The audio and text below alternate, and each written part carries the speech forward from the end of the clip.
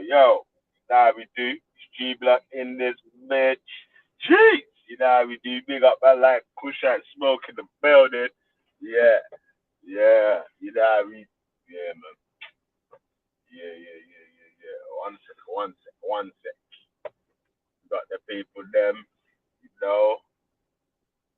Got the question of the day for today. Mod. Yeah. Yeah. So big up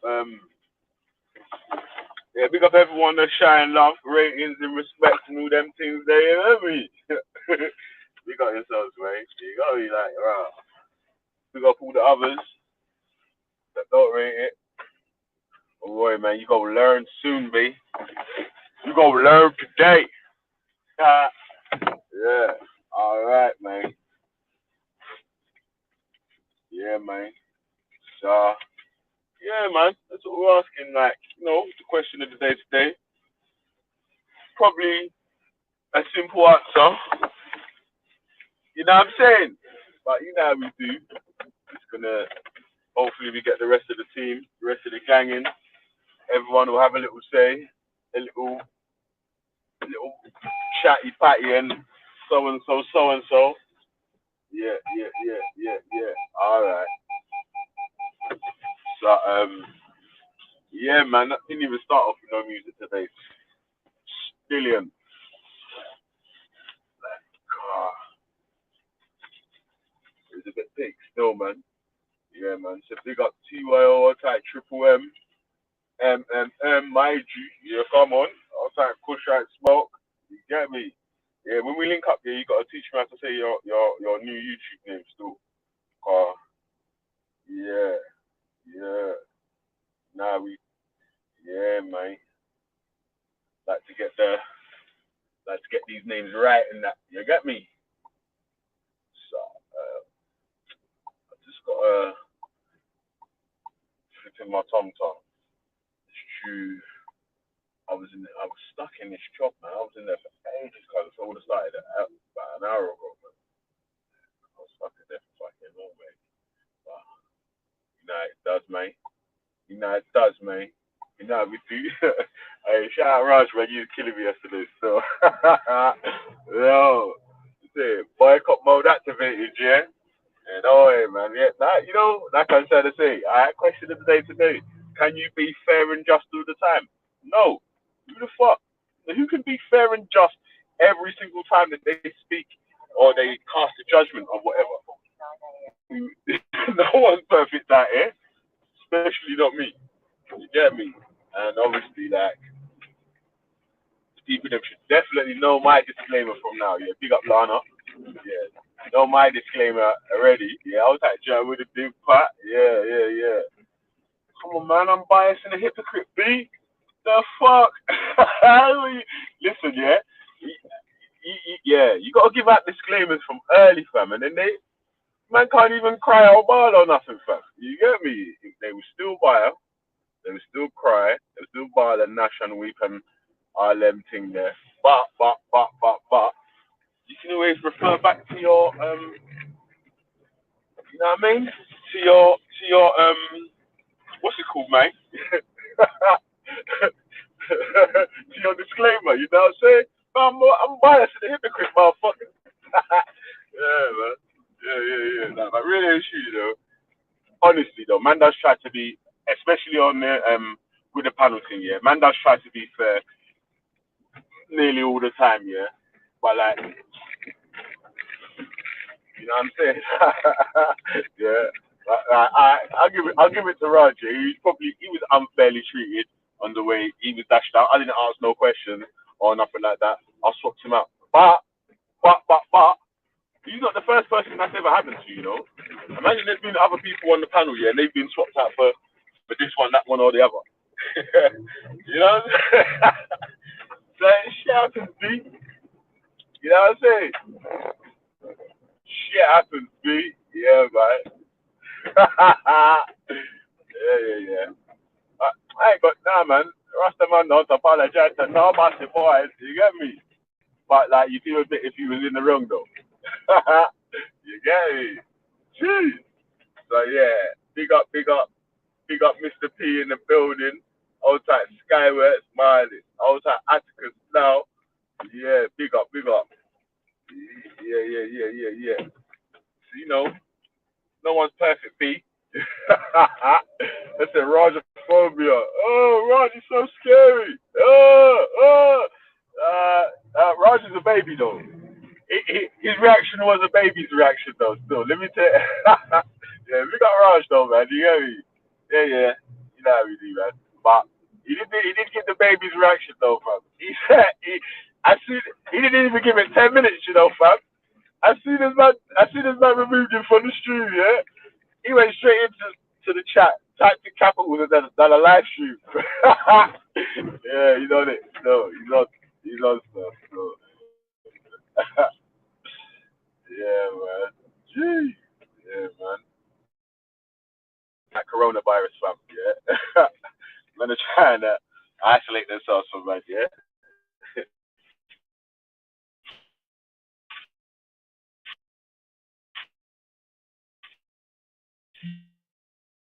Self quarantine. No laughing, crying.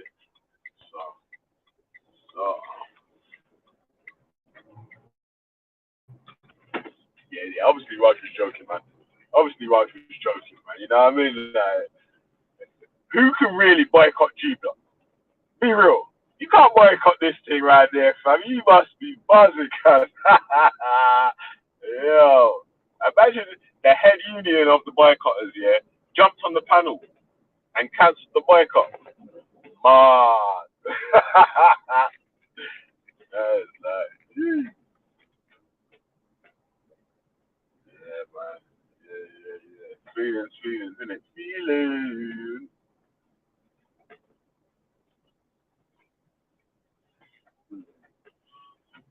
Yeah, man.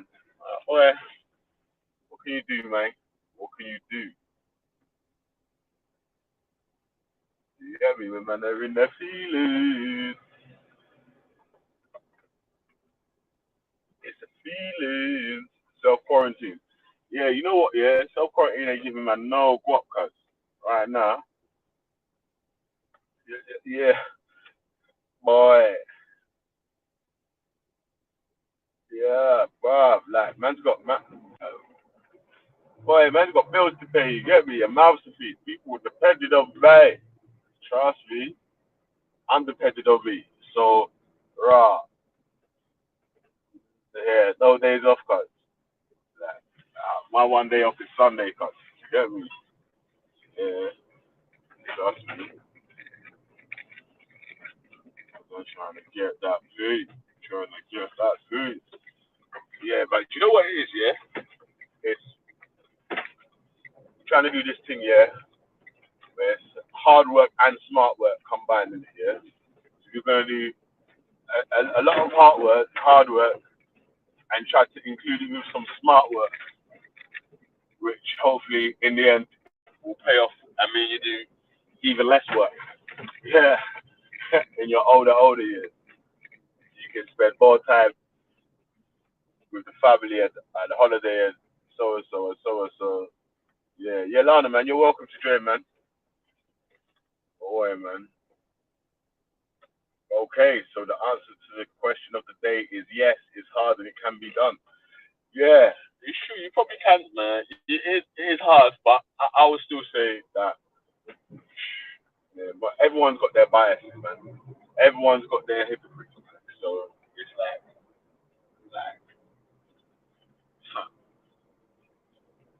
I don't know, get me? Like in your own yeah, in front of a crowd when you're being watched and judged, you might be able to carry that off. I don't feel like you'd be able to carry that off all the time, mate. Yo, Lana, pick up yourself. Hello, Lana.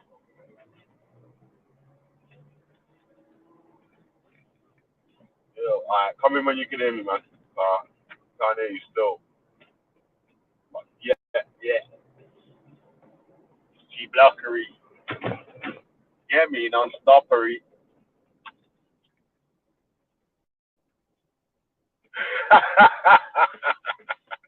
Hey, Lady D, you have to owe 300, man, and go get a drink of water for cool down, you see? Yeah, man. Yeah. No, I'm saying, like, you might not buckle under peer pressure, but you might give a judgment that you feel in your thing of is honest, yeah, and fair, but right, you might be leaning towards something, man.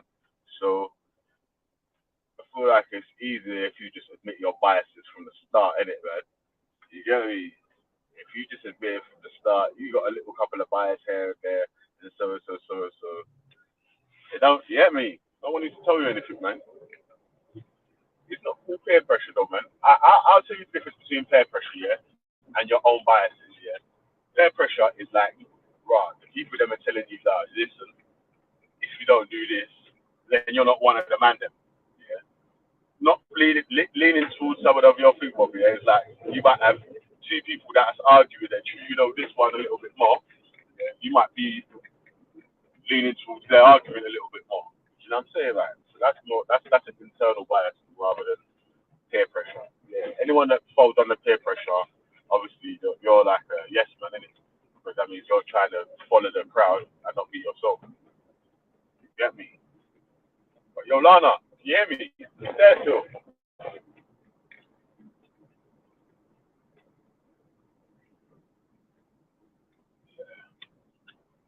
Peer pressure's weak though still. Like all my friends smoke and they pressured me, so I had to try cigarettes or something like that. It's like, man, that's weak. Just just trying to do what it's yourself. Yo, yeah, man,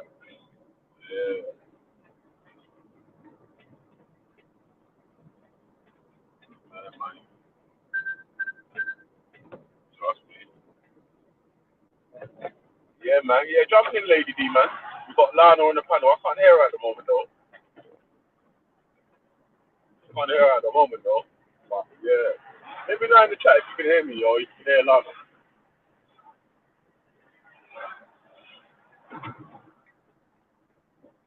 Let me know, man.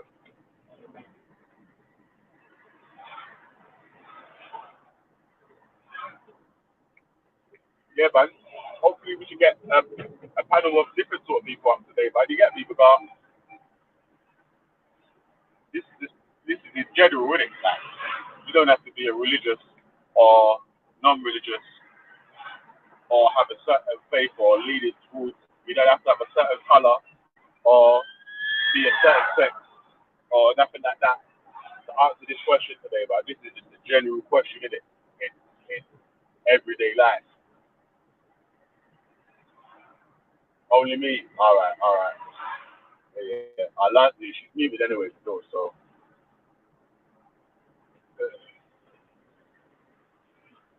anyway, big up Lana. Anyway, welcome to the G Block. Yeah, when you come up, mute, introduce yourself, and say hello and all that. Yeah. Or maybe if you're trying to talk and I can't hear you, refresh the browser and I'll add you back in because that does happen as well.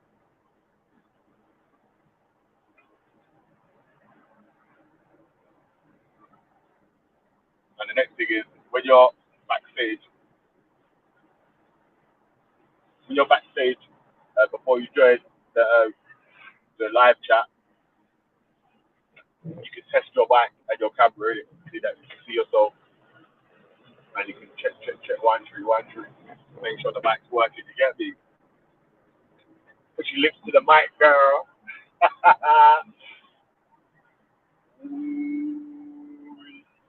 Yeah, guys. Start. Is there any other form of being?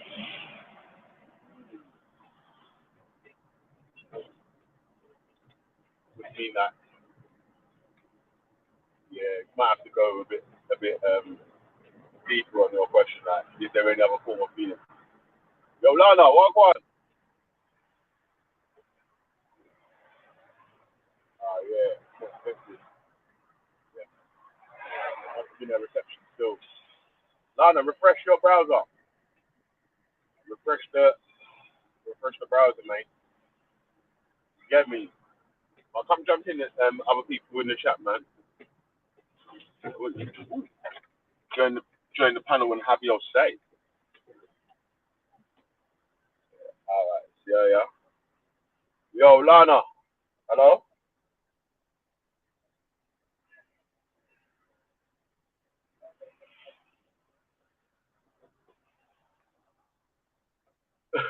Big up the Christians. You get no love on this channel.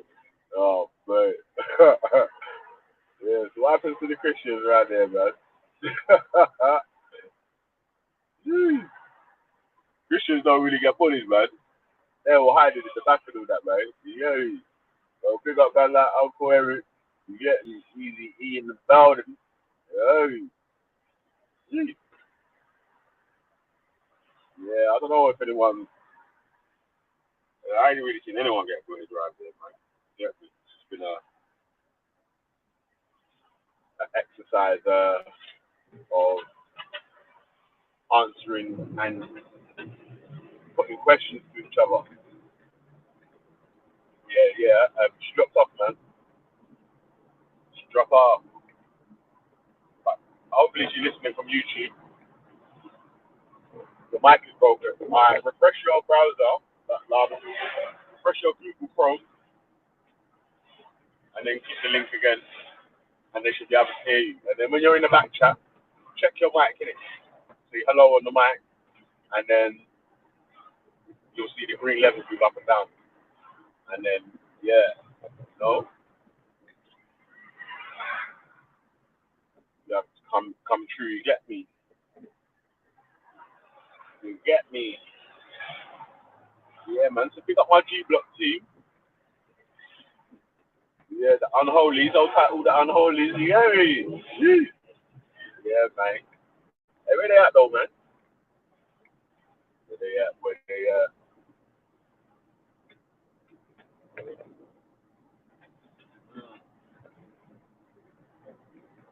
Differently, I'm about to go for a tunnel with a beat as well, man. So we need to get some people in. Hello, Lada.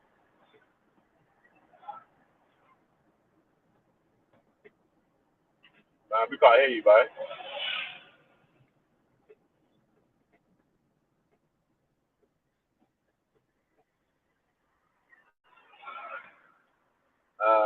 Come on.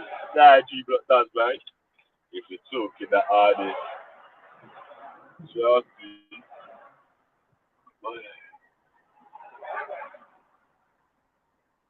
answer the question today is clearly no. Yeah, man. There's only been one yes in the chat so far, but the rest of people said like no, no, no, no, no, no, no.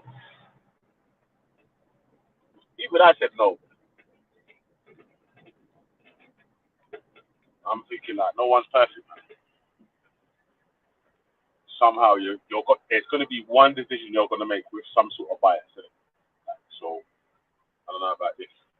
If you can do that, man. If you're in a cult.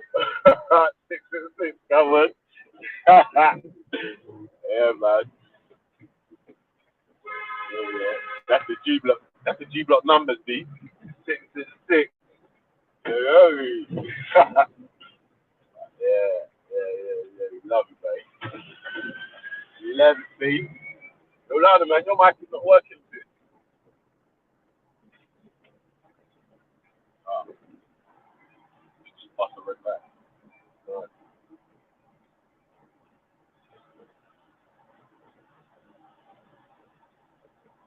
Yeah, man. We do try to be fair on it, but we are humans, so the art is so. Yeah, we got to go with that. That's what I was thinking, bro. I was like, man, you got to be biased from some time or another. Yes, but why would you want to come on, man? Yo, you've had them. You managed to jump on, you know. Because we need to have this back and forth, man. Like,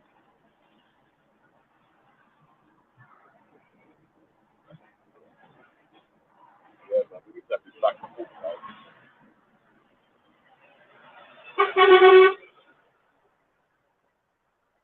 You said you can't be all free. Mm. I'm more talking about when you need to be fair and honest and the bias is against you, innit? That's going to be more of the test, innit? when there's no bias and you just need to be fair and honest between two strangers. You don't even know the two people. That's simple, isn't it? You're removed yourself from the situation. But if it's in a situation where it's you and your two friends and you've got to make a decision between your two friends on what happened in a situation,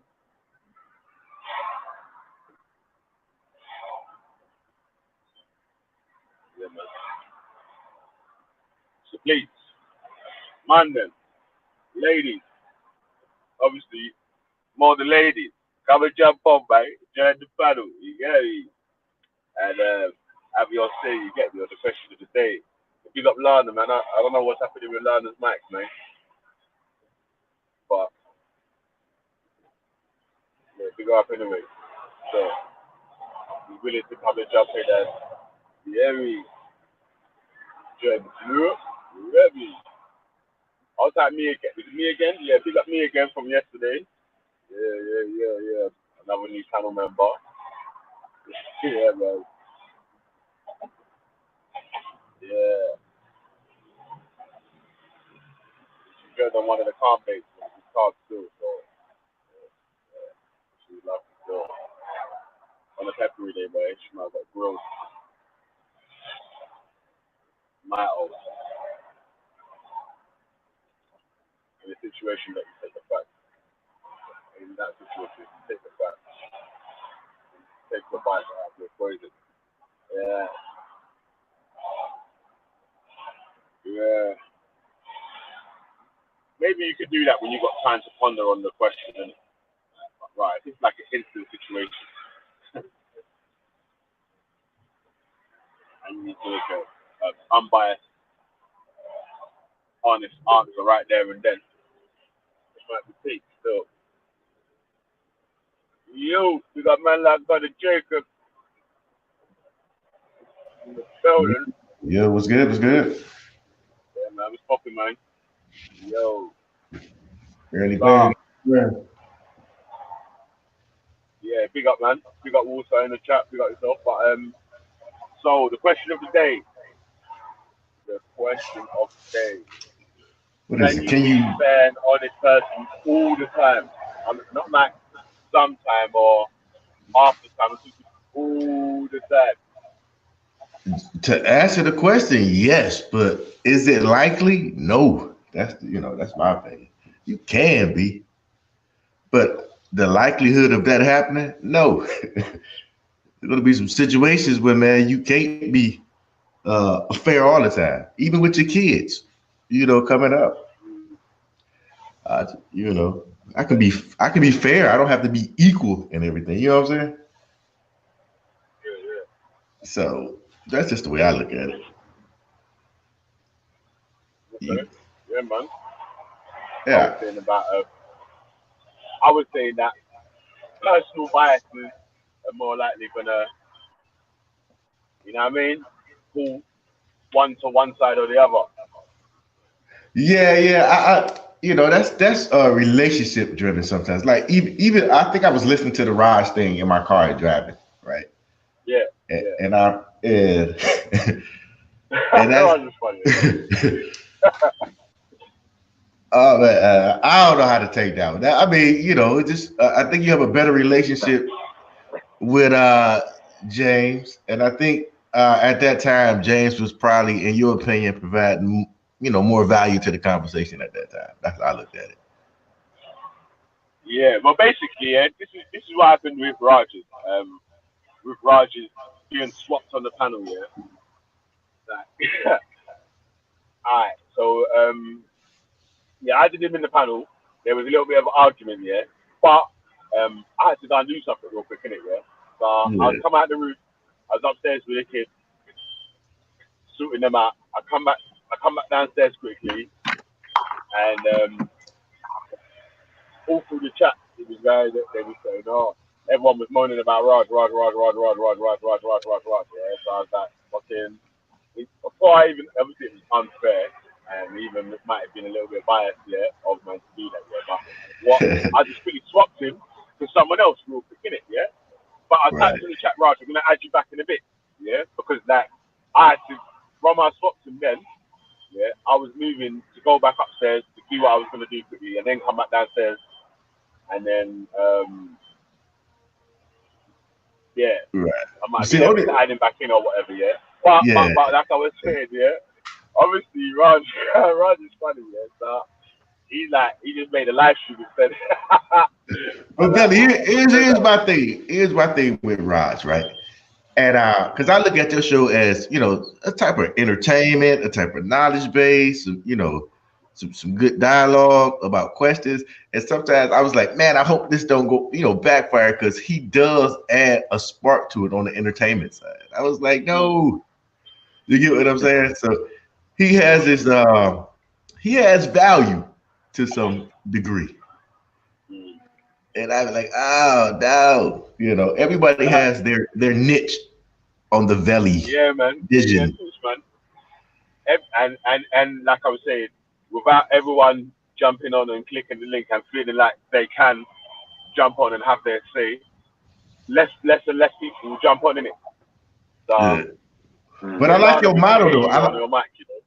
Yeah, I So like your motto. So they can't hear me on my mic. no, not you. I was saying that there was another person on the panel earlier, Lana. Oh, okay. We couldn't hear your mic when you was talking, and yeah. So I don't know what's going on with your mic on the stream now.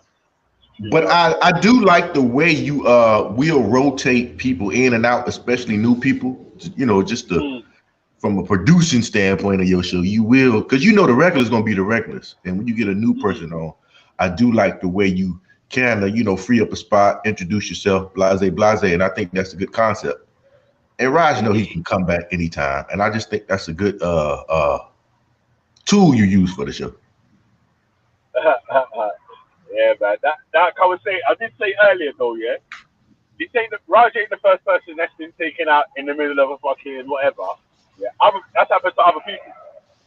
You know what I'm saying? Like, so yeah, like I was saying to them, don't feel like you're the only person that could happen to, bro.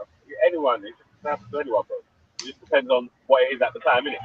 Like, what I'm doing at the time, like, wow. So if I was sitting there listening or whatever, or if I was on the panel, you might not have got that shot. If I thought you was in the right, I might have left you on it and told everyone else to chill.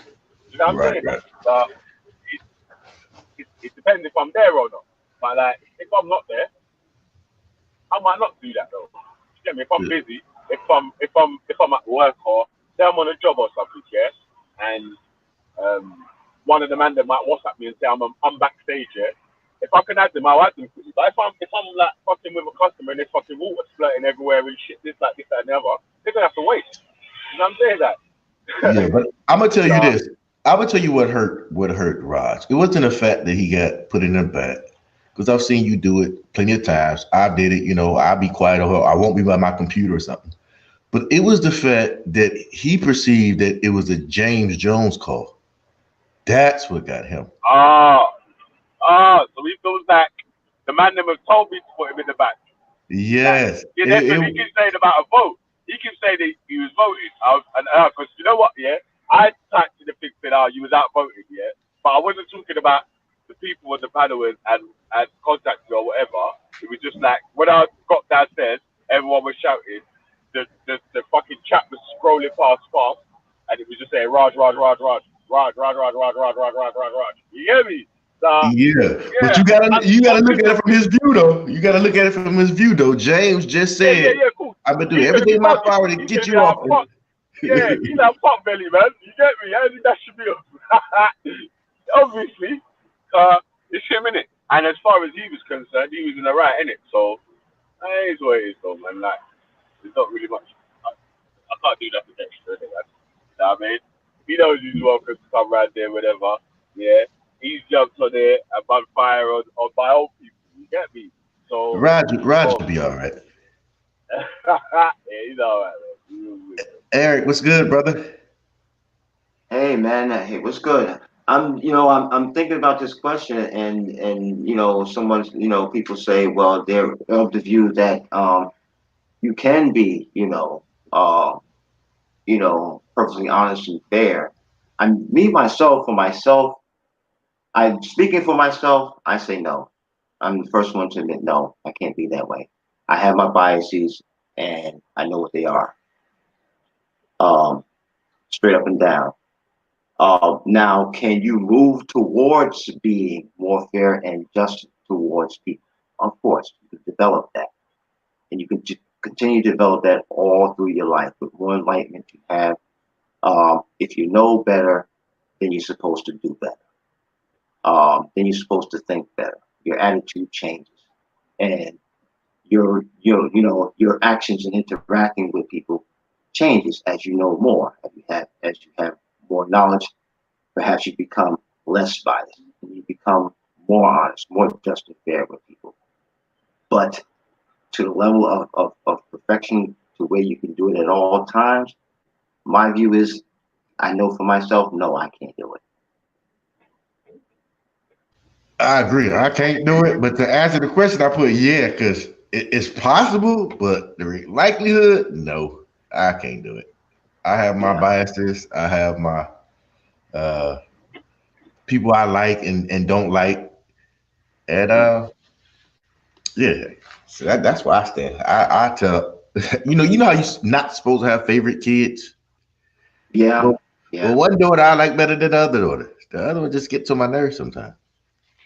Yeah. But I treat them both fair. Yeah. It was, it's the same. It's the same with my son and daughter. Okay, but both my son and daughters, they're grown. My daughter just turned 29. Okay, my son, he's going to be 28 this year. So they're grown. Yeah, And they come and they talk and da da da da da. And you know, my daughter's views on certain things. Okay, I disagree with her.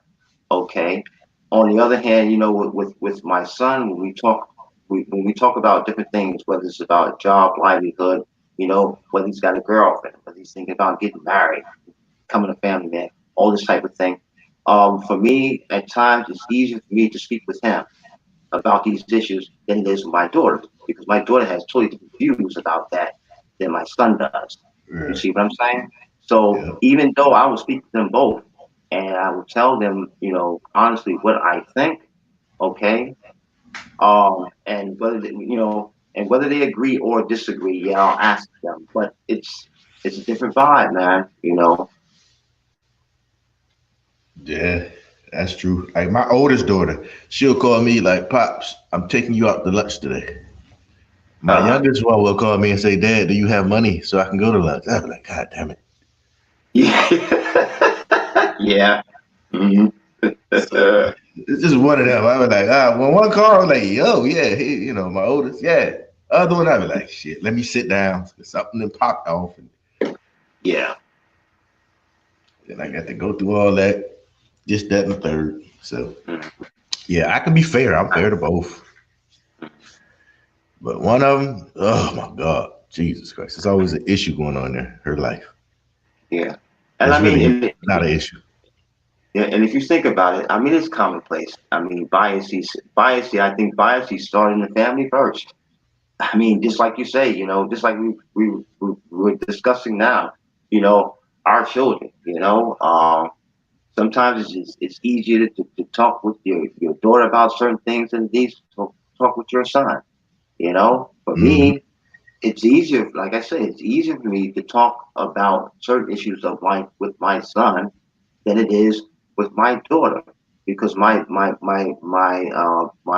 son is less likely to oppose. He will ask me, "Well, what do you think about this, Pop? What do you think about that, Pop?" While my daughter is like, "Well, this is my view, Pop." So Yeah. you know, Even in the you know, workplace, you can apply that concept. Like, can you be fair and honest? You know, yeah, uh, I give everybody a fair chance, but mhm. honestly, everybody ain't the same. You get what I'm No, saying? yeah, There's some guys you can task to do stuff, and they're gonna do mhm. it. Well, other guys, you'll give them a shot, but in reality, in all likelihood, you know that other guy is just better at what he does. But you're gonna give both of them that chance to, you know, Yeah. see I what mean, happens. I've been in situations. Yeah, I've been in situations because I'm a care provider by education and trade, right? Okay. And it's hard work, when you go into the morning, when you go into work in the morning, and you have to do things such as actually feed people because they can't feed themselves because of an illness they have, Mm. um, they're quadriplegic or whatever because they have multiple sclerosis and this type of thing. You have to bathe them and dress them and all this type of thing. And some days, you just don't feel like doing it. And then on the other hand, I know there's some days that I prefer to just be with the client by myself and take 2 hours and do all that with Yep. the client rather than having other people in there with me. Why? Because um, my other colleague or colleagues, okay, they're going to do the least amount possible. I know them like this. I've seen it over and over again. And now on the other hand, there are other people who are, really going to help me out. And they'll say, well, hey, Eric, you've done enough now. Go ahead downstairs, take a break. I'll finish this off. All right, cool. You know, it is what it is. People are who they are. It doesn't mean that, I don't like them as people. Yeah, I like them as people. I like them as friends. But when it comes to doing this work, I already know, hey, listen, I can rely on, there's some people that I can rely on to really help me do the work, be a partner in doing the work. And I know there are other people that I can't rely on because they show it, Yeah. because they try to get out of doing stuff there right in front of my face. So, it's better off for me. To me, I say, well, like, fine, I'll do it myself. I know it needs to be done. My client trusts me. Okay. Trust me to do the work, fine. I'll do it on my own. It takes me 2 hours. If it takes me 2 hours, it takes me 2 hours. When I come back downstairs, if people complain, I say, listen, hey, don't bitch and moan at me, okay? When you come upstairs with me and you're trying to get out and doing the work, or you're doing the least amount of work possible, okay? And I'm doing most of the work, and you're gonna complain with me about, taking 2 hours to take care of this person in the morning? Okay? No, that's our job. That's what we do. Okay?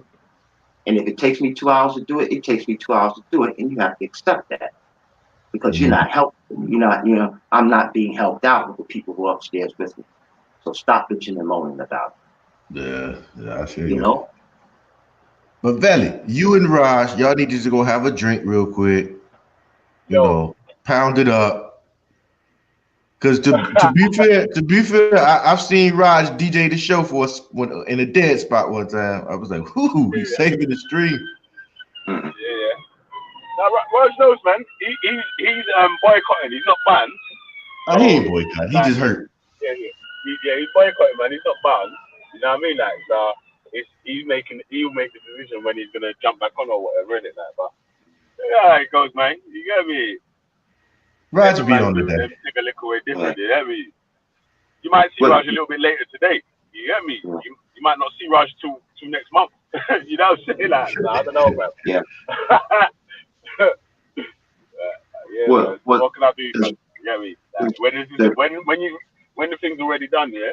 Like you can either acknowledge you in the wrong or whatever. Yeah, alright, you might have made a mistake, and even let the person know or whatever. Then it's up to them what they do from then onwards, isn't it?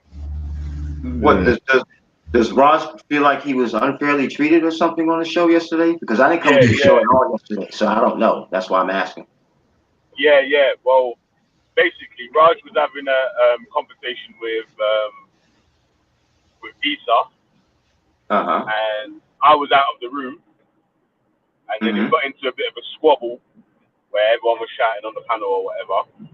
So when I come back, I swapped Raj for someone else, and obviously he was unhappy about that, about being swapped out in it. But like I was saying, he's not the first person that's been swapped out like that. You know what I'm saying? Right. That Mm-hmm. other people, when someone else is in the back chat or someone new or someone that's not spoke before or whatever, Mm-hmm. like if you're on mute or whatever, or if, you know what I mean? Now, if I see that you ain't really talking much or whatnot, I might swap you for someone else, innit? So Right. Yeah. everyone gets swapped out around here, mate. Yeah. Hey, but I hear what you're saying though. Still, yeah, you feel like he in his I said he was voted up in it, yeah, but Right. he wasn't voted up in it. Yeah, it was just that when I come back, the people in the chat was commenting about Raj, Right. and I still had stuff to do in it, so I didn't have time to actually find out what had happened in it. So I just quickly. Yeah. But well, see, that's the thing though. You don't have that time. You're working while you got this. While you got the live stream up. You're working. You know, it was You on know. Sunday still. It was on Sunday still. So yeah, Yeah. I But I wasn't mean, work, but but I was still I was busy at the time, innit? Like it wasn't like I was. yeah, If I was listening, that's then what he I'm might not saying. have got swapped out still. So, Hmm. so I mean, but if you go out the show and everything is cool, the vibe is cool, everybody's, back and forth, and then all of a sudden you come back and there's utter chaos, and people in the chat, and perhaps even people on the channel saying, "Hey, man, this brother here, I mean, he's way out of line, and you and don't hear usually, nothing, yeah. Let me tell the you truth, know." yeah. Usually, yeah. Hmm. If the people in the chat, yeah, are complaining Yeah. about take this guy off, yeah. More times I Hmm. won't take them off. You know what I'm Right. saying? They Hmm. probably wouldn't have got taken off it. But like I was saying, it's because I was busy and I was doing something at the time. Like I didn't really have Right. time to sit down and find out what was going on or blah blah blah blah blah. And you just had to hold Right. it.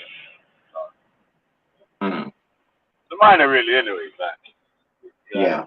obviously, I've explained a lot more than I feel like I actually needed to anyway. You know what I mean? Like, so, Hmm. Yeah. I mean, but yeah, Hmm. got the people that are in the chat, man. You get me? Like, come join the stream. Let us know about whether you feel like you could be a fair and honest person all the time. Yo, you that 90 for 99, big up yourself. Come on. Yeah. Yeah, big up Lana, man. Outside John Wick, big up yourself. Yeah, man. Alright, outside Carvey. Alright, yeah, man. Big up all the people there, man. So, do you think that there is any people that could sort of, what sort of person would you have to be able to be fair and honest all the time? Ooh, man. You Well, have to be like a robot or something. Do you think that someone could actually be fair and honest all the time? and well, the thing about it is that even a robot works by program, right? Right. No. So hey, even being a robot, I would think that okay, if you're a robot, are you really thinking about, other people you come in contact with? Do you really have an attitude about them? Do you have a judgment of them? Are you skeptical of what they say to you? And these types of things or not? That's another big question. Because my bias would be to what I would say, well, man, you got to be a saint. you know, you have to be saintly in order to be really honest and fair with people all the time. Yeah, you gotta be a special sort of person, obviously. Yeah, I agree with that. In general, you really, I would think you really have to be uh, a really special person, you know, to constantly remain above the fray of of personal bias and attitude, thought, that type of thing. Yeah, man. Yeah, that's what I was saying, man. Like, it's a bit hard work, man. You know what I mean? Shit. So what about, do you think that someone could be honest all the time then? Being fair might be something different. Right? Do you think someone could be honest all the time? Um, I mean, wow, that's a big question because I think people can be honest in the sense that if people were to ask this particular person questions, okay? They would give honest answers, but if it gets to the point where um, being honest, you have people who like they come up against you because they say, well, you're using honesty as and using honesty as an excuse for being, disrespectful, or being mean, or being mean spirited when you give answers to certain questions, right? That people put to you. Um, I think it gets to the point where this person is like, well, damn, what the hell? You want me to be honest with you all the time, but now you're telling me I'm hurting your feelings. Now you don't want to talk with me. And that weighs down on the person's psyche. You know what I'm saying? It weighs down on a person's conscience to the point where this person may say, well, you know, I won't say nothing. You ask me a question, no, I'm not going to answer it. I'm not going to answer. I'm not going to answer your question because now I got to worry about, you know, whether the answer I give to you makes you feel some kind of way. I don't want to deal with that, so I won't answer it. This type of thing. Mm. Yeah, man, that's mad still, bro. Like, yeah, I know if anyone could be like 100% even honest all the time, man. But Yeah,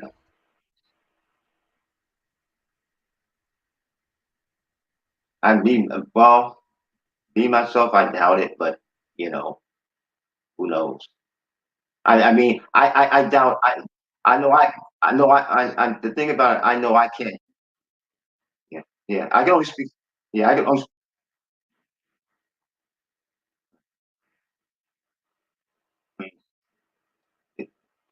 You know, for me, quite frankly,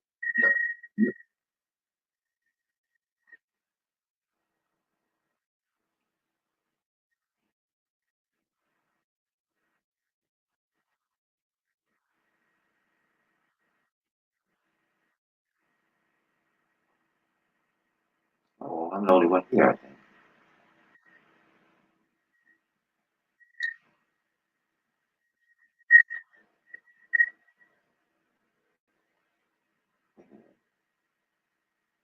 Yeah, yeah, okay. I'm in the show, but no one else is. Huh? Hmm.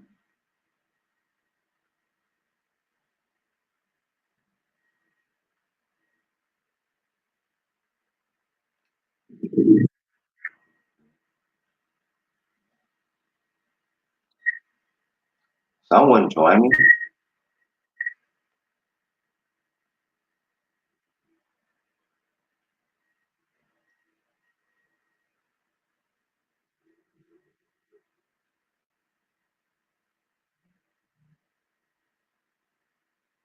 I mean, I'm pretty sure more people have opinions about, and finances, especially than I do. I'd like to hear your views as well.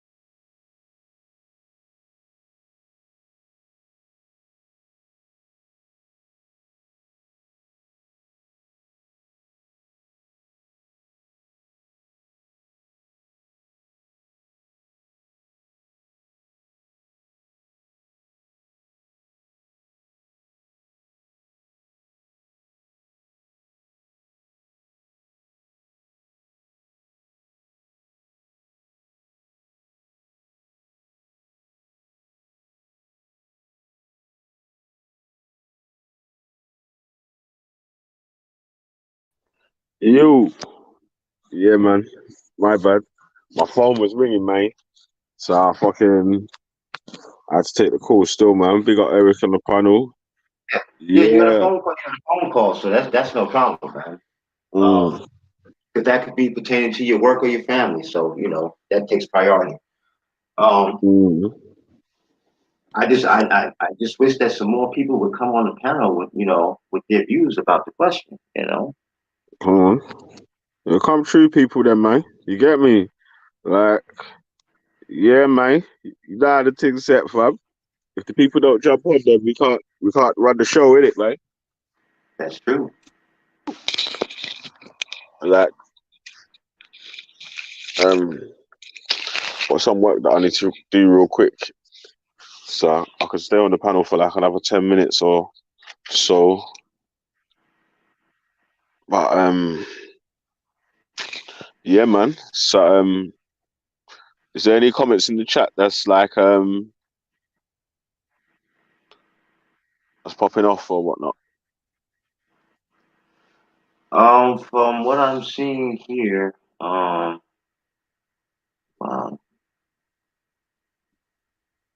Well, here somebody says, let me see, what is this here? It said DJ H Soul Mm-hmm. says here, the truth don't care about your feelings, Trust me. but some lack tact. Yeah, I would agree with that whole statement. Yeah, it's true. I mean, some people when they come, that's why I say when when people are asked different questions or put in different types of scenarios in life and whatnot, and they have to speak on it. Yeah, some people, this is true. Some people do lack tact. They go in. They go in hard. They give their view, and then they're done. Mm. It's their honest view, but yeah, it can hurt people's feelings. I mean, it can hurt people's psyche. So it is what it is.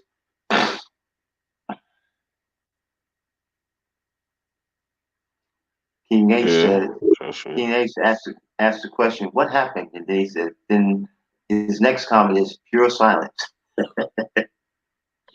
Yeah, nah, cause you dropped off in it, man, when I got the phone call. So obviously Yeah, they couldn't hear you, man. They couldn't hear you, yeah, man. You get me? yeah. Bad And then too. MMM says, ask where the F is Bronze when you need it.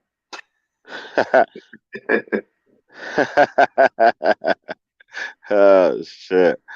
Yeah, that's funny still. Oh, yeah.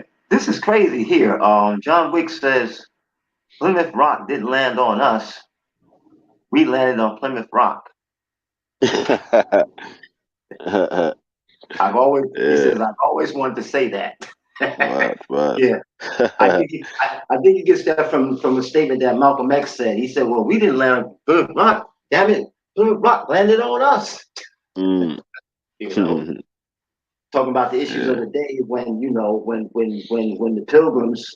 the pilgrims as well as the Puritans, came from old Europe, landed on Plymouth Rock, and well, we know what the history of that is. trust me. And trust me. Gnashing and weeping from then onwards. You get me? Yeah. Yeah, man.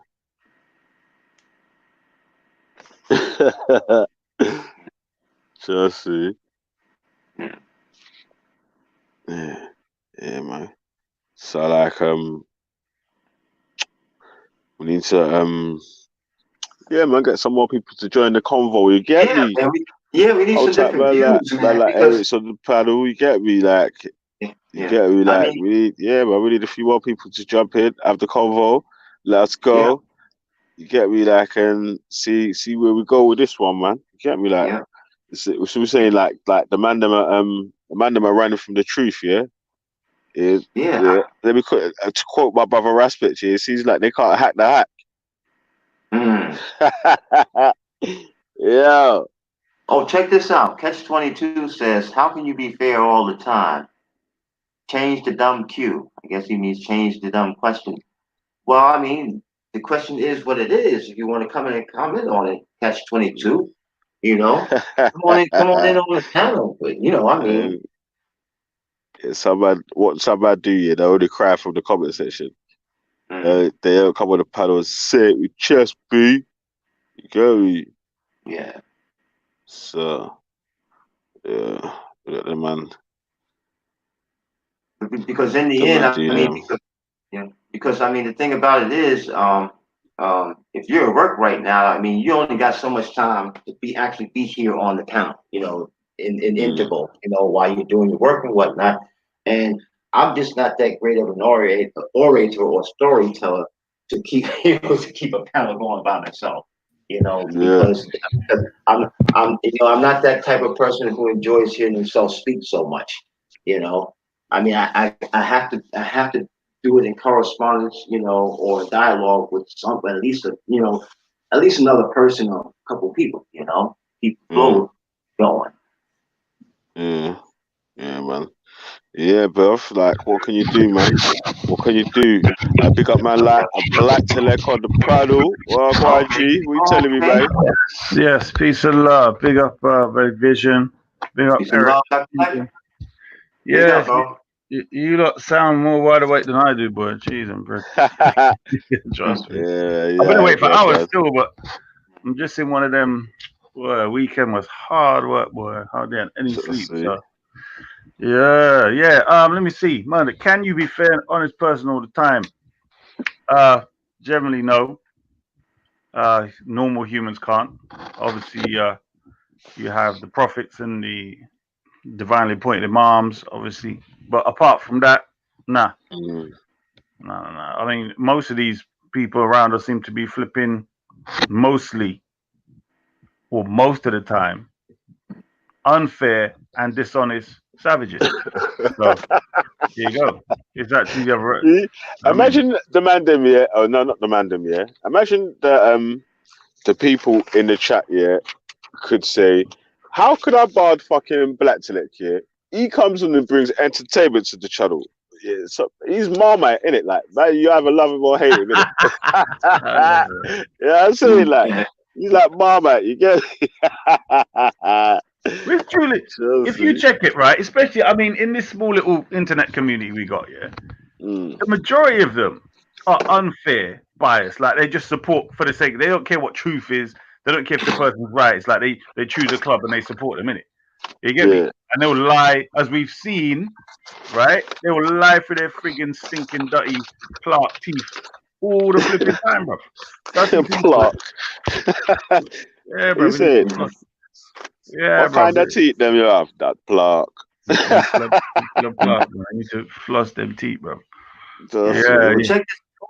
Check this out. Let me just pull out. Imagine some man with brown and doo-doo stained teeth, yeah, trying to diss my teeth, and I'm like, this is man, are you dizzy? Yo, after the man done a zooming close-up on my white teeth, yeah. It's mad still. Funny still. Yes. Big up Lady Divine and the people, the good people in the chat. Yeah, calling Lady Divine, man. So we say Lady Divine. Well, you joining Raj's boycott, yeah? Blood clot. Raj, I mean, he has I kind of have a serious measurement for biasness and what's the other word? Some inconsistency. So I think with him, he felt like Veli's an all right guy. Veli generally runs his channel, you know, in a fair way. So therefore, when Ziriab come on and just, you know, boasted in and started talking over, man, it's like, yeah. I mean, the problem is Raj needs to understand also when he comes in, like we'd be having, he said, "Oh, I'm it," you know what I mean? It would just come in and just shout over man to introduce himself, which is not necessary. You just come in and wait till you can talk. But you know, but his conversation was in what he wanted to know. The reason why I was kind of frustrated was because his questions from an Indian perspective, as a Sikh, a lot of them will be asking the same thing, because if they hear anyone else say, imagine if an Asian says it, if an Asian said to them Prophet Muhammad and the original Arabs are black, then it would have more weight. Like they would say, "Oh, black people." If a black man says it, "No, black people claim everybody's black." You know what I mean? We're claiming stuff in India was built by black people. Do you get what I'm saying? So that's why Raj's questions are very important, because he's asking on behalf, if you like, of many the minds of many Indian people. You get me? So he had a right to complain, but I'm not sure if I do a show on you. But yeah, he had a right to. Yeah, of course, man. You know how it is. He did say. Raj is on his. You know, Raj is on his job still, fam. He'll do a show about you real quick, like Betty. Yeah, Betty will do a show about you real quick, cuz this and everything, fam. But Raj won't dish you. Yeah, he'll just do a show telling everyone how much of a waste man he thinks you are, or whatever. You know what I'm saying? Yeah, man. Yeah, big up Raj anyway, man. You get me? Yeah, all opinions are welcome. They're just not endorsed. Yeah. No, Raj is all right. It's interesting how Raj does his thing, because I mean the problem I have, I guess, is I'm goal orientated and I don't know his goal. Like, it seems to be very personal. Do you know what I mean? He's just here. He says he's a D head and he's this and he's that. So I don't know, like, what is the driving force? Like, you could say for me, it's the interest of black people, and obviously I see true Islam being the true thing, you know what I mean, for black people, so to speak, or for anyone, the true ideology. So people can see my driving, but I'm saying for him, I don't get the point. Like, originally, for instance, you could see where, as a Sikh, he had a reason to align himself with Tommy Robinson and that, because he could say, right, the same Sunnis have been abusing Sikh girls. Do you get what I'm saying? So it made sense for him to come through and say, right, the same way white people are complaining that Sunnis are abusing and raping white girls, he said the same way they were doing to Sikh girls. You get me? That was the original point that he was making. So everyone understood that. But I'm saying now that he's dropped that, it's like, well, what's your agenda? You know, what's the point now? You know what I'm saying? So I don't get it. Yeah, man. Yeah, Raj to do his thing, man. You get me? Big up Raj, man, and let him do what he's got to do, man. You get me? Like, you know? Your brother's in the comments. Yeah, he's a joke critic. He's like, big up Raj, and Veli, and Ras. Yes. I didn't even catch the last part. Kept me all just killing loud, you know? Hold on, I forgot to big up the wonderful lady. What's her name? I forgot her name. What's her bloody name? Jada. Yeah. Big up Jada. Shit. If you're listening to Jada, I appreciate the fact that you appreciated my time. You get me? So big up Jada for allowing me to correct her on several things throughout the show. And she didn't get vexed and you know, complain and stuff. So yeah, big up Jada, you know, for allowing me to really show my black intellectual prowess. When she was invited. The 10-minute part with me, James to jump on us once on fire with you, cuz.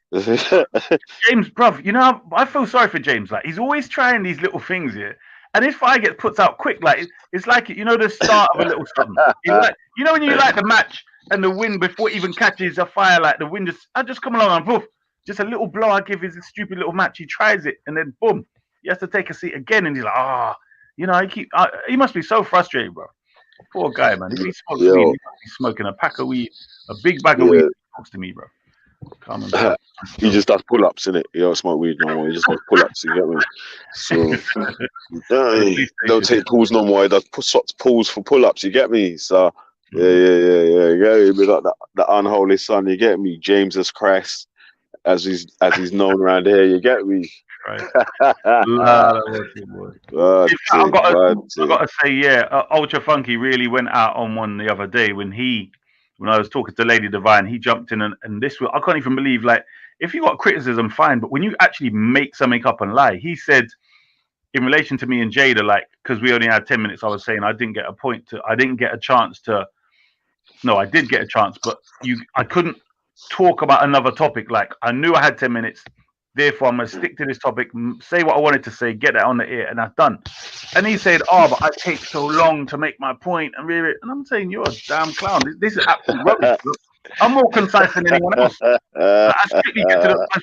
I get to the point specifically, and I use the. Well, my man, I couldn't believe he lied, and then Lady Divine then took up his point. I don't even think she was gonna say that until he talked his rubbish.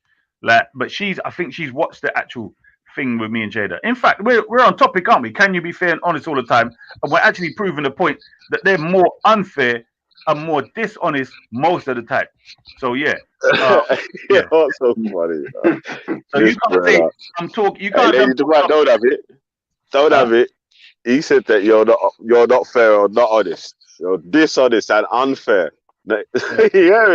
Most of the time. Don't forget the time bit. Most of the time. Is that as well? Yeah. You adding that in most of the time. Well, not in person. I'm saying as a collective of people. Like obviously you got the dumb haters, like the Sunni Kafir rap. I mean, who cares? Like they're in fact, you know what? They actually, it's part of their religion to be unfair and dishonest. Hey, you know what's different? Yeah, I'll tell you what's different though, yeah? How's Veli getting direct fatwas for indirect comments? Yeah, this is funny, isn't it? Yeah. You man are funny, fam. You man are kind of give Veli direct fatwas, yeah, for indirect comments, yeah. Yeah, Veli didn't even make no mad comments, you know. Yeah. These men are making these funky comments and fucked up comments in the stream, yeah. And these men want to ban that Veli. Oh, Veli. Yeah. What the fuck, guys? Yo, you need to ban fire at Easter instead, cousin James. Yeah. James SC, cuz if you're Margaret James, you get me? But man, know they can't really fucking debate James, innit, man? So really, truly, man, are kind of scared to even chat to him, innit? Right. So are you mad? James SC, yeah. It's like, you know, the problem they have with him, yeah, is they're used to people shouting and screaming, but because he talks,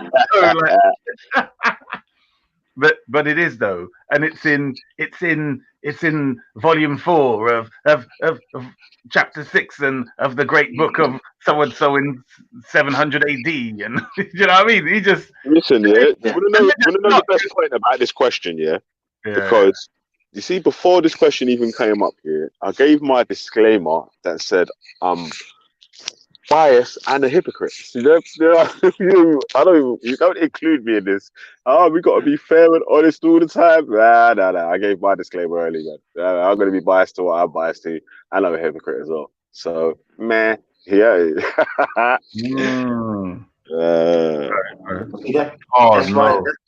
That's why I told you, Veli, you know, straight up and down, you know, when we first started talking about this question, I told you straight up and down, no, man, I'm sorry, but I ain't that way. I know I'm not that way. You know, I mean, I mean,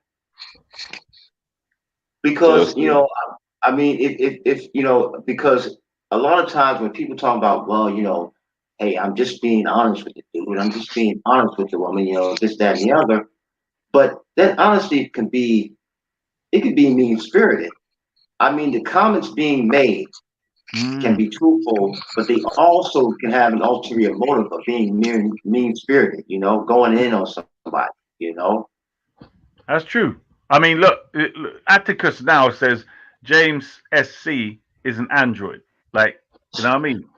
Now, you might say he sounds like one. I'm not saying he does.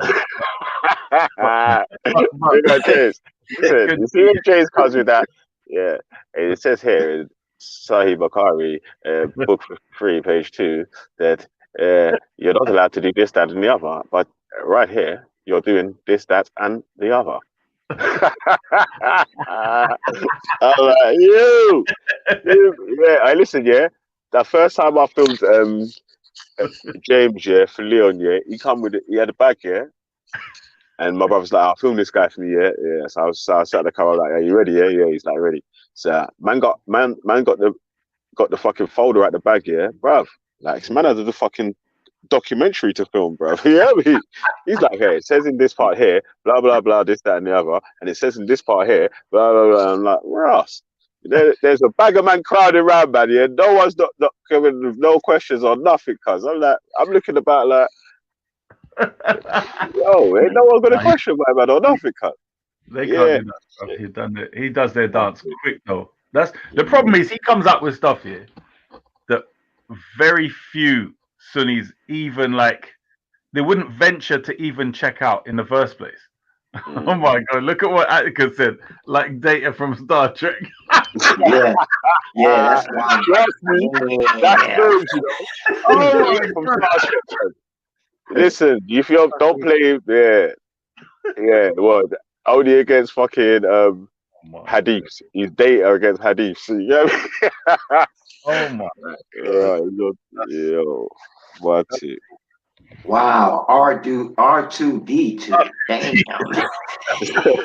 Yeah. James is a G though, still, fam. Trust me. Man can only chat shit to from the comment section. No man can chat to on the panel. That's what I'm saying. Right. Bruv, We Can't chat to on the panel. do you see what's that little punk, the little Sikh convert that tried to bad him up? Deep. Abid or whatever. Yeah, Abid.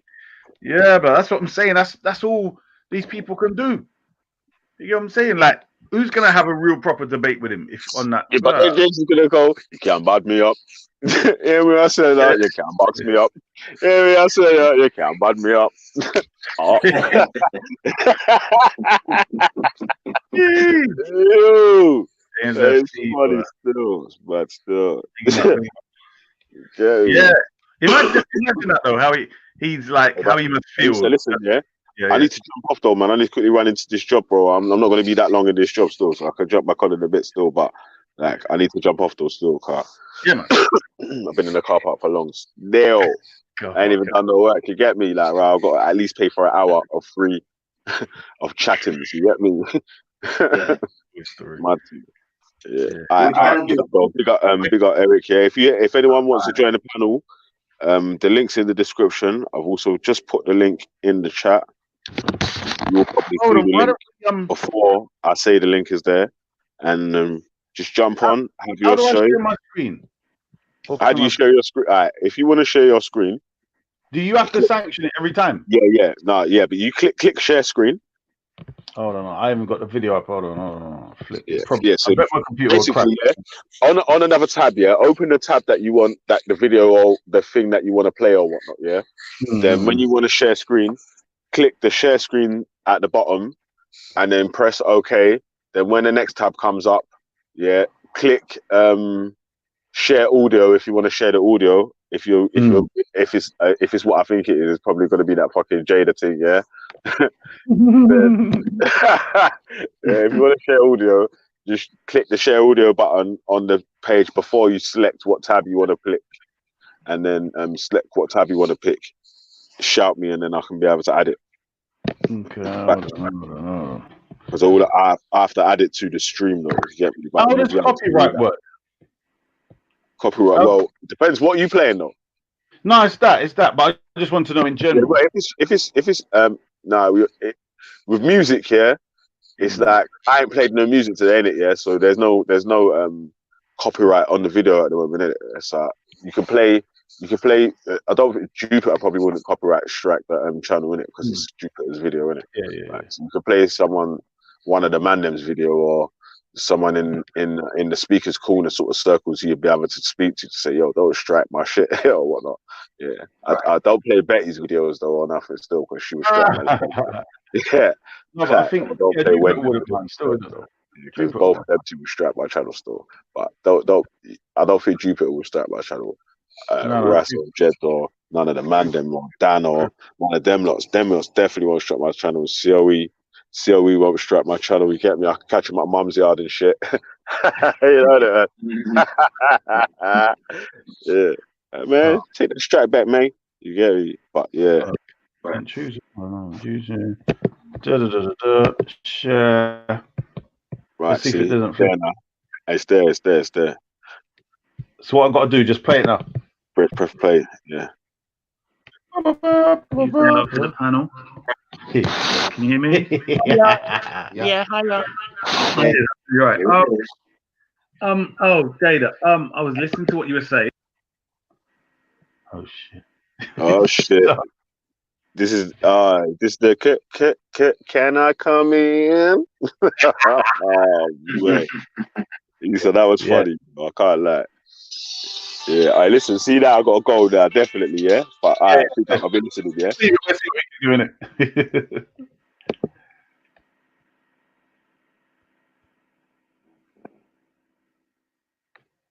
What the hell, man? Yeah, the video you're playing is buffering right now. Oh, this. Let me see. Let me see what windows I can close around here, man. Sure. Damn, I want to keep all them windows, man. Historical this, that. You know what? Let me get that one up and then delete it. Right, here we go. Let's see if that works. Is it working? Still buffering? It's still buffering.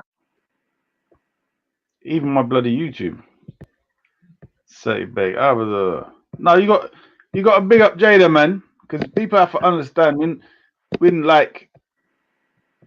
somebody from her perspective shows the honorary respect towards East of the black intellect, and you got all these crazy other so-called black people trying to disrespect East of the black intellect. It doesn't make sense. You know what I'm saying? Yeah. Is that the fancy though? No. The other people, I can't remember who fancied it. There was certain other people was like, oh, her eyes are nice and all of this stuff. No. Somebody asked a question. No, it wasn't me that fancied her, but what I did like about her was that question is from Irish Flame. Yeah, it wasn't a thing of fancy, and the point is that she showed like due respect. You know what I mean, to the black intellect. Right. Hold on, let me just. Will it still work if I refresh the page? Let's have a look. Share my screen. I think it will. Okay, good. Let's see if it comes up. Peace and love to the panel. Yes. Can you hear me? Yeah, hello. Oh, yeah, you're right. Oh, Jada. I was listening to what you were saying. What the? Buffering. Ah, this is crazy, man. Yeah. Sorry about that. Oh, I deleted like 2 other flipping pages, whatever you call them, and it's still buffering. Yeah, I think the Sunnis are doing magic on my computer or something. You know, she called it. Yeah, okay. So they say she called me a kafir, but what you don't understand, Booker, Bakir, whatever your stupid name is, right? She said that the person who she deems, in fact, what the hell? I can play this on my other device. What am I talking about? Sorry, one sec. Let me just, because I mean, what I'll do is I'll keep the image up so they can look at the image, and I'll play the voice over here on my other device, and then the Sunni pagan Kafirats in the chat will learn their place to humble themselves. Right, where we at? Jupiter. Damn, it's taking ages. Jupiter. E said a great. I think it's just jealousy from the Sunnis, because a lot of the Sunnis, they like people like Jada. How pompous do you call yourself black to shame mine in the third person? Yes, LB. It's not pompous. It's just called accuracy. When I refer to myself in the. Oh, Jada. I was listening to it. Oh, sugar. Okay, so even on my phone. Right. So let me see. She says about. Let's have a look. G-Med would. So this What is it? Jim Chowdhury is honest. There's no tequila. Right. Watch this. I come from a pretty strong family-orientated family. Even though I don't have children myself. Can you hear that? Yeah, I can hear it. I can hear it. No, I've taught them all to swim. I teach them stuff. Traveling and stuff like that. I'm good. And even though I didn't have any kids myself, I think that I've made a good impression on my generations in my family and other people's kids who see me as a role model. Yeah. Totally broke our family unit down, haven't they? Totally. Yeah, absolutely. It was all intentional, and that's forget everything else. Everyone blames Islam for everything. Islam. Right? Listen, by now, if you don't know that Islam's a problem, you must be an ostrich, or you've been living in a cave, right? And even people in caves, bloody ISIS have sent out videos from caves, and I can't get network in my own home. So everybody knows that Islam's a problem, but we can't blame Islam for everything. We can't. me ask you this then, Jada, because I would agree with you if there's a big culture clash there, and it's something that we have to resolve. What do you see as the major problems with Islam in this country? What do you see personally? The major problems with Islam? Yeah, in this country. The fact that it is in this country. I mean, quite bluntly, I've studied this religion. I've read the Quran. I've read several translations of it. I understand this religion. This is, look, do you know one of my favourite Muslims is Anjem Chowdhury. Who? Because Anjem Chowdhury is honest. There's no Takia. Yeah, so, Eric, do you know who Anjem Chowdhury is? No, you have to give me a summary of who he is, or give me a biography on it. Yeah, so basically he is a Pakistani Asian Sunni, and he was one of them that's been, he praised the 9/11 attackers, he praised the 7/7 bombers, he's praising a lot of the terrorists. You see what I'm saying? Wow. And he promotes the idea of hanging the Sunni flag in Downing Street and stuff like that, right? Right. Okay. So this lady called Jada, who is seen as a far right racist, whether she is or not is not necessarily very clear. But the point is, she's saying that she sees Anjem Chowdhury as the true Muslim, and she's saying that he represents true Islam. So she's essentially saying that Islam is a terrorist ideology. Do you get what I'm saying? Okay. Yeah, I get you. Yeah.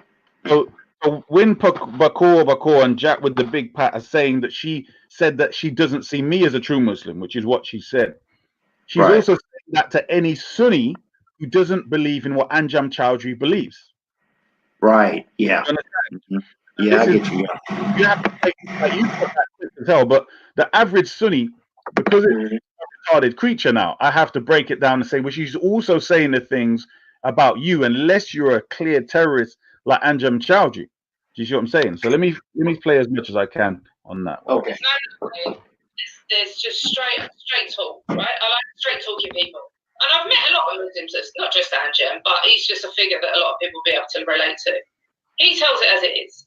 The book says this, so that's why we do it.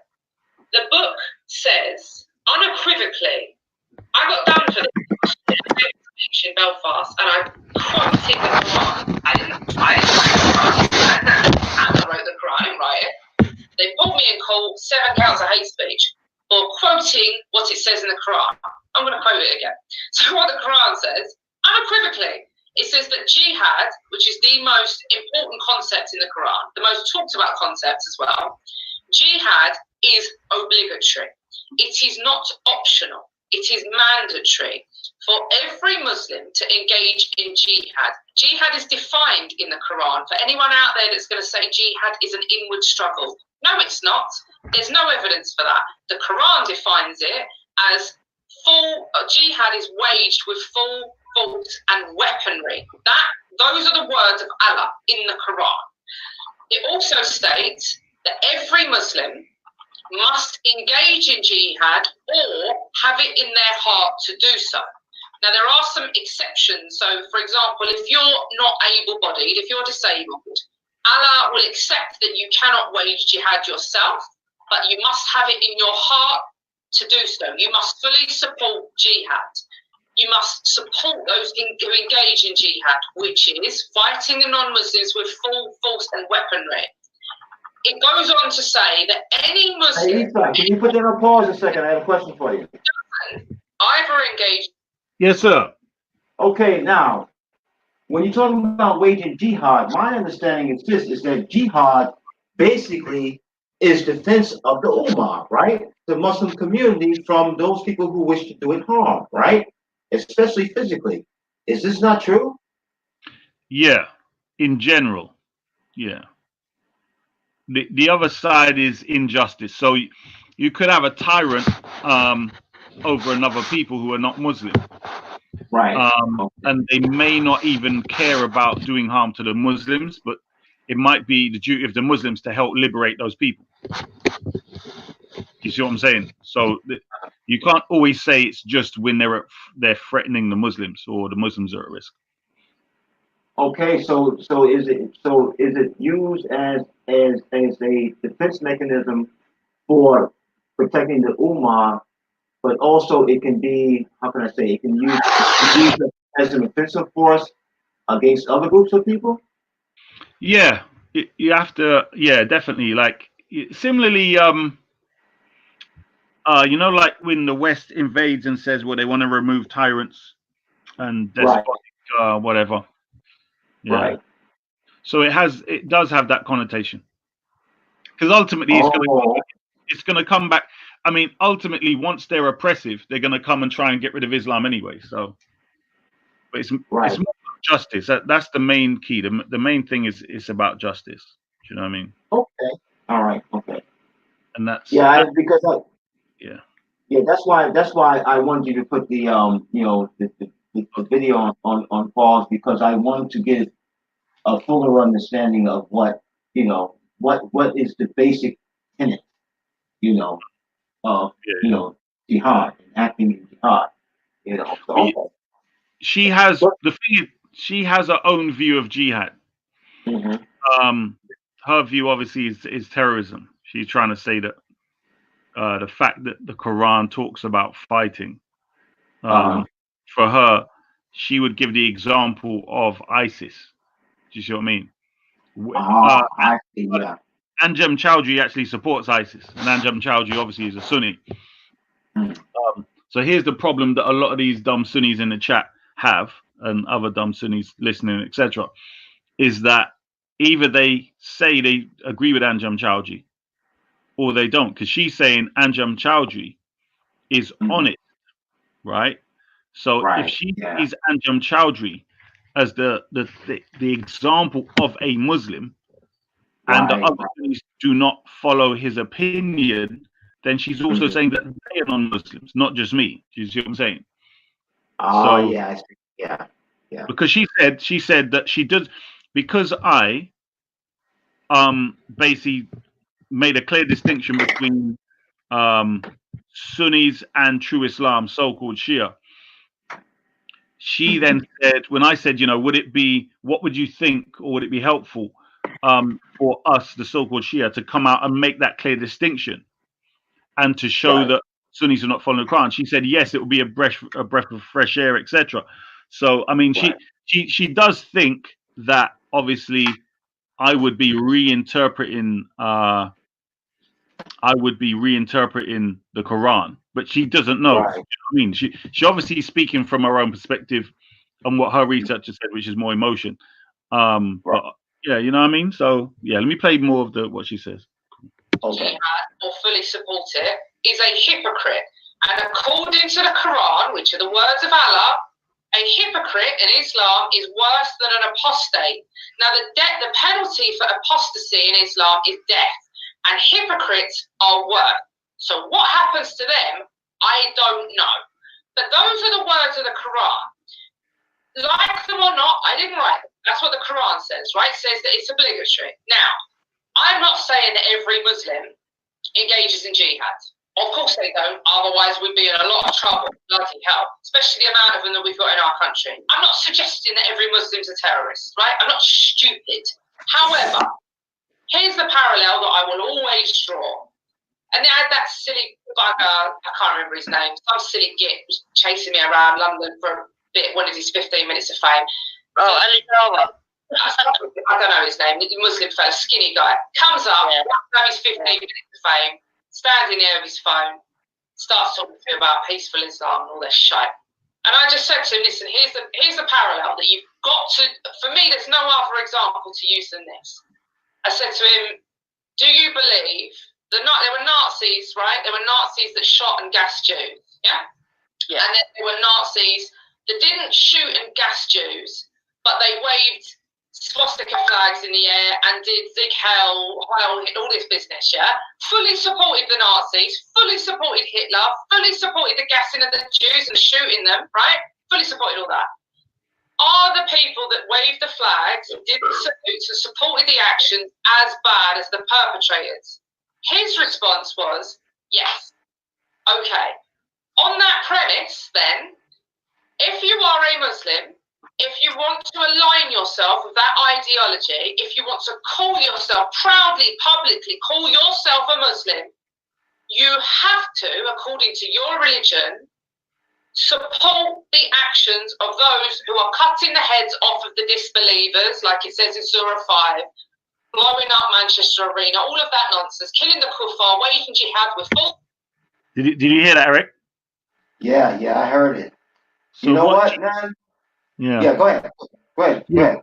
What she's saying, therefore, is that if you're a true Muslim, you have to support the blowing up of innocent children like Manchester. You have to support ISIS, the cutting off of heads. Do you understand what I'm saying? Oh, yeah. So her view of Islam, she's saying that is Islam and anything else is not Islam. So all these Sunnis, and there's you heard of a guy, they call him Raspek, but his name is Dumb Speck or Finger Batty Speck or something, right? He was getting at her for her saying she doesn't see me as a true Muslim, but then it's either he, because he's converted to a Sunni Path-Rat as well, then either he would also come under being a non-Muslim in her classification, or he supports Anjem Choudhury and ISIS. So that's the dilemma he would now be in. Do you see what I'm saying? Right. And that's the problem with a lot of these dumb Sunnis. They don't.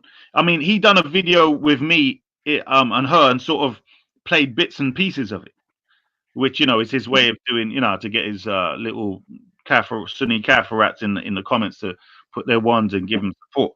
But overall, I'm saying that she's making it very clear that her opinion of Islam is a terrorist ideology.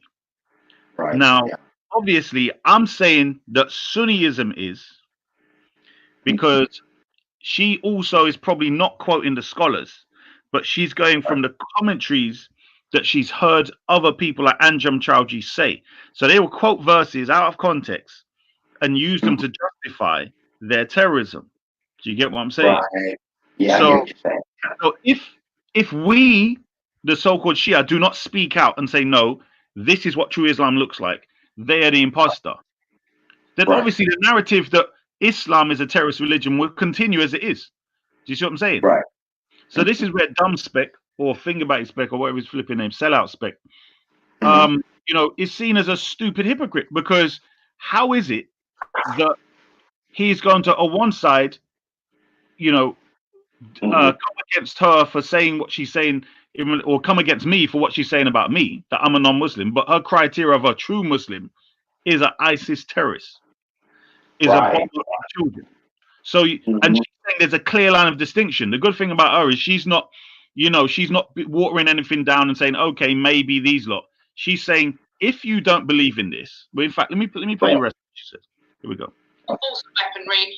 The people that are supporting that, by definition, have to be as bad as the people doing it. If you don't support jihad, anyone watching, if you don't support jihad, here's the headliner. You are not a Muslim. Congratulations. This is probably the best day of your life. If you do not support jihad, I'm not telling you this. Allah has told you this. You are not a Muslim. Now, for me, I'd say that that's pretty good news. And anyone watching that is Muslim and doesn't support jihad, guess what? You're not. Really good day for you. Let's move forward. But that is all it boils down to. You can't cherry pick. You cannot. That's like me saying I'm a Christian, I don't believe Christ was a savior. Bullshit. It's the most fundamental premise of the ideology. Nicky, if you timed out Turek again. Here you go. So that's what she said. If you don't believe in jihad, right? And remember, her version of jihad is not the Islamic version of jihad. It's the Sunni version of jihad, right? So that would mean all of these Sunni monkeys that are running around here chatting their rubbish. They got it confused. This is why you can't follow people like Sellout Speck and his foolish channel and what he says, because he won't give you the full picture. And the worst part about it is not like his own little clip. This is something anyone can go and look at. Do you get what I'm saying? So, yeah, for those who want to see that clip started on that video at 1 hour 50 minutes. Rather than 3 hour video. Hey, Black Delay, can I read something to you? Yeah. From the Quran, but mind you now, this is the English language translation. So it may not, yeah, I'm sure it doesn't go as deep as the original language, the Arabic, but I want to read something to you so you can understand what I'm saying when I say, well, what my perspective of jihad is. But I'm only going to read one verse. But here it says jihad, okay? And it says note 12702, Surah 9, Ayat 20, right? And it also says, see also fighting, striving. Okay, so I'm going to go to 920 now, right? Okay, in 920 here in the Quran it says, to those who believe and immigrate with need and strive with might and main in Allah's cause. And then there is the note 1270, right? Now the note 1270 here, the commentary says, here's a good description of jihad. It may require fighting in Allah's cause as a form of self-sacrifice, but its essence consists in one of true and sincere faith, which so fixes its gaze on Allah that all selfish and worldly motives seem paltry and fade away. And two, an earnest and ceaseless activity involving sacrifice, if need be, of life, person, or property in the service of Allah. Mere brutal fighting is opposed to the whole spirit of jihad, while the sincere scholar's pen or preacher's voice or wealthy man's contributions may be the most valuable forms of jihad.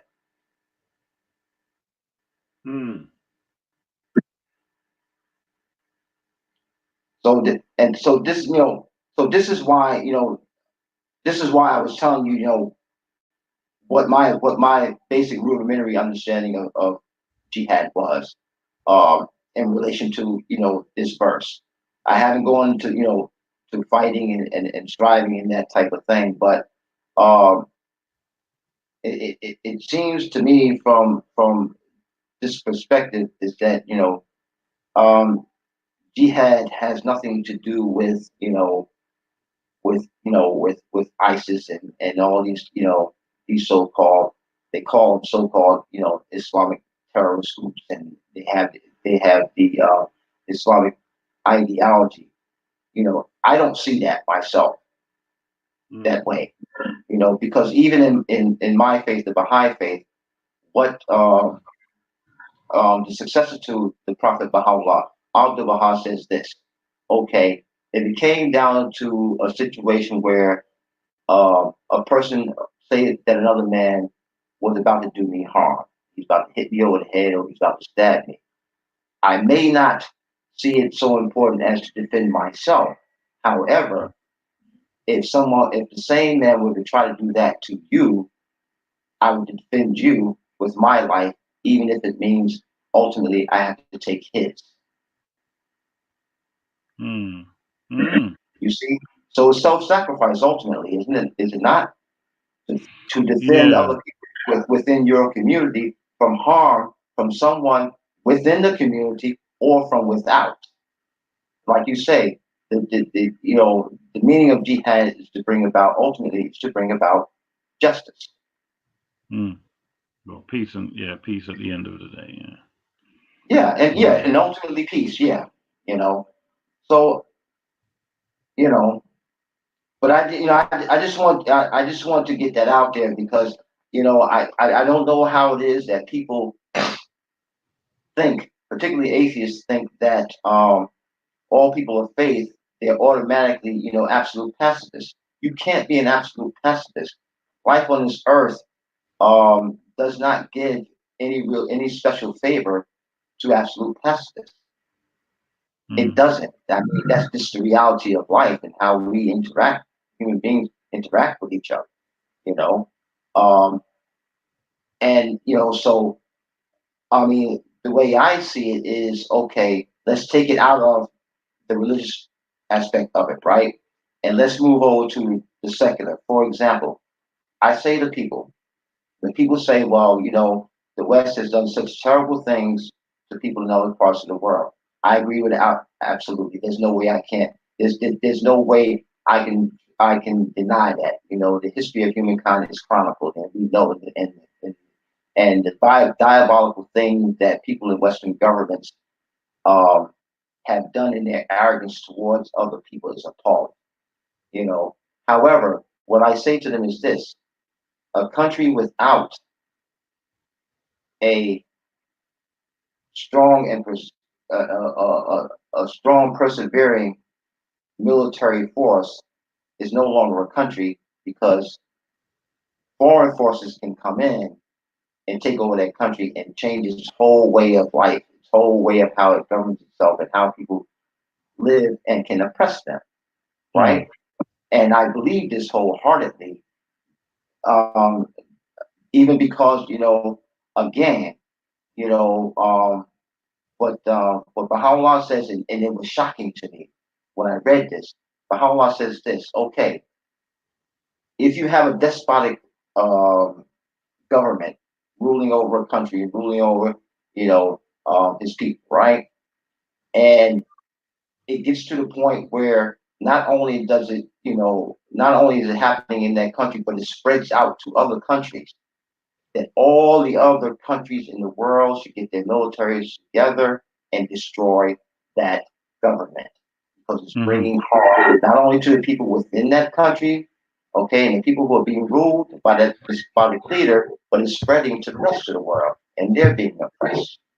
You know, so you know, so this is my view.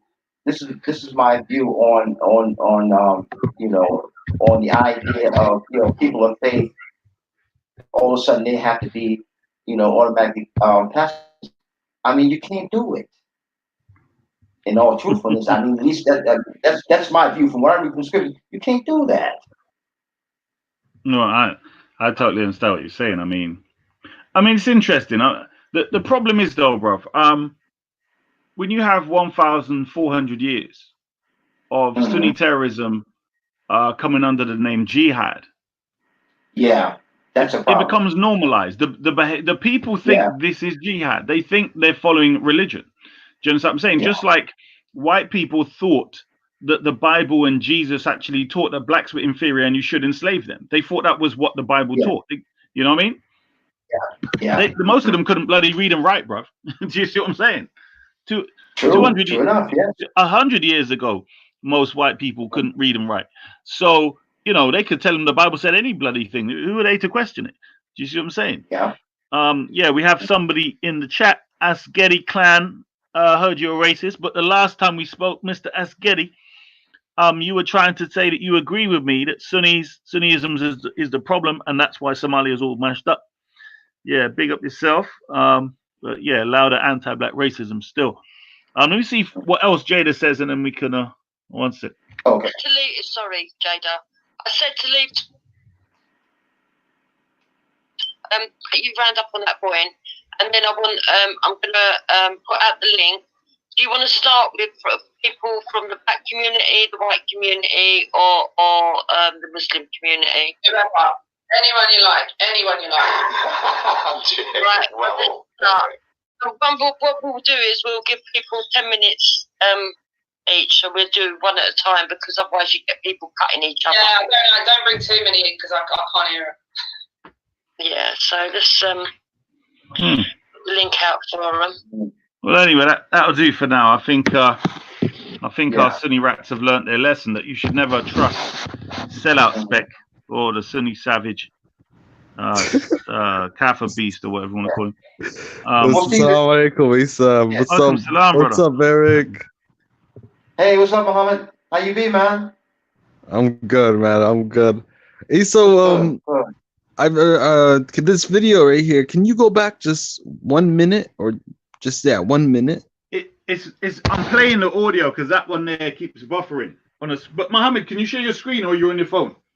I'm on my phone. When there's a picture, then I'm on my computer. But I broke my laptop, man. How? How'd you break your laptop? Wow. It fell, and it was a really nice laptop, and it fell, man. Yeah, but laptops fall all the time. How did it actually break? What actually broke it? Okay, so it fell, right? And then I try to turn it on, and it just doesn't turn on. Like, it just restarts. And It's annoying, you know. But I don't care. So that's why I'm starting using my phone now. But Issa, look. All right. So imagine you don't know Islam. Imagine Right. all you heard about Islam is on the news. Right. And you just hear terrorists and bombings and killings and all that stuff. Okay. Yes. Yeah. You're gonna be like, this shit's scary. I don't want these people near me. Right? Exactly. Yeah. So you gotta explain to them what Islam is. Well, this is the thing. You have to remember that the Sunni pagan Kaffirites, like Sellout Spec and these others, they think that they are the only ones that have the right to tell the world what true Islam is and differentiate themselves from the terrorists. So I'm saying, well, what about us? We're the true Muslims. Do you get what I'm saying? We're getting tarnished with your brush. Do you get what I'm saying? We're the true Muslims. We have the true Islam, as we demonstrate day after day. And, you know, you're not the only people that have the right to make this distinction. You know what I'm saying? So, and part of the example of them trying to stop us is showing that they are the terrorists in the first place. Because I don't mind them making the distinction verbally, etc. But they literally try to physically stop us from speaking. Right. Yeah. So obviously, yeah. Yeah. Okay, so like before, you know, remember before when you used to go to the park and you have to explain things to people and people just didn't understand you and they hated on you and they I'm talking about the Sunnis, you know? Yeah, not people. Hold up. Most people understood, and even Sunnis understood. What a lot of Sunnis said to me though is they just want me to stop this cursing Sahaba. This was their main thing. They said stop speaking about it, Sahaba. They say to me, listen, I would agree with you if Sunnism didn't teach that Abu Bakr, Umar, Uthman were better than Ali. They said they would agree with me because they love Imam Ali, they love him as a warrior, they love him as piety and so on, and he's a family of the Prophet. But so they don't care about that I say Imam Ali is superior to them. They said if it wasn't for the scholars saying this, they would agree with me too. But they said, listen, we don't care about that. Just stop talking about Sahaba. I said, listen, when you read about your Sahaba, they betrayed the Prophet and they killed other Sahaba, like Abu Bakr killed all these other Sahaba. So it's either you're going to tell me not to follow Islam or I'm going to follow Islam. Do you see what I mean? So, yeah. But I hear you, bro. What I was trying to say is, you know, like before, you know, they would have to explain it to them step by step, and you don't have all day to do that. You know what I mean? You don't have all day to explain to all these people, and they come and attack you, bro, and you're the only one, you know, just defending it. I thought that was, you know, like that's gangster, you know, it's G. But what I'm trying to say, Issa, honestly, like now you have a chance. Now you have a chance to prove what you were trying to say this whole entire time when you were out there and talking to all these people who hate and hate and hate. Get what I mean? They're proving it themselves, to be honest. I mean, Sunnis are, it's like no matter which way they turn, yeah, whatever they do, they're proving me right. They're proving that they're full of garbage. Do you know what I mean? That they're liars. Seriously, they can't help it, no matter what they do. Let me go on mute for a minute. I just have to sort something out. One sec. Okay. What do you think, Eric? I mean, yeah. I mean, the thing about it is that those the people of the faith of Islam, surely they have to. You have to have patience with people who don't know about the divine revelation of the Prophet Muhammad, peace be upon him. And another thing is what I noticed here, at least in the English language version, okay, of translation of the Holy Quran, which I have before me here, I don't see any mention of Shia or Sunni in the index here. Wait, can you say that again? I don't see the terms for the supposed two main sects of Islam, right? I don't see reference here to the Shia. Wait, in the Quran? in the Quran. I don't see reference to the Shia, at least in this English. Well, it's the Sunnah of the Prophet Muhammad, right, Isa? Oh, well, he's probably busy, but it does. I think it does refer of the true Sunnah. But don't forget, the true Sunnah was before it was overtaken. Right. And Okay. So like the true Sunnah was before, and then it was overtaken, and it was used. Islam was used in order to get like gains, in order to get like political and economical. Right. But the reason why, you know, like I big up Isa is because, you know, he's been waiting for this for a long time, and I feel for Isa. Like I really I know Isa. Like I've been wanting him to explain everything to people like before. Right. Mm-hmm. And now he has a chance to, you know. Yeah. So that's why I big up Isa all the time, because he's been waiting a long time, man. Trust me, a long time. Yeah.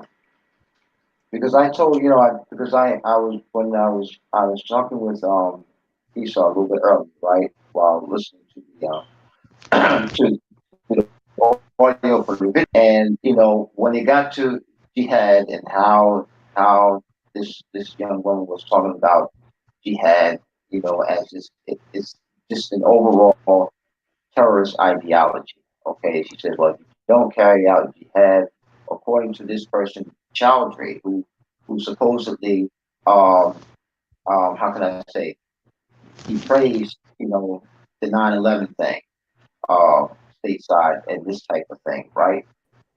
Terrorist actually saying that, from her understanding of what she's read in the Quran, that jihad is a central tenet to the faith of Islam.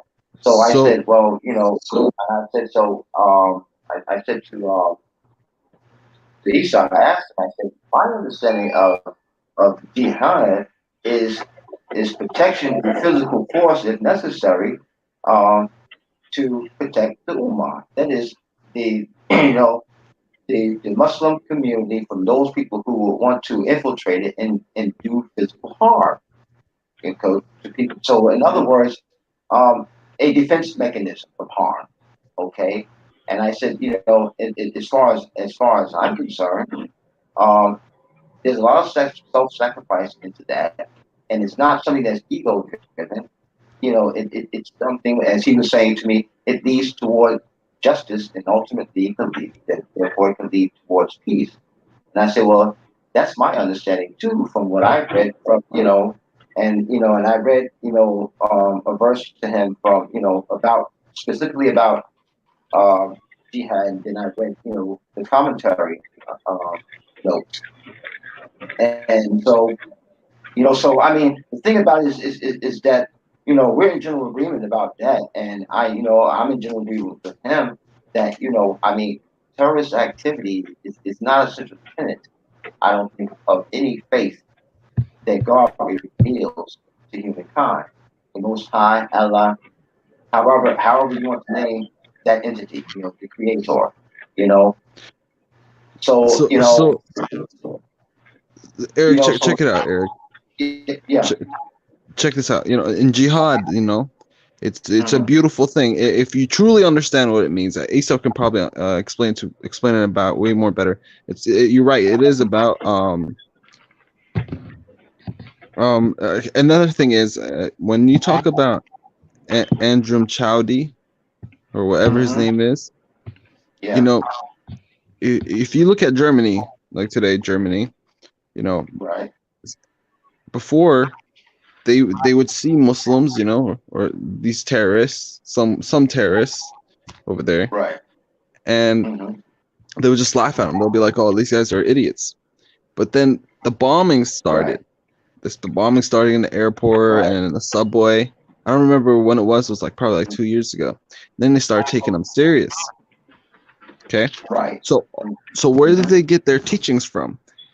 If you look at it, Germany said that most of their imams, their sheikhs, the guy that speaks when they go to the mosque, they're all funded by Saudi Arabians. Even in the UK, it's funded by Saudi Arabians. Even in every single like European country is funded by Saudi Arabians. If you go all the way, there's people in Africa that Saudi Arabians fund to build mosques and spill their propaganda. Right. Okay. I think Issa could explain this way more better than me, because he knows way about it, way more about it. Mm-hmm. Right. I'm just eating in a moment. I'll come back about 5 minutes. Okay. Okay. All right. So the main problem is who's teaching them, who's giving them this ideology, who's funding it, how do you cut it off, and how do you change it? Like, how do you make it better?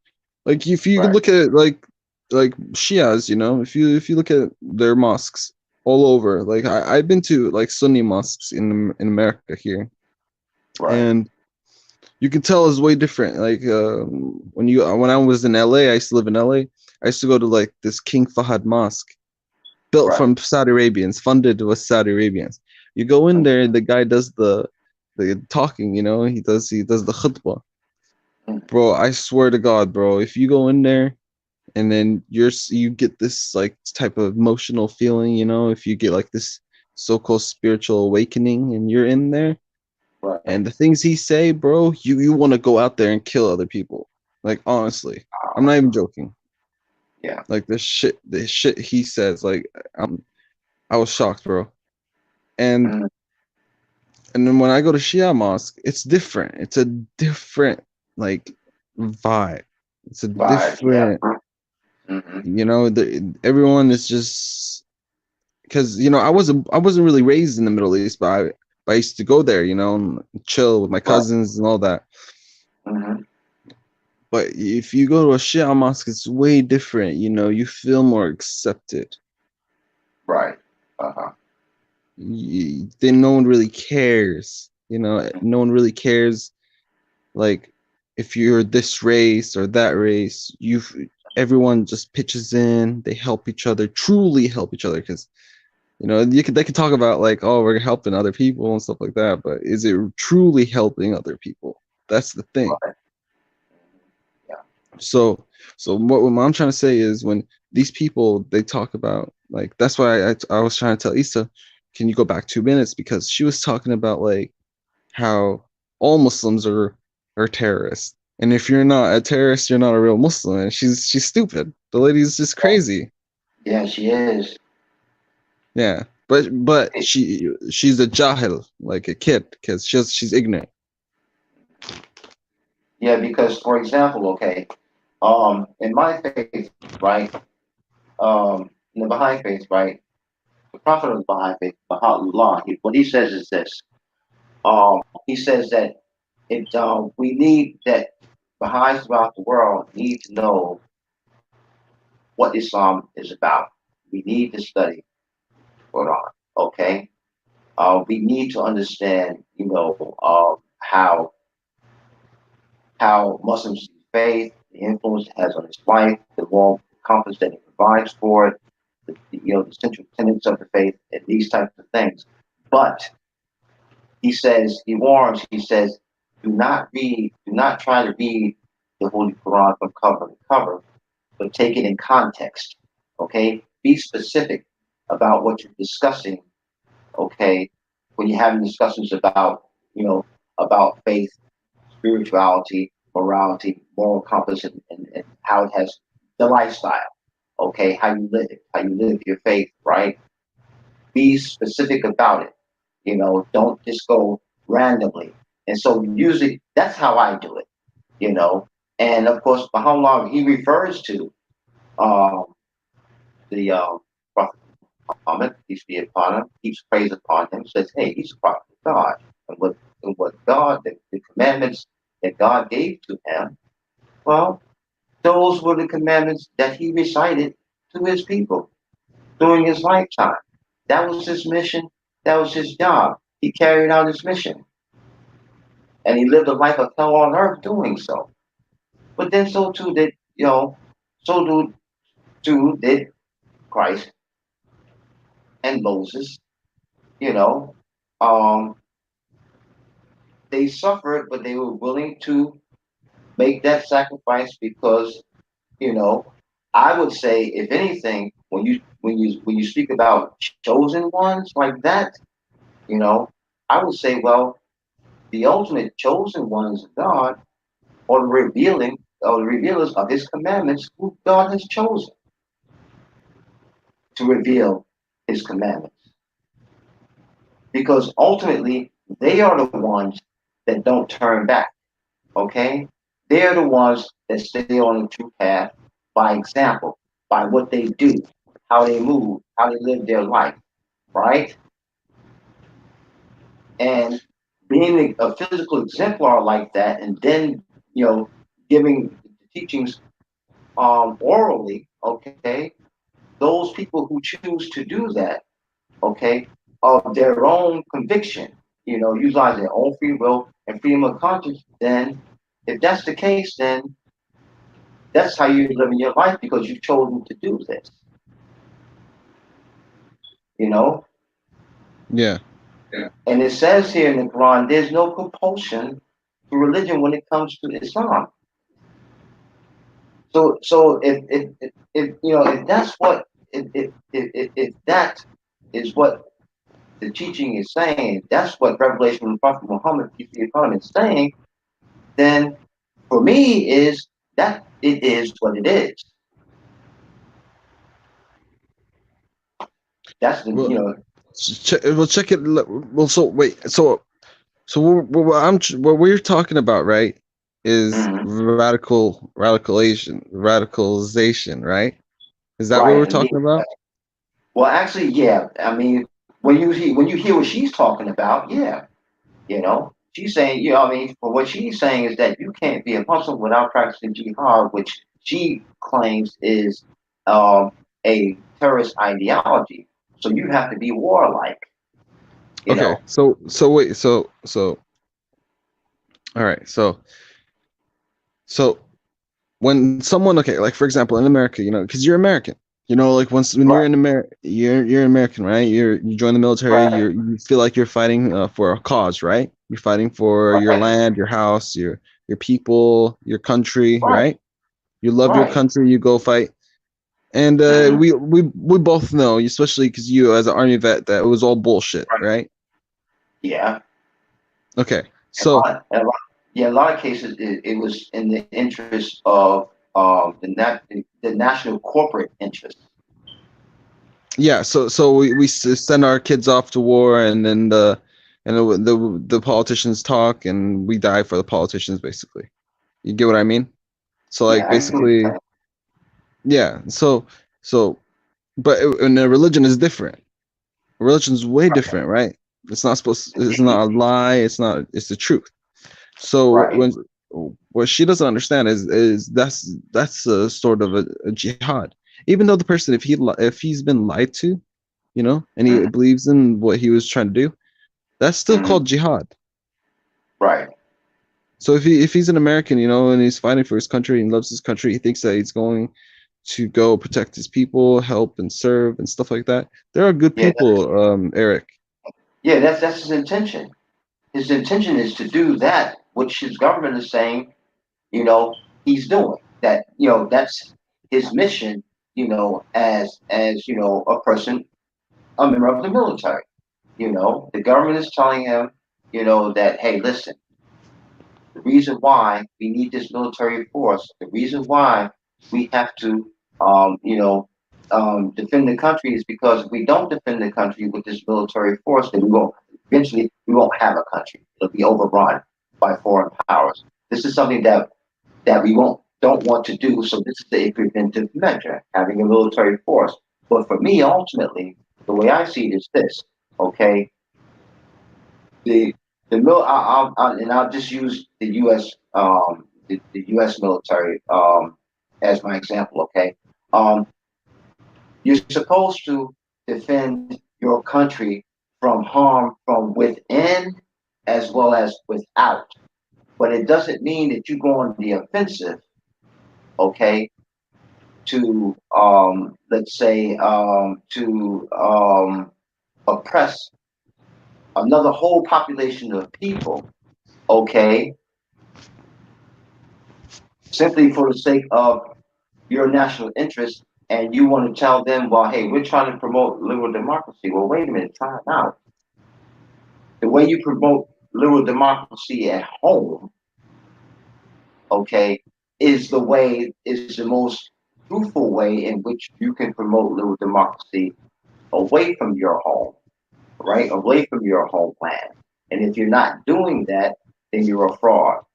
You're a hypocrite. You're a liar. This is the way I see it. Okay. Yeah. So what I was trying to say is she doesn't understand what the definition of jihad, first of all, because she thinks the definition of jihad is going around killing young kids and blowing up young kids and blowing up family members, innocent people, which is not the definition of jihad. That's what the terrorists do. But she doesn't understand what terrorism and jihad. So we have to dissect this in order for us to understand. Oh yeah. Oh indeed. Oh indeed. And I mean, and the thing about it is that, you know, I mean, for me personally, okay, I look at it this way, right? Again, I refer to Baha'u'llah, okay, the prophet of the Baha'i faith. He says this. He says, if a man were to study the faith for 1,000 years, he's never going to get it completely right. Why? Because in those scriptures, they have such deep meanings. You know, a single sentence that may seem to be very simple and straightforward, it has deeper meaning than the words that make up that sentence. And therefore, that is the reason why you have to continuously study your faith, okay, every day, as long as you're a member of that particular faith. You pray, okay, you pray to Allah, the Most High, the Creator, to God, to give you the wisdom and the stamina to continue studying your faith so that you can learn it more deeply, and so therefore you can live that life more deeply with full conviction and without doubt. Yeah, that's true. You know, so you know, this is the way I'm looking at it. And so while I won't say, while I know while it's wrong for me to say that, okay, well, say for example, somebody says to me, okay, well, yes, you know, I declare myself a Baha'i. I believe in the divine revelation of Baha'u'llah. But if you're not striving to live by those tenets, I don't expect you to live by the tenets perfectly. But if you're telling me this, then I expect you to strive to live the lifestyle of your faith more and more. Okay? So you are more enlightened yourself, and you do it with conviction, okay, and without doubt. And if you do have doubt, then you pray, okay? You pray to the Creator to give you deeper understanding and knowledge of the scriptures that you're reading. Well, Eric, You know? you have to understand, Eric, that none of us is perfect, right? So sometimes we mess up. We sometimes don't believe. We forget. Sometimes it's just practice. It's a practice thing. But then I heard Issa say that, you know, sometimes you see these some Wahhabis, you know, with the long beards, you know, and this is what they do. They all pray every single day, and it becomes a habit. Yeah. It becomes a habit. Okay. So it doesn't matter if you pray 1,000, because don't forget, the devil used to pray, right? The devil used to pray and worship Allah, and then he rejected him, right? Right. And that's what Allah did to him. He threw him in hell. So what's important? Eric, it doesn't mean if you're Christian, you're kafir. That's the first thing we have to talk about. That's the number thing, because once you start calling takfir on people, you're gonna be a takfiri. Right. So number one important thing is we can't see people and be like, oh, this person's kafir, this person kafir, this person kafir. You're the kafir at the end of the day, because you're gonna start calling people kafir. So that's number one thing. Number two is we have to understand understand that that that what's going on with Islam is it's all about like status and politics and it's all about money and greed and all of that. They're Islam. So we have to dissect this because I can't explain it. Even though I tried to, I can't explain it. Like I can't. Isa can explain this 10 times better because he's smart. He's more knowledgeable than me. You know, we should change his name to Imam Isa, and that'll be good. You know, I'll be happy with that, and hopefully he'll become Imam one day if he wants to. Because I think it's like a choice or something. I'm not sure. I'm not perfect in Islam. Isa knows way more than me. But we have to understand this. If you're a Salafi, one little thing, one little twist, you can be an ISIS or a terrorist or Wahhabi. Right. So what I'm trying to explain is what I always try to tell Isa, because then he can explain it way better than me. What's the difference between ISIS and Sunnah? Right. Okay. How is their ideology different? Is it the same ideology? You know, so ISIS Sunnis, they call people takfirs, and ISIS call people takfir, and then they kill people. Right. So Sunnis, it doesn't make sense. Like they're scared to do it. They're scared to kill people because don't forget they would kill you. If they all rounded up together, you know, if they had their own country, there's a chance. I'm not really sure. Well, I'm kind of sure, but yeah. But if they had their own, like, he still can explain this way better. He knows what I'm talking about. But what I'm trying to say is, let me just come in there, brother. Big up, man. Basically, the way to understand it is to look at their history in relation to their teachings, and the fact that they still hold on to them teachings, and also how, you know, a lot of them that claim they don't like ISIS, they don't like certain aspects of what they were doing. Because remember, ISIS were also killing Sunnis. So, you know, but the general thing is, it starts with how you view Abu Bakr, Umar, Uthman, and Aisha. So all of them were warlords. They're all greedy. They're all doing hideous things in the name of Islam. So it's kind of like, you know, that's just the way Sunnism is from the inception. You know what I mean? But they've tried to use bits and pieces of, let's say, True Islam, Shia to give themselves some legitimacy. But apart from that, very clear terrorist ideology. I mean, we can't say it no better than the actual Imam or the Mufti, the ex-Grand Mufti of Mecca,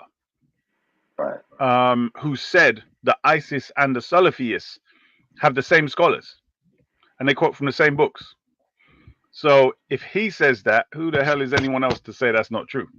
And he's a Mufti of Mecca, or was the Mufti of Mecca. Do you know what I mean? So it's very clear. I mean, ISIS are quoting their scholars, their books, and they're doing what Sunnis have been doing for over 1,000 years. For 1,400 years, they're doing it. Who is anyone to deny that, you know, that's the practice of their stupid religion? So, yeah, maybe you can include Malik and ask him to answer the question of the day. Let me go on mute us. I'm working. Speaking of it. Malik, are you there? Yeah, he's probably busy. But okay, so Eric, do you get what I'm trying to say? Yeah, I get what I get what you mean. You know, this is why, you know, for me personally, you know, when I have discussions on different live streams and whatnot, whether it be G Block or somewhere else, and you know, we start talking about things. I mean, right now, the big deal now is the coronavirus and how, you know, how to stem this, how to stop this pandemic, right? What doctors are doing, and people put themselves in voluntary isolation, you know, and you know, how do you deal with testing all these people, and how the government, you know, how the government acts, okay, to protect the people that they govern. And and the thing about it for me is, uh, being a theist, the way I look at it is this: um, you do all you can, okay, to stem the flow of this virus. Now, obviously, you need doctors, to help you out doing this. You need healthcare workers to do it. You need EMTs to do it, and things like that. But at the same time, though, uh, if the government is not giving direction, then of course, then I think that government bears some responsibility, but so too do the people when they realize, okay, well, the government's not up to stuff. They're not up to date. Okay, so now we have to do what we can do as communities of people, and along with the advice of our local doctors and politicians, to in fact, you know, isolate ourselves if it comes to that, so that the virus doesn't spread and more people don't get infected. It doesn't kill off people, and especially killing off people who are helping, who are, people who are in, let's say, prominent positions as politicians, teachers, doctors, scientists, you know, even even the bankers, and all these people, so that, okay, we can keep our country going. You understand what I'm saying? Keep our country going, and keep our people from going into, a royal panic.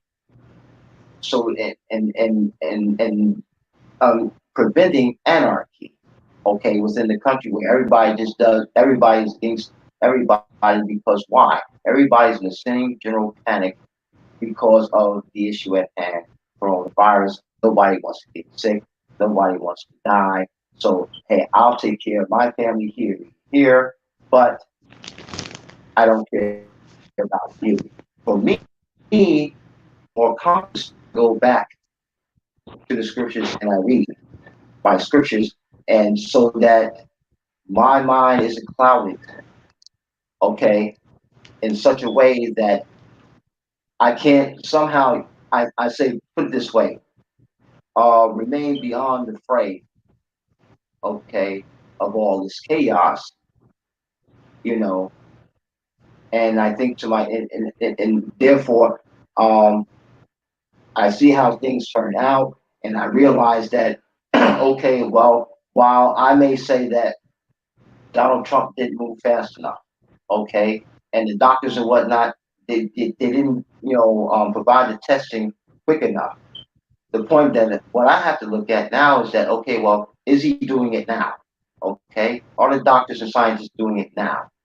Okay, and if they are doing it now, then what I don't do is focus on, you know, the No, bumbling but check it out. But check it out, Eric. Eric, Mhm. look, I live in Washington State. Washington Right, State has more than New York, like more right, cases than New York. Okay, mhm, we had right. coronavirus 2 weeks before it was reported. Wow. Yeah. 2 weeks before it hmm was reported. hmm If Donald Trump really cared about the people, instead of caring hmm about the economy as much as he did, he would have Right. been like, "All right, we have a problem in America. Everyone, watch out. There's something going on. Yeah. There's sick people, But these people, I don't even care about them. I don't even care about I don't even care about these politicians and all of them, because they're all stupid. I like Bernie Sanders. Bernie Sanders looks cool because mm, he's because he believes in socialism. Yeah. I believe in socialism. That's me. I believe in it. I believe in like treating people, equally. That's how I am. That's how I was raised. I don't believe Right. in like capitalism or greed and all that, because that's how we have so much homeless people in America. You get what I mean? Yeah, I get what you're saying. But I look at it this way, though. You have to have a form of economics, though. That's the fact of the matter. Okay. You You do need money. You do need investments, and you do need you need a means by which your people can work and be rewarded with prosperity for the work that they do. Okay, and you need a purpose for doing your work. All right. Now, I'll put it this way: I'm not for 100% socialism. I'm not for 100% capitalism. I think that these two systems, okay, if they're integrated, they work together better than if they're separated. You understand what I'm saying? But look, if you really believe in the Quran, you know the Quran doesn't believe in a capitalist society. That's number one thing. But the coronavirus thing, the coronavirus thing, Trump doesn't care, man. I don't even want to talk about it because Trump doesn't care. Now you see like the governors of each state, especially California, because I remember when I used to live in California. Yeah, they're caring about the homeless. Yeah, they can't rely on the government. They know that. Yes, they know. But I just watched a news clip today, and the governor, I think in Illinois, and I think it's governor of Illinois and the mayor of I think it's the governor and the mayor of Illinois, and they were talking about, well, we have to take action on our own because we see that the government is not up to par. We see that basically President Trump basically tried almost to deny that coronavirus had hit the shores of the U.S. of A.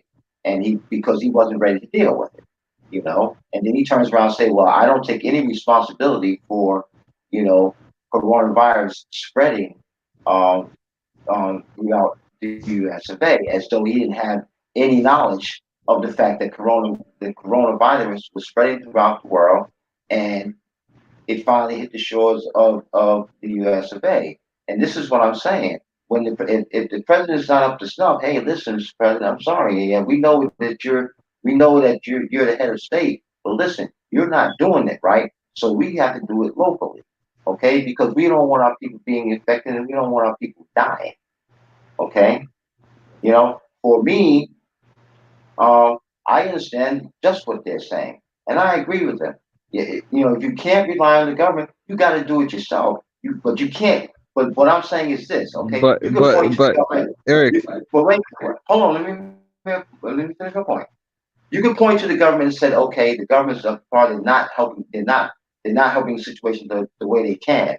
But if you keep dwelling on that and you don't do for your own people, when you see your own people are being infected and dying, then you're just as bad as the the government that you're complaining about, because you see the situation before you, locally, okay, around you, okay. Then you do what you do.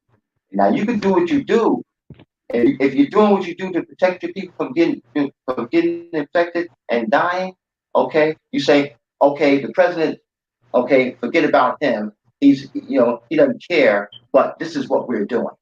Okay, we're not going to keep harping on and complaining, because complaining is not helping.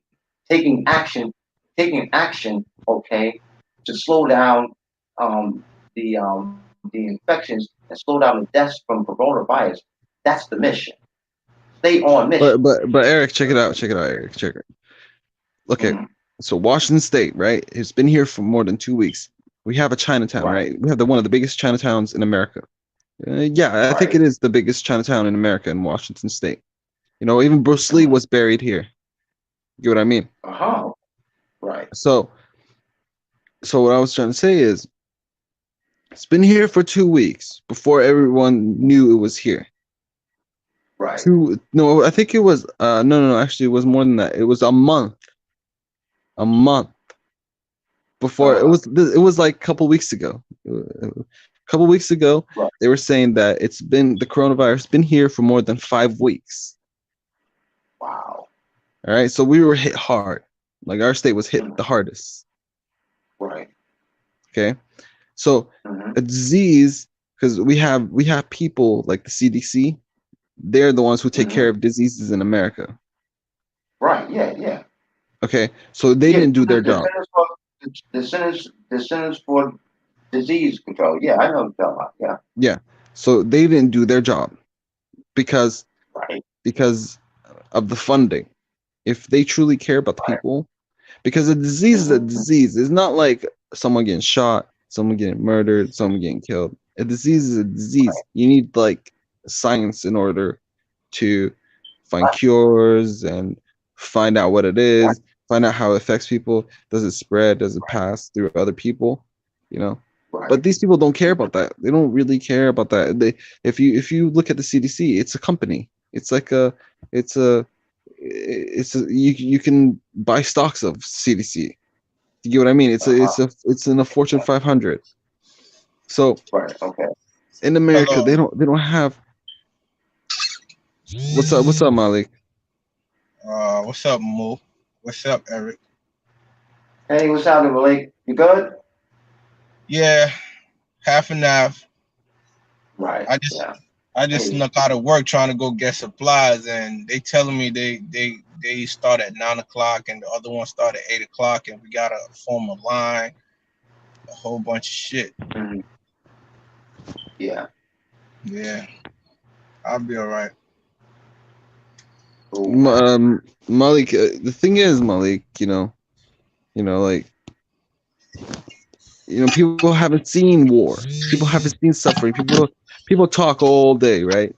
People talk and talk and talk, but acting tough and all that shit. But they haven't seen war. They haven't seen people suffering. If you for example, Up Anarch TV, always talking shit. I never even talked to this guy, but always talking shit about me. I don't even know this guy. We're always talking shit. Bro, if this guy goes to Iraq, he would change. This guy goes right now to Iraq, he would change. All right? Because he doesn't know what's going on. He doesn't really know. He doesn't know how people are dying, really dying, suffering. People don't have water.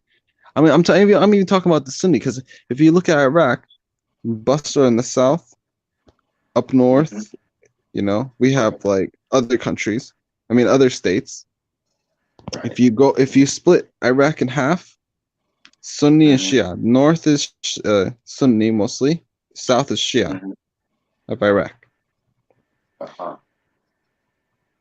Now what's going on is because of it's being freed from these ISIS rats. Now the people they're trying to go in and find out who are supporting them. The military is trying to find out, because they're trying to fix up the country, which will never be fixed. It's going to take so long in order to get back on its feet.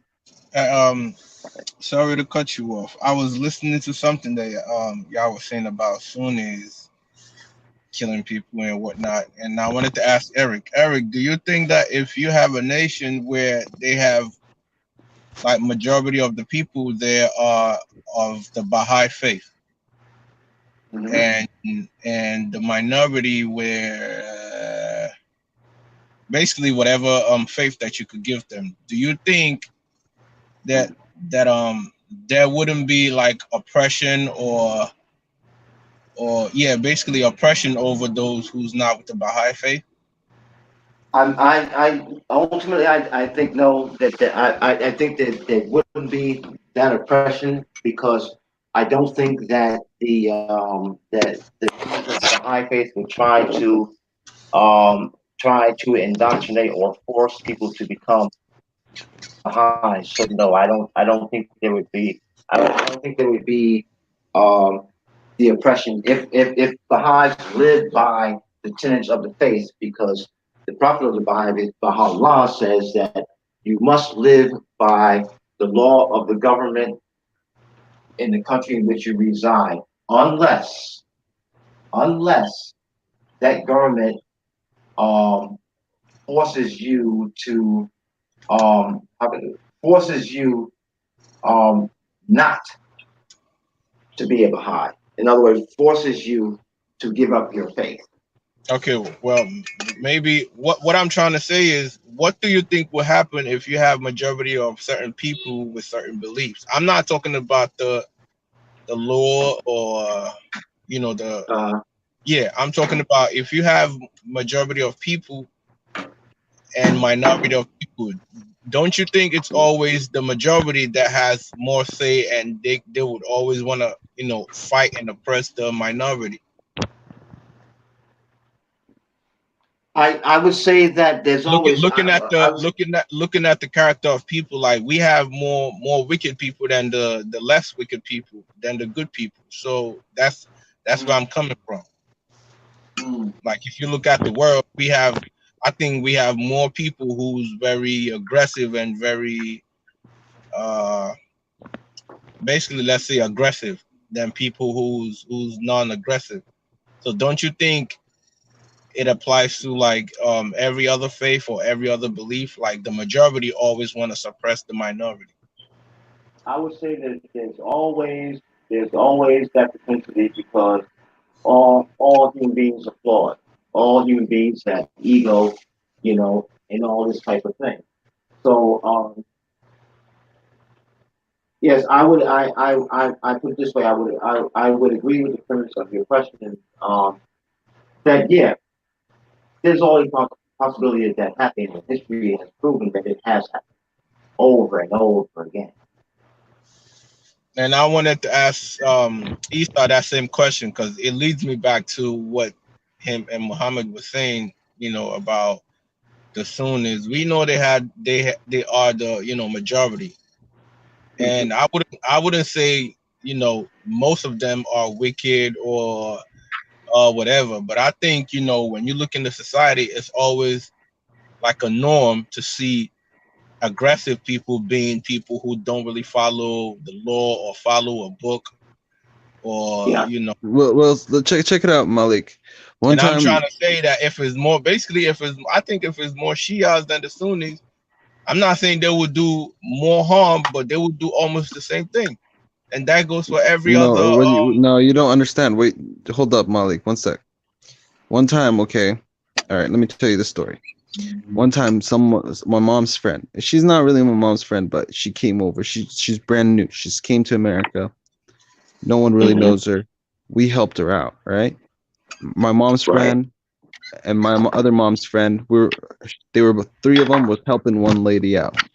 All right. She comes here, my mom's friend. One of my mom's friends, she's Sunni, bro, and she's cool. She comes over here, right, to America. We're helping her out. We got her a place. We got a place to stay. We help her out. We found them a car. We found them everything. You know what I mean? Get them straight, because that's what we do. That's what you're supposed to do. A human being, that's what he does. Right. Right? So she starts talking, and she starts saying, "Oh, I love ISIS," and all that shit. And my mom was like, "Oh, don't worry, she's sick. Don't worry, she's sick." So, Malik, what you don't understand, Malik, is there's an agenda. They have an agenda towards other people. Yes, I know. Let me go back. Let me go back to my story, because I was trying to say a story. Eric, so right now in Iraq, when they attack, right? Because you got all these people, right? You got all these people from Afghanistan, from Libya, from Syria, from even Iran, Turkey, especially Turkish people. You got all these people, Chechens. They're coming from all over the world in Iraq, joining ISIS. Okay, all these people, disgusting ass people, coming to join ISIS. All right, take over a place, take over a city, make their own land. Like, force the people who are living in that country, force the people who were born in that country, and to follow their ways. So what's their laws? They're no different than Saudi Arabian laws. If you go today, that's why it's funny. It's not no different. If you do something wrong in the street, if someone's like the so-called they're like police, but they walk around, but they're like, I don't. Issa can probably explain this better. But if they see you doing something wrong, they pull out a whip and they start hitting you. They start hitting you. in the street, in the middle of the street. They hit you like with the whip. They do this in Saudi Arabia. Issa, I know Issa knows this stuff. Yeah, but they'll we hit all you. know that policing and most, like, I wouldn't say most countries, but certain countries have fucked up societies anyway. Like No. This is Nigeria like, also, they this do is stop different, and frisk Malik. for no reason. They will fuck you up. No, with- that's not stop and frisk. That's their law. I'm just I'm saying. talking about their law. The Hold law up, is what? Malik. Hold up, Malik. Just let me what finish did my you say story. the law is what? Let me finish my story, and then I could you can talk over me when I'm done. All right. So Eric, check it out, Eric. Yeah. So for example, like if it's time to pray and you don't go and pray, because if it's time to pray, you're forced to stop. You're forced to stop and go pray. And the cop, it's not a cop. It's their ISIS, whatever. It's the same thing in Saudi Arabia. They have the same laws.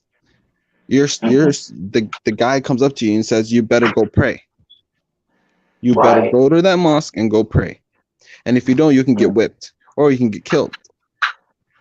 That's their law. That's their Islamic law. Yeah, that's oppression. Another thing is, women have to walk behind the man, and the woman can't go anywhere without the man. She has to be. She can't go. She can't drive a car. She can't be by herself. She can't do all that stuff. So these people that live in Iraq, these people that these ISIS dirty piece of shits coming from all over the countries, all over the world, ended up in Iraq. These people that they're you know what they do to Yazidi women? You know what, Eric? You know what Yazidi is? You have to explain that to me. The Yazidi is like a religion, like a different religion in Iraq, because we have even Jews in Iraq. You know what I mean? You know what they do to the Yazidi women? They rape them. They rape little kids. They sell little kids. And that's why when Issa was talking about slave trade in Libya, I'm like, yo, that's the same thing that ISIS does. Same thing. So if you look at, you have to look at their culture. You have to look at what they're doing. You have to understand ISIS in order to understand. And then when you look at ISIS and understand them, you say, oh my God, that's no different than Saudi Arabia. It's not. There's no different.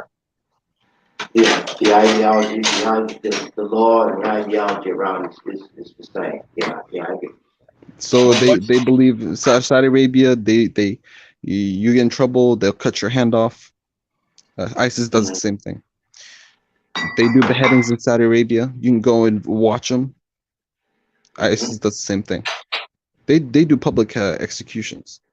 So you have to look at what they're doing. How are they like?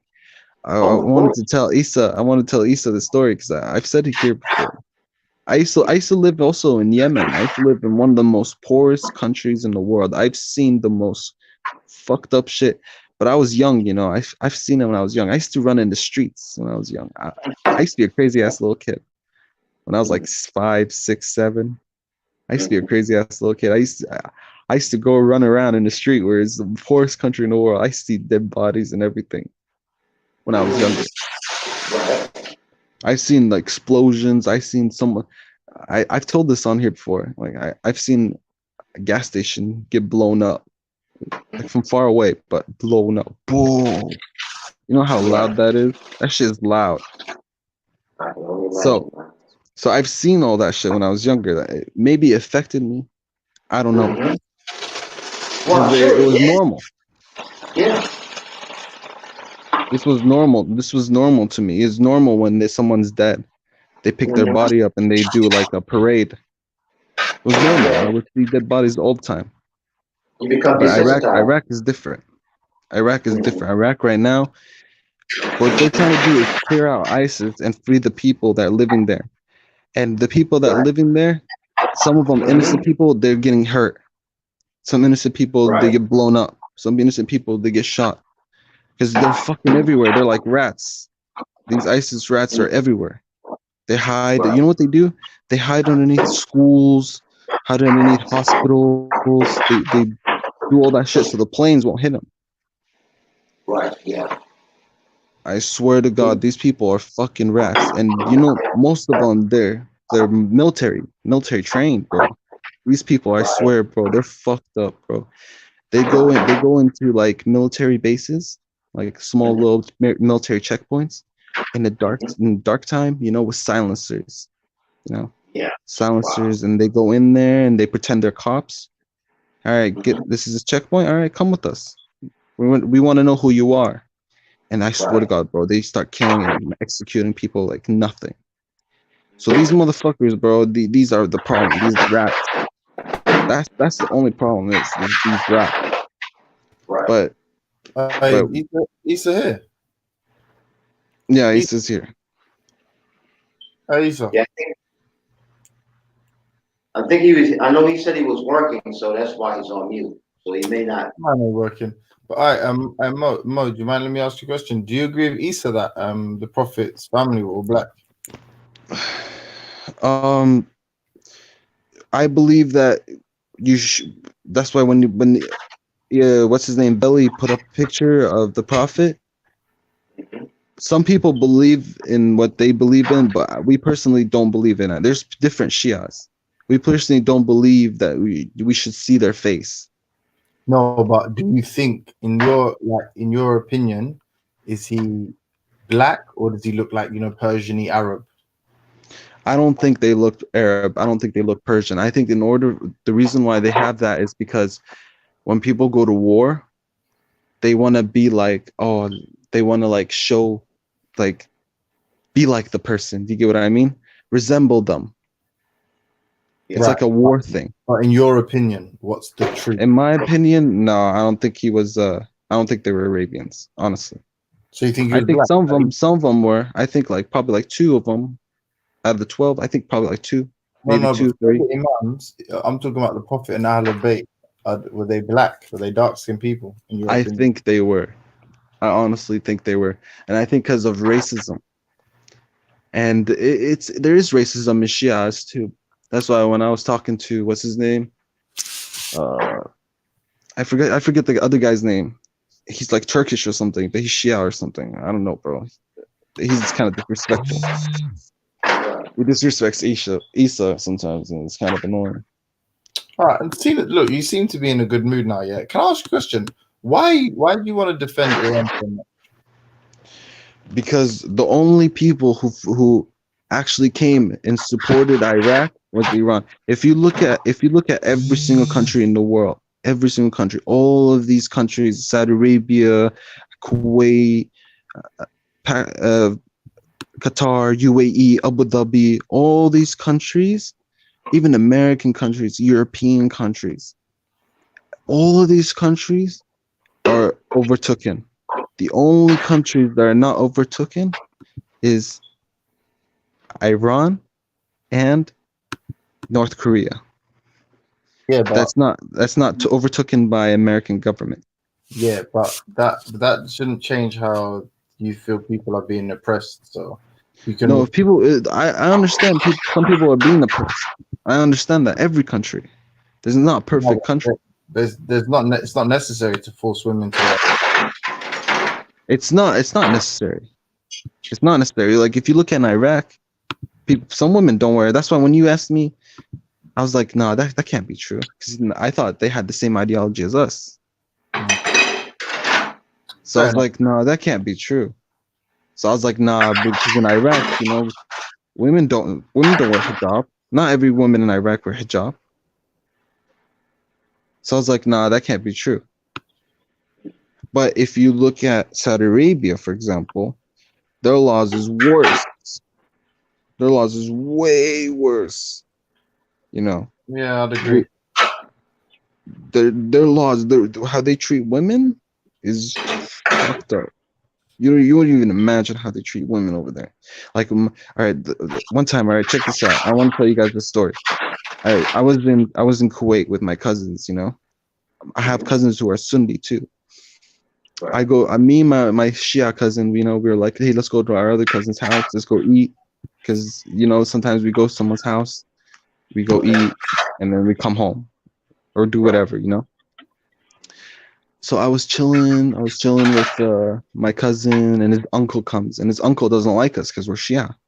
He straight up doesn't like us. He treats all of his family members, like from his side, good, but when he sees us, he doesn't like us. And it's kind of weird, you know. I was like, what the fuck? You're like 40, 50 years old, bro. Like, chill out. So one time we were sitting down, we were eating rice, or they were about to eat rice. My cousin, he knows how to eat with his hand. I don't know how to eat with my hands. This guy is like 50 years old. He's like, well, you don't know how to eat with your hands. The Prophet ate with his hands. Why can't you? I didn't understand him at the time. I swear to God, I didn't understand him. I didn't know what he was saying. After we finished eating, we left the door, right next to the door. My cousin was like, hey, yo, did you hear what he said? I was like, what? He said, oh, look, the Prophet ate with his hands. Why can't you? And then my cousin, and I was like, he really said that? He's like, yeah, I swear to God, bro, I was about to go in and beat his ass. I swear to God, bro, I was about to beat his ass. Because he knows my uncle. He knows our uncles, like my cousin's uncles too. I swear to God, bro, my uncle beat his ass and my aunt beat his ass. And this guy's a sheriff, like a military police. It's sad. So what I was trying to say is, it's disrespectful what he said to me, and it was fucked up in a way, because he sees us Shias, you know. He's like, oh, look at these piece of shit. He doesn't look at us like human beings because of their religion. That's why Issa always makes that. But it's fucked up. I mean, because the way I look at it is this. I mean, disrespect and oppression, it is what it is. No matter what group of people oppress another group of people, it is what it is. Oppression is oppression. Okay? And I think that all people should, of course, defend themselves against being oppressed by any group of people, whether we're talking about groups of people of faith or people of non-faith. You know, that's something that has to be eradicated in the world, because we know that oppression, it destroys people, destroys groups of people, causes deaths and wars and all this type of thing. It causes, lots of people to be oppressed if they are in the minority, where the majority has one ideology and imposes that ideology on minorities, as well as their own people within their own majority. It's wrong. But that's the reason why, James Jones, like, that's why I got love for Iran, because they're the only country in the world that came to help. They came to help Iraq. But don't forget, Iraq is also has its own problems with its own corruption with the Americans. So Iran is the only country, if you think about it, Iran and North Korea are the only country who hasn't been truly invaded by the Americans, by greed. Because if you look at like all these Middle Eastern countries, America has a role in there. They're playing with, they're throwing money in there. If you look at Saddam Hussein, right? They were the ones who told him, oh, go into Iran and invade Iran. If you look at the Shah used to work for the Iranian Americans, and they used to give him money. They used to shower him with money and telling him what to do. And that was his downfall. Yeah.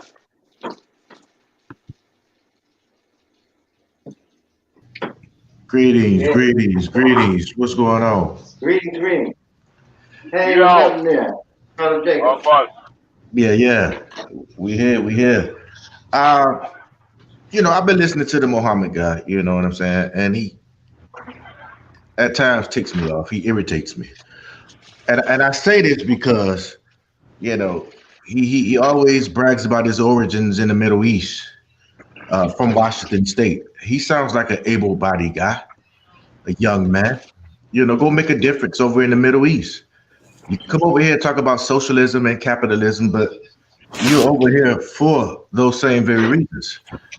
So that's my thing about this brother. A Middle East this, Middle East that, from Washington State. And I don't get it. Capitalism is why you're over here. That's why you're over here. No. So my whole thing is this. You know, the man talks about war and what I've seen, and I think he commented to me some shit like, you haven't seen war, this, that, and the third. Brother, I've been stationed in Camp Black in Afghanistan. I've been in the Green Zone in Baghdad. I did rendezvous missions out of there. So you can't tell me about war. As far as seeing dead bodies, I saw that in Cleveland before I even went to the military. So, you know, Crimea River. My whole thing is you're over here. You're able. You're cutting off a little bit. My whole thing is this to you. You're complaining about capitalism in America. You sound like an able-bodied young man, right? The airport is open right now. It's open right now. Wait, am I cutting off? Or you talk about the Middle East, but you're taking shelter in America. Make that make sense to me. That's all. Make it make sense. All right. So you were cutting off. I can't hear you that much. You came at me. Okay. See, I don't know you, right? I don't know you. Every time I've been on here, you're just talking shit. And when have I ever talked shit back? I always kept my mouth shut. Get to the point. Never, ever. You're always hating on me, and I never talked to you ever. This is my first time ever talking to you. Get to never talked shit about you. You always talking shit about me. I never said anything to you. I kept my mouth shut. I respected you. That's number one. Number two, you don't know where I come from. I don't give a shit. You don't understand where I come from. You told me where you come from. I do. Then there's no point. There's no point of talking. Honestly, there's no point. Because you don't care. So you had no point. Exactly. That's what I thought.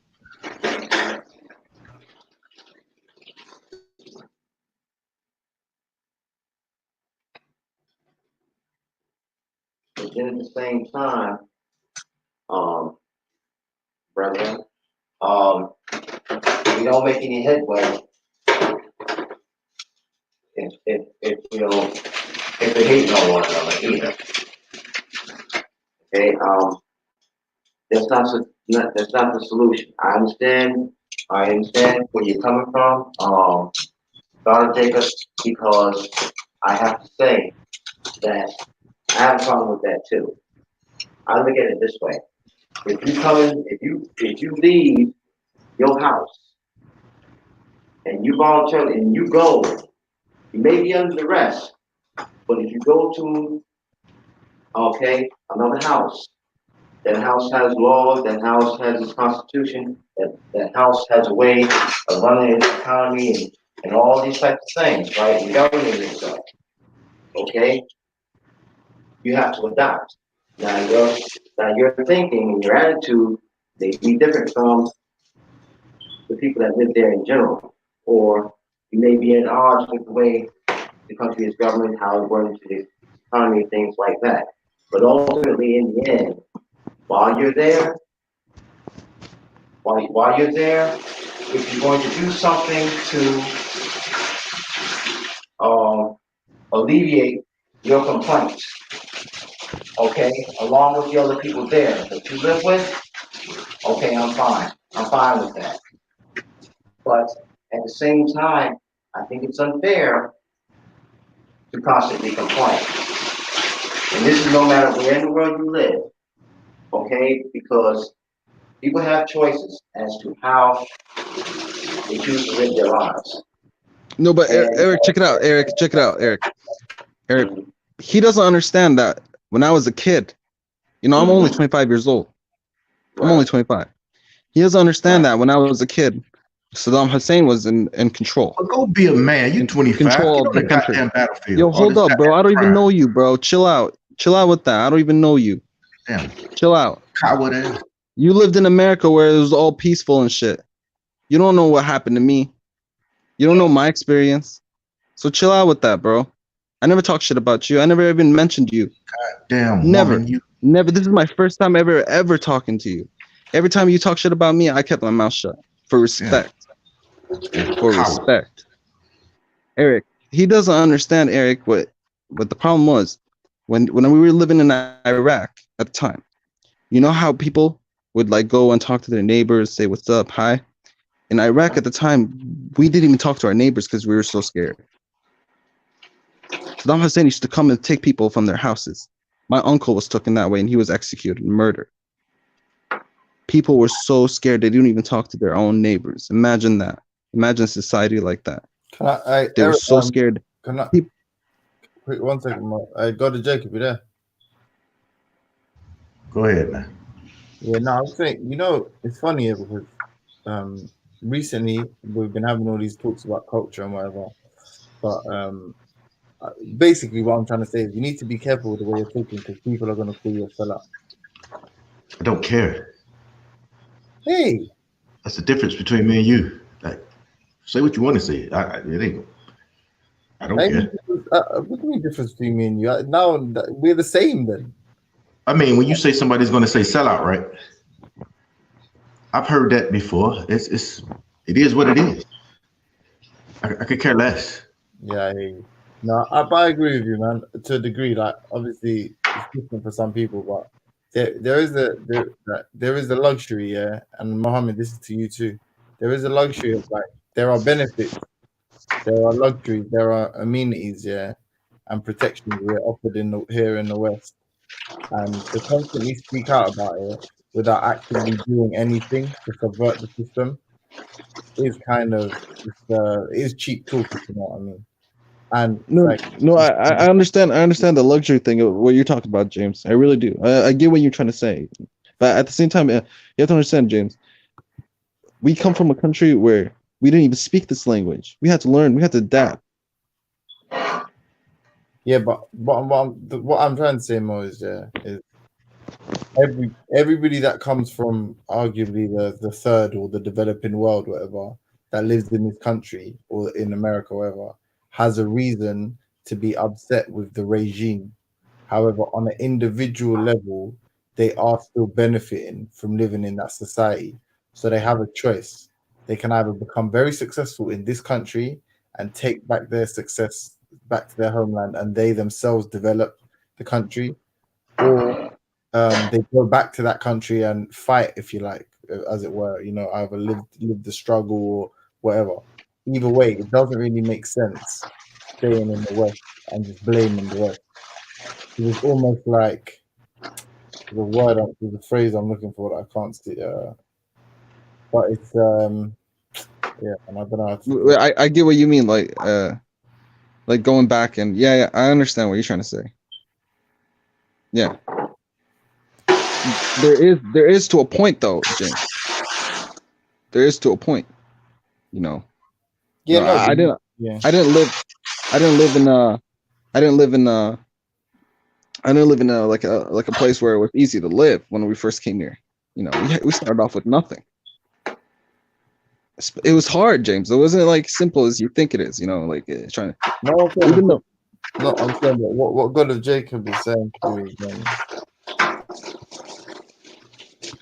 is it's like having your cake and eating it, kind of like if you're benefiting from the West and you're complaining about the West, well, you should either be actively subverting the West or living back home, or you should be... well, James, check it out, James.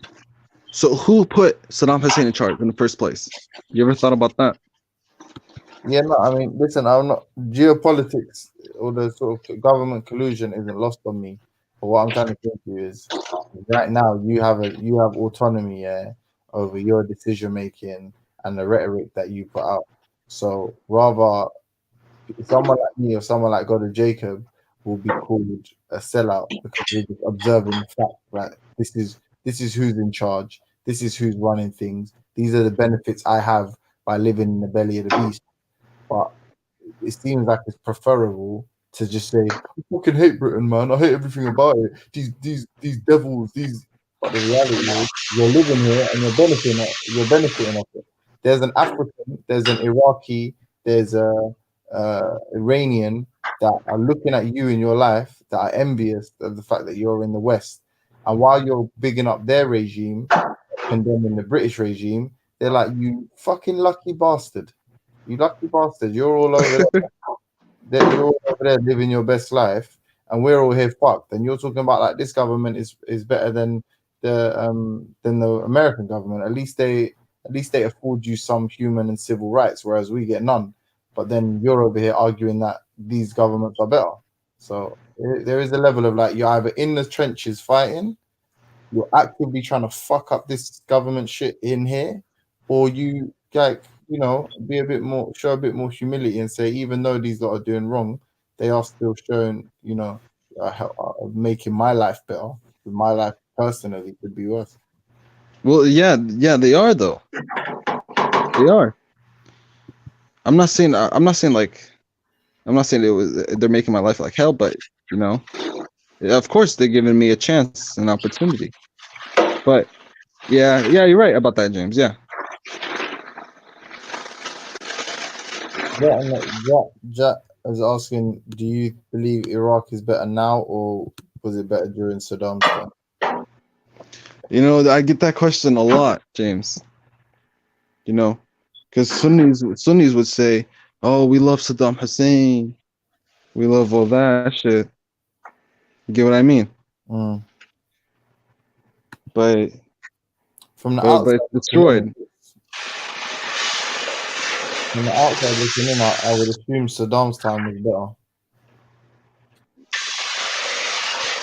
Yeah, but I don't know, James. It's just so fucked up. That country is just like everyone uses it like Yemen is Saudi Arabia's backyard. Iraq is like everyone's backyard now. I wouldn't say Yemen and Saudi Arabia's backyard. I wouldn't say that.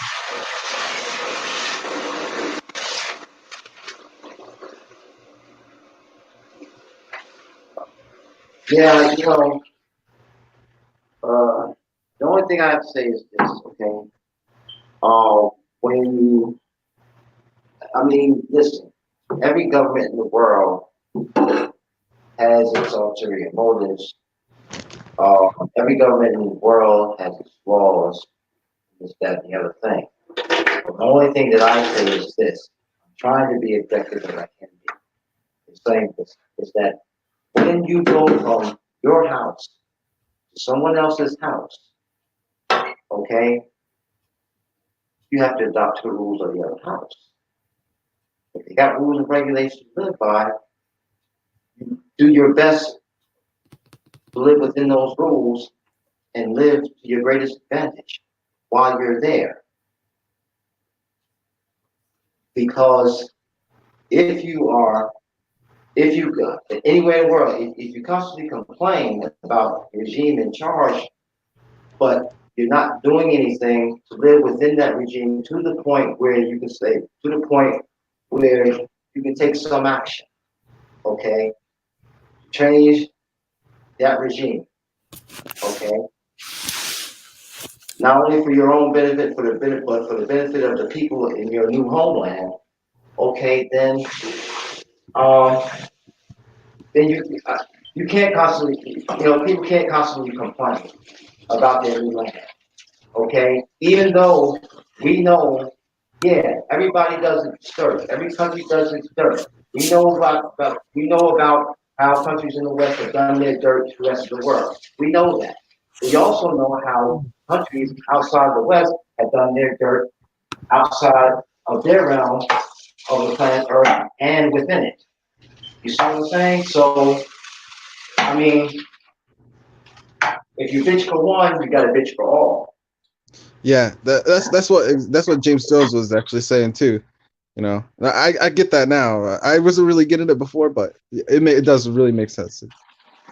Yeah. So this is what I'm saying. You know, it's like, I mean, who was that? That was I think that was it may have been James Jones as well. He said that you have advantages, okay, living in the West that you didn't have in your home country. Okay, right. Now use those advantages, okay, and if there's anything that you can learn from how you're living life, in the States or whatever, and you and a group of people, you want to get together and utilize that knowledge that you've learned to go back to your home country and help straighten things out, make life more peaceable, more tranquil, more equitable, towards the people living in that country, okay, your countrymen, your countrywomen, then fine, go ahead and do that. I have no problem with that because, for example, back in the 90s, right, in the early 90s and mid 90s, a whole lot of Asian men in particular, right, they had skills, they had high-tech skills and they had skills, skills in learning about economics and doing things like that and building economies and all that type of thing. Do you know what they did? En masse, it was a whole lot of people. First, it was a couple of hundred that trickled out. Then it was tens of thousands of them that trickled out, and they went back to their respective countries on the continent of Asia, Japan, Korea, you name it. Okay, and they started turning things. They go back and they turn things around. They become professors. They become people who teach skills, to the younger people. This generation of adults, growing up and whatnot, or that generation of adults in the early 90s, and that's what they do. They say, okay, we've benefited from living in America, but now we want to go back to our home country and share those benefits, with our people in our homeland, our land of origin. Well, yeah, that's what everyone's dream, right? Every foreign person's dream. Yeah. But see, the thing about it is that you can have the dream, but in the end, you have to actualize the dream by taking action, right? Exactly. My whole thing is this, man. You 25 in the prime of your life. Come over here, get your bag, and then go over there back home because you sound like you're homesick. You're always talking about it. Get your bag over here, take it back over there, advocate over there for policy change over here. But you won't do that. You know what I'm saying? You would just sit up here and talk about America this, America that, da da da da da. But there's no game plan for you, in my opinion. You know what I'm saying? You live in comfortable, like the brother James said. It's Iraqis or whatever the hell you from. They would love to trade places with you. But get your bag over here, hush your goddamn mouth, and then take it back over there and be a real advocate. You're the prime of your life, but you just sit over here and talk about this, that, and the third. You ain't got no game plan. You ain't got no game plan. You just America this, America that. In my home, I saw a bomb. In my this, I saw, everybody in the scene, death and destruction around them. You ain't have to be in the Middle East to see that shit. But you come up here all the time. I mean, I used to didn't say shit to you, but hell, you start getting on my damn nerves. So my thing is, you a young man, able-bodied, get your bag and go back. Airport is open. Yeah, I just want to say it was probably like the circumstances that I was in when I was younger, seeing things that wasn't probably not normal to you guys was probably normal to me, and in that case, it shaped me the way I am right now. But I've been to Iraq. I go there. We go there. Family goes there. We go. How about stay there? But the way you talk about it like that is just fucked up. By the way, God, Jacob. Just the way you carry yourself and stuff like that, it's just fucked up. Elaborate. I don't want to get into it. It's just fucked up. Exactly. Yeah. You just a bobblehead, man. You just sitting up here bobbling and shit coming out, and that's all it is. At some point in time, man, I ain't trying to get on your nerves like that, but you got to be a goddamn man at some point in your life. You 25. Shit. Get to it. Get busy living or get busy dying. Sit up here talking about this, that, and the third. Well, the reason why I'm talking about this is, first of all, we're talking about religion. I'm trying to educate myself in religion first. Oh man, stop. So that's what we were talking about in the beginning. We were talking about religion. Me and Isa and Eric and Malik, we were talking about religion. All right, man. Finish talking about religion. I'm out. I'll holler at you, Eric, in a little bit. All right. Yep. Peace, bro. Yep.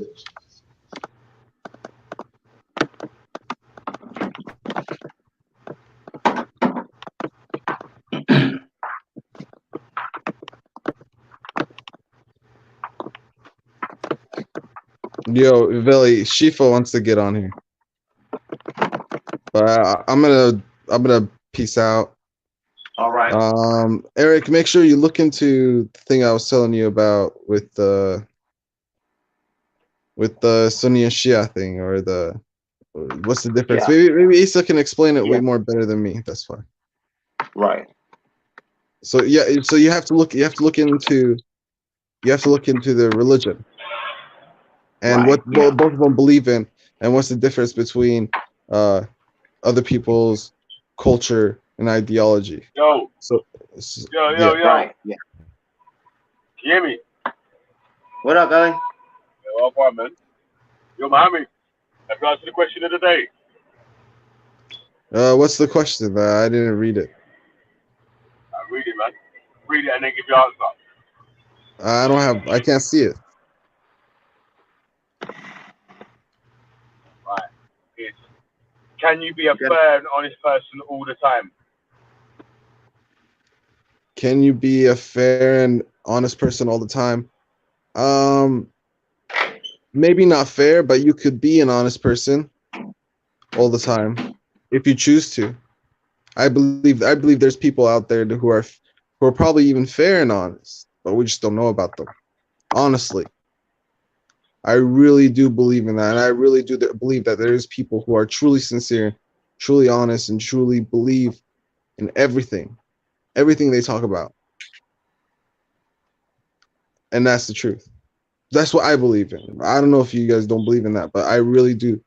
I've ran into some people who are really sincere and really trustworthy, who fight, who picked up guns and all that shit. Sincere about it too. So what, can you, that's what I'm saying, like, do you think someone can be a fair and honest person all the time? Yeah, I believe there are people like that. What about when the honesty and the fairness is going to be something that's going to condemn them to, might even be to jail time or something?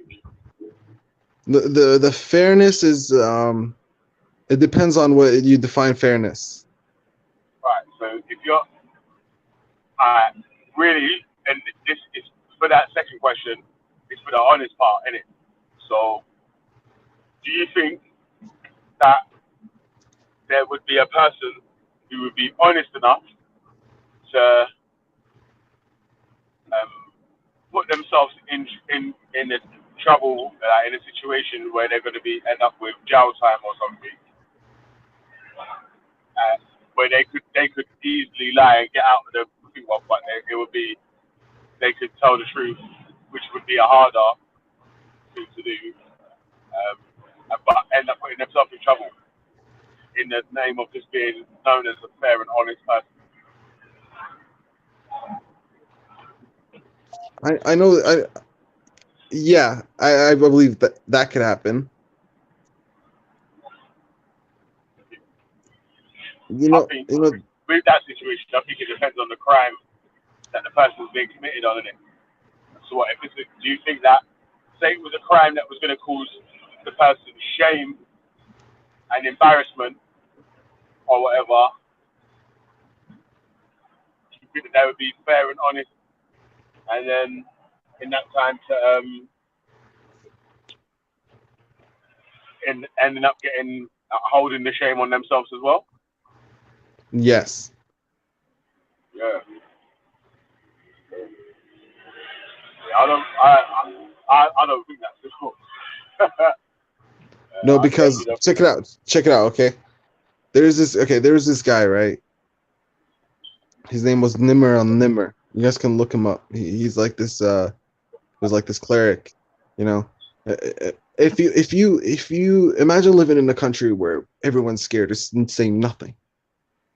Everyone's scared, right? And some guy just pops out of nowhere and he's not scared of anyone.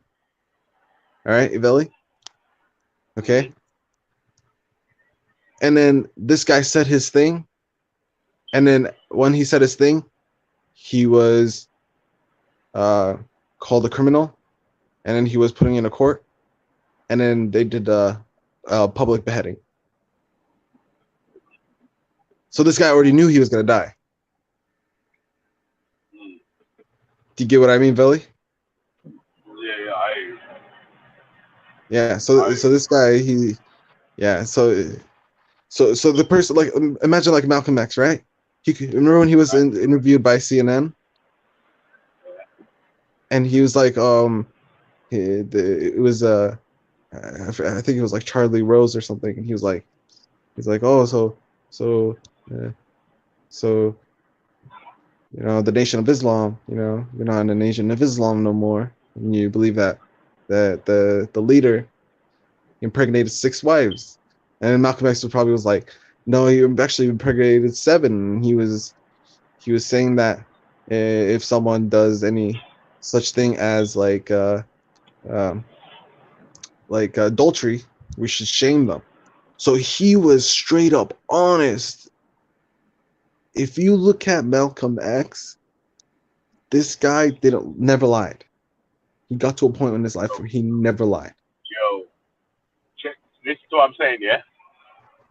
Like, obviously, Malcolm X is a black hero in the community or whatever, yeah? But there's no way that he was fair and honest all the time. I'm not talking about sometimes, because we can say that someone can be fair and honest all the time. The worst person in the world could be fair and honest sometimes. I'm talking about all the time. I mean, all the time. And that's why I've still said I don't think so.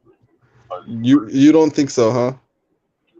No, you're gonna have some bias that you're gonna lean towards on one time in one of your decisions.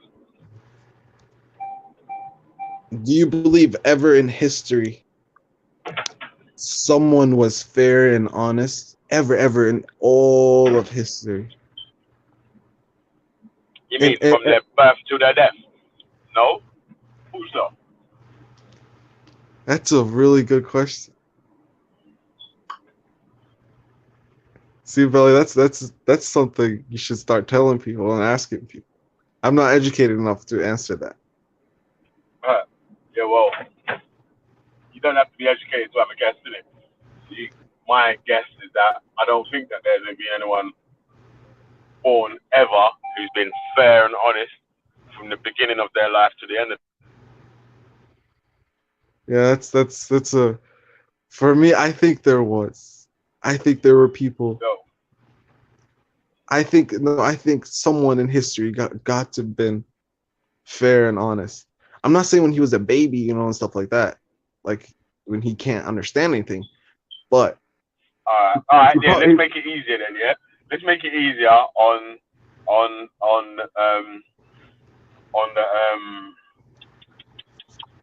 what's it called? Yeah, but we say them through their adult life then. Yeah, from the time they was an adult to when they either passed away. Even then, I still don't feel like there's anyone, yeah, who was 100% fair and 100% honest through their whole adult life. Fuck off, man. I don't believe that. No way. No, there is. I bet you there was. Trust me, Belly. I bet you there was. Maybe not completely fair, Belly. Maybe not fair. You just debunk yourself, bro. No, hold on, Belly, hold up. Maybe because fair could be 2 different things. We could consider, me and you can consider fair 2 different things. Do you get what I mean? Like something that's fair to you. No, it's in the back chat, you know. Who? Shifa. Oh, Shifa. Yeah, well, Shifa. I think. James, do you get what I mean? Maybe someone's not fair in your eyes, could be fair to my eyes. So what considers fair? But then it's not. Yeah, really all right. fair, If fairness, yeah, is going to be subjective, yeah, what might be fair to me might not be fair to you, yeah. Then we'll just talk about just honesty in it, yeah, because then there's going to be there's there's one truth, and then there's two different sides to people's stories, isn't it? Yeah. So Can I be honest? that's it. God. Like, you know, because this is what I'm saying. Like, it's interesting. Yeah, it's like morally righteous as well. Because, for example, yeah, I know Islam makes me relevant. Yeah, but you know, if you look at when someone argues about the Prophet marrying Aisha, yeah, a man said, oh, she was at 9, she was 18. Yeah, a 50-year-old, upwards of 50-year-old, like a man of 50-year-old. I think he was 40. James. Okay, well, even a 40 or 50-year-old marrying an 18-year-old girl isn't moral to me. But it is. It depends. It depends, James, because at the time, James, you have to understand that at the time of these marriages that you're talking about. No, brother, listen, hear me out. But this one exactly. Then finish and then reply after. Everyone has a completely different understanding of what moral is, or what's morally justifiable, or what's just preferable. So it may not be immoral, let's say, to marry an 18-year-old, but how can I put it, man? It does speak of maybe a bit more like depravity in the individual marrying the younger person, because number one, they're not thinking of that person in terms of like what's the word, like wanting the best for them, you know, or wanting them to have the same sort of maturation process that they had, for example, maybe. Yeah.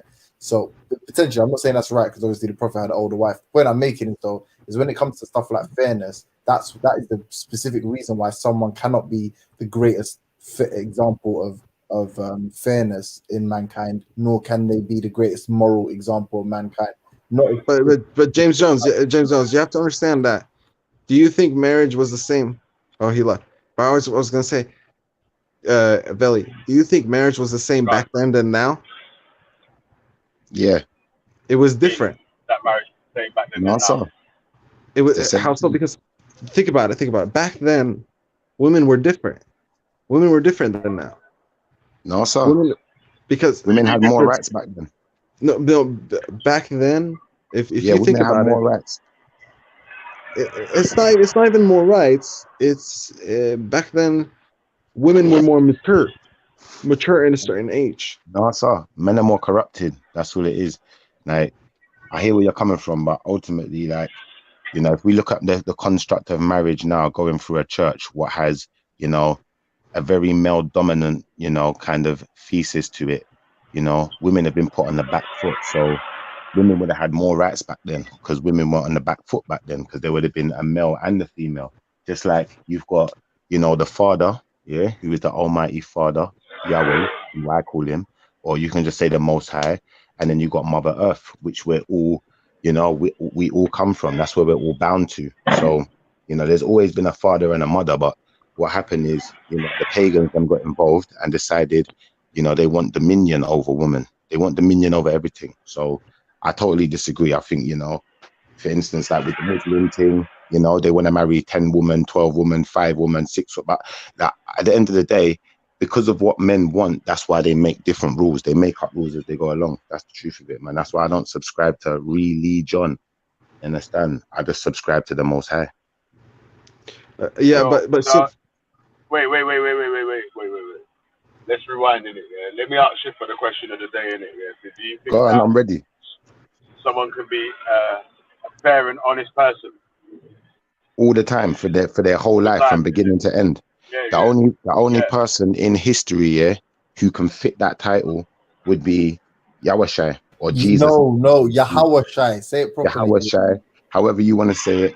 If that makes you more comfortable, we'll say Yahushai. But let me show you something. That's the only person in history who fits that construct. And the only reason why, yeah, I'm going to say this now, Veli, yeah, because you see what you said about fairness. I totally agree. You know, everyone's going to have bias, especially, you know, in a day and age where we put family first, you know, and this is a moral ethic that a lot of us are brought up with, if not every last one of us, you know, family first, nationality first, black first, white first, this first, that first. Now, when you look at Yahushua or Yahushua, if you want to say Yahushua. Don't get me wrong, he came to save the lost people of the lost children of Israel, but he never put them first in the sense of if you was a good person, yeah, and you wasn't from that nation, he will still accept you. And he will put you first, just as much he will put one of his own first. He'll put you first before he puts his dad, depending on who's more morally, adept. And that's where it really comes down to. But Shifa, I don't think Belly believes in the Prophet Isa. No, he doesn't. I'm just giving him an idea of the only person who could be, because obviously if he doesn't believe in it, then I say it could be. I believe, so I know he is. But for Veli, someone who doesn't believe in that, he might believe that Jesus lived. He might just not believe in Christianity. I don't know. I'm not going to speak for Veli. I'm just going to say that would be the only person who you could look at historically and actually gather that, this person was absolutely honest all the time from beginning to end and absolutely morally fair all the time from beginning to end. But then in another sense, one thing I would say is, like Christians, they talk about things like turn the other cheek and them things. They're like, I don't believe that's fairness. Fairness is, treating everyone equally. So if we're going to go into fairness, everyone has to get treated equally. So if someone box you in your face, you got to box them back. That's equal. But then that's the same as eye for an eye, isn't it? No, but the most beautiful thing you said was when you said that he put the people's life before his. Yeah. But then of course, then that can be argued for the other prophets as well, could it not?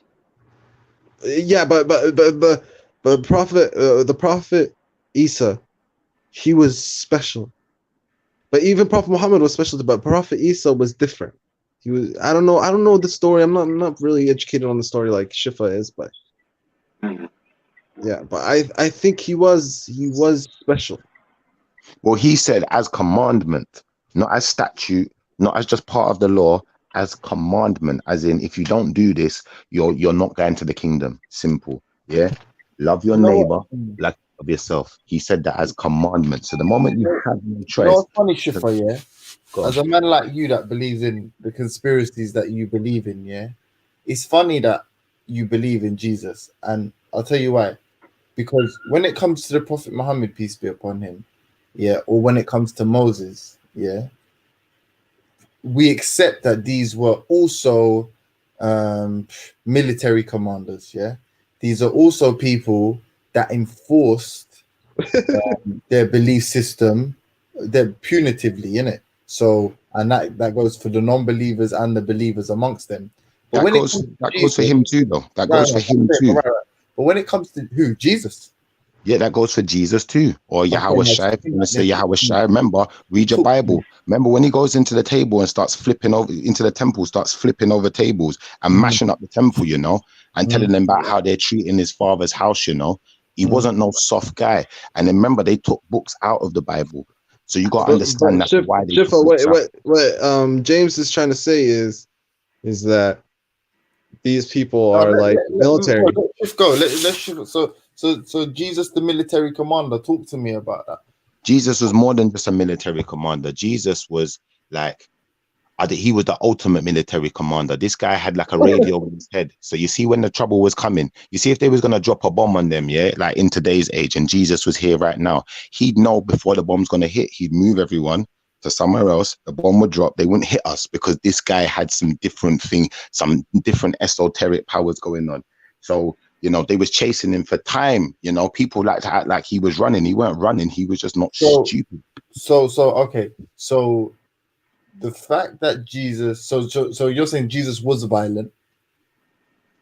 When you say violent, yeah, it depends on your definition of violence. No, as in, okay. So why did he accept? To be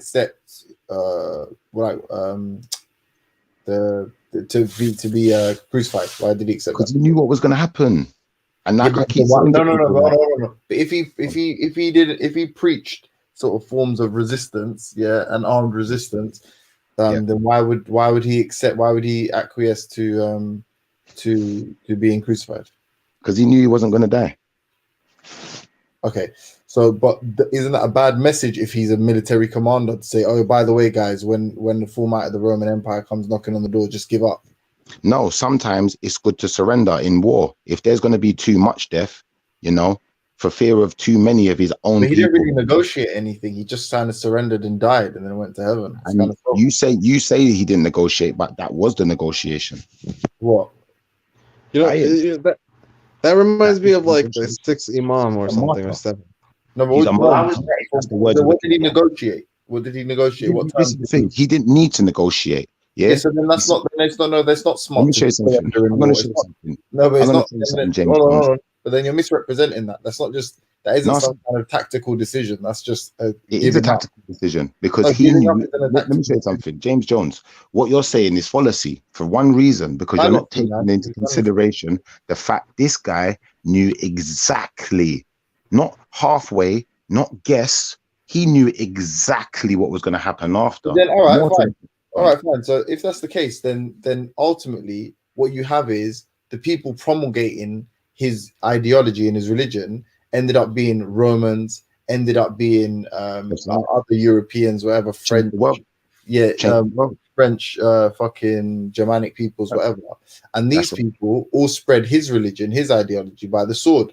So if he knew exactly what was going to happen, and if he was one of these black men that you described, these ancient Israelites, then he knew that his religion, his ideology would be diluted, it would be misrepresented, it would be some of the greatest atrocities in the history of mankind would be committed in his name. If you define him as a so that is what you believe, that this is all part of his plan. That's what he would intend. And I honestly believe that, you know, we as human beings, as men, we can't understand the plans made by the Most High Father. The only person who on this planet who ever could subscribe to saying they know what the plan is, they know what the end is, they know everything. Yeah, or not know everything as in they are God, but they just know they know the future. He knew the future.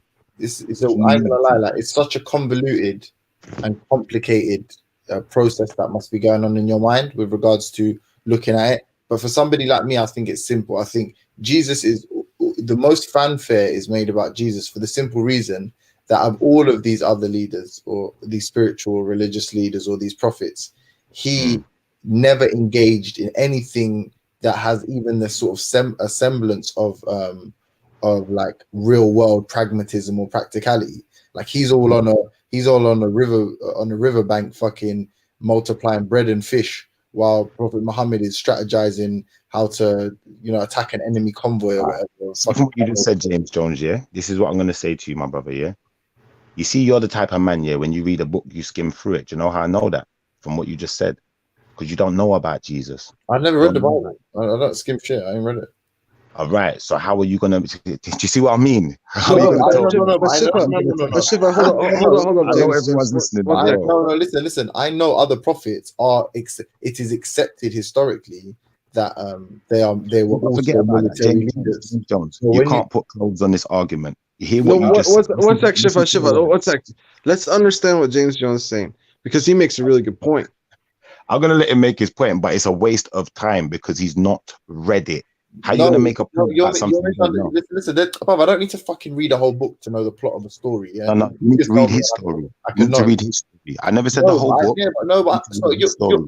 Okay. You want to talk about fallacies? That is a fallacy about Jesus as a military leader. Where does it say that he was him having an outburst in a fucking bank or in a temple that's been converted into a bank isn't an example of some kind of that's just one example. Or some kind of military experience, or some kind of him being a commander of any kind of army. That's just one example. I can give you more examples. That isn't an example. That isn't an example. It's not an example suitable for James Jones. It's not suitable for James Jones. Listen, how is that an example of someone being a military leader? The fact that he had a breakdown in a makeshift fucking no one said he had a breakdown. No one said he had a breakdown, cuz. So let's not get this.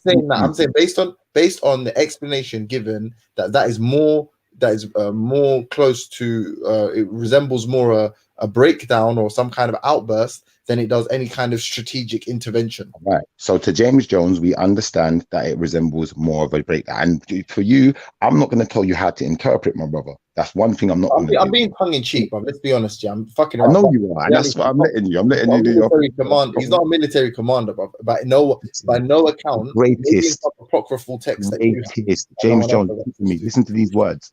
He's the greatest military commander who ever lived. You couldn't get a better military commander than that. Couldn't get one better than that. You couldn't get one better. But James, check it out, James. Okay, so the prophet, right? Let me just hold on. Just let me think about this for a sec. Okay, so but if you look at it, James, do you think like the knowledge that the person had back then was different, right? Like people had different knowledge back then, but these people came up with their own, like the prophets, you know. They were smarter than everyone, right? Weren't they, James?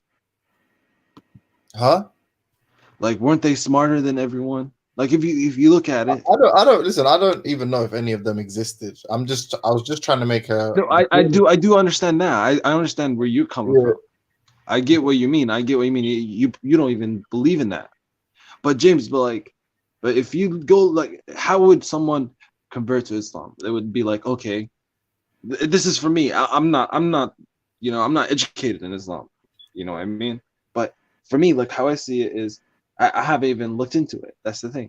But if you look at back then, a long time ago, and you see their people's education, and how this person came up with something. How did this guy come up with this thing?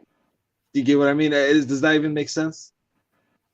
I don't listen. The point I was trying to make, is Jesus is the least likely to have existed, because as we know in history, you cannot enforce any type of you cannot maintain faith in yourself, but faith from other people in yourself, like by mere pleasantries, and the fact that someone like Schiffer accepts that he was the most fair, he's the most honest. You know, I know Schiffer don't accept, but some people accept turn the other cheek, all of that. That would not have inspired the following. In actuality, what's maintained the belief in Christianity to this day is the fucking skullduggery, the chicanery, the oppressive nature of it, the duress that most people, the forced conversions, the taxation on people that weren't converted, the holy wars. These are the things that make people believe today. And at least with the Prophet Muhammad and Moses before him, at least there was an acceptance that yes, these kind of military or this kind of, what's the word, man, like authoritative framework and punitive measures existed for believers, and that was a reason that a lot of people do believe, and no one's under any illusions. But when it comes to Jesus, I just believe it's funny why people believe that Jesus. Are you finished on this sentence? Yeah. But what's actually? But this last thing I want to say. Hold on. But they attribute this success to sort of the magnanimous, altruistic nature of Jesus Christ, when it's like, no. That is the most unbelievable series of events. That someone that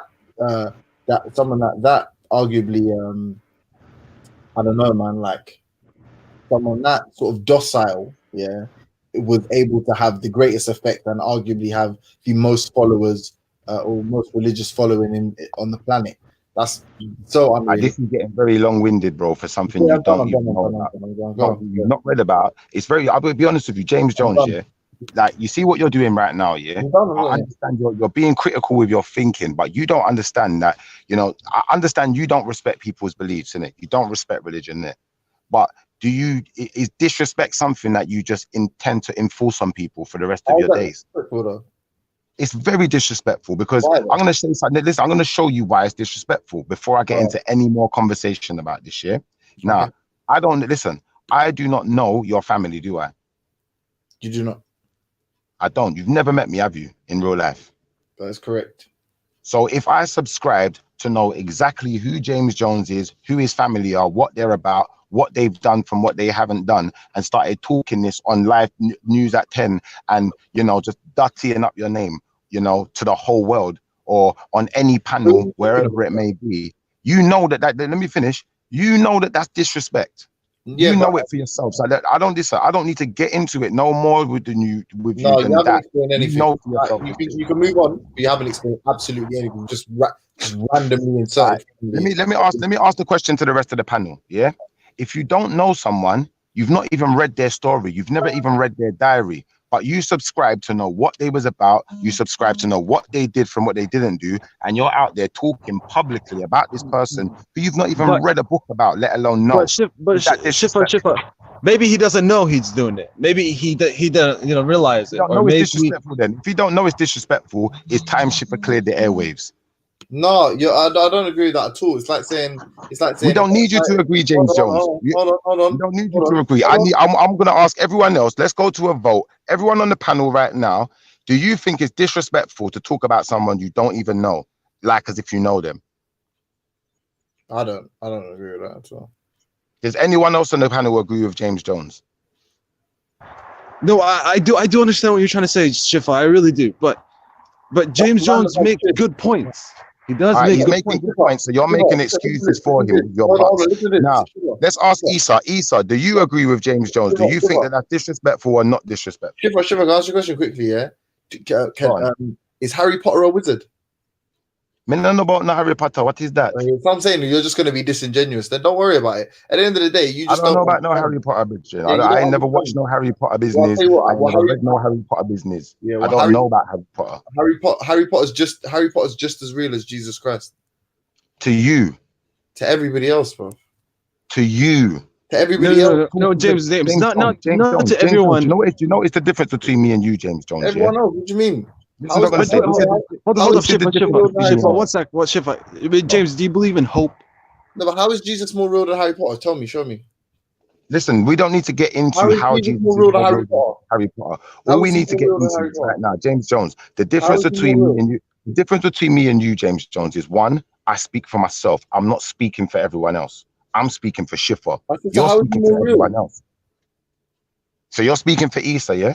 No, I said, how is he real? I'm asking you, how is Jesus more real than Harry Potter? How is he more real than Harry Potter? Because if you look at the history, yeah, Jesus, you see when you're doing with history, yeah, and you're dealing with authenticating scholars and authenticating things, what you need to do is, this is the widely done thing to be able to authenticate whether someone existed or whether a place existed. You have to get scholars from different sides of the world who have separate agendas to agree on the same thing 9 times out of 10. Also, we have to either be able to find physical or archaeological or documented evidence. Now, as far as the documented evidence, I can tell you for one, there is 5 billion% documented evidence of Jesus. Hence why the message has been spread by Romans. Because at the time when Jesus was crucified, it was his own people who wanted him to get crucified. If you didn't know the story, let me be the first to explain it to you, yeah? And the Romans didn't want to crucify Jesus. If you didn't know the story, yeah? The Roman who charged, yeah, at the time, is it Pontius Pilate? Yeah, and there was a guy called Tacitus who was there, who was also a prefect in the Roman army.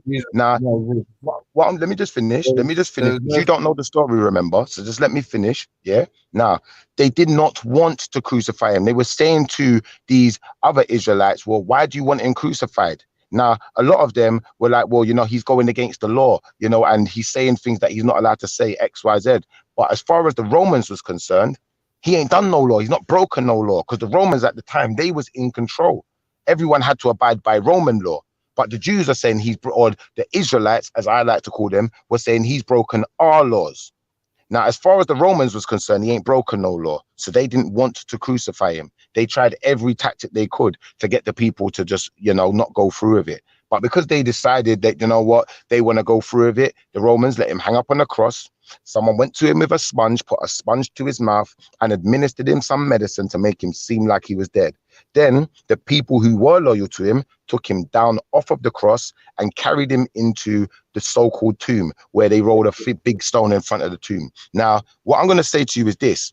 His followers who took him down off of the cross could not have done it if he was dead. They wouldn't have been allowed to, because that would have gone against the law. 100%. And Jesus never came to go against the law. He came to fulfill the law. But because he wasn't dead and it was the time of Passover, they were still allowed to carry his body down. Now, you need to do a little bit more research into Jesus' story before you come and tell Shifa that Jesus was not the greatest military commander who ever lived. The man, listen, let me show you something, James. Hey, James, let me finish. I got one more sentence. Yeah. The man who could walk through the land and tell anyone, listen, stop what you're doing, yeah, put your old life aside and that isn't what a military commander is. Limitless. Let me finish. Limitless numbers. Limitless numbers. Who would have listen? Limitless numbers. Who would give limitless numbers? Who would let me finish? Limitless numbers who would give their life for him at the drop of a hat, in a moment's notice. Yeah. Okay. Cool. James Jones. Just a quick thing. Harry Potter, we know it's written by a novelist. So right there, it shows that it's a novel. No, but hold up, Walter, one second. James Jones probably wasn't grown up in a Christian or Catholic. I saw the person who wrote the novel, Harry Potter. Okay, all right. Walter, relax. That was tongue in cheek. If you come on to debunk that, then it's like an inch off the ground. You said, how can you know Harry Potter? Talent. How do you know? You were saying that for at least 3 minutes. Yeah, I know, but I was fucking now. Hey, James Jones, my work is done. The Most High wins again. If you want to, hold on. One sec, Walter. Yo, Shifa, go ahead. Go ahead, James. Oh, no, cool. Yeah, cool. No, this guy is trying to debunk Christian by saying, it was passed along this way. He totally ignores the first 300 years of Christianity. Trying to learn. Because he thinks he knows it all. Just shut up. He does. Because let him talk, because he's only debunking himself. The Most High wins again. Shifa ain't got nothing more to say. Never going to agree with us, Shifa. Forget about it. He's just there. He's just here. This is his routine. Shut up. This. Shut up. Everywhere he goes. Shut up. That's all he says. Come on, man. You come on now. Go. What I was going to say is, bruv, none of that is evidence of the man being a military commander. None. And the original point that you were making, what I was trying to say, is James, I got more evidence, just so you know. Hold on, man. They said Jesus was a military commander. Yeah. If you read Don is smoking that Corona. But hold on, if you read a synopsis of something, or if this is a popular figure, or if this figure contributes to the zeitgeist, if this figure contributes to different sort of ideologies and different sort of political systems, then obviously, arguably, you can say this is a quality of this person and not understand the full biography or history of that person. James, that's the whole military is in. If you want to say military is in, was he part of the government? No, he wasn't. But James, let me say something to you. When you're talking about military commanders, you see people the whole resurrection, like one of the greatest military commanders. He stopped whole armies. He stopped whole armies with words and non-actions. Stopped whole armies. You're dumb. You're done. You're done out here, cuz. Go debunk yourself. You're done out here. Oh, bro, you're done, bro. You were done. Hold up, Brad. The Most High's never done. The Most High's work will never end. I'm never done. James, go ahead. Hold up, Shifa. Hold up, Shifa. Go ahead, James. Go ahead. Jesus Christ. This is a problem. When you don't say anything substantive, you're allowed to waffle for half an hour. I'm telling you, I'm telling you right now, the first reason you're wrong is you don't need to know a full biography of someone to speak on them. It's not disrespectful to speak on someone without having the fucking complete works and history of their life, the anthology of their life. Right, cool. The second point that you said is that he's a military commander, and the evidence you gave, the final piece of evidence I'm going to deal with, because the other shit was just waffle. You told the resurrection story. The final piece of evidence was if he can with a whisper stop a whole army. The reality is first of all, you have to say of him stopping some kind of armed rebellion or resistance or struggle, and I'm welcome to see that proof. And then he would have to be. But James, I've got more evidence, but you want to chat in it, so I'm letting you chat, fam, so you can debunk yourself. Because all you're doing right now, you're making yourself sound ignorant. I'm trying to help you, I'm trying to help you. Let him talk because if he's gonna debunk himself, it's all right. Then you'd have to prove that there was a military that he was in fucking command of. Yes, soldiers that he was commanding. Even if he didn't attack, even if he didn't go and attack anyone, you'd have to show me some kind of army that he was in charge of that they called his leader. And all of that stuff in the bank and, you know, going in there and getting upset with the whatever, that was by himself. So you could say he was an angry man, or you could say he was a potentially violent man. He didn't turn the other cheek, and I'll accept that amendment. But I will not accept that by virtue of the fact that he's gone into a bank and turned over some tables and chairs, that military commander. He's definitely. All right. Can I tell you how? I have to agree with James Jones. Can I tell Commander? Can I tell you? Are you willing to listen so I can tell you how he was a military commander? Can I tell you? Yeah. I'm going to tell you how he was a military commander. Listen, let me show you something. I'm going to tell you now. If you're able to be quiet for long enough, I will tell you exactly how he's a military commander. Yeah, and I'm going to show you today. Your arms are too short to box with God. Yeah, watch this. You see this man? Yeah. Please, not one of your Jewish things. Anyway, I'm not Jewish, so I don't do Jewish things. That's for the Jewish, the wishers. Now, what I'm gonna say is this: this man.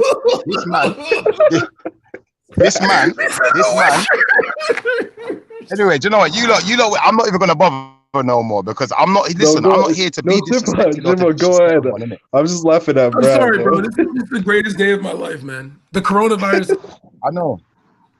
You good, Mohammed? I know. Yeah, I'm good, man. It's been a long time, man. Long story short. Jesus' army is heavenly. Yeah? It's a heavenly army. Go and read your Bible, do some study, and understand about the heavenly army. And then come back to me with your Shifa, you're talking to an atheist. They don't care about Christ's heavenly army. I've got you. That's why I'm not bothering. There's no point in telling me. But Walter, trust me, they care. Can I say something here, though? Walter, you can't just say oh, they're atheists, they don't care. They care about something. They don't care about the part where Christ mentioned that if he was in heaven, his army would be blah, blah, blah, or his angels would be stopped. All right, thank you. Tell him again. They don't believe in that. They don't believe in that. That has absolutely nothing to do with his mission on earth. Hold on, Walter. I'll respond to that. You cannot use. Oh, one second. All right, James Jones, you can't tell us what we can and cannot use. Because 1, you're not a Christian. 2, you're not an Israelite. 3, you don't believe in nothing. You're an atheist. You don't even believe in yourself. Descendants. You don't exist. You don't exist. Cool. Actually, you don't exist. I'm done talking. Walter, the issue is we cannot go from literal to abstract. Yeah. So if you're saying that there is a basis of reality for Jesus's existence, there's some kind of definitive proof that he existed, which Schiffer was going into before. I think he was using examples of the Romans referring to Jesus or referring to crucifying him. Fine. Then we could say, all right, based on that, if the Romans regarded him as a military leader, you could say, okay, this is evidence. We cannot go from that kind of objective reality to saying. James Jones. Question. James Jones. Who owns the British? James Jones. Who owns the British Army? Does the Queen not own the army? We cannot go. Are they not at her service? Are they not at her service? Yeah, Jesus is the king of Ross. James Jones. Get out of here. James Jones, in the Gospels, the Jews at the time, and the Romans must have known what the story of the Messiah was to those Jews, is that he was going to be a military leader. This is what they were assuming at the time before of the Messiah. The Jews were always expecting this Messiah to come, be this great military leader, and he was going to bring them to that. But this is already a concept in the middle of Judaism at that time. And so when he went to Pontius Pilate, and Pontius Pilate says, "Are you a king?" and all that stuff, Christ is saying, "Look, I am a king, but not in this is my realm is not here." So all right, that's fine. That's you understand? He's not. Yeah, he wasn't. No, but this is this is what you're missing. You're missing number one, the context. Oh yeah, absolutely. He didn't have an army, of course. No. But listen. You're missing the context of the discussion.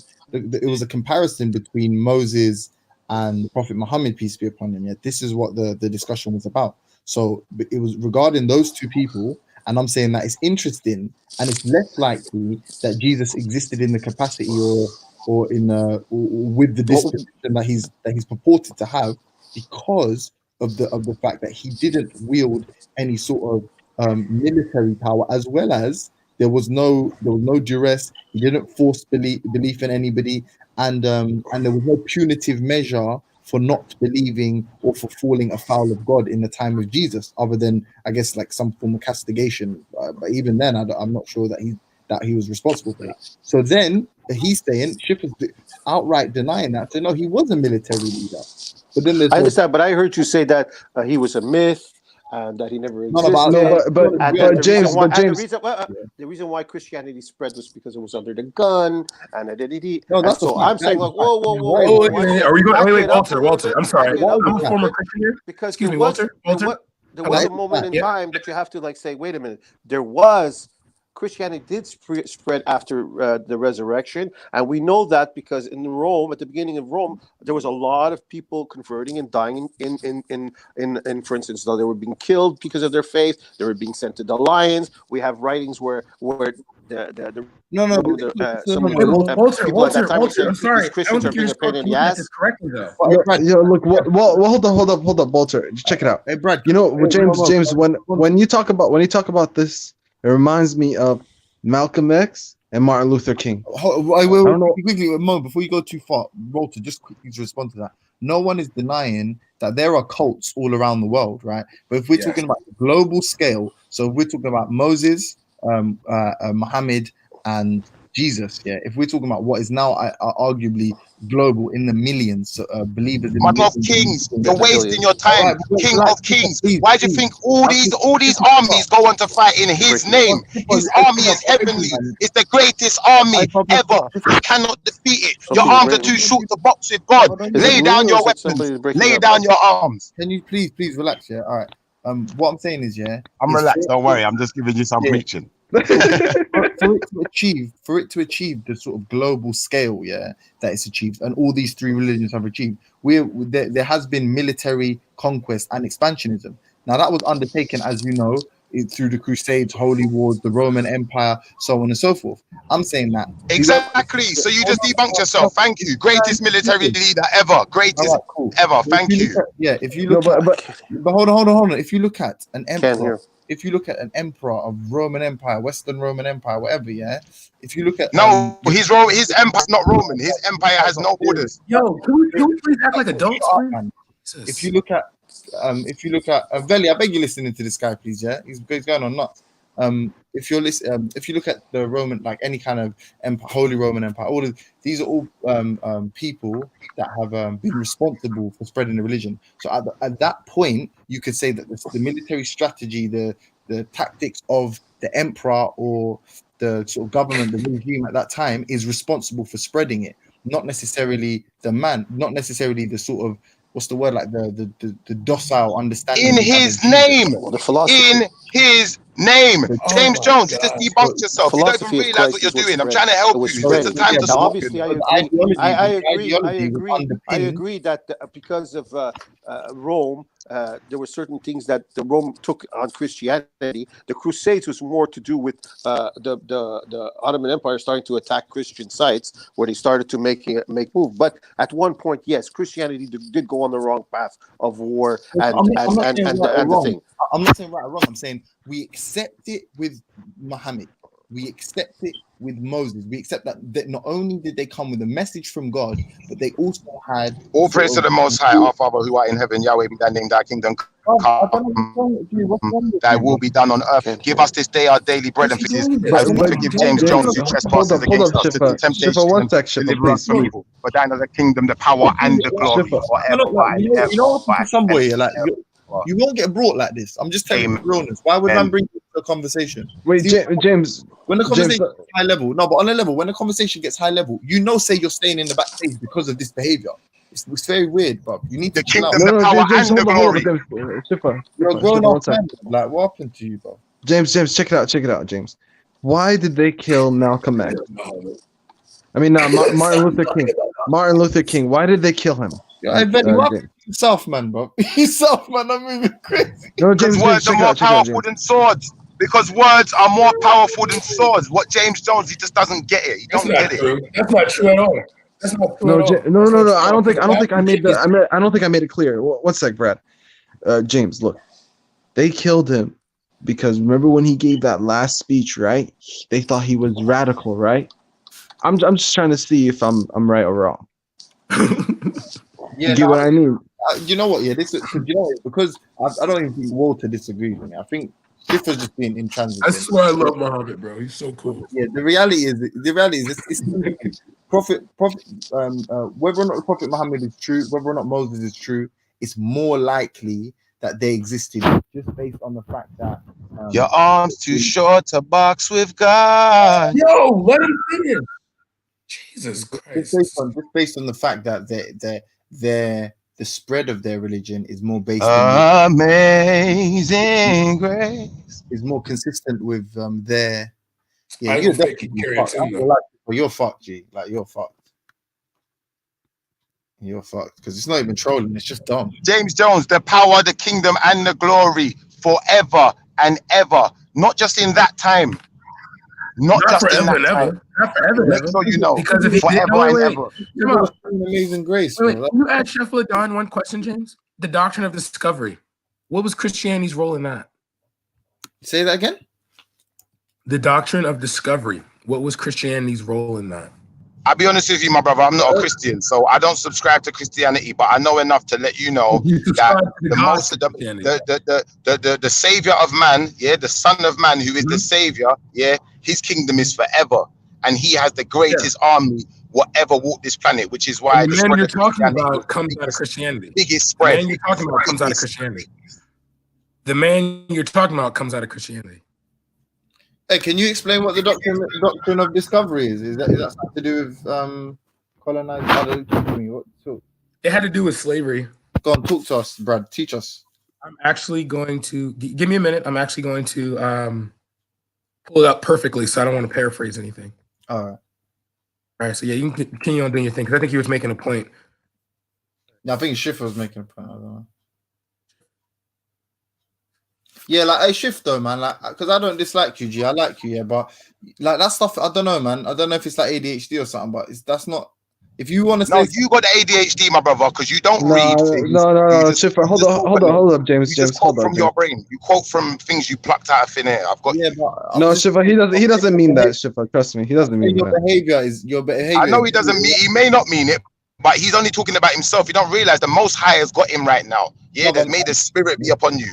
May the Spirit be upon you. But I'm giving you respect for it, and I'm telling you how it appears. Like randomly, you can't give me respect. You can't give me respect. I earned my Ultra's in the back. Yo, bring it, Ultra. I'm saying randomly singing Amazing Grace in the middle of someone speaking is retarded. How sweet the sound that saved a wretch. You know what's funny about me? UK black people?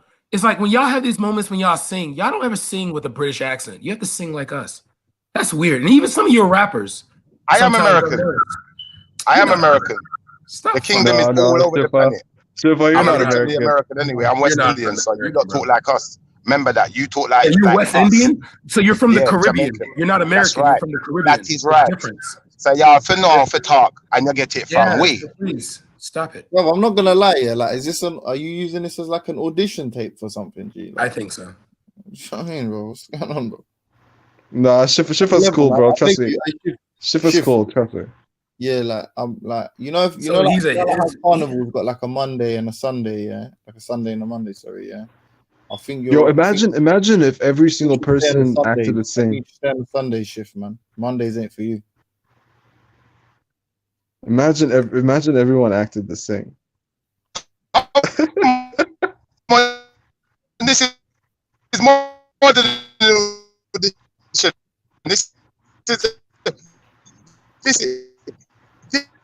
is my induction into the kingdom, right?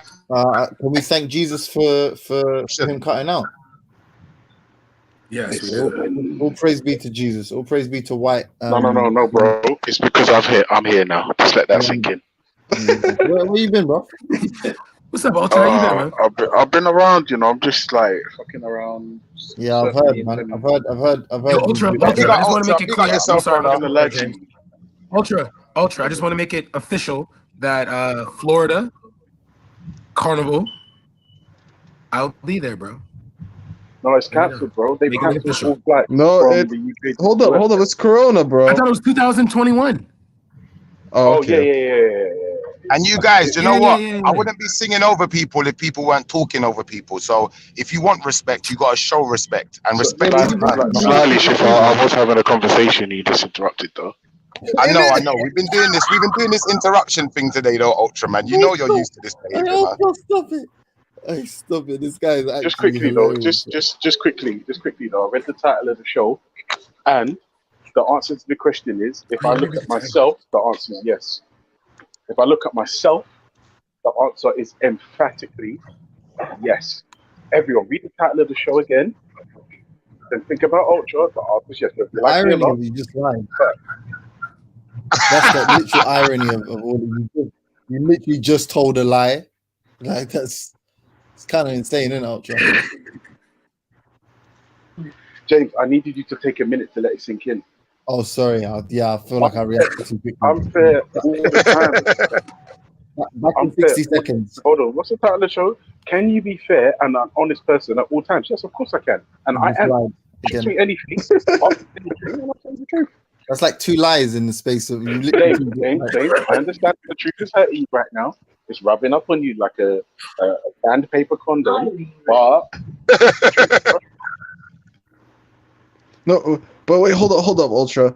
Even though you're the best person in the world, Ultra, because you are. Ultra is the best person in the world, honestly. No, he's I not. disagree. Ultra's funny. Ultra's hella funny. But just think about it. I want all of you guys to think about this. Out of this whole time, out of every single person in the world, there wasn't one who was fair and right and did everything the right way and did justice and whatever. Yeshua, You know what I mean? Like, Jesus, think about it. Yahweh Shai. No, he wasn't. Moses, I just called you Moses. Mohammed, think If he about me. existed. Think about me. Yeah, and then let it sink in. Hey, wait, Veli, with your permission, can I body shuffle real quick about this Jesus thing, please? Go ahead, Brad. No, you don't need to go, bro. All right, cool. I want a new. I haven't had a 2020 body yet, so I need to get one. Get it. Apparently, coronavirus has ended all my meetings for the next 2 weeks. So it's going to be like it was when I first got on the panel. I'm going to be here all fucking day now. Alhamdulillah, my brother. Oh man, don't get that word stuck in my head. Alhamdulillah, my brother. Alhamdulillah. Alhamdulillah, Corona. Gracious. Okay, Check this out. Check this out. Even though it's rubbing up against people like coarse sandpaper, I'm the most. I saw righteous Jen person on Wallace. the Tell street. Jen Wallace to stay away from Chinese people and Chinese food. No, She can't. big up Jen Wallace. Listen to what I'm saying. Yeah, Jen Wallace, we I'm need the you to most survive. righteous person on these YouTube streets, bar none. Yeah. That's a lie. I know. Let me show you something. Yeah, between you and Respect, yeah, I don't know who's more annoying for these claims. I would imagine one of the first tenets of righteousness would be the humility to not make such a bold claim. No, Hey, that's James. in your Hey, bro. James. That's your Hey, opinion. James, and I you just had are a entitled to it. revelation. James, I just had a revelation, yeah? You're going to have to repent for what you said. You're going to have to repent. If you don't repent, yeah, something bad's going to happen to you this week. Okay, I'm forgive telling me, you, forgive like, me, Lord, I just had a for I have sinned. revelation because Forgive that me, the I'm doing spirit it just now. came on me. The Okay, spirit just came please upon me. attention, Lord. I'm doing it now. Please forgive me, Lord. I know not which I speak. Please, thank you for sending Shifa. Thank you for sending the prophet. No, but James, check it out. Hold up, Shifa. But it's James. He has a kind of a point though, if you think about it, because it's kind of disrespectful, right? And I know you weren't trying to be disrespectful in a way. No, it's not disrespectful at all. People are just emotional, but it's all right. We can move on from it. I'm not offended. Listen, the fact that people are offended and would choose to offend me doesn't equally actually. Hang on a second. Are we really going to gloss over the fact that you're speaking to the most righteous person on YouTube to talk about being offended? But Ultra, I just smashed. Whoa. Hold on a you're second. Do you know what the funny thing is, James? No, this is the thing, James. I understand that this is painful for you, bro. But one day, maybe you can reach my level. Maybe. Just stick with me. Yeah? And you can get righteous too. But you know what the thing is? No, James, no, don't talk about it, James. No, but listen to this. Listen. Let it sink in, James. No, but listen, I know, but listen. Hold on. You're not even taking a minute to reflect. Just listen to what I'm saying quickly, and then I can't, bro. I'm too righteous. Hey, y'all not really. Can I just prove this Jesus thing real quick? All right, but Okay. one real quick thing. The righteousness is a process. You never truly achieve righteousness. You have a criteria with which you live your life by. And James, you're speaking for yourself, bro. My levels is too far beyond yours. You can't understand the level I'm on because you're not there yet, bro. That's all it is. The fraud, isn't it? Everyone can see it, right? That's all it is, bro. That's James. Listen to me. One day you'll get to my level. The reason why what you're saying is only reflective of yourself is because you're not where I am. That's it. Just let it sink in. Just take a minute. Yeah. Hey, Ultra. Brad. Hey, Ultra. When's the Brad, next what do you time? think about James, listen, James Jones. I got time for you, bro. I got time for you. Hey, well, come on, Ultra. I love you. When's the next time you're getting a massage in Germany? Yeah, Boy, I'm not going anywhere. Like, you're not righteous. All the holidays are just fucking. Yeah, you're not righteous. Yeah, you're not righteous. Absent man. You're not righteous. Getting a massage. What's wrong with getting a massage? I got one the other day in Estonia. Yeah, you're not righteous, bro. Are you dumb? Yeah. Are you dumb? Hey, what if a child walked past and saw you on absinthe? Huh? You ain't fucking You read righteous. yourself. You might have, maybe. Alhamdulillah. No, bro. Listen, Hold my up, response to that is Shifa, you never know. Shifa. Jesus turned water into absinthe. Shifa, you never know, Shifa. You know why, Shifa? Maybe one day, James, Ultra, Brad, even Veli, maybe they'll become Muslim, Christian, Jewish. Maybe, you never know. No, do you know what they're going to become? I'll tell you what they're going to become. They're going to become members of the real humanity movement, yeah? The one movement that is for all humanity, yeah? And that is the movement of the greatest, the King of Kings, Yahweh Shai, King of Kings, King of all kings. Wait, can I deal with this Jesus thing, please? Because Yeah, I go on, really Brad, sit go with it. Okay, so most scholars of antiquity will agree that Jesus existed, but the historical nature of the Bible in comparison to Jesus is 100% fictional, meaning all the miracles and shit not true. And he was just a man, not a god. So enjoy yourselves. Yeah, no, James. I agree that he's not. I agree that he's not God, but the miracles are real. The miracles are real. The revelations are real. The telling of the future, the prophecies are real. It's all real, and it's all come to pass. How does that make people feel? The most righteous person on the YouTube street is an atheist. Like that must burn deep down inside. Wait, Ultra, remember this year. Remember, you grew up in a Christian household here. You come from God-fearing people. The angels still surround you, my brother, and one day you'll be back with us. I come from God-fearing people, but they could be wrong, You said could. I like the way you said could. Thank you. I don't think it's there, but I seen the way you laugh at Analyze Dunyas. You're laughing at our brother Respect and that. Yeah, you're not right. Bro. No, of course it's right. If somebody says something funny and or crazy, I will not. Righteousness is virtuousness. No, James, listen. Until you reach righteousness, you don't set the criteria. Get to a higher level, then come. You don't know, but because you're not there, you don't know. Bro. I know you don't know. I let it sink in, bro. James, let it sink in. And it I floated. take like 3 minutes and reflect. Right? It didn't sink in. It floated. It floated on the top. It didn't sink. Bro, this is what I'm saying. This is the problem, James. This is Your why righteousness is a turd. This is why you can't reach righteousness in a level that I have. No, but your righteousness is a turd. It floated. No, but that's what you want. That's not the fact. No, but we could learn from Ultra, honestly. Like we can. You know what? Today is on. Fuck it. I'm done. I'm done with all these people running around. They talk about I'm righteous. This one I'm good. But listen, yeah. The reality is we're all scumbags. We are all scumbags. Every single last one of us. Yeah. Let out the rage. That's bullshit. If you do good work, well done. Yeah. Outside of that. Man, I want to hear about your godliness and your divinity, bro. Ain't no let it out, Jay. Let out the rage. Come on. All right, yeah. Hey, Ultra, I hate you, nigga. I hate you. Alright, listen. Yeah. So basically, James, I'm not gonna lie to you. Your mic's really low, bro. Because I'm getting a phone call. Fuck. That should have fixed the problem. Yeah, basically, James, I've got time for you, and I'm prepared to take you under my wing and sit you on the bus. And it's easy, bro. It's easy to be fair, and it's easy to be righteous. You just have to be ultra. And I don't mean be me. You have to raise that level. Get it up. Ultra, are you biased? Are you biased towards atheism? That's a good question. Yeah, so you're not fair. If you say that you are fair, that means you're a liar. That means you're not honest. Either way, you lose.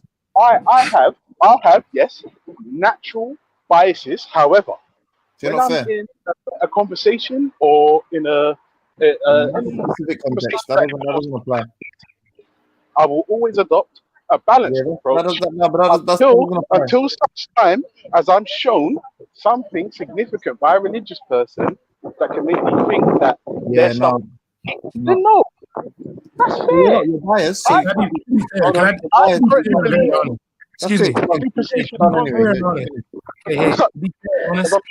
This battle you guys are doing right now, James trying to prove you're not fair and honest. You guys are very balanced. I'm not gonna fake. Like James may throw one at you, but then Ultra blocks it. Then James throws another one, Ultra blocks it. So let's just stop this. Okay. No, because this is the thing. James doesn't get it. My righteous. He hasn't blocked anything. Hold on. And you know what? Let me tell you something. My righteous are on max. Let me show you some. The Street Fighter reference. Yeah, you lose health when you block. You know, you're not parrying. You're not dodging. You're losing health by blocking. I don't block, bro. I parry. Oh, you guys, I'm out. You know. Hey, everyone. James Jones, Ultra. Who else is that? Mohammed. Go on. Say hello to Jesus. Tell him hurry up and come back. Come on, I'm not going to pray to Jesus. I'm going to pray to the Most High. I'll tell him to say hello to Jesus. Take care, Shifra. Take Out care. of Come back some other all time. you man have a blessed day. Bless yourself. The Spirit What's up? I know that Corona is an act. Call him. Hold on 1 second. Don't be calling man Jesus Christ. Yeah, call man by man's real name, Cesare Borgia. Yahweh Shai. Cesare Borgia. Hey, no, it's not. It's Yahweh Shai. His real name is Cesare, bro. His real name is Cesare, fam. It don't matter about the name so much. It matters about the idea. And he's the King of Kings. That means he rules. Do you know who showed me that? Yeah, big up man. Armies. Big up the teacher, man. Like Army, big up, yeah. Remember that. Big up Belly showed me that. Too. All right, James, I got to do my job. God. Cesare Borgia. Big up. You don't know about that Cesare Borgia, though. That's his name. No, you know what? You know what? Brad anyone hasn't been on here for a long time, bro. I feel like Brad, where you been, man? I've been working, man. This coronavirus got me like relaxing for 2 weeks, so I just been working. Oh, okay. Bro. Yeah. How you been, man? Yo, I'm good, bro. What state are you at again? I'm in Maryland, right out. Well, I live like on the border between Maryland and DC, so you know. You're lucky, man. You're lucky. You know where I'm at? Where? Washington State. Ah, you lucky bat. Well, I got a place in DC now, so I'm just like, I just toke and just sit here on these panels and laugh my ass off. Like I wish Jupiter was up here, so James and Jupiter can go at it. Oh, I wish. No, wait, no, not Washington DC, Washington State. I know. That's what I was saying. Like you're lucky. No, we're the worst. We're the worst in America right now. Why? We're more worse than New York City. Oh God, is the coronavirus harder over there? Shit. On the West Coast, bro. It's crazy, huh? Damn, I'm reading this shit now. Damn. Northwest of that, yeah. You gotta stay away. You gotta stay away from white people, Asian, bro. Don't talk to nobody, bro. Lock your shit up, bro. No, you know what's sad, it's because older people, bro. I feel, because I feel like this is gonna take a lot of people's life, bro. Yeah. Like like people's families, near me. That's why it's kind of scary, Yeah, I know. God, I feel like an asshole. Shit. No, you're not. Bro, it's just where you work at right now. Well, I have my own business, and I have to like sometimes I have to go meet customers, but all my customers are like afraid of this virus, and I don't know why, but I don't know why people think that like coronavirus gives you diarrhea. Because I need toilet paper at the store, bro. Bro, toilet paper is selling out. Toilet paper, water. Like it doesn't even cause dehydration. Fatigue. Well, I guess fatigue would count. You know. But nah. Yeah. I stocked up, bro. It's crazy being in the business right now because I don't own a business, so I don't know. Oh man, because what sucks is that like some people be like, okay, we can meet on the phone, but then it's like the bigger ones, like your bigger contracts, they're gonna want to meet you in person. They're gonna come out to your facilities and things like that. So I'm like, all right, cool. But then the guy was like, I just simply told him, I said, we don't have a corona fear over here because the corona fear, no disrespect, but the corona fear over here really affect the white neighborhoods, not the black ones. So, so yesterday through DC, I remember driving, bro. Like I'm talking like some of the busiest streets down by the Capitol. There was nobody there. I'm talking like it was just straight black people just chilling, walking around DC. The metro was so empty, man. It was so great, man. 2020. This is a good ass year. God is good. Alhamdulillah. Oh, Issa, everything the black to like. I like that. I'm glad he's here. But yeah, man, be safe. But at the same time, though, is it true that no black folks world over are affected with coronavirus? Apparently, simply because they're black. Apparently, there's like an NBA player that got it from another NBA player. And yeah, Rudy Gobert's got it. Donovan Mitchell's got it. Yeah, but then apparently I think his name's Donovan Mitchell. Apparently he doesn't have it anymore or something. Then there was apparently like 14 Kenyans, black Kenyan students that got it, but then they don't have it anymore. So there's something about, I don't know. Mm-hmm. So, you know, I'm not trying to be arrogant, but you know, if it's a full on pandemic for white people to realize you got to wipe your ass, so be it. Oh, that reminds me. Issa, are you there? How you been, Eric? I'm all right, man. I'm all right. Shit, man, I feel for you, bro. You're out there in like, you know, Caucasianville, like the homeland. Yeah. Jesus. Well, right now, yeah, as of right now, the coronavirus, I have to say, it's only affected a small amount of people here. There's only so far. There's only been, you know, like 40 cases or so. So I have to check every day, you know, to check the count and see, if, you know, if it's spreading, how it's spreading, you know, if anyone has died from it, and this type of thing. So that's just as far as I know. As far as I know, there's only been 40 cases of coronavirus infection here in Finland. So, as a matter of fact, I'm going to look it up right now. The human condition is here, you know, in relation to coronavirus as of today. There's actually reports that say that the coronavirus came out of, let me read this correctly. I think Issa's going to probably know more about this. The coronavirus origin comes out of a Sunni mosque. Wow. Issa, any thoughts on this? I hate when he does that. Gracious. Probably had to change his face mask. Can anyone impersonate a racist white woman? I can. Oh yeah, because if you do that, he'll be on in like a couple of seconds. Sorry, I wasn't even in it. That was a bad time to come in it. That was a real bad. Yeah, no. I'm working. No. I was listening to you. I didn't know I was put back in. Yeah.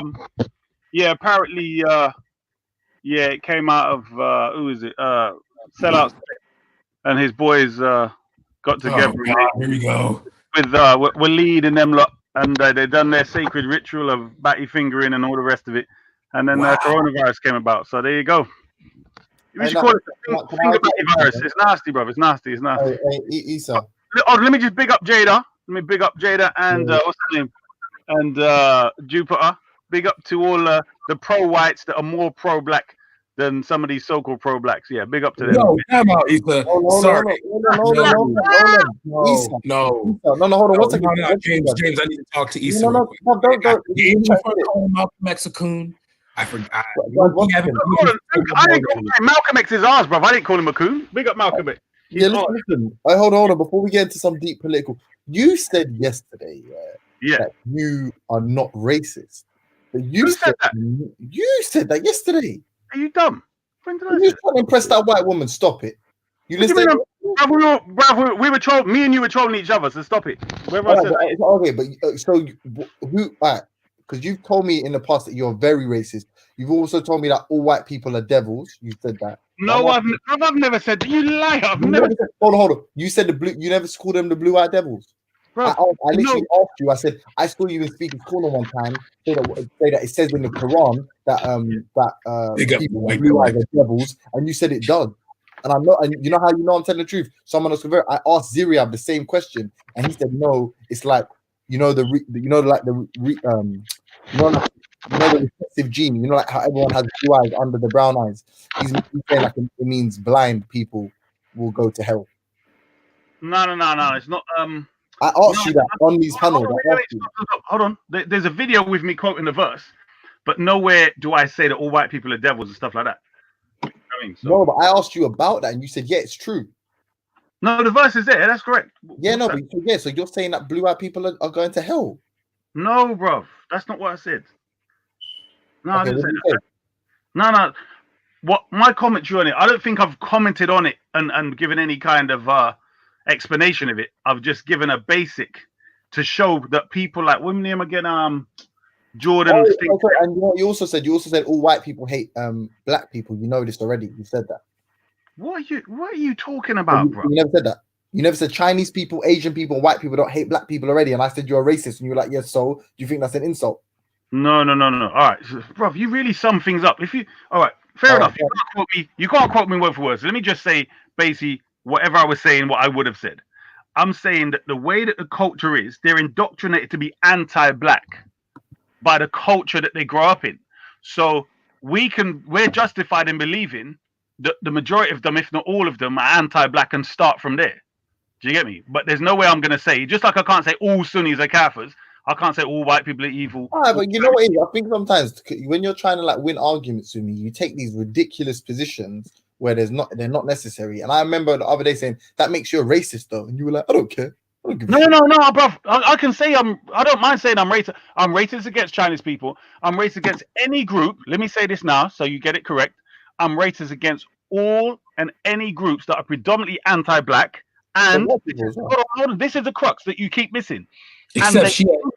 They do not have a group from among them seeking to eradicate their anti-blackness. So those two things. Number one, so white people win for that reason. White people are not racist because they do have groups that are. I didn't say they're not racist. Listen to what I said. No, but I'm trying to listen. You provided a criteria, and I'm asking. All right, so this candidate, the white people as a candidate, does that make them? Do they have the qualities to make them not racist, or do they have the qualities that make them racist? No. It's not whether they're bruv. Why did I give the criteria? Have you forgotten what I said that for? Do you remember? You don't even remember that, do you? What, as in not just now, you mean? Right. So I said the reason why I'm racist towards certain groups, I'm saying to you, yes, I am. And then I gave you two principles as to why I would be racist towards. Yeah, I'm saying, does white people fall into that category? Is what I'm asking. I would say not white British. Okay, fair enough. Yeah, so white Americans, 100%. White Australians, 100%. White South Africans, 100%. What about white people? What white people from Ireland? I don't know much about them, but I can assume so, especially Scottish. But I don't know because do you think Scottish people are more racist than British, like English people?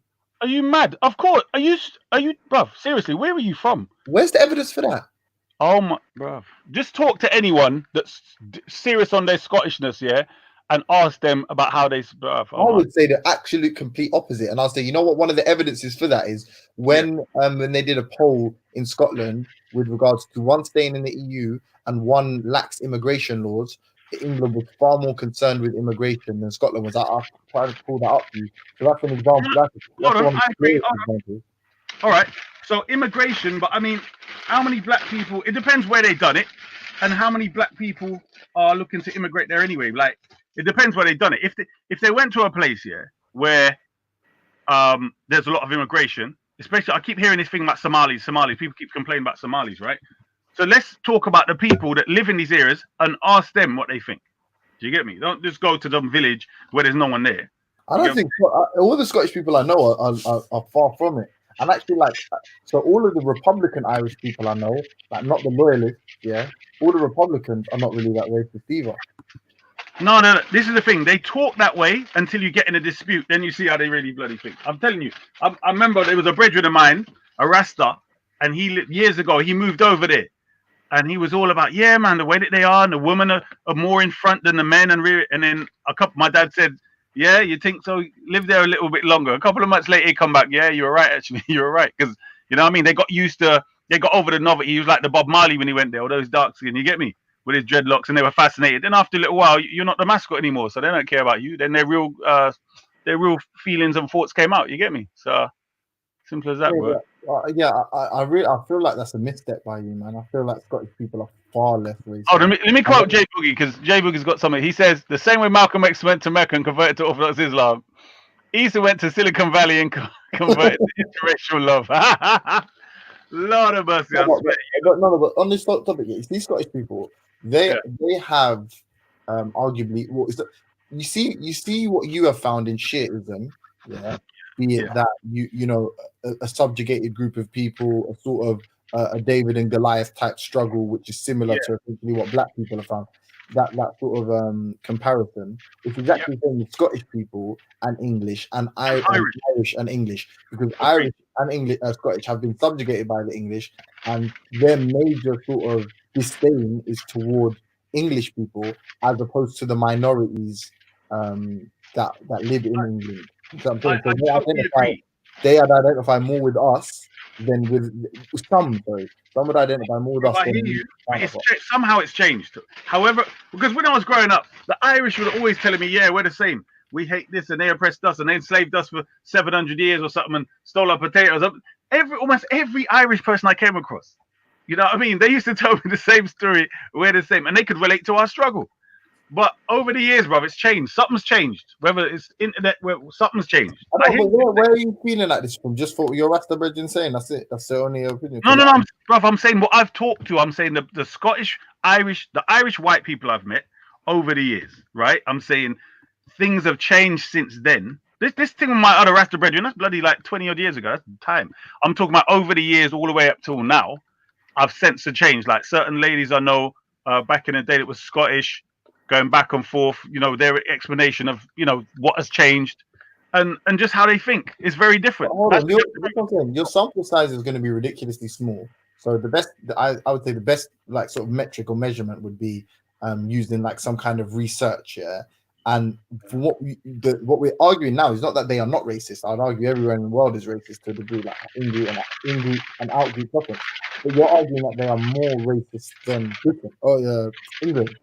And I'm saying there is absolutely no evidence to support that. All right, let me explain this. What my point is that there may not be enough black people for them to have things like race relations and all this other stuff. My point is, where you've had a proper anti-black sentiment and behavior over here, you've also had whites going against the anti-blackness.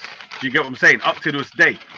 So that's where I sort of like say, well, okay, based upon that. Because the other day, or what's the name? Analyze Dunya, he's getting sellout spec like Jupiter is bracking up sellout spec. Sellout spec is making bare excuses for his people. Them doing. Imagine this: when we talk about slavery, right? The white people generally say, "What? Well, your own people sold you." This is what sellout spec said to flipping. I think it was to Ezra. He goes, "Yeah, but it's black people selling black people." Like what? You're literally repeating what the white supremacists say about your own people sold you. Do you get what I'm saying? So yeah, there's big problems. You've lost me though. On this Scottish and English thing, I'm saying I would, if I was you, I'd reconsider. I would look at some kind of research, maybe take a trip to Scotland, because from my understanding, I need to remember what details I'm talking about, because one of the things I wanted to do was go to Scotland because of how beautiful the mountains are and the scenery and all this other stuff. Braveheart. But yeah, He's saying paint your face blue. Paint your face blue. Oh, shoot the lions. Issa, paint your face blue. Paint your face blue and white, and everything scream at the top of the mountain. Yeah. I don't know about that, but yeah. So we have this person who says earlier on he said it's not clear Jada is a far right racist. I recorded it, but he's so quick to call Melanated a sellout. Yeah. I've spoke to Melanated for over like 2 years or something. So you know it's a very different thing. I have no problem with saying that Jada is a far right racist. However, she did say that she thanked me for my precious time. So you know what I mean. It's as simple as that. We have to understand that people recognize the greats of East and the black select, and she also made takfir on the majority of Sunnis because she only sees Anjem Chowdhury and who believe like him as true Muslims. Can I do what you do, Issa? Can I just speak to the chat quickly and say, please, someone get me that dominatrix video of Jada calling Issa a kafir, and then like someone getting whipped or something, and you know what I'm saying? No, don't equate them, bro. I'm sorry, Issa. I've got love for you, bro, but I need that video. All right, you know what? You want me to do this? Yeah. All right, watch. I'm gonna play something for you. You want me to play something? I need it like you're not even a Muslim, and then like a voice go, say it again. You're not a Muslim. James, don't join the team of anti-Issa or anti-black sellouts, bro. Stick to. Let me just play something for you. Hold on. Oh, analyze my fucking people. Yeah, let me just find out. Analyze Dunya, like. One sec. Analyze Dunya. You black or white or Asian? Where you from, bro? Yo, Chemo just said, Issa, can I come in master to elect? No. No. Wait. Analyze Dunya. We get to that. Let's not talk about can I come in, because when flipping Waleed was like talking to Batty Spec, whatever. What was he saying? Can I come in, finger Batty? Get out of here, bro. You get me? That was Waleed to Can you get witness on? Belly. Witnesses in the back chat. Yes. Shout out to Witness. Oh, yo, Chemo. Analyze Dunya. You black, bro? No, he's not black.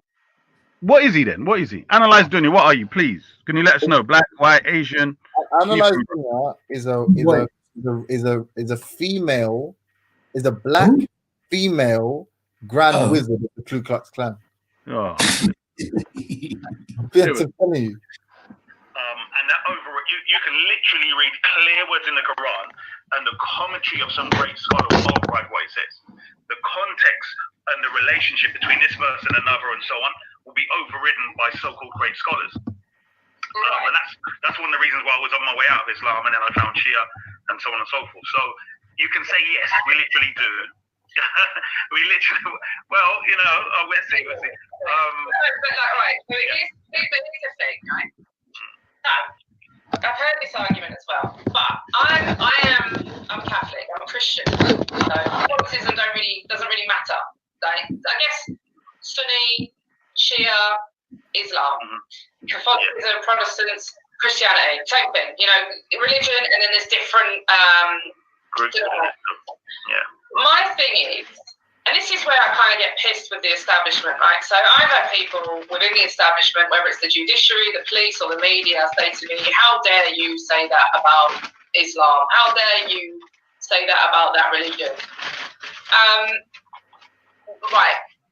When I said, when I quoted the Quranic verse, which I'm sure you heard earlier, about it being obligatory to engage in jihad, you're saying that subsequent scholars have offered an alternative translation, but in its singular text, in its very purest text, what it says is you must engage in jihad against the kuffar, which is to be engaged in full force and weaponry. And anyone who doesn't is a hypocrite and is worse than an apostate. And it goes on, there are other verses that say, you know, until there is no disbelief. Basically, the premise of Islam is that Islam should be worldwide, everywhere, which is basically meant to do with Christianity, right? You're supposed to spread the gospel and bring people to Christ. So they're two running parallels. What I can't get on board with the greatest respect, is that your holy book says that, and my holy book says I'm to spread the gospels and to do what Christ told me. But then someone, 1,400 years later, or 600 years later, or 200 years later says, oh no, Jesus didn't mean that, he meant this. Or Muhammad or Allah didn't mean this, that, he meant this. You're not actually supposed to, here's the thing. To suggest that you are not actually supposed to follow the Quran when it is the word of God, or the fact that the premise that you're not actually supposed to follow the Bible when it is the word of God is ludicrous to me. And the fact that some scholar, several hundred years later, can somehow make it okay that those verses exist, like change them, not even make it okay, change them. That's not on. I am very, for me, religion is pure. Can I come in at some point? Can I come in? Shut up. Let me talk.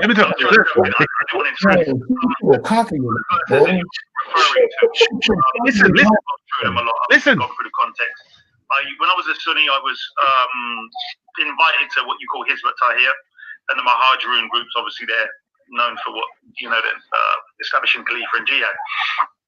And the mosque I went to, a lot of the debates were going on between them. But the verses you're quoting, they have a very specific context, and it's very easy to prove it.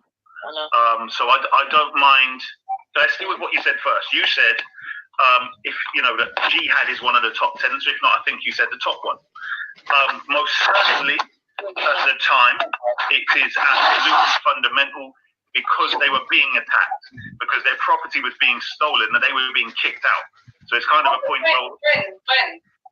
when the Prophet was kicked out, his property was being stolen. But hold on.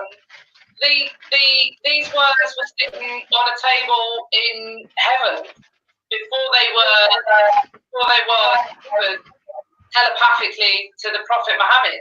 So these weren't written in the context of, and I mean, with the greatest respect, I reject the argument that Muhammad was the oppressed and not the oppressor. But that aside, these words weren't written in that context. They have been sitting at a table in heaven for. Even if you want to say they were sitting in heaven, that's similar to Jesus waiting thousands of years. I mean, getting into the theological aspect, I'm talking about the practical aspect of when the verses in the context. So if he was kicked out, they weren't written there. Well, that's again another debate. Then, what my point is that what they're referring to historically, that me and you can't, go back in time. We both have history books to refer to give these verses context. And what I'm saying to you is the only history that we can see is that he was kicked out, the property of him and his followers was stolen, and they were literally trying to annihilate them. So I'm saying in that context, he was saying, yes, you have to fight. But there's also verses later on when they became more stronger that says, what is the matter with you when you're called to fight? And it's to fight against people that are literally trying to conquer you, enslave you, and so on. Basically, the people that the Prophet were fighting against are the same as the Sunnis today. Now, I do understand for you being outside, it's a Sunni Shia issue and the Quran's the same and so on. And therefore, for you, it's the whole of Islam, it's all garbage. That's fine. What I really want to ask you is, in relation to, let's say, me and what people would call Shia brothers, I just say the Islam or the Quran. Do you think that it would make a difference to, let's say, people that are more from... Right. So, as you heard there, Issa the Black Select assisting Jada with her misinterpretations. Yeah, but Issa, she sat on your face, bro. You can't. No, it's your fault. I'm not into that, brother. You could be into that. I understand you're sort of into that. But I'm just saying, my brother, that yeah. I ain't gonna lie. I'm just being honest, and I swear that I'm not trying to troll you. This is just honest. We were talking about honest and fairness. If I had to make a cash bet on in the privacy of your own home, in the confines of your own home, if you would let her sit on your face, I'm betting all the money in the world I have. No. Come on, bro. Stop. I understand what you think, but you have to remember when you arrest women not like that. Purely purely sexually. I mean, the way you're talking about her eye color and shit. I just no. You're not. No. I don't talk about eye color. I'm saying other people mentioned her eye color. Okay, would you beat? All right, cool. Would you beat? Would I beat? No. Don't lie. Bruv, listen. She might look attractive to you. I'm not trying to diss the woman, yeah. No, she looks disgusting. She looks. Wait. Hold on. Stop. Hold on. a lot of people have found her to be attractive. She's not my type, yeah, for various reasons. I don't want to criticize a woman. At the end of the day, wait, who says she's attractive? bruv, who was playing it? I think it was when Sellout Spec was doing his show with me and her, and other people were talking about her eyes and all these other things. You get what I'm saying? Bruv, get out of here, bruv. Her face, she's got. Bruv, it's not. I'm saying I'm not here to diss the woman, innit? She gave me an opportunity to speak to the people them and let them know about this damn religion of Sunnism. You get me? So her jaw looks like it's got lats. Bruv, leave the woman alone. Oh my god, I'm not even getting into that, bro.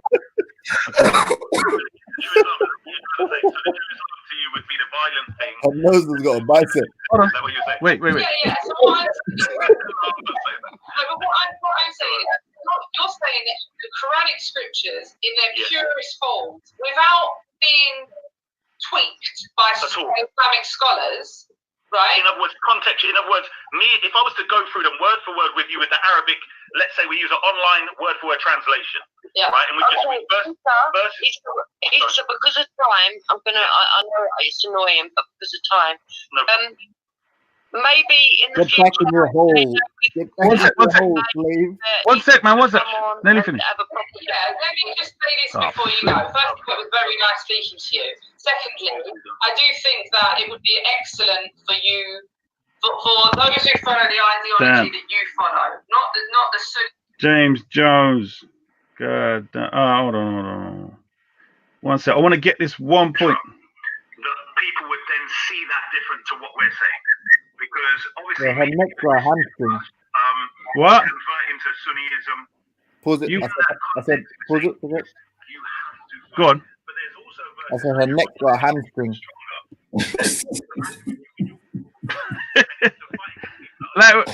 All right. So if she was somebody that wasn't a racist or whatever, how would you talk about her? How would you talk about her? I'm saying, if you're racist, your pussy becomes gross to me. Yeah, I ain't gonna. No, that's the complete opposite for me. But her Adam's apple looks like an elbow. Wait, James, you would fuck a racist chick? What do you mean would? What do you mean would I? I forgot you're white. My bad.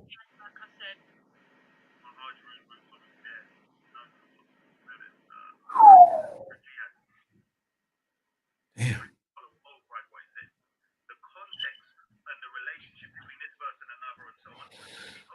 Oh, man. Are you we can't hear if you're trying to play it so that we can listen. No. I was trying to find a specific quotation, but I'll do that another time. What my whole point is to you. You know what is Issa? Yeah, can I just tell you that the stress I'm dealing with now? All the dominatrix scenes in movies, yeah, are like, so they're not funny, bro. I've looked at a few. None of them are funny. I'm gonna find a sick one, send it to analyze, my brother, and we're gonna listen. Just because they've been doing it to you, bro. I mean, who is it? Reanimator. He's got you as a tortoise or something. I mean, bro. No, listen. I literally anyone. If you're gonna violate me, you're trying to emasculate, man. Captain Rambo. Hold on. Let me do a Captain Rambo in the comments here. He says he's a humble around EDO. Captain Rambo, no, I'm humble to anybody I'm speaking to who does not disrespect me. The woman thanked me before I even came on and gave any kind of information, Captain Rambo. So I must speak to people in the way that they are. This is a Muslim. We're supposed to come with peace and respect. We're not savages like some other people that want to come, I'm a bad man, I'm on this and that's not us, Captain Rambo. So forget the humble part. That's how we're supposed. The Prophet, peace be upon him, spoke to the enemies in a polite way. So you'll need to learn and understand. That's how you're supposed to roll. You know what I mean? Because hold on. Let me just say this: if you come in with disrespect and they disrespect you back, then you say, "Oh, they disrespect me." That looks stupid, isn't it? So you come in humble. If they disrespect you, then you have a justification to disrespect them back. You get me? Conversation. Yeah, go on. So can I just get people in the chat? Can you just put suggestions of good dominatrix movies? So I need a female in latex or leather whipping the shit out of a male. Whipping this boy here in the police station. Right, so his dominator is going to use his own handcuffs and pepper spray him in the police station. No, but people have done whole shows on me, Easter, and people do the anime. I tell everyone, analyze. Yeah, but you're just a troll on the internet anyway. I will hold the L. Listen, no, I will hold the L. No, I'm not. Hey, no. I don't want no one to put your face on anyone. I'm not trying to mug you like that. No. I want the audio. It don't matter because you're at the end of the day, you're a troll. Whoever wants to do it, put the face on. Then My thing is more serious. Your thing is some joke thing. You know what I mean? So at the end of the day, get them thoughts out your head, James Jones. So at the end of the day, this is what I want. This is what hold on. I think Just Me might be here, so you can start your playing with yourself or whatever you're doing yesterday when she came on, because everyone recognised that you were messed up yesterday when what's her name? Just Me. What's the proper name? Just Me. Put your proper name in the chat if you don't mind. I'm not trying to I don't know about you, but obviously, I make no bones about preferring to talk to a female than a male. I'm not embarrassed. That's fine. But it's everyone's very embarrassed. Like we're not in high school. Like we all, hopefully, inshallah, we all like women. That's not the issue. Rather speak to women, isn't it, than men? Yeah, of course. That might be the case. That's not the dispute here. But anyway, the point is, where was I? Captain Rambo. Let me see. Shear the dog breath is James Frenson's lapdog. Nah, not at all. But Veli, Captain Rambo's in the back, waiting to come on with his acting skills.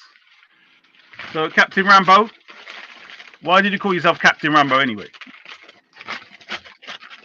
Wait, was Rambo's rank a captain in the movie? Huh? I thought Rambo was an NCO in the movie. I didn't know he was a captain. Exactly, but this is a problem. When you call yourself Captain Rambo, then you know exactly, and you're supposed to be a Black Panther. Like, what the hell are you? You know what I mean? What's that? What did you say? NCO? What's that? Corporal. Oh, non-commissioned officer. Hold on, Brad. What role did you play? Can I ask? What were you?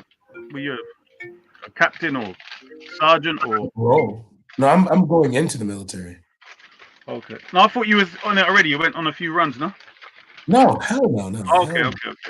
Cool. No. That's called stolen valor. You go to jail for that shit. Hell no, I have not been no. Hell no. Oh, Brad. Yeah. Do you see dead people? Yeah. Brad, let me ask you something, Brad. Yeah. Yeah. Do you think? Because this is something I heard Khalid Mohammed say. Yeah. He said that black people should join the police. Did you ever hear him say that? Do you remember when he said that in the speech? I heard. Big up everybody. Big up G Block. Big up. One sec. Let me finish that. What you name, Brad? Yeah. I've heard people talk about whenever they wanted whenever I hear black people talk about joining the police, they always wanted a certain mindset. So when Dr. Khalid Muhammad made that, I think it was a doctor. Yeah. No, did you hear him say it though? Did you hear him say it? I heard someone reference it, because I heard it's like some of his speeches he does. Some of the speeches he does are very not always recorded, and it was usually done behind closed doors. So if he said it, I would believe it. No, this was public, bruv. This was public. He said, let me tell you what he said. Yeah, he said. I never heard him say it publicly. No, bruv. This is he gives his talks. Yeah, so he was like pack. He said pack legally, and then beat them white racists with the Billy Club or something. Do you know what I mean? So he was saying the same way how white people join the police in America and use that to harass black people. He's saying. Sorry. He was talking in the speech about revolution, bro. Yeah, no, of course. He said, if you're a black man, and you're working in the police force and everything else, and you legal packing, he's talking about a revolutionary act, bro. No, exactly. Yeah? I'm trying to get Brad's answer though. One sec. I agree with you, Captain. Brad, what I wanted to know is, based upon your personal experience in the US, is it a case where if black people do join the police and they try to come with that pro-black mentality, that they will be pushed out? Because I think okay, so that you can roll as a police. The thing about America is not a country like the UK. The UK is racially dominated in the sense that every black people probably have London and major cities, where in the United States, if a major ethnic group lives in one area and they're able to control the politics of a local area, then for where I live in Prince George's County, which is a prominent black neighborhood in the US. Our county executive is a black woman, our state attorney is a black woman. You know, so it's like we know how to integrate local and state politics of an area. Yeah, you can have a pro-black police officer with pro-black doctors. You just got to get No, this. no. What I mean is this. They might allow you as a black officer to police black areas, but Yeah. the thing where you can be black police in a place where you predominantly maybe come across white people, and if they're racist, you push them up against a wall and pepper spray them or electrocute them. But that would only work. Like I'm trying to tell you, like get away with killing black people. They usually kill black people in predominantly white areas where they have control of the government. 9 times out of 10, if the government, local and state government, is run by black people, then yeah, you probably see some. Like, because I remember when the white nationalists came to DC, DC police, black sheriff, black DA, black mayor, they derailed the entire walk, the entire march for them. Couldn't walk with their flags. They had to. This was the first time. The second time, they had to bring cops up from Virginia to escort them because in DC, the metro and the police force is primarily ran by black people. So yeah, it is possible. You just have to have like the right environment for it. So would you say there's nothing wrong nowadays with black people becoming police in black areas? Oh no. There's huge problems with it now because if the leadership, it's not black people necessarily getting a job and stuff like that. You know, being a cop keeps you off the road in the streets and makes you a positive member of society. Do it. But if you now think you can disassociate yourself, like, oh, I'm not black, I'm brute, then no. That's what we kind of primarily have right now in the military. The police force are black people who can disassociate themselves from the community because they have that uniform on. So yeah, and if you ever quote Dr. Khalid Muhammad, realize his goal was to create a world for black people. So no, I know that. I'm just what I was trying to get at was, has his word got out there and made a change? Like, has that, like over here, if you join police, Farrakhan is the buffer space. Like Farrakhan is the thing that keeps white people comfortable. He'll say something that will rile them up, but then he'll draw back. Muhammad never draws back. I kind of get you still, because there are some things where Farrakhan would say something, but then you'd see him with Scientologists, and I remember seeing some white guys wearing the NOI suit, like the bow tie. Yeah. Hey, DC, what happened to that, bro? What happened to that? What's Farrakhan dealing with? He's got white. I heard he's got a white. I realize we keep thinking everybody. One thing I hate about in America, what we do is when we get someone that props up, we assume, all right, cool, they're going to do the same thing. So like, we want Floyd Mayweather to act like Muhammad Ali. You know what I'm saying? And it's like, you want a brother who can't even read to be Muhammad Ali. Great. So man. But that can't really happen, especially with Floyd Mayweather's situation. Like, I think what they did, they probably made some sort of clauses, or I don't know. It does seem that when people get to certain levels, if they start getting involved with certain political things, I think people just say, right, my contract with you is broken and you can't get this and you can't do that. Is that the case or not really? DC. When you have this is what I see, yeah? I've got a lot of it on my Instagram. In certain of your areas, the people will push, like your mayors are black. Your local, what's it called, candidate for president, yeah, are black. So most of the black community votes for them, bro. Yeah? Yeah, your community is a bit more tighter than over here, bro, when we talking about this. I know. That's what I'm trying to say. Yeah, you got. That's what I'm trying to say. Yeah, what I'm trying to say is, well, this is another thing, Easter. A lot of these brothers, even in office, most of them ain't Pan-African like that, bro. They're in office to fight for the black community, but they're not in it to say we got fly the red, black, and green behind us. They're very happy to have it with the American flag behind them, but saying that they're fighting for the community. Like Khalid Muhammad. But that black judge, it was found in the river. Brad, sorry to interrupt, Campbell. Captain Rumble. What about the black judge female that was found in a river or something? She said she gave some sort of like issued let's say a fatwa, like she gave some conclusion on something, and then not long after she was found dead in a river. The black judge. I'm not gonna lie to you, man. That is such a usual thing that happens. Like there was a brother who was fighting against Ferguson police officers, and they found him lynched in his backyard of his mother's house. Fucking hell. But this is what I don't understand. Like, how can these things happen? Yeah, this is what doesn't make sense to me. You lot have a history of fighting. You righted the place whenever it was and burnt LA to the ground or whatever the hell you did.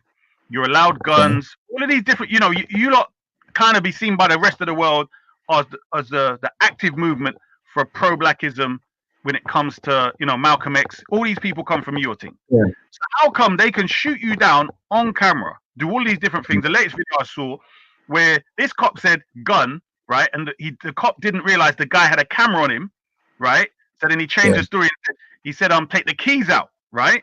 So the brother said, nah, both my hands are here. They're not moving. Because he said if he moves for the key, he's going to shoot him and say he was moving for something. Do you get what I'm saying? So all the while the guy's speaking, but you hear the cop first say gun. He shouted gun. So that would be a justification to kill. So I'm saying once you see that like 10, 20 times, I think over here, if we had behavior like that on video, I don't know, but if we had behavior like that continuously, like you lot, I think there'd be some big changes. How come with you lot, it's like, well, it's happened. Like, I remember. Sorry, let me just say this. Respond to this as well. Somebody said that's mainly because them ends, like they bring it on themselves. Now, the guy in the car is not one of them. But he's saying other people are ignorant. Where, like, if you know the cops there's no witnesses, there's no cameras, you're not going to mouth off, are you? You're just going to do what they say and try and get away as quick as possible. But some people have said, nah, these lot think they're bad. They think they can talk to the cops, and somehow it's going to be a miracle, and they end up getting shot. Do you get what I'm saying? So respond to both of those, please. Well, we're not our ancestors. Our ancestors had to fight. We're like the rich kids who didn't have to work hard. Our ancestors won the U.S. government won. All we got to do is fight local and state government, but we don't do that. We think if the Democrats won the office in Washington, we're good. We think that, well, if I'm able to marry this woman or if my kids are able to hang out with white kids, we're good. So, I mean, we don't fight anymore. We don't have that. So you're pacified. Basically, what you're saying is you've been made to believe that you can change things through the system, through voting, through, the pen. No. It's the kumbayaism. Because there's more white people speaking out against these things, there are black people who think that if white people speak out against racism, it's the same actively fighting against racism. Yeah, I understand that. I mean, if you think about it, it would make sense. But if you don't see a change quickly come after the speaking out, then I suggest forget. That's just words, isn't it? You know what I mean? But that means you're being Issa, your community in the UK is like what? Less than 5 million? I think it's about that. How many black people in the UK? It's less than 5 million, yeah. Less than 5 million. Okay, so in the United States, we have 45 million people. You're not like you have to understand. We can't even convince black people that like. Hold on. You have how many people or black people? The amount of black people we have in the US? It's 45 million. Well, I think it's almost close to 50 now. No, it's less than that because I swear, isn't the population of America is like 300 million? So yeah. Okay. So what percentage of black people in America? I thought they were really small. No, God, it's 14% of 14% of America. Oh, okay.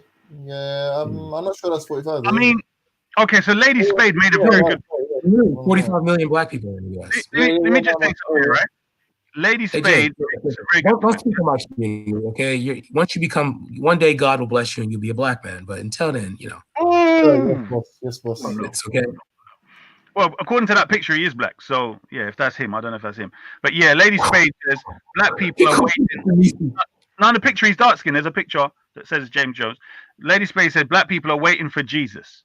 Do you think, Brad, that there is some truth in the sense of that? Like like the Hebrew Israelites believe that there's, Jesus going to crack the sky, as they say, and US baby planes.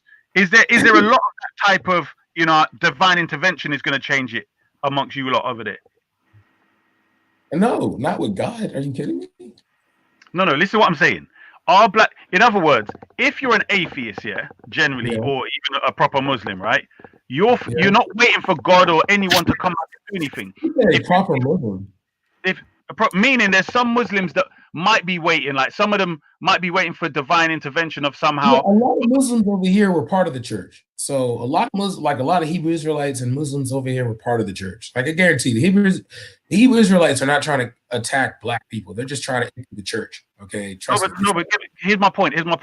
Regardless of their denomination or religion, I'm saying, do you think that one of the problems why you all over there haven't got where you should have got by now is because of this belief that either Jesus or the Mahdi it's integration. The black church in America has never slowed us down. It was the AME Zion Church that set up most of the schools we have, that set up most of the towns we have. It's just we integrated. We thought, okay, if we can buy clothes where white people buy clothes, we're better now. We've achieved something. It has nothing to do with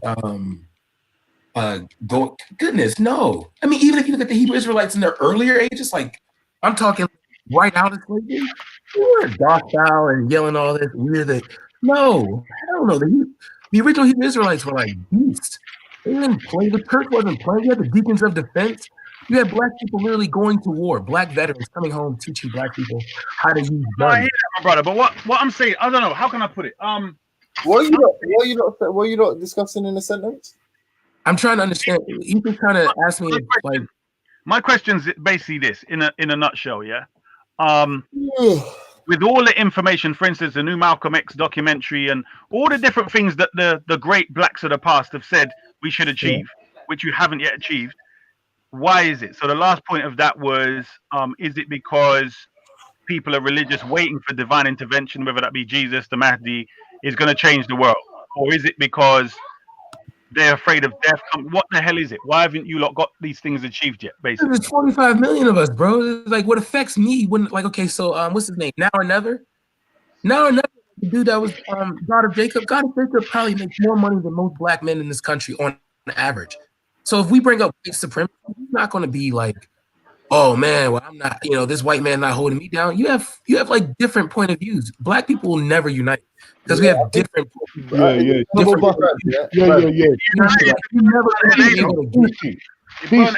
Flipping ground, now, didn't you? Yeah. You're very right, DC. Do you reckon Mariam Barry smoking crack in no, that bitch set him up.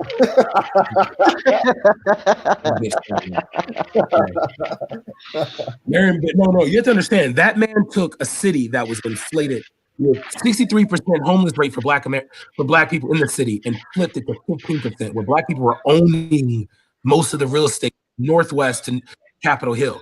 That's close to about good 45% of DC was owned because of one mayor. And now that one dude is now caught in a hotel. The man made money. Okay? The man made money. What the hell would he look like? And the man made money and went out. What does he look like going to a sleazy hotel to smoke crack when he had a whole mansion? That makes no sense. Are you talking about Marion Barry? Yeah, they set him up. Yeah, Marion Barry was crackhead. You know how you know what it is? Set him up because the FBI had to put her on the protection. Yeah, I mean, that's but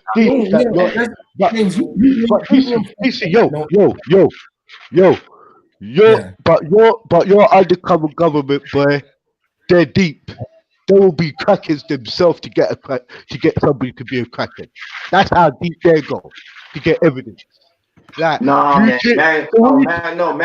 Barry made a decision on his own to be a crackhead. No, I ain't blaming the U.S. government. He didn't do that. He's a grown ass man. He's there. He's not insane.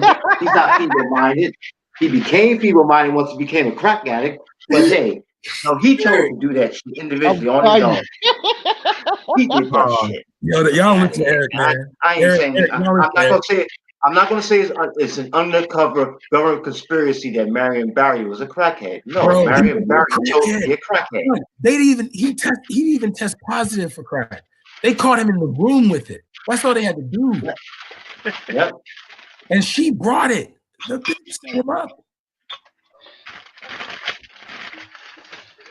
Eric, you sound like an agent right now, Eric. Is it safe to talk like that with you, bro? Are you being held hostage, Eric? Do you need help, man? What you saying? No, Are you being held hostage? come on, Brad, man. Okay, this is a grown ass man. He's a mayor of a major city in the United States of America. He's going to go into a sleepy hotel room and allow himself and allow him and have a woman come in there, right, and say, "Oh yeah, try this crack," and he's gonna say, "Oh yeah, okay, I'm just gonna go and do it." He didn't do crack. He was okay. She brought the crack. He was He brought the crack. Was he doing it? No, Was he doing it? no, they caught him in the room with it. Listen to this. Okay, all right, wait a minute, wait, Brad, okay. I got you.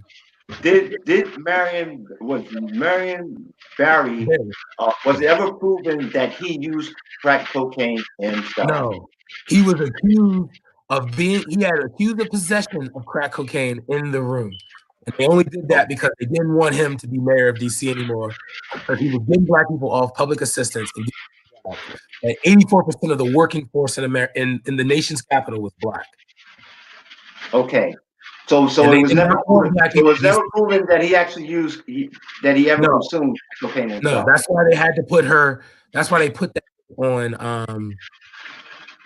That's why they put her on public assistance. No, I'm sorry, witness protection, because she was a liar. Okay, who is this woman? She's just some hoe that wanted to ruin a great black man. You know them types. Okay, and so what you're saying is that the U.S. government basically gave her opportunity to do that. Gave her crack to ruin black people. That's her goal. That's what she was used for. Oh, I can yeah, I can believe that. Because hey, look at this. You know who Andrew Gillum is? DC Brad, can I just say, as a righteous man, I've never sold crack to anybody. There we go. So, honest and fair. I love that. I love that. As a righteous man, I've never smoked crack. None neither. I've never done it either because I have class. Yeah. I'm not even classy. I'm just not into the drugs, man. Not into the drugs, man. Right.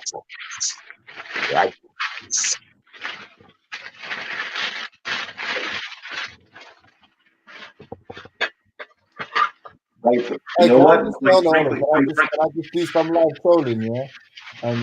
You see their man in the chat hate Cotton Socks, yeah? And they all rip her and that, talking about how short she is or whatever. That they got bare time for Sophia Lewis. Yeah. That's what happened there? James is a dickhead. Jesus, a dickhead. No, I mean, listen. You hate a young black woman for the sake of Allah, but you love a tranny for the sake of Allah. Who's that? Oh man, who you talking about? Who's he talking about? I don't know, man. Some insignificance that deserve just a tiny, just a touch. Oh, come on, talk. Who is it in the chat? Oh yeah, no. These little all these donnies, yeah. If you're polite and pleasant to everyone. Who hates Cotton Socks? I've got no. Huh? Who hates Cotton Socks? No one hates Cotton Yeah, Socks. Cotton Socks left him because he was after. No, bro, forget. I'm not. All jokes aside, I'm not even bullshitting. Yeah. If you're cool, I feel like you should show respect to everyone, innit? Like, so I don't mind if you talk to anyone, yeah. But if you're picking and choosing who's your bedroom, but mind you, the other one's racist as well. The other one's a racist little youth that doesn't like Muslims, that doesn't like anyone. And then you're saying that's the reason that you're coming down so hard on Cotton Socks, calling her ugly, this, that, and the third, calling her Bro, short. listen, only guys calling Cotton Socks ugly are closeted homosexuals and men with tiny penises. Yeah, Alan Malik. He's a clown, bro. Ultra though, but the wickedest thing is, you know that when a man's hating on a chick they don't know like that, you know that's automatically what their vibe is. But it's compounded when they beg friend with a tranny. It's like, whoa, okay. Wow. All right. Where's he from though? Where's he from? I don't know. He's one of your lot, isn't it? Bruv, shut up, bruv. He's a Sunni, bruv. You know what I mean? Like, Killy, he's a dirty, stinking. I can't even call it dirty Sunni rat. I don't know what the hell this punk is here. But anyway, blood, he's one of your brethren. Who you guys talking about? I don't even know you're talking about. Harlem Malik, ultra funky Harlem Malik in the comments. A punk.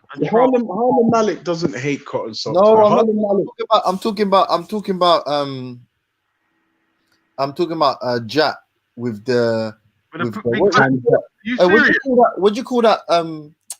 What do you call that tattoo chicks get on their thing again? Oh shit. Low class chav bullshit. What, Vajazzle? Tramp stamp, yeah, Jack with the tramp stamp. That's it. Jack with the tramp stamp. That's what I'm talking about. Blood, must be blood. No, he's nasty from day one. He's nasty, blood. Harlem Malik's just a stink. Don't worry about he. Yeah, no, Harlem Malik. I don't know who he is. He's just a filthy pussy or rat. Yeah, but Jack. No, he's not. Well, I've met him. No. That's a Nigerian brother. Don't do that. Don't disrespect. Oh, my fault. No, that's not Malik. No, that's not Malik. Not Malik. We're not talking about that Malik. Malik. We're talking about Harlem Malik in the comments, bro. That's a different. I'm talking about Jack. I'm talking about that big friend Jack. I'm talking about that Jack that be propositioning. He's Indian, though, isn't he? He's Indian. I don't know, man. Yeah, he's Asian. Yeah. Oh, okay. But you know I love, yeah. You know I love. I'm not gonna lie, yeah. I see bare man. Anyhow, I wouldn't even say that, but yeah, it's funny, isn't it? Gary. It's funny, like man, I'm talking this Islamic stuff, but that's stuff for Allah anyway, man. That's a whole nother one.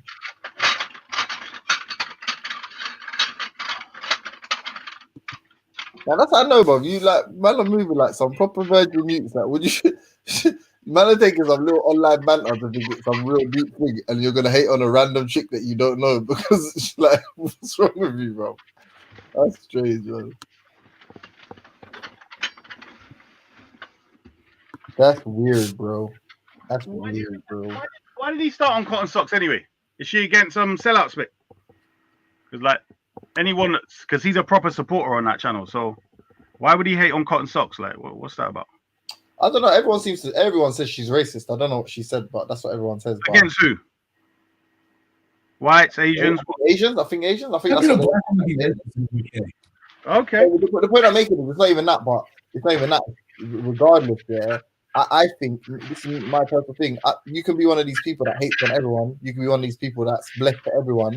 But you see a pattern of behavior amongst, like, look at me and Ultra. Me and Ultra are cool with some theists. We're cool with some atheists. We disagree with some atheists.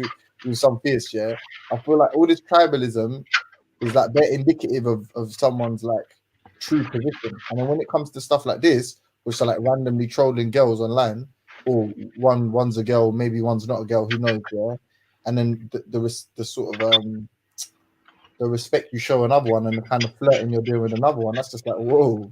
That's like what guys are on. You're lucky that your face for real ain't out there, because if your face is out there, your bedrooms most likely be like, whoa, fam, what happened to you, G? What? You mean? Yeah, now back to Issa. So you're saying you definitely wouldn't smash Jada, yeah? 1,000,000% not doing it. No, like for me, brother, I don't want to diss her. She's just really, really not my type. You know what I'm saying? Like, I think what it is, her eyes. A lot of people in the comments say, yeah, but she's got nice eyes, yeah. And I think that's more the Asian thing, isn't it? Like where they got because for them, like green eyes and all that in their Asian, it's a major thing for them. Yeah. It's a big yeah, sick guy, bro. No, I'm dead serious, bro. Because they was dissing her when Sellout Spec was doing the show, but these people were talking about wherever it was, they kept talking about her eyes and so on. Like, yeah, this, that, whatever, man. But no, she Issa, do y'all still have a new beef, or is this like the same one from last time? Same one. Still mad at No, bro. The guy keeps continuing my name, but it's just getting ridiculous. Like, anyway. I did see that one where he did have you on the thing. I did see that. I didn't like that, but you know. Yeah. But anyway, that's another story. But what I want to know, bruv, I mean, you're quite useful. You Yankees are quite useful. You know what I mean? I probe Eric for information, but he's got more of a religious perspective. You know what I mean? Whatever. But UN. So, do you think, based upon the coronavirus being all right, do you think the coronavirus being used the way it is being used is a conspiracy to either test how we're going to respond to such a thing, and therefore there will be something worse in the future. I would say the dumbest mistake. Okay, let's go off that conspiracy. I would say that it could be probable. Okay. Yeah, I'm gonna say the worst mistake they made was tell black people they can't get it, because now we're paranoid people. So I told someone you know what I mean, black people can't get it. They bust out laughing, and they said, yeah. And then they said it's in 14 countries in Africa or something. I said that's probably white people visiting or something like that. I saw the one in Nigeria. I got scared. I was like, oh, Nigeria has its first case. And then they said, oh, it's an Italian. Then I saw it in South Africa, Italians. So it's like a French dude in Egypt. You know, it looks like the Arabs can't get it. Well, yeah. No, but apparently it's about temperature as well. Like it's less likely to be in hotter countries, apparently. Yeah. Okay. Yeah, because it just lines up with the common flu. Like it lines up with the common fever. The common pneumonia or cold. Like it's just like, you know, can I just ask you a quick question? Yeah, what do you think for certain of these pro-black and certain of these pro-Muslim dons? Yeah, because obviously they're disgusted by the fact that black men would want to sleep with white women. So do you more prefer fucking a white woman or a black tranny? What do you think they would? What do you think? Yo, Issa. So tell me, what's Jade? Is she white? I think Jade is. Somebody said she's from Europe or he's like a European or like not Polish, but something like that. You get me? But bro, the way you speak to her, bruv, you were like a fucking. You was like R. Kelly, bro. Bruv, you have a. You know what? Let me find the clip. You'll see, bruv. Did you hear what I said? Go on. When I spoke melanated for the first time, bruv, you get me? You'll find generally when I speak to female sisters and so on for the first time, I'm always polite, fam. All you're thinking about is... But Issa, I gotta be real with you, you know. For the last couple of weeks, yeah, you've been talking to your sisters hard, rude boy. Like under your orders. Hold on. Jade come up, and you were singing, boy. You were singing some songs to her. You was like, hold on, 2 days. You No. was like, Hold on, bruv. It's 2 days. Allah Akbar, Jada, I love you. You're so sweet. Alhamdulillah. Big up Jada, bruv. Big up Jada, because at the end of the day, Jada allowed me, right, without interruption, to put across my view. She allowed me to correct her, right? I put it out there, and unfortunately, you know, she might have took it as an insult, but I told her she don't know as much as I know, and if she came at me or came against me, right, that it would be an easy win for me, right? I'm gonna find that quote, and you're gonna hear me say it. But you have to remember, Captain Rambo, according to Jada, she looks at true Islam to be Anjam Chowdhury's thing. You get me? So at the end of the day, my brother, I'm fair and I'm just to everybody. We're talking on the internet. You have to remember, it's not a cage fight, my brother. We're talking on the internet. So, Captain Rambo, let me ask you a question, Captain Rambo, yeah? You're a representative, let's say, of the Black Panther Party. If you're talking to a white racist, yeah, and they're cool with you, right? So you're on... There's a Black Panther Party in the UK? You what? Well, it kind of... Black Panther in the UK? I think it's sort of died out. It's died out. Yeah. It's died. Yeah. Oh, one second. But what I'm saying is... Yeah, go on. Yeah. Go on. You have a gun? Wait up, PC. Wait up. Let me just answer my man's question. So I'm saying, how would you talk, Captain Rubber? Would you go in there, fires, guns blazing, and start saying you're this, you're that, or would you allow them to, you know, speak their thing and talk to them in a polite manner? How would you talk, Captain Rubber? I've been speaking to Wendy, Jupiter. How many other fucking names you want me to mention? No, big representative. That's what I'm saying. You can't compare them to her. But don't they consider themselves as representative? Don't these white nationalists consider themselves as representative? You got this stupid game up here who claims you got Ralph. Stop. This is what I'm saying. Jada has millions of followers, yeah? So I'm saying to you, she is out there amongst the people like Jupiter, maybe 1,000. You get me? Wendy, maybe 500, etc. But I'm saying millions. What, bruv? Do you not check out these websites? Are you so now? What you saying? Now we're gonna start having to call you Issa Barry. Yeah. Marion Issa. Oh, shut up, you. Bruv. No. To be honest, no. If she was my type, yeah, then I might seek to convert her and get James Jones and her to have a marriage, or maybe even Captain Rambo. But I'm saying, okay. What my point? All right, let's look at this here. When Sellout Spec went on the BBC, right? This is for you, Captain Rambo. Did he go on there and start talking about the conspiracy of the white media and the BBC and the history of? No, he went on there and he got out his message. Do you understand? So that's what you're supposed to do. And he was polite. Yo. Hold on. 1 second, Captain. I don't know, man. I guess in your mind it makes sense, yeah, because these are the revolutions of your mind. But like, no one gives a shit. Like, no one's using respect as any kind of moral standard. So I know you believe that you're speaking to respect. Hold on. I finished my statement. Hold on. You too much, like, there's too much of a dichotomy in your mind as to my critics and myself. My critics, I'm like, the reality is, no, there should be an objective standard which you're all trying to achieve. And one of those is, if you're trying to combat racism, there is absolutely no point in appeasing a racist with zero political power and political sway. But in your mind, it's okay. You're justifying it based on the actions of a man that's potentially half your age and isn't necessarily the standard bearer. Right. Let me explain. No. I swear. You know what, James? I agree with that. You made fucking sense. Everything you put there, I'm on your side. He does. So to what? Issa. Hold on, wait, I've got to respond to that. So you say she has zero political influence. Yes, James? Is that what you said? Is that all you're going to focus on rather than... I'm going to deal with all your points and mash them all up. I'm going to mash them up one by one. So did you say that or not? Yeah, she has no political sway, yeah.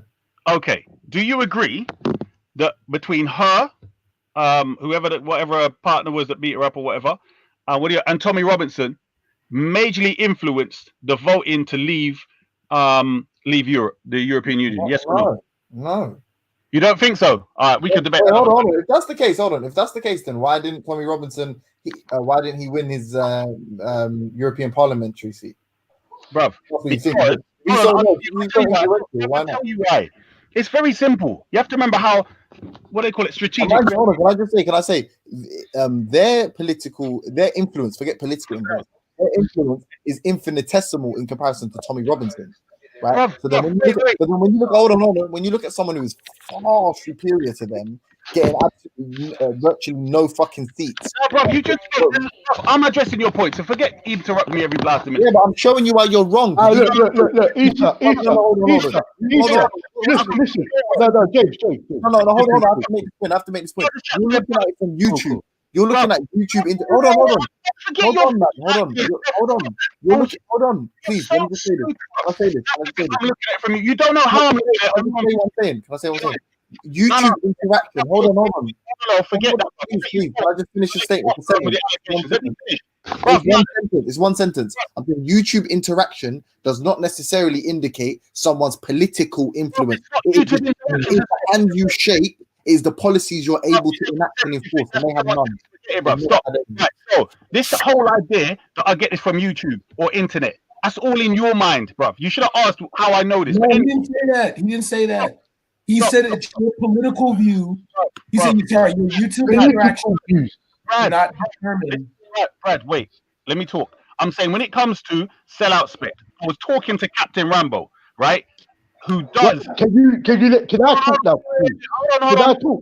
Hold on, Bob. I'm still responding to him. You let him talk in it, so I have to respond to him. So I'm saying, in relation to these conversations here, James Jones, yeah, a lot of them listen to what he says on Islam, on Sunniism, on Shiism, on black, on this and so on. So in relation to that, I'm responding to them in relation to him, not in relation to me and my influence with my people and so on. That he's irrelevant in that arena, right? So James Jones, again, wind your neck in, bro. You don't seem to understand the basic things that are going on. Wait, Brad, did you understand what he just said? Because I didn't get what you said. Yeah, he didn't answer. He didn't say, James, because I think the confusion is he didn't understand what you were saying. All right, so James is saying, Lisa is that the interactions one has on these panels do not indicate their political views. No, that's not what I said. Bro, that's what I'm saying. you feel compelled to respond to everything, and at times it will be your undoing because you assume that you were going to go through things point by point, and you got stuck on the first point. There is absolutely no evidence that they hold on. There's absolutely no evidence. Hold on, bruv. Come on. Come on. You don't know what I'm saying. What are you responding to? You don't know what I'm saying. And then you you got to stop doing this. You got to stop doing this. Let me finish my thing. Bro, you weren't speaking. Get on a 1 minute ball garbage. You weren't speaking. I started speaking and you started speaking. Does that make sense? Let me finish and then go on. Let me finish because you already done that already and let you've only Is this real life? Like you stopped speaking. You're responding now to something I said. Let me finish what I'm saying so you understand it. I said it. I understand exactly what you said. And if you don't stop interrupting, then we can finish and then we can move to something else so you can respond. You literally said, Brad, do you understand? Hold on, James, please. James, just let him finish, James. Come on. It's like you're scared. No, but it's like you're scared. It's like you're scared to hear what I'm saying. I don't understand why. Interrupting, as simple as that, bruv. Right. So as I was saying, yeah, it's very simple. Your simple understanding. Never simple with you, bro. Never simple. Hold on, James. One sec. Let me tell Issa something. Issa, my brother. Issa, I swear. Wait. Just one sec. Just slowly, Issa. Just one sec. Wait. Mohammed. Oh no, I can't talk to that. What's going on here? No, Issa. Right. So, Issa. One sec. For flip's sake, bruv. Let me say my piece. One sec. All I want to say is this: when it comes to James Jones and his analysis, hold on, Captain. Right. One sec. When it comes to James Jones and his analysis, the Brer doesn't have enough knowledge, never about me or the subject matters. He doesn't seem to have enough intelligence to understand that when you're talking to an individual on this side, that may not be the same response you give to someone else. So therefore, James Jones, unfortunately, just keep quiet on these issues. You didn't make any point. You didn't make. Tell me one response. Tell me one thing you responded to. I'm just trying to sum it up now. I'm not even going to address your flipping points. I'm just going to address you literally haven't said anything correct. So what? Just let me finish. You're talking about me. Now when I'm talking about you criticizing you want to cry like a baby. I'm going to let you speak. Say something tangible. Right. Go on. So bruv, don't interrupt. I'm talking to other people. Yeah? So right. Say something tangible. Say something tangible that I understand. So how I'm wrong. I'm not talking to you. I don't care what you think about it. So as I'm saying. So I'm wrong, but you're not going to explain how. Shut the hell up. I'm trying to talk. Don't be moms. Don't be scared. As I was saying. Moms. Don't be scared. It's like you're 12 moms, yeah? As I was saying. It's like you're 12 moms. You're not going to tell us how exactly. So they just are. It just is. Well, I will if you look shut up. But anyway, as I was saying, come back and come like a little batty boy like the other day. Whenever this is love, whenever this is your prophet, you're a little. No, how is that disrespectful? How is that disrespectful, you coward? How is that disrespectful? You shook you, bro. Yo, James, please, James, come on, James. Issa. How is that disrespecting you? Like your 12 imams. How is that disrespectful? Whatever, bro. How is that disrespectful? No, go on, bad boy. Show us how that's disrespectful. You're waste, man. Soft, bro. You are soft. James, please, James. Come on, James. You're soft, dude. About disrespectful. You're just like the Sunnis. I don't care what you think. You disrespected my God. You disrespected my prophet. Police station, Jim. Don't practice your handcuffs and your nightstick. You disrespected my 12 imams. Carry on. Yo, Brad, I just want to say my internet just broke out when we were talking, Brad. I'm going to put a fat one. I'm putting a fat one. Keep talking. I'm going to put a fat one, you James. You got something to say or not? Nah? All right. So I can't even talk. You know, it's all over the place. You want to laugh? All right, forget Captain Rumble then. You can't. I have to laugh. You can't. All you're doing is laughing, innit? So if you don't want to talk, I have to. Well, talk to me then. Fuck's sake. Right. What I'm saying to you, emotional guy, bro. You're something. What you saying? You're proper Sunni, innit? James, you were just Veli, help me. When you out and was singing and you was crying to Veli, insulting us. You idiot. Guys. So the question goes to you, Captain Rumble. Question, Captain. Yeah. Veli, help. Yeah, you just got to join mom. You shook one, right? Yo, come on, please, come on. Yeah, that's Look, that's why. I swear, bro. Let's talk about something we can agree on. Come on, please, both of you. Trigger T Black is a snaking little police officer that come up in here. What Captain. Yo, again. What you say now? All right. The question was, if you, as a representative of, let's say, the Black Panther ideology, right, and you were supposed to speak to a female that has, let's say, 1 million followers, right? You wanted to get your ideas out there. In other words, you're not there to debate because you've got 10 minutes to say what you got to say, right? Or ask a question, then respond a few times, right? Back and forth. Would you approach it cussing her and saying, you damn racist, this, that? How would you, or would you go in and say, how you doing, blah, blah, blah, and get to the meat of the matter? It's not how you doing and being all nice. It's like getting straight to the point. If I was invited on a so-called racist chat, first of all, I wouldn't be all lovey-dovey like, all right, mate. I would personally reason with them, yeah? But I'm not talking about lovey-dovey. That's your words, bro. We're not talking about lovey-dovey. Hey, it's your tour, Issa. Let me tell you something. Issa, I really want to tell you something, yeah? Right? Why is, I want to know this, as a big man, we are both big men.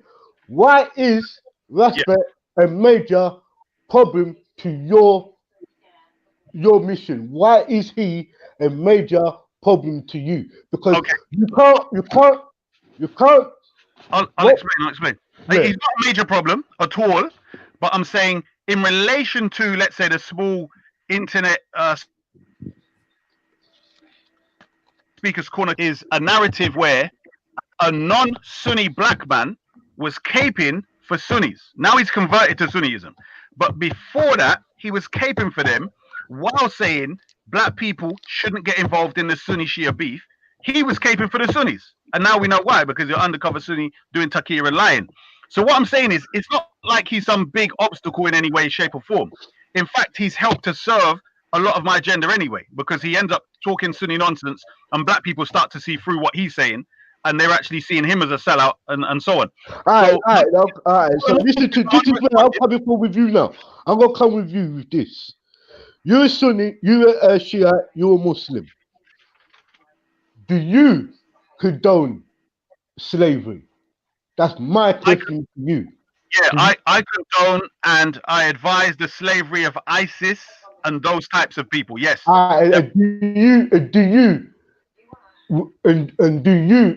Would you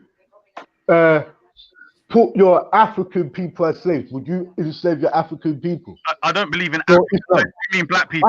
Black people. Black people. Yeah. So I'm saying this. Would you have me? Like, I'll be real with you. Yeah. This is the difference between me and most people. Yeah. I'm saying to you, would you put me under slavery through your religious values? That's not religion. It's not, you're asking me. It's not religion. I'm not quoting Quran. You're talking to me. And if you, hold on, Captain, if you joined ISIS and you turned up on the shores of the Caribbean and I was over there, yes, if you're representing the ISIS coming to try and rape the people in the Caribbean island, whichever one it was, yes, Captain. On the basis. Look. This is the questions what's being thrown, right? Yeah. According to your scriptures, anything possessed in your right hand. This is me. This is you. So I'm saying this, yeah. Do you share the same values as Sunni Muslims of having slave servitude or anything like that? Do you share that same concept? Hell no, because the Sunnis are the ones that enslave black for 1,200 years and continuing. No, they will enslave black people. This is the difference between me and most other people, yeah? I'm willing to put my people first. Then, but hold on, let me ask you that question in reverse. Captain Rambo, if you was in the Caribbean right now, and I saw you Muslims come over and pulling up the shower pussy, the one order, and making sure we have gone. Ask the question, Captain. Come on, bro. You was in the Caribbean, and ISIS turned up there, right? So you already, bruv, let me finish, bruv. You was in Jamaica, right? Yeah. And ISIS come up there with their ships and stuff, and they wanted to take over and chop off people's head because you're Kafirs and all of that. Would you be bro? That's what. I don't really think that's fucking ever happening, bro. Where I'm from, no, listen to where I'm coming from, bro. Let me tell you something, bro. Let me tell you something. You see, Jamaica, this is why I don't respect some people like you. Do you know Jamaica? Do you know how Jamaica is? Do you know Spanish Town, bro? Do you know Mobay? Do you know Mobay, bro? I've tried to tell you, Issa, look. Issa, I'm telling you this. Now. Captain, no, don't jump. I'm not jumping. Issa, shut up, man. Yeah? Because one thing about you, your ideology is shit right now, bro. Hold on, bro. Why can't I talk to you, bro? Why can't I talk? Captain. Mohammed, no way. Let me tell you something. Why are you listening, fam? Shut up, man. You've been speaking to James. Let me speak now. You're speaking to James. Let me speak. Right. Let me get this out there clearly. Yeah. Let me get this out. Let me get this clearly. If ISIS, you know what? I beg ISIS come over to Jamaica and try that. It ain't gonna be happening overnight, and I'm telling you that. Yeah. Right. Hold on. Just right. I'm telling you that now. Yeah. No, Jamaica's not like that. No, I'm telling you, Issa, Jamaica is not like that, bro. Wait, listen to the question. You're nuts. Captain, one sec, Captain. Let Issa try to explain. Mohammed, wait. I just want to get this point across. Captain, regardless of how bad you think Jamaica is, yeah, if ISIS is funded by America and Saudi Arabia, they'll be backed with certain weapons. So all I'm asking you is, if there was a war and they turn, this is unlikely. It's a hypothetical question to get your answer. So if you captured ISIS and they came there to do that, would you enslave them or not, Rambo? Bruv, we're not into them thing there. What do you mean with that enslave? That's the doctrine, bruv. We're not into that. We believe. Hold on. Now, when you talk about revolution, bro, and you talking about having political prisoners and setting up prison camps, you talk like that to me, then I can understand you. But don't come tell me bunch of ISIS is gonna come off a boat to Jamaica and Trinidad and think they could go and do that, bro. You are dumb, bro. Your ideology is shit, you understand what hypothetical question is? Do you bro, understand what it is? Bro, let me tell you something. Hypothetical questions is this, yeah? You are telling me something where I know wouldn't even happen like that, bro. I don't get what you say. So what? Where are you from in the Caribbean, bro? Where are you from in the Caribbean? Because I know you're not Jamaican, fam. You're not Jamaican. Where are you from in the Caribbean, bro? Because you're not from Jamaica or Trinidad. Are you serious? You think Jamaica can withstand the powers of America and Saudi Arabia? Is that what you're telling me? Wait, you know what, bro? Do you know what, Vinny? If you think Jamaica can deal with them, if America supports ISIS and Saudi Arabia supports Eastern man, to beat them. All right, bruv, go ahead. You think that? Go ahead. Man, Issa, you say, you telling me that you say that, if ISIS could come over to Jamaica and ISIS could take us as prisoners. Are you joking yourself? What the hell? Wait, hold up, Issa, 1 sec, Issa, please. Captain Rambo. You don't understand anything. No, Muhammad. This is the problem with Issa, yeah? He thinks his Islamic rhetoric washes over every black fucking person. It doesn't. Islam might have you, bro. It's not religion. I asked you a question and you couldn't answer it. So one sec, Issa, please, Issa. Captain Rambo. We talk too much, man. Listen, man. Captain Rambo is just. Yeah. Go, Muhammad. You know, ISIS. They take like Yazidi women. Yazidi is like a religion, I think, and they rape them and they sell them. And like. No, Muhammad, hold on. Muhammad, let me explain something to you. Jamaica is really a Christian country, yeah? Right? We was already invaded, not even invaded, enslaved by Christianity anyway. The Caribbean or Jamaica was really a captive land anyway, yeah? We was already prisoners because we have all sharks and all of that shit. It was rough sea, so nobody could really leave the island like that, bro, yeah? So Christianity was forced upon us, yeah? Over the years and the generations, religion doesn't really have a stronghold. I want to see fucking Badman Easter with his Shiite bomber ISIS, as he said, and try to come and do that shit to Jamaica now. No, but you're the Sunni.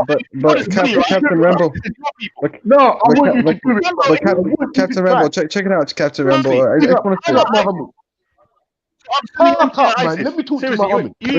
One sec, Asa, please, one sec. Yeah, Muhammad's talk, man. Okay.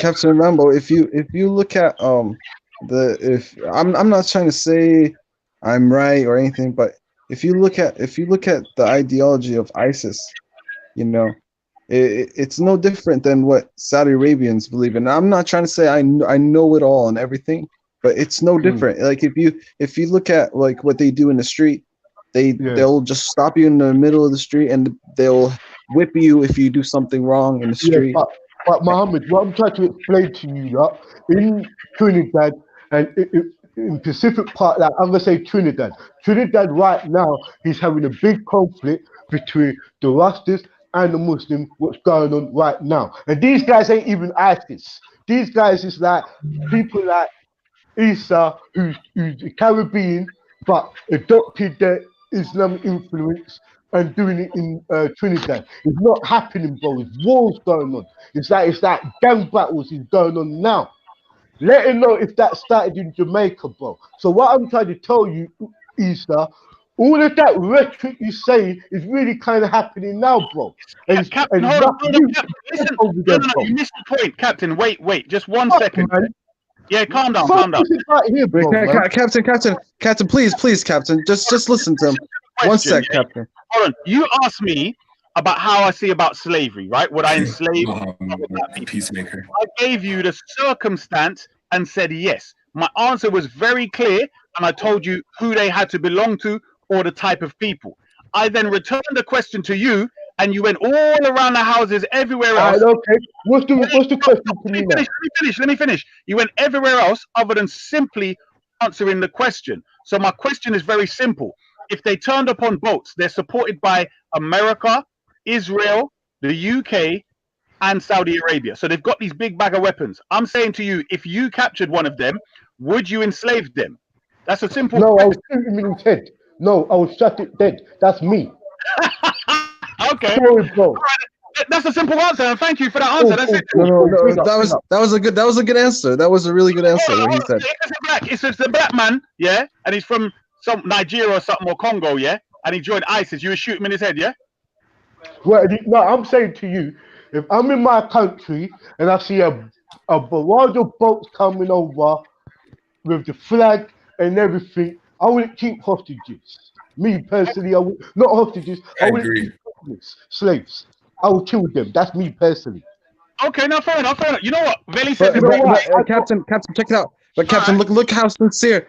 Look how sincere Isa is. He wouldn't even kill them. He would just prison them, basically. Don't argue with him on that. What you have to remember is a lot of people saying the same thing, yeah? To be honest, a lot of black people are saying the same thing as from the Caribbean. They're saying, yes, they kill him straight. Because the Afro-Caribbeans, like slavery to us in general is a no-no, isn't it? But when you step back and think about it, when you have somebody captured, you might be able to unbrainwash the man. You get me? You might be able to help him and say, right, he think about why did he join this? Because sometimes, bruv, them people get forced. Like they a lot of black people and non, let's say, Arab people went over there expecting to be amongst, the right Khalifa. They didn't expect people just chop off children's heads and all of that. They weren't expecting that, but they're trapped. So now they might be forced to fight as well. Do you get what I'm saying, Mohammed? So it's not quite the same. But my point is to Captain, if you're shooting everyone you capture, then, you're willing to shoot back people that may have converted to your idea then. They might have left ISIS and been a support for you, Captain Rambo. What you got to say on that? All right, hold on. Remember this. I'm in the middle of Tivoli Gardens, yeah, burning my big high grade. And we see, here, pure mother company, but yo, Yo, no, eat Southwest Jamaica, the all of the ghetto. We are rise the machine wood boy. We not let nothing live. Shower we say, Gaza, straight. Let me tell you something, Issa. I ain't gonna hold you as no slave and try to give you none of my doctrines. You know, I wouldn't even give you the blessing of even you making known of God. Once you come upon my land, that's trespassing. Big up to the old Jamaica fam, yeah? That's how we have to be. So you were two Africans who come there to spread Islam on you, yeah? What? Anybody spread anything power? Dead. Oh, gee, black. You and two Africans, Captain Rambo, yeah? Yo, listen, let me tell you something. Issa, I beg you don't come over to Jamaica when I'm there, yeah? Because I will feel say I try to spread Islam to me, shower you them, get me? No, Captain, man. are you mad? Islam's big over there, bro. Islam's big over there. Didn't you know Sheikh Faisal went there? He got deported to Jamaica. Yeah. But do you think Sheikh Faisal has got a bigger voice than Dudus? Suck out, bruv. What, you think Sheikh Faisal got anything? Hey, Dud, you joker. Stop, you're not stop. You said about spreading. How big is Islam in Jamaica, bruv? Watch this. How big is Islam in Jamaica? Not that big, bro. Don't get twisted. Yo, I want to say, wait, Captain, no, please, Mohammed, you know Jamaica. You think Sheikh Faisal could tell Dudus anything? Go sit down. No, but Captain, it's not. Come on. They're allowed to give. Wait, hold up, Issa, please. Hold on, Captain. Your silly friends are giving power over there, bruv. You can't do nothing. Issa, hold up. Captain Rambo, check it out, okay? I swear to God, Captain Rambo, I swear to God, check it out. Well, what Issa's saying is this, okay? These ISIS lot, they come from all over the world. Okay? No, ISIS bomber clout too, bro. No, check it out. Captain Rambo, check it out. Nah. Hey, Mohammed, you already said he would kill his African brothers if they came over there, so there's no more. No, but he has to understand what's going on. You can't. Mohammed, blood. Even if they weren't Muslim, he'd still kill them, innit? That's what he's saying. So he agrees with me more or less, except I would enslave them. He said he'd kill them. So there you go. No, but Issa, Captain Rambo, can I tell you something, Captain Rambo? Can I? Yeah. Check it out, Captain Rambo. Do you think Jamaica's American, fam? Do you think we want those we want them yes man and no man, sir? Yo, you can't fool Jamaica. No. I know that they're not like that. But check it out, Captain. Hold on. You Americans might have soft out Jamaica's attitude and all of that, yeah? But you men can't go over that with that shit there, yeah? You might tell the youths them about the ways and the lifestyle. We might deal with the teachers. We might do that. But you can't try to come off with no ISIS crap. We love no. Captain, check it out.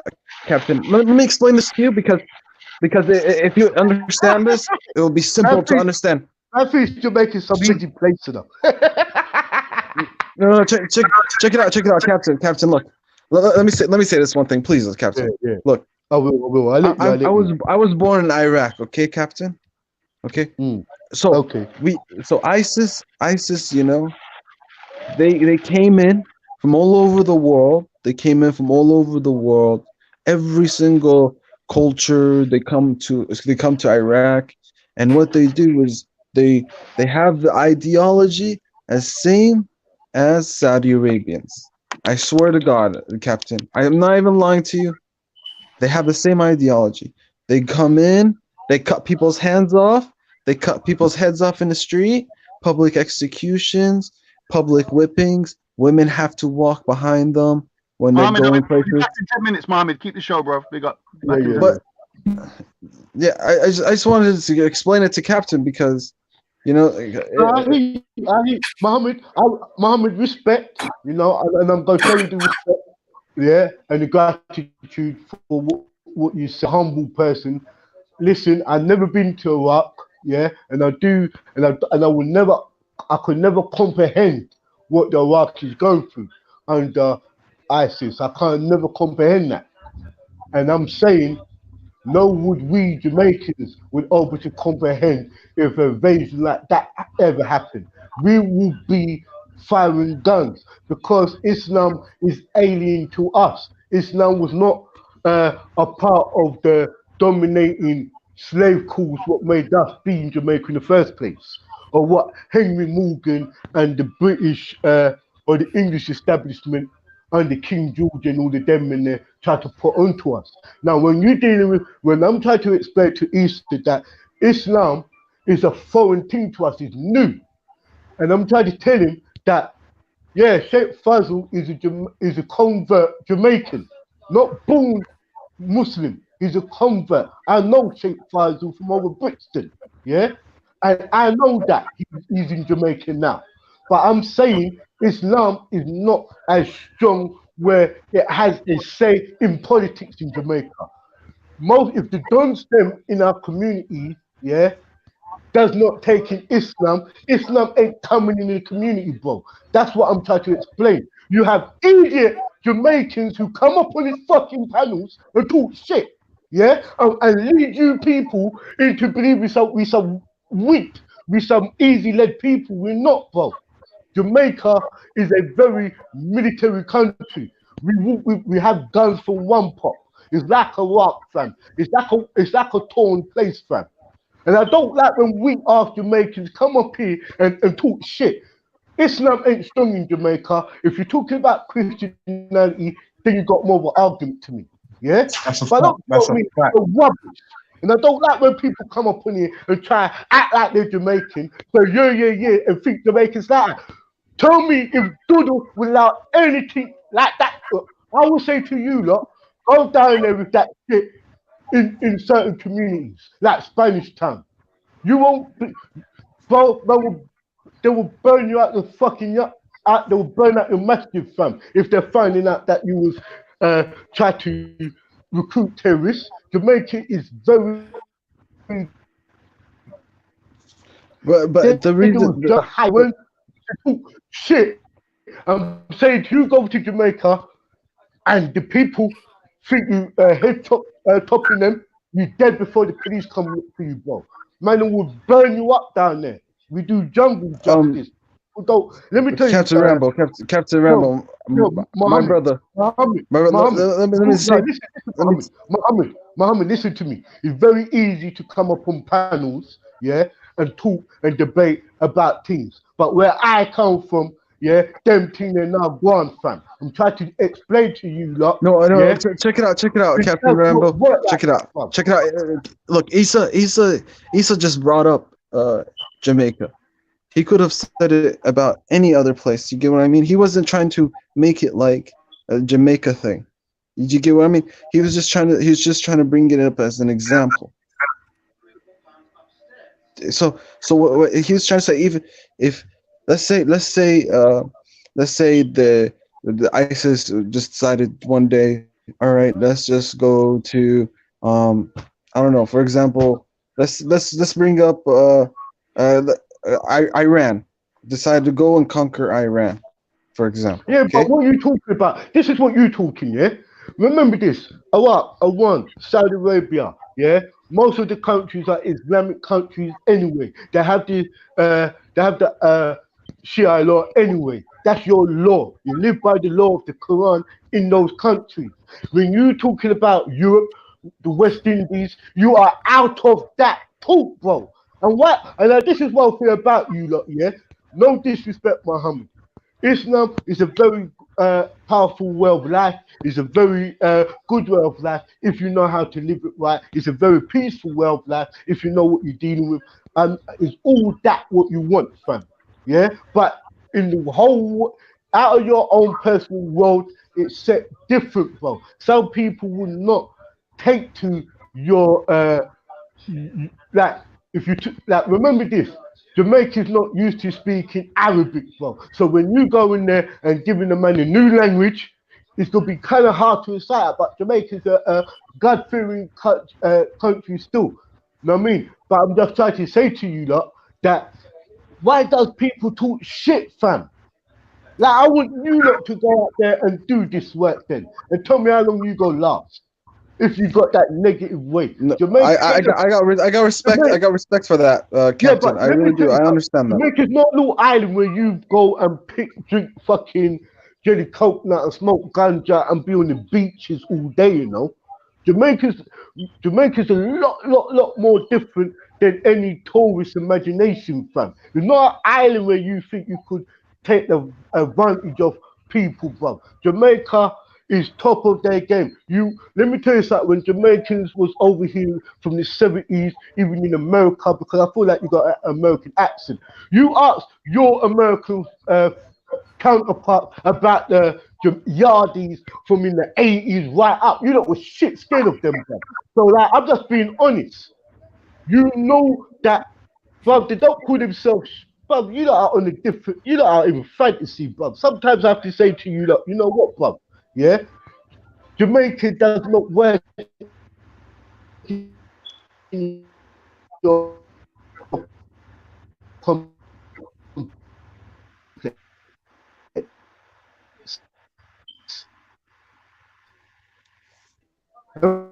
furthermore, your project is not no Quran no more, bro. Give them something where they could live in it. If you're gonna give them mouth talk and dawah, that ain't running with Jamaica or Trinidad or none of them. No, but Captain, let me say this. Let me say this thing, Captain. Let me say this thing. Okay, so what Esau was basically trying to say. So if I'm understanding him, trust me, Captain, I wouldn't lead you astray. I swear to God, I would never do that.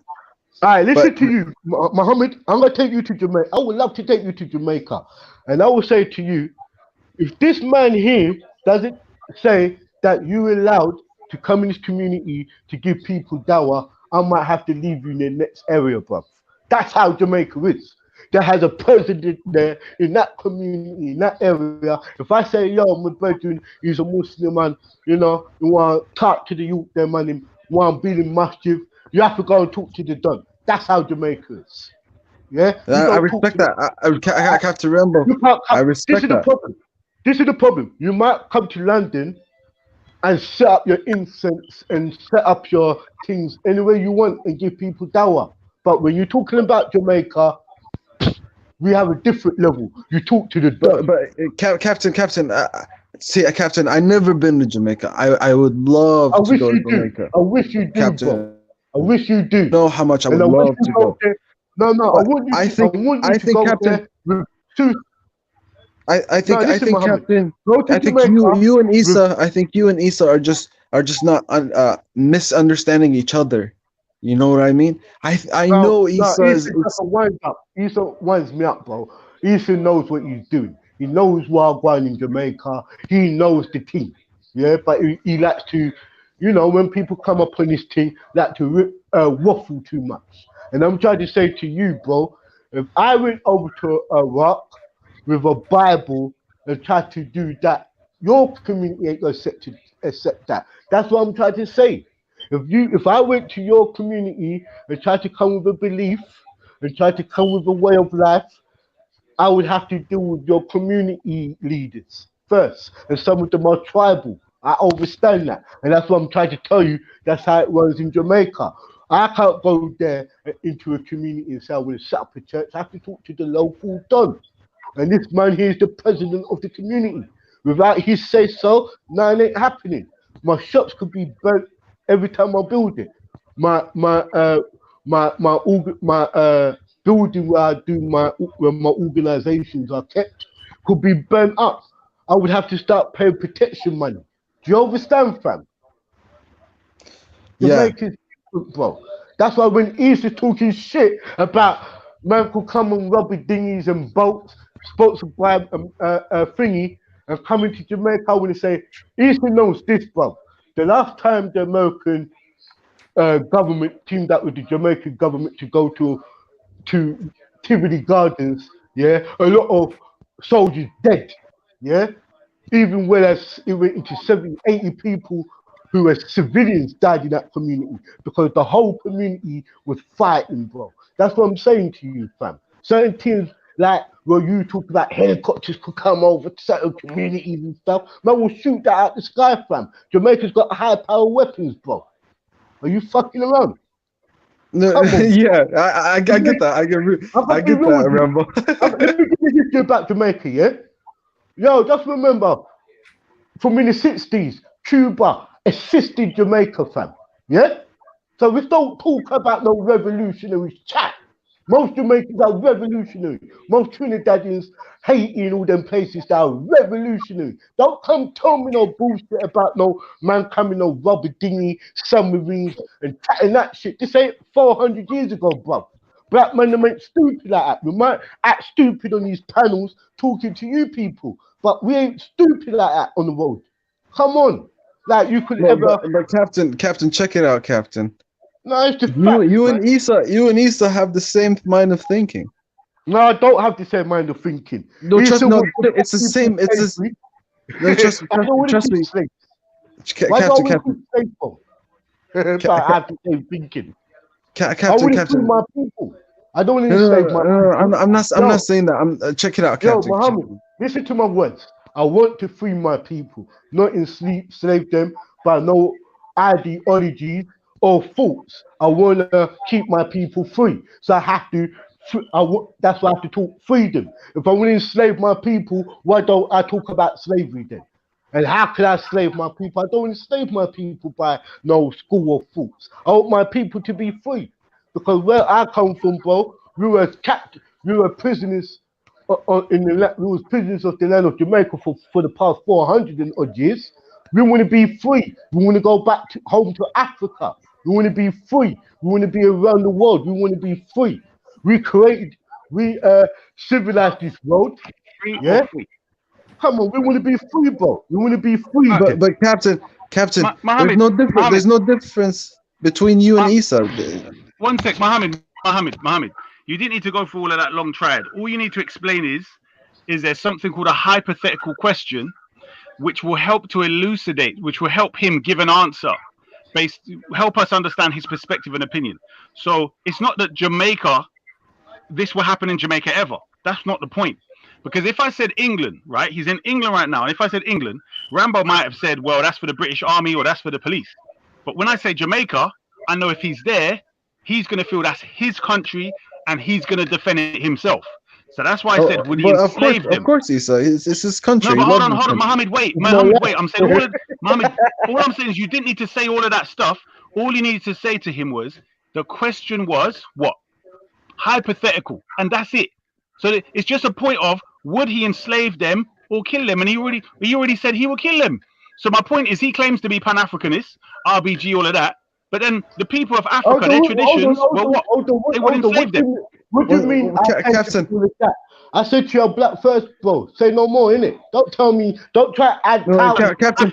You don't. Captain. Trust me, Captain. So you don't. Hold on. So do you follow your African traditions or not, Captain Rambo? Maybe but that's the only African tradition I know because I'm a Yoruba. Come on, bro. What are you talking about, fam? Right. Like, So hold on. No, you don't. So shut up, man. Stop waffling. Issa, please. Issa. Do you practice any? Issa, come on, Issa. Let's just explain it to him, about how Sunnis and all that stuff. No. Forget all of that. You don't need to know that. The point I'm making is, Captain, you don't know what an African tradition is. We're talking about slavery and you. Stop diverting. What do you mean slavery? Do you agree? Hold on, stop. Do you agree it's an African tradition to enslave people that fight against you? Yes or no, Captain Rambo? No, I believe we don't keep slaves. We dead them off. That's me. In Africa, no, not you. We didn't ask about you, Captain Rambo. Yeah, the African tradition. Wait. Before white people came there, when Africans had fights with other Africans, did they enslave the enemy they captured? Yes or no? You know what? Who's the tricky argument come from? No. What? No. What rhetoric is that? What tribe are you talking? What Pacific tribe are you talking? It's not rhetoric. It is question, man. Sometimes you come with the European ideologies, bro. But So you telling me Question. Africa, Which part of the question did you Africans understand? enslaved each other? Shut up, man. All right. So therefore, what you, Mohammed, let me explain to you. Let me explain to you, Mohammed. So, what it is, prior to Europeans coming and stealing black people for no reason, like they just to thief them, we already had the thing where when you captured somebody, you would keep them as a slave to do work. You get me? So they're a servant to you. They've got rights though. They had human rights. Whereas when we were stolen, they never gave us any human rights. So when I'm saying this to Captain, he should know this already. So when he's saying Africa this and he's African that and Pan-African, all this other stuff, he's not being true to his tradition, because he's now saying he's not going to follow the ways of his ancestors and his forefathers that used to enslave the people that they captured. You get me? So now he wants to make his own stuff. That's why. Listen, now I know why you use the Quran to enslave, to use the excuse to enslave your people, bro. Shut the fuck up. No, Captain, he didn't mean that, Captain. Trust me. Oh, Captain, with your Captain, Pan-African, with your Pan-African, with a Sunni, I was never a Sunni, bro. Yeah, So you what the are. hell You telling me about? claim you're a flipping Sunni, well, Muslim. That's what you No, said. I never. I said I was Ansar. So Ansar don't what? tell me nothing. Ansar I'm Allah, yeah? Ansar. No, but you Yeah, told me you're done. Muslim. Done, Yeah. good. That's Hold on, good. Ansar Allah are Muslims, aren't they? What's Ansar Allah?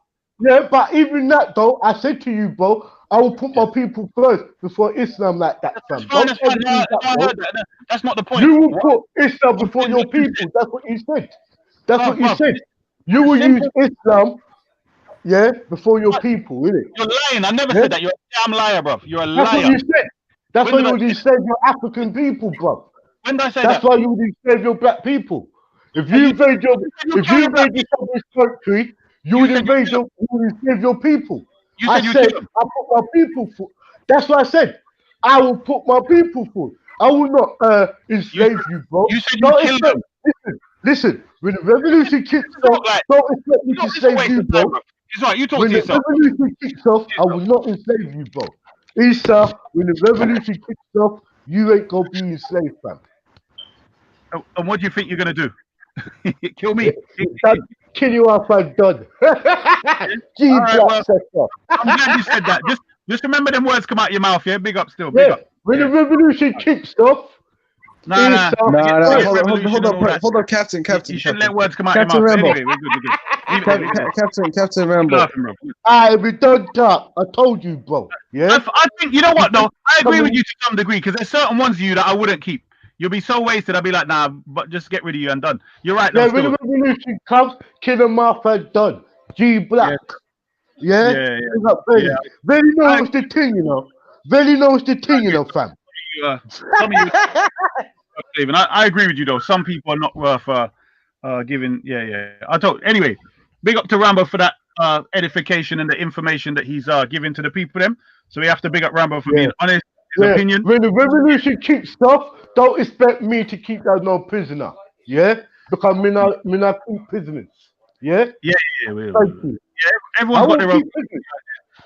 Yeah, bro, you can't be myself. What can you do for me? Yeah. Do you know what? He said, go and get me a newspaper, fam. No. That's for your people them to do for you, Yeah, bro. go and get me a newspaper. Yeah, go and be some. You have to use the internet. Look at the news on here, bro.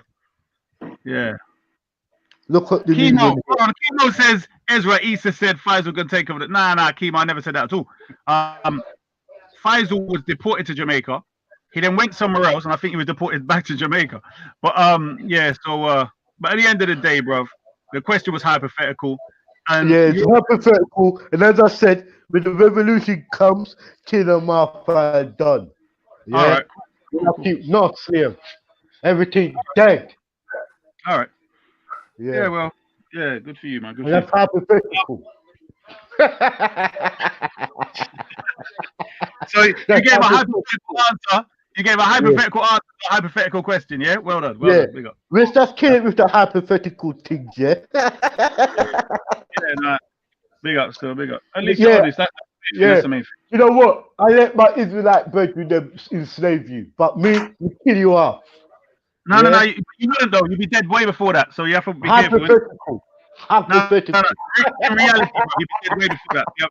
So forget about all No, of that. hypothetical. But you're right though. You Hypothetical. wouldn't be worth a slave. Still, you're right. You're right. You wouldn't be worth a slave. So you'd be dead long time before that. So yeah, keep them silly ideas out your head anyway. No, Yeah. no, but you should as well, innit? You're not going to slave me with your right hand. Yeah, No, fuck that. I just said you'll be dead way before that. So stop it. You're talking No, rubbish. you're not going to slave me with your right hand. I'm going to say Israel. I'm an Israelite brethren for come. Done or not? Yeah. No, it's you. No. You're forgetting. You're the one that claims that you down with Pan-Africanism and African spirituality. So Ezra is looking to enslave you because you enslaved him. Yeah. Yes or no? You sold him, right? No. Yes? I said I don't enslave people. When he wants to enslave you, I'll kill you. Remember? Are you dumb, bruv? He said your people them enslaved his people. Do you not know the history? Whose people? Like they're saying, right? The Israelites, they say that you, who claim to be African, Africans, they say you claim to be African. Oh, yeah. He's not African, you know. I remember that. No, I'm black. Yeah. I'm black. No. He hasn't got no identity. He's a slave. He has no identity. He's a slave. I remember that. Oh, No, you're not. You're a slave. No, You you're have the no slave. idea. You're a Sunni slave, in fact. But yeah, forget the conversation. What's all Randy, this hold on. What's all this silly business? What's all this Randy, silly business, bro? Yeah. I mean, yeah, because enslave you, bro. Yo, DC. Yo, DC. Yeah, DC. Yo. Get the thing, bro. DC, bro. Yo, Brad, big up yourself, man. Come in, man. Yo, Eric, where you there, fam? Big up Eric. Yeah. I'm gonna meet up now, man. Yeah. Don't worry, Eric. He's a very dangerous man. Yeah. Yeah. That's right. 'Cause I have brains, unlike Rambo. But anyway. Come on, man. So what? Am I your new enemy now? No. You're just unfortunate. So yeah. Inshallah. I don't. Child, man. Issa, I don't know how I become your enemy, man. I didn't say you're my enemy. You just need help. Like we're trying to give you some help. I'll give you some help. How you gonna help me? How you gonna help me? Right, so we mix up some herbs. Hold on, we mix up some herbs, and we'll help your neurons to create new neural pathways, and you'll start thinking like logic, reason, and rationality. Then you become much more intelligent, and you'll understand what it means to really be a black man, because to be an African means the white people have labeled you, and they've carved up our landmass. Continent, and then they called this place Nigeria. Okay. And don't you think they've done a colorism on us as well? They say we black and naturality. Yeah, no. Hold on. No. I agree with you that that's what they called us. What my point is, very simply this. I'm saying black itself is a color that existed before white people. So you're still referring to something in nature. When you refer to Africa, I'm saying that's some arbitrary word that they picked up and then they plonked that on the whole continent. You know what I am now? Forget the word black. I'm a melanin man. Yeah. You're Mennonite. All right. Mennonite. I got one. Oh, fuck. Big up. Yeah. Let me get back to work. I'm dying. Ezra Adair. Let me address Ezra Adair. Yeah, Ezra. Unfortunately, my brother. Ezra, you don't hear me saying, you don't hear me talking about going to Iran, Ezra. But you Israelites talk about going to Israel, which is currently under occupation or controlled by the people you call Jewish. But you don't hear me talking about going to Iran, Ezra. So you need to find out the real story of those who are really underneath the foot of their asses. Because I ain't talking about going to Israel. If anywhere I'm talking about black people need to go back to so-called Africa, the land of the blacks or the blessed land. So Ezra Adair, when you want to come on the panel, I'm working at the moment, but yeah, Ezra Adair, come and get that work, and we'll see how long it's going to take you, Ezra Adair, how long it's going to take you to take over Israel, or you waiting for stuff to come out the sky and help you out, my brother. Yeah, so currently, that's right. Currently, with nuclear weapons, what are you going to do? You're going to sing a lullaby? What are you going to sing? We shall overcome Israel? What are you going to sing, my bro? Ezra, what are you going to do? Recite Psalms? Little magical psalm book that certain people sell out spec and the rest of these people using their little... By the way, people, you could go buy a stupid little book the powers of Psalms or some kind of foolishness, all kind of 6 and 7 books of 8, Solomon and all these nonsense. Yeah, Israel is in Africa, madman. Right. So although I don't dispute that, Ezra, I'm saying so. Ezra says, listen up, Fred. Big up Easter. Big up everybody. yeah, man, bless him. Big up. As I was saying, Ezra, you need to understand, regardless whether Israel's in Africa or not, the point is you're claiming a land which they're claiming is theirs.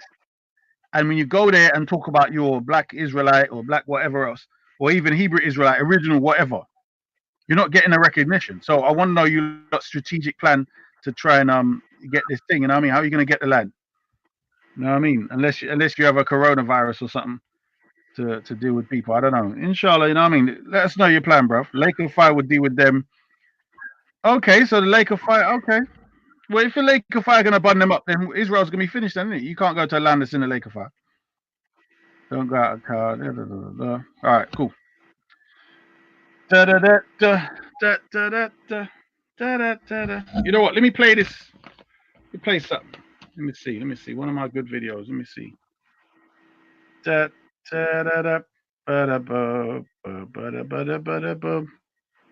Where's Dunya? Where's Mr. Dunya?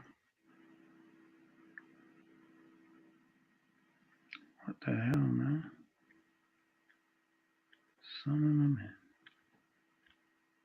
a man. Damn, boy.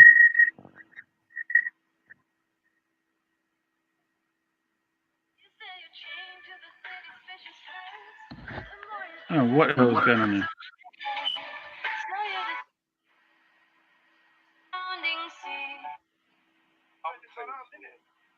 Yeah, so how could you, why did you forbid the evil of somebody committing suicide and at the same time killing innocent people, a bunch of kids at some damn music concert, my brother? You see what I'm saying? Yeah, but who's doing that? Yeah, but who's doing that though? So who's doing that? If it's really the Muslims doing it. That's what the Americans are doing. Wallahi, man, you got a good point at the end of the day because, you know, most of this stuff is false flags. You get me? Bollocks. So I understand your point, but let's be clear. Even, you know, shout out to the brother Abdul Hakim. His man's in them, his homeboy, was caught up in one of them things, man, and he's a Muslim. Get me? Yeah, so let's not play around with it, you know? But he didn't have anything to do with it. No, not Abdul Hakim. No. I'm just saying his friend who's a Muslim had something to do with it. So it's Muslims that are doing shit, bro. As well as the Kappas setting up false flags and this and that. I don't care about what the devil is doing. Have done far worse. To hell with the Kufa, Suleiman, of course, but to hell with the goddamn devils, my brother. Shouldn't we be condemning Muslims? Shouldn't we be condemning Kufa first? No, wait, hold up. Suleiman, we condemn the enemies of Islam naturally every day, all day. No, but Suleiman, go ahead, brother. Okay, listen to this, brother. Is killing innocent people Islam? Yeah, it's killing innocent people Islam. Come on, bro. That's an unfair question, bro. What kind of question is that? Wait a minute, go live. Why is that not a fair question? Come on, talk to me.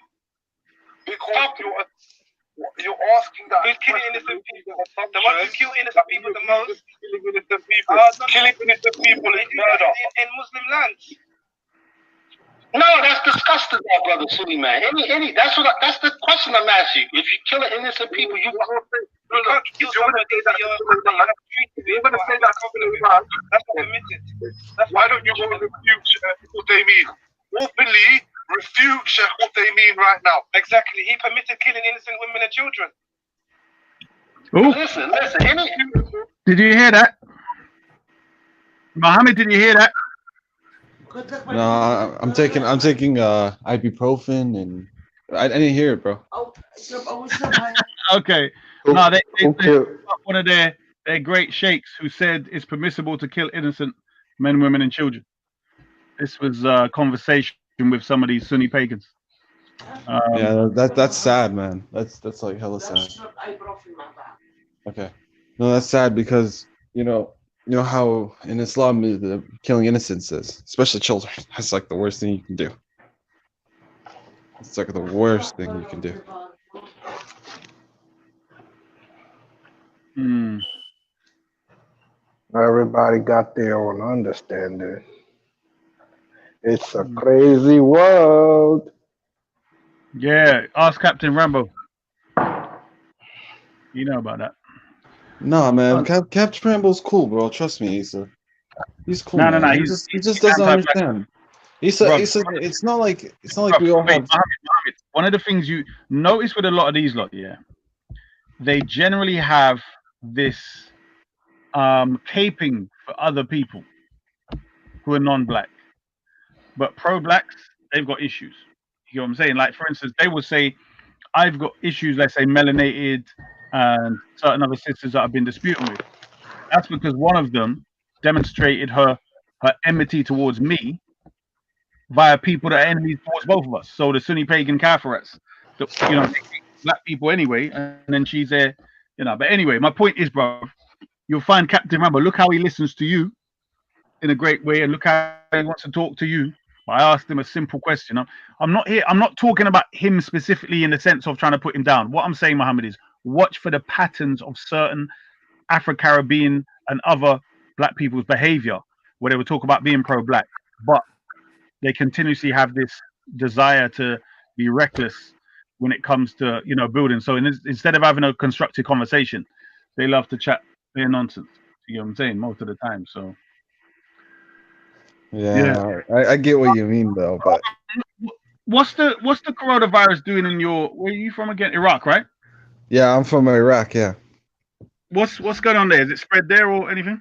of course, spread in Iraq. You know, the first when I heard about the coronavirus, like a month ago, I was like, damn, there's gonna be cases in all over like poor countries that they're not gonna know. That's the first thing that came into my head. I was like, fuck, man. I start feeling bad. But at the end of the day, you know, who knows? It could be a good thing, it could be bad. Who knows? But Corona in Washington State is bad. You can even ask Brad. Brad knows about it. And stock market, you know, I just saw the news. It said they closed the stock market in 1 minute. They closed stock market today, guys. So all the Americans on here, 3 Americans. Interesting. They closed the stock market, Issa. The first minute. How does that work? How do you close the stock market, bro? Like, seriously? I know. I don't know how that works too, but I think it's the first time in history the stock market has ever closed. No, this is some conspiracy thing, bro. Seriously, like, this is nuts. No, it was on the news, man. I was tripping about that. I was like, fuck. Yeah. There's no way they're gonna, bro. We're dealing with people, yeah. Do you know much about nanotechnology? No, what's that? Nanotechnology is where you can manipulate the molecules of matter. Yeah, the molecules. So that means you can literally create a little virus yourself. Yeah, this is the level that they're at. So they can create something that will literally wipe out the virus itself. Do you understand? Yeah. So they put atoms together. They bond atoms in a certain way that they want to create certain, or bond molecules, in fact, to bond the way they want them to bond. So, brothers, I don't believe it, bro. Like, if they want to get rid of it, they get rid of it. Simple as that, fam. Very simple. No, if they want, I believe that too. If they want to get rid of it, no, actually, I don't know, man. I honestly don't know, but maybe, yeah. But I don't know. It's like a I don't know maybe thing, you know. No. If they want to get rid of it, it's gone. That's how they roll, bro. What do you think one of their people is gonna get it? I'm joking, bro. They wipe that out in 2 seconds, bro. You know what I mean? Yeah, bro, it'll be gone. Whoa.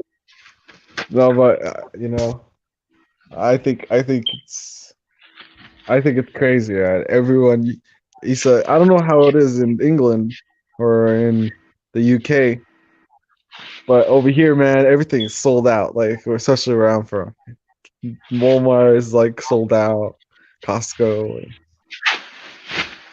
selling shit out quick. You know, people fighting over toilet paper. Chemo chemo. In the comments, you say I haven't seen 200 Rastas with AKs. I mean, whether I've seen it or not, what I am aware of is the Rasta versus Sunni warfare going on in Trinidad. Mohammed, have you heard of? Did you know that the Sunnis tried to take over, and they did take over the government of Trinidad years ago? Do you know about that? I've heard. I think I've heard about that actually. A guy called Abu Bakr. He's trying to stop the gang violence and all of that stuff. There's all kind of crazy little gangs, but there was major between Rastas and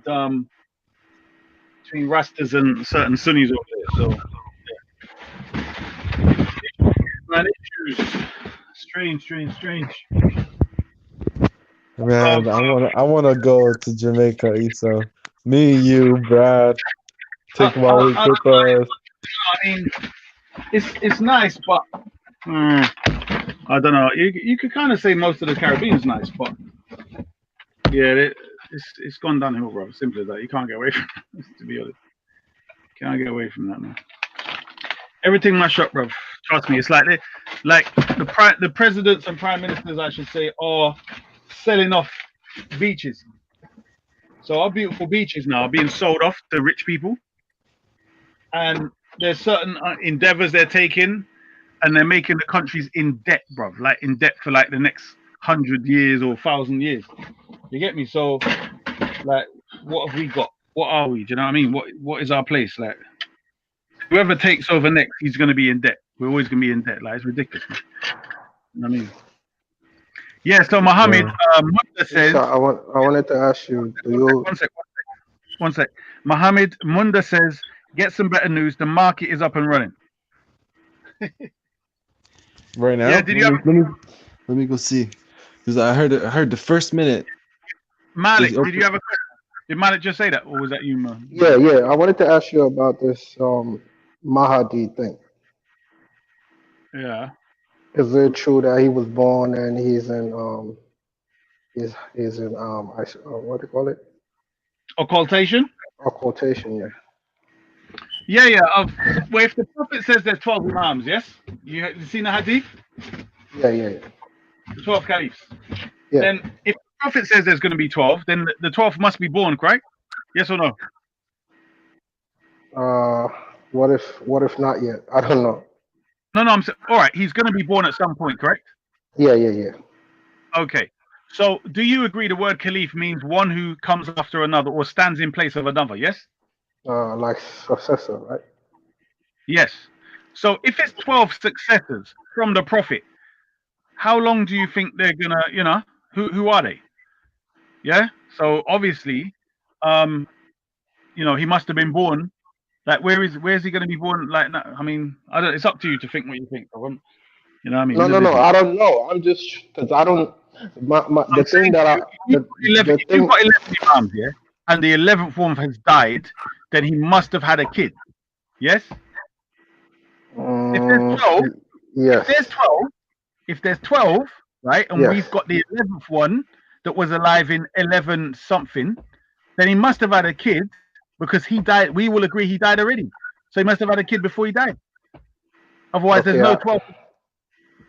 Right, I see what you're saying. Because if say before he died, he had to have appointed someone, right? Exactly.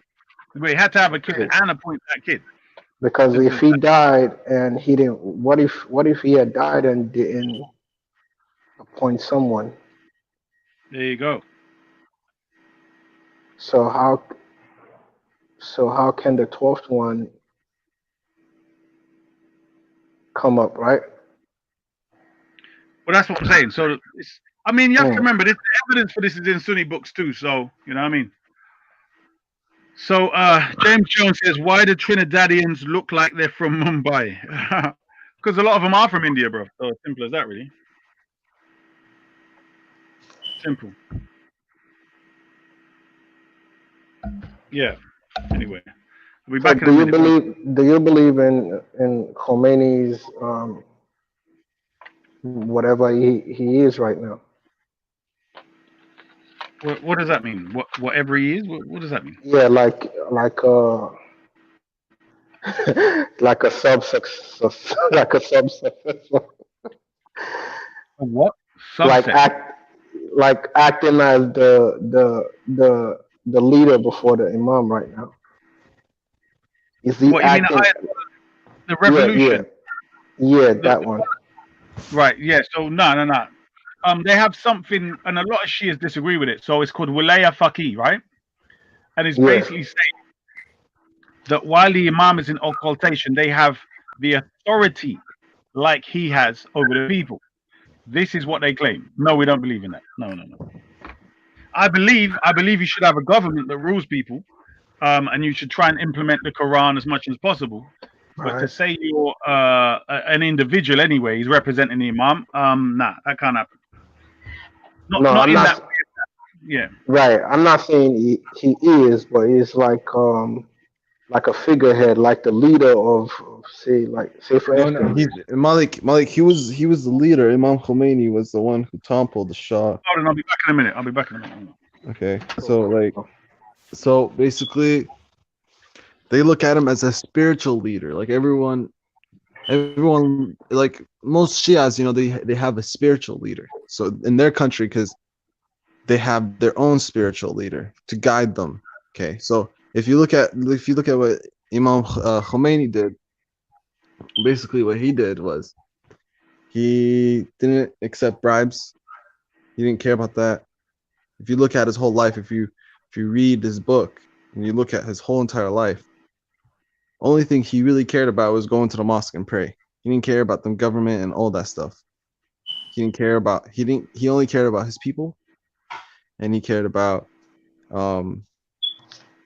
taking care of his people and overthrowing the government. But if you honestly look at this person, this one person, just one, could overthrow a whole government. That must have been a powerful person if you really think about it. Person was probably really powerful. Yeah, but he didn't do it by himself, right? Well, yeah, he didn't do it by himself. He had support. He had Okay, support. People because saw when him. you say this one person, it's like you talk about a Superman. No, but think about it. Like, no one could have bribed him. People tried to give him money. He got kicked out of Iraq. They sent him to France. In France, he still was getting like death threats and everything like that. He didn't care. He after he was extradited, the Shah was like, okay, I guess this person is actually legit. He's not scared of death or anything like that. He just cares about his people. All right, so let's bring him back because I'm the Shah of this country. They should respect me. Why aren't they respecting me? Because he's the leader. He's the king, the Shah. So he's like, okay, just bring it back in, so then they can respect me and I can get my country back and stuff like that. But at the time, the people of Iran, they were struggling. So they were struggling because of what he was doing. He was just like stealing the wealth of people and stuff like that. But I don't like getting deep into it because some people just, I don't know. It's just, but if you study this person, you'll see like this guy is actually legit. Like this guy is actually overthrew a whole government. It's crazy.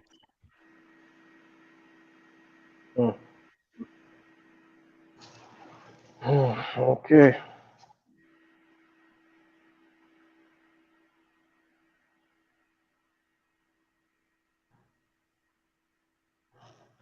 Okay. What was the question? Can you read the question of the day? Let me see, because I'm on my phone and I don't. Let me see. Can you be a fair and honest person all the time?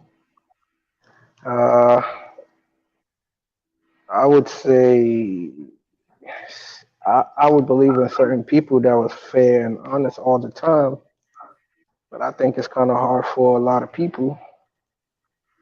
Me personally, I would base it on percentage.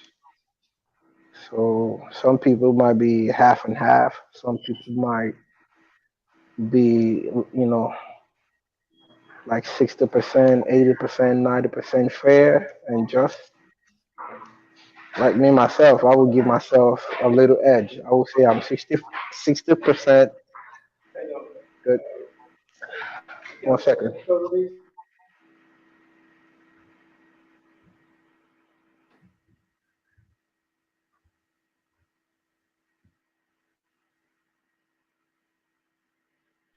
Yo, I wish I had my laptop, man, but I broke that shit. Cause I want to show you guys some stuff, but at the end of the day, Malik, if you really look at it, the only two countries that wasn't bribed is North Korea and Iran. Iraq was bribed. All of these Khaliji countries were bribed. Every single country. My country was bribed. All of them, except like the leaders, except for North Korea and Iran. Yeah, I would basically me personally, I kind of support any country that is not part of the UN. Yeah. Yeah, if you're part of the UN, then I might see you some type of way. I might not go against you totally, but I just have to be careful. But if you're against the UN, then I might look at you with a little more respect. And I don't like to talk about them that much, but it is what it is. It's a crazy world we're living in. Everyone wants to be on top. Everybody want to rule the world. Now imagine the world Isa lives in, because Isa has to imagine like a whole government against you. Imagine like half of the world, 75% of the world is against you. That's what me and Isa have to go through. Yeah, because they know your potential. Everything I see going on in life, to me, it's not normal. But I think as human beings, and we full agreed, it's just normal. Because if you don't do it, then you're gonna be at the bottom of the food chain. If America don't start killing people around and don't start, acting tough, somebody gonna test their strength. And if they find out that they're not strong, they're gonna topple them. And nobody want to be a servant. Everybody want to be a king. So in order for you to be a king, you got to be like Mayweather. You got to keep practicing day and night. But it depends, Malik. A king, no one respects kings, right? You said kings respect kings? No, I said no one respects kings. I heard Tupac say, "A king for my family only, me and my family, no one else," and that was real. Well, I don't know what he's talking about. Oh, but well. you gotta respect the king. That's why he gonna fuck you up. Well, yeah, of course, but honestly, like when there's a king, people behind their back, they're gonna talk shit, right? They're gonna be like, "Oh, look, this guy, he's a coward." You know what I mean? Yeah, that's normal. That's normal. Even though, I always say, no matter what you do, you're gonna have people who love you, and you're gonna have people who hate you. So No, but if you're a respectful person, it don't imagine matter. a person, right? Kind of like Jesus, if you think about it. Yeah, like Jesus Christ. Imagine a person, who can have all the money. It's like Moses, actually. All the money in the world. All of it. The richest man in the world. Bill Gates has nothing compared to that. How can they have all the money in the world if they don't have the opportunity of if they don't have a divine intervention, they can't have it. No, check it out. Yo, Malik, what's up, man? My brother, you've been quiet for a minute. Good, bro. Been gone, man. Trying to, you know, Yeah, live in I'm this trying white to man's world. I'm trying to survive this corona, man. That's Man, you all. should be fine, bro. You should be I've been, fine, bro. yo, don't say that, man. This shit is dangerous. This shit is scary. If you look at the death Listen, you toll in wash your Italy, hands. You all that wash your shit don't hands. mean nothing, man. You just washing Yeah, your hand for no reason. shoot. Well, I disinfect everything, man. I know, I do too, but trust me, when that shit come around, you don't know. I ain't gonna lie though. I'm gonna enjoy this round, but I know that like the next round, you know, Yeah, it's still safe that right. might be a little rough. Trust me, it's only safe right now because we don't know who got it, and then the total of like the amount of people that we know of for a fact is kind of low. But the thing is, I ain't gonna front. We don't have no mask. We don't have no test kits. We don't have no shutdown. Trust me, it's gonna we might end up being worse than Italy. They don't start, telling people to go do food shopping and let's shut the shit down. It's No, gonna get trust me, worse. Malik. Trust me, my state is the worst state. So my state is the worst state, it's This gonna man just pass Washington down. State, bro. It It's don't gonna matter. pass. It's gonna pass down. It's gonna go to all the states, right? All over the world. It's not only. I'm not even talking about the like a region. It's like you have to isolate people because it's part of my job. Like if you don't do isolation, you shit will never work. Shit will never work. You're just gonna end up, killing everybody for no freaking reason. It's gonna be a whole chaos and civil disturbance and a whole bunch of shit. I'm telling you, this shit is no joke. Shit is no joke. They say wash your hand and put a freaking mask on. Yeah, those are precautions that is normal precautions. But if you're shutting down schools and you're not shutting down transportation and you're not telling people to go shop and do a total shutdown, how you gonna know who got it from those who don't got it? We out here breathing into each other, man, taking transportation and everybody's still going to work. That shit ain't gonna work. You got to do a total shutdown. You should see how Chinese people. I respect them, man. I ain't gonna front. No, yeah, Koreans. I'm talking about Chinese people. They was the one who got affected the most at first. See now everything is starting to next month. I think things will start coming back to normal. No, but Koreans made the drive-through thing, Malik.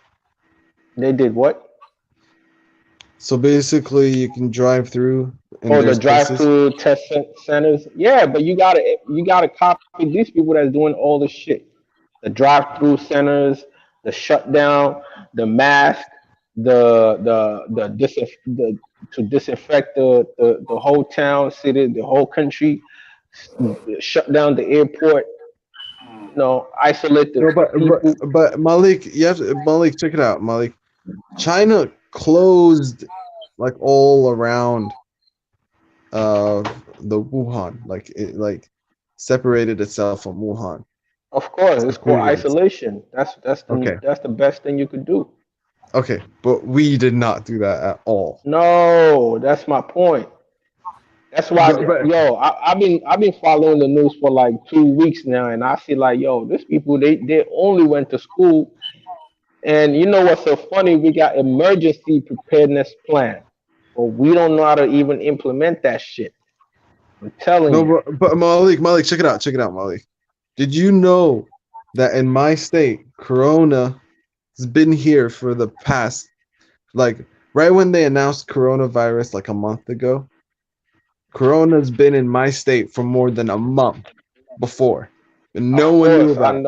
I know. Even in China or where it's only natural because you don't know about it, and then you don't know who got it and who don't got it. Not until somebody start dying, and then people start going into the hospital, and the doctors start, trying to diagnose what's wrong with them. This is not a common flu. This is more than a common flu. Okay, what is this?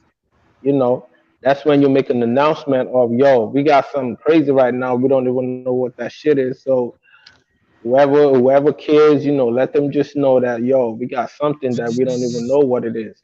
You know, so it's only natural. People been having it since December, and they don't know. And that shit freaking take like 14 or 21 days before you could, get symptoms or whatever, depending on how your immunity is. Sometimes you can fight it off, and sometimes you can't. But my thing is, it's just so scary. And then we could see how Italy death rate is like multiplying every freaking minute. So they made a mistake of not isolating their people as quick as possible. And now we going through the same shit. Oh man, it's gonna be worse. I'm telling you. I'm really I don't wanna die, man. I'm scared of death.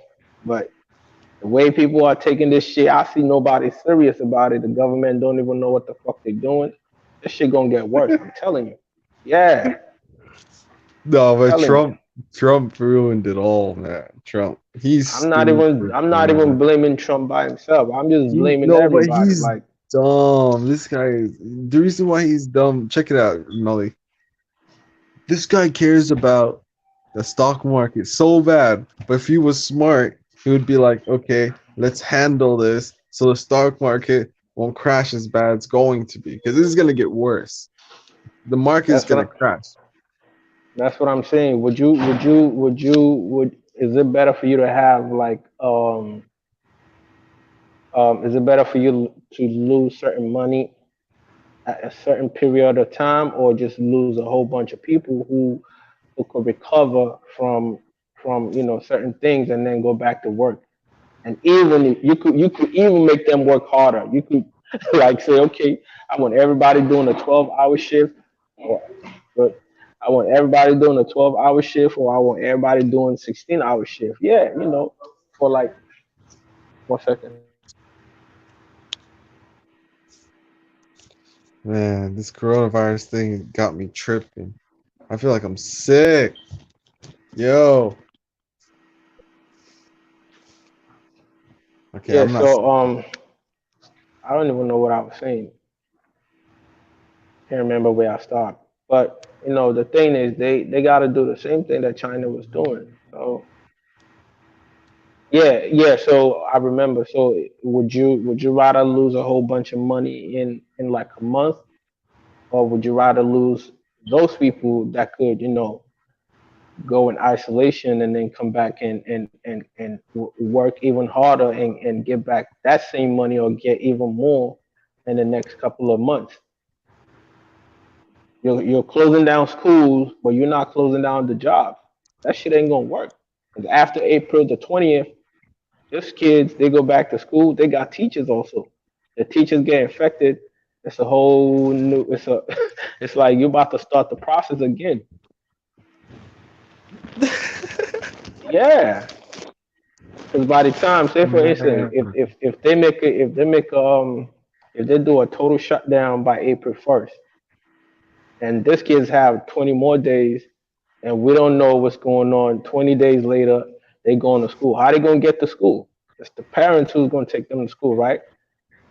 And you talk about isolation. So if they start, everybody start going back and forth, and then you don't know who got it, and then the kids get it, the parents get it, the teachers get it. It's like going back to square one.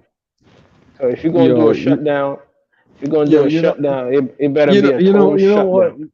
Malik, you know what pisses me off the most, man? It's just everyone's like, oh, I'm not going to get it, right? And then they get it. Yeah, I heard people say that too. They pray. They always pray and they don't get it. So who gonna get it? The best.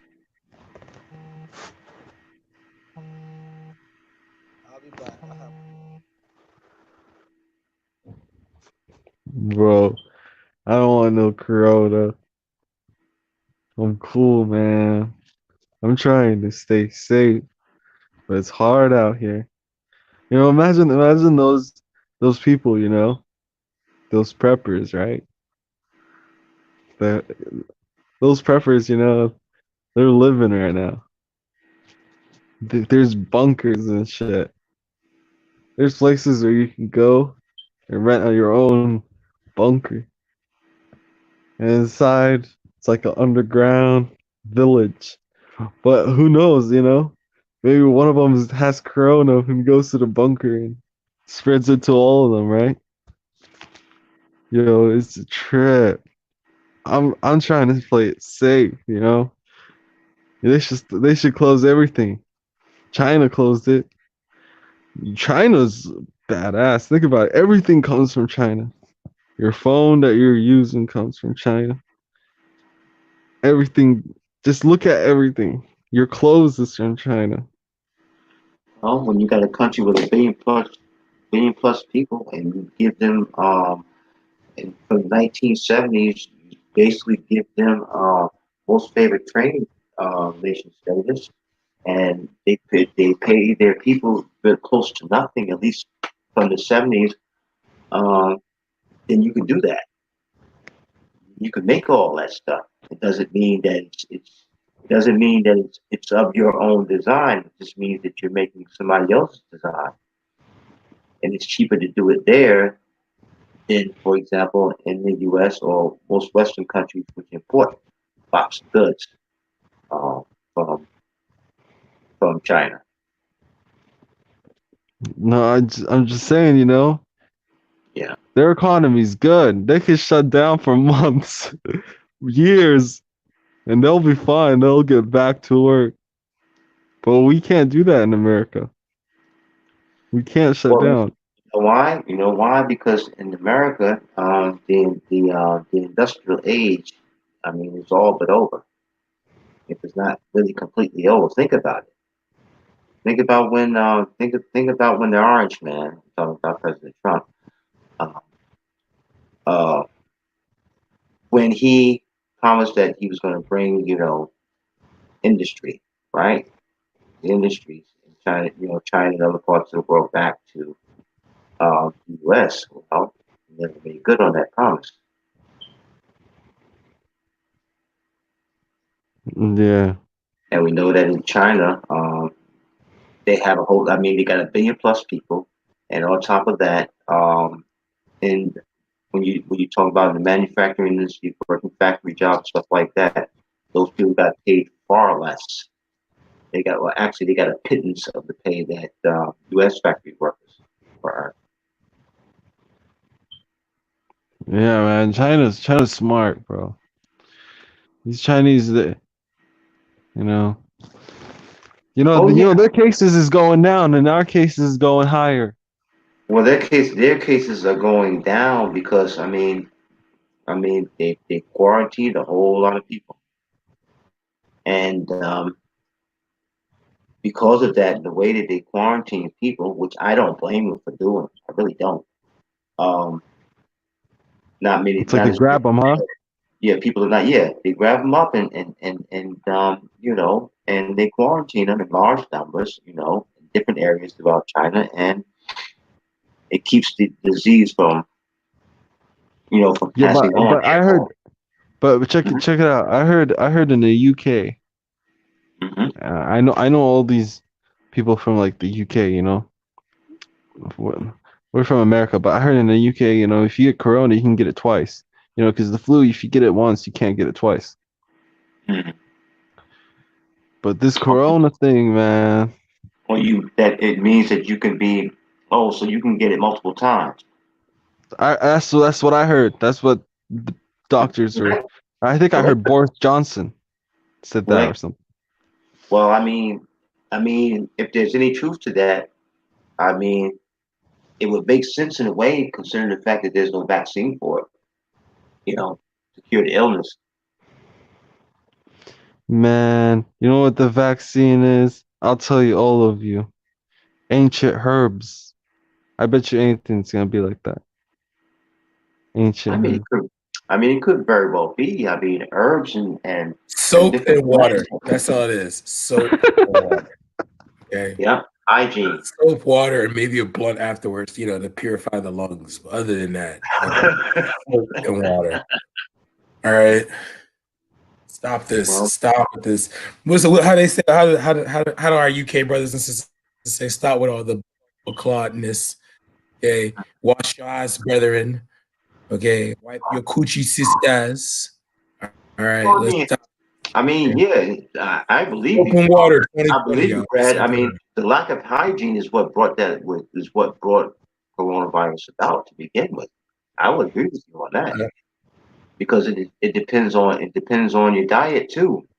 If that coronavirus really came from an animal to humans, I could see that too. If you're eating animals, that have those type of diseases and they're not cured, the flesh of those animals are not cured of those diseases before they go on sale.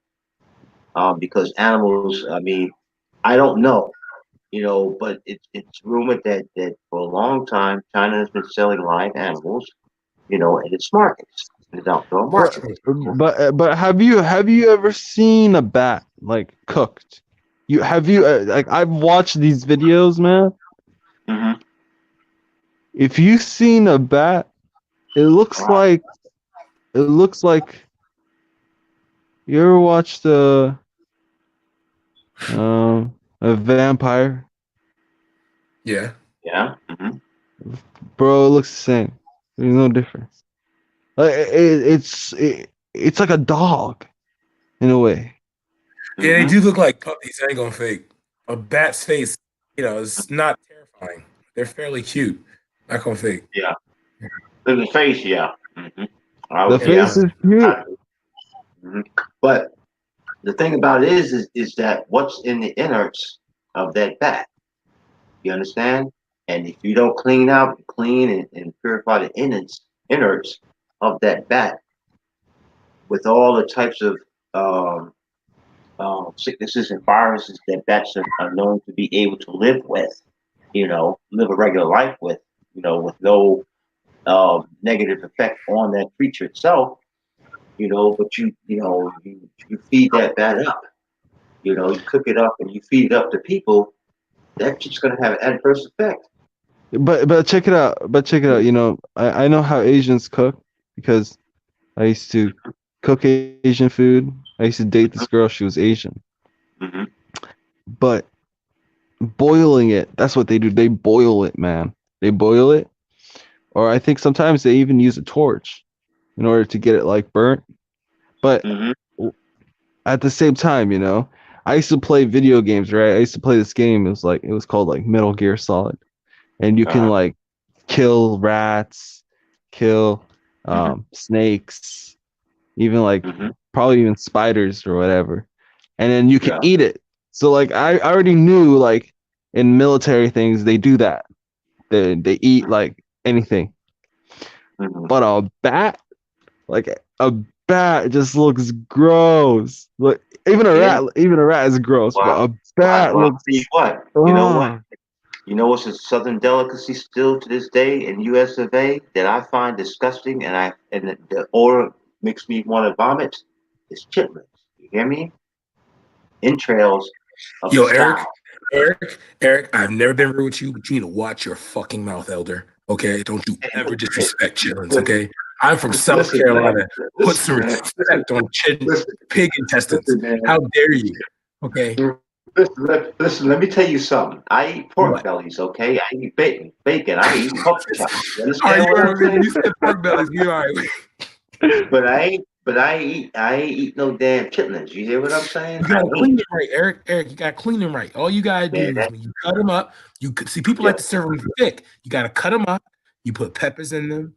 Put little jalapenos for the smell. You let out with the peppers. That disinfects all the poop and stuff out of it. You drain the water, strain it. You'll be good. All right. So put some respect on the delicacy our ancestors ate because the slave master wouldn't give us food. Listen, I got a question. I'm gonna tell you like this, okay? If you want to eat it, fine and dandy. I ain't never eat no chitlins. You hear me? What I'm saying to you, Brad? I just ain't, man. Eric the asshole, bro. He said no matter what I eat. I had a friend that defends chitlins, bro, like a passion, bro. Like he says that like this is a delicacy our ancestors put together. They didn't have to give us nothing, but they gave us something. Oh, come on, bro. I mean, come on, man. I mean, entrails, man. Let me tell you something, man. It takes a whole lot. It takes a whole lot to purify entrails, man.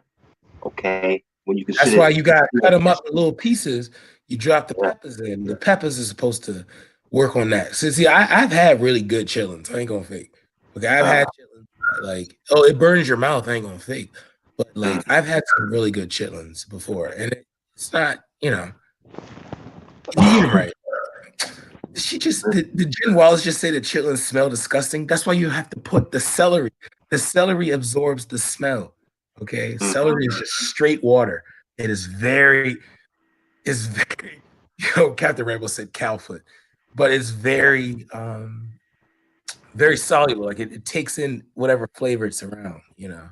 Yeah. Nah, Yo, Brad. Chitlins didn't cause no coronavirus. Yeah. Yo, Brad. Have you heard of like peanuts in like water? Peanuts in water.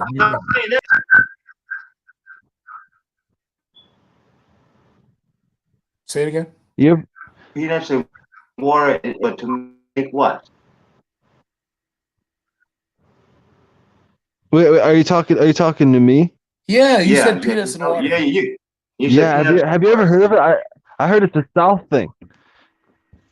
It's a South thing. I wanted to always try it. I thought it was interesting. I've seen people who soak peanuts in water when they're making like roasted, like a roasted nut, like where they're gonna like they put like you take brown sugar, a little bit of white sugar, and you like, you know,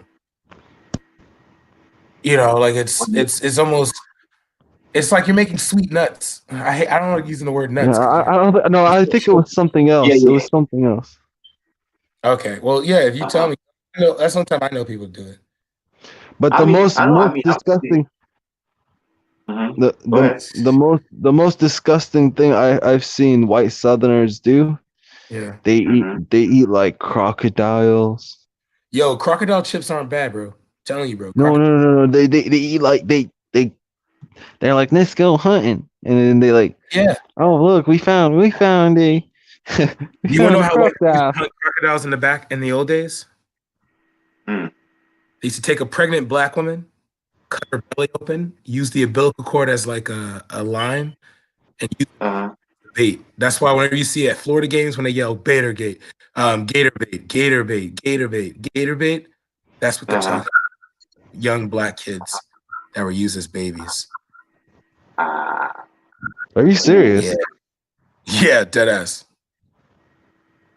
Damn, bro. I don't know the history in America like that much, you know. Yeah, man. I know it's fucked up, but I don't even like talking about it. You get what I mean? It's sad. It's sad, but it's like you're like the descendants of the ancestors they couldn't kill. Like regardless, they went through that. You know, they couldn't kill them. So you just take pride in that and like, all right, well, we're gonna keep pushing. But you know, we're getting too comfortable today, so. Yeah. Yeah. Yeah. Because there's certain things that I eat. Okay, for example, on the South. Okay, a whole lot of stuff. I remember back in the this was back in the late '70s, and I remember that I was living with my uncle and his roommate, and they lived in the neighborhood with these real country white folks, okay, in the county, right, and in Greensboro, North Carolina. And I remember one time I was talking to one of our neighbors. This guy rode on the same school bus with us to school this morning, right? He said, "Yeah, you had a good breakfast this morning." I said, "What you have?" Yeah, of course, kicked brains and scrambled eggs. And like, whoa, what? He said, "Yeah, kicked brains and scrambled eggs. Oh, it's good. Give me a try." Oh man, I'm good on that. You enjoy it? Hey, okay, cool. I'm sorry. I ain't need no brain of an animal, man. I just, man, I can't. Man. You know what I'm saying? Eric ain't got no kind of like, because this like in the South, it's like you're taught like, all right, when you walk in someone's house and they offer you something, Eric be breaking that rule. He'd be like, "Oh hell, no, I ain't eating your food, boy. Get out of my face." Yo, fuck your food. You just prepared for me to Hey, eat. man. Yo, You know goddamn, what? invite me to your home.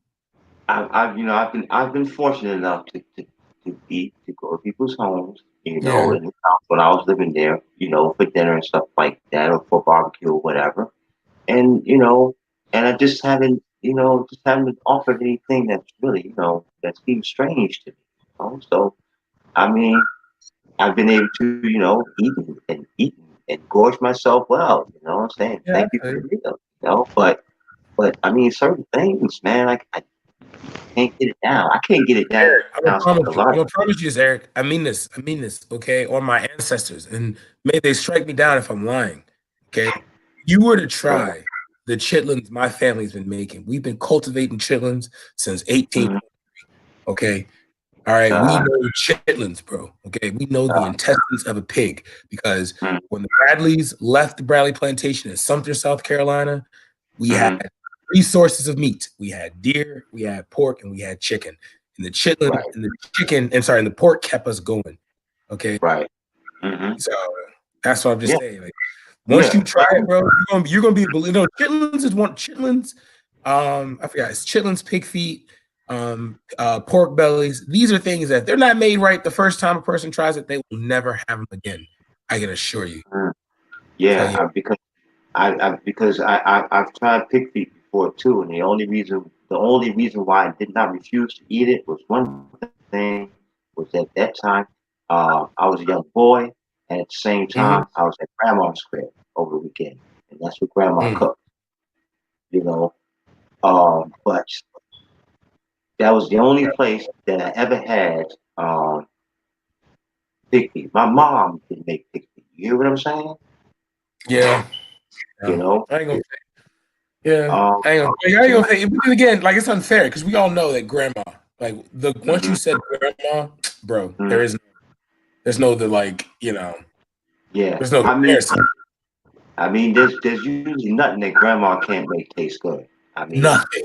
Like, what it literally, is. grandma can make cat hair and cat poop taste good. Like, Indeed. It is creme de la creme when it comes. Belly Malik is in the back. Yo, But okay, so have you ever eaten hog head? Yes, I have. Yeah, that I have eaten, and I have to say that it was pretty damn good. The few spare times that I've had it, that my grandmother of course cooked it up. I've had it, and I have to say, the meat was pretty damn good. I don't know. The thing about it is, I don't know if I would eat it now. It's because I'm so far removed from eating, that now.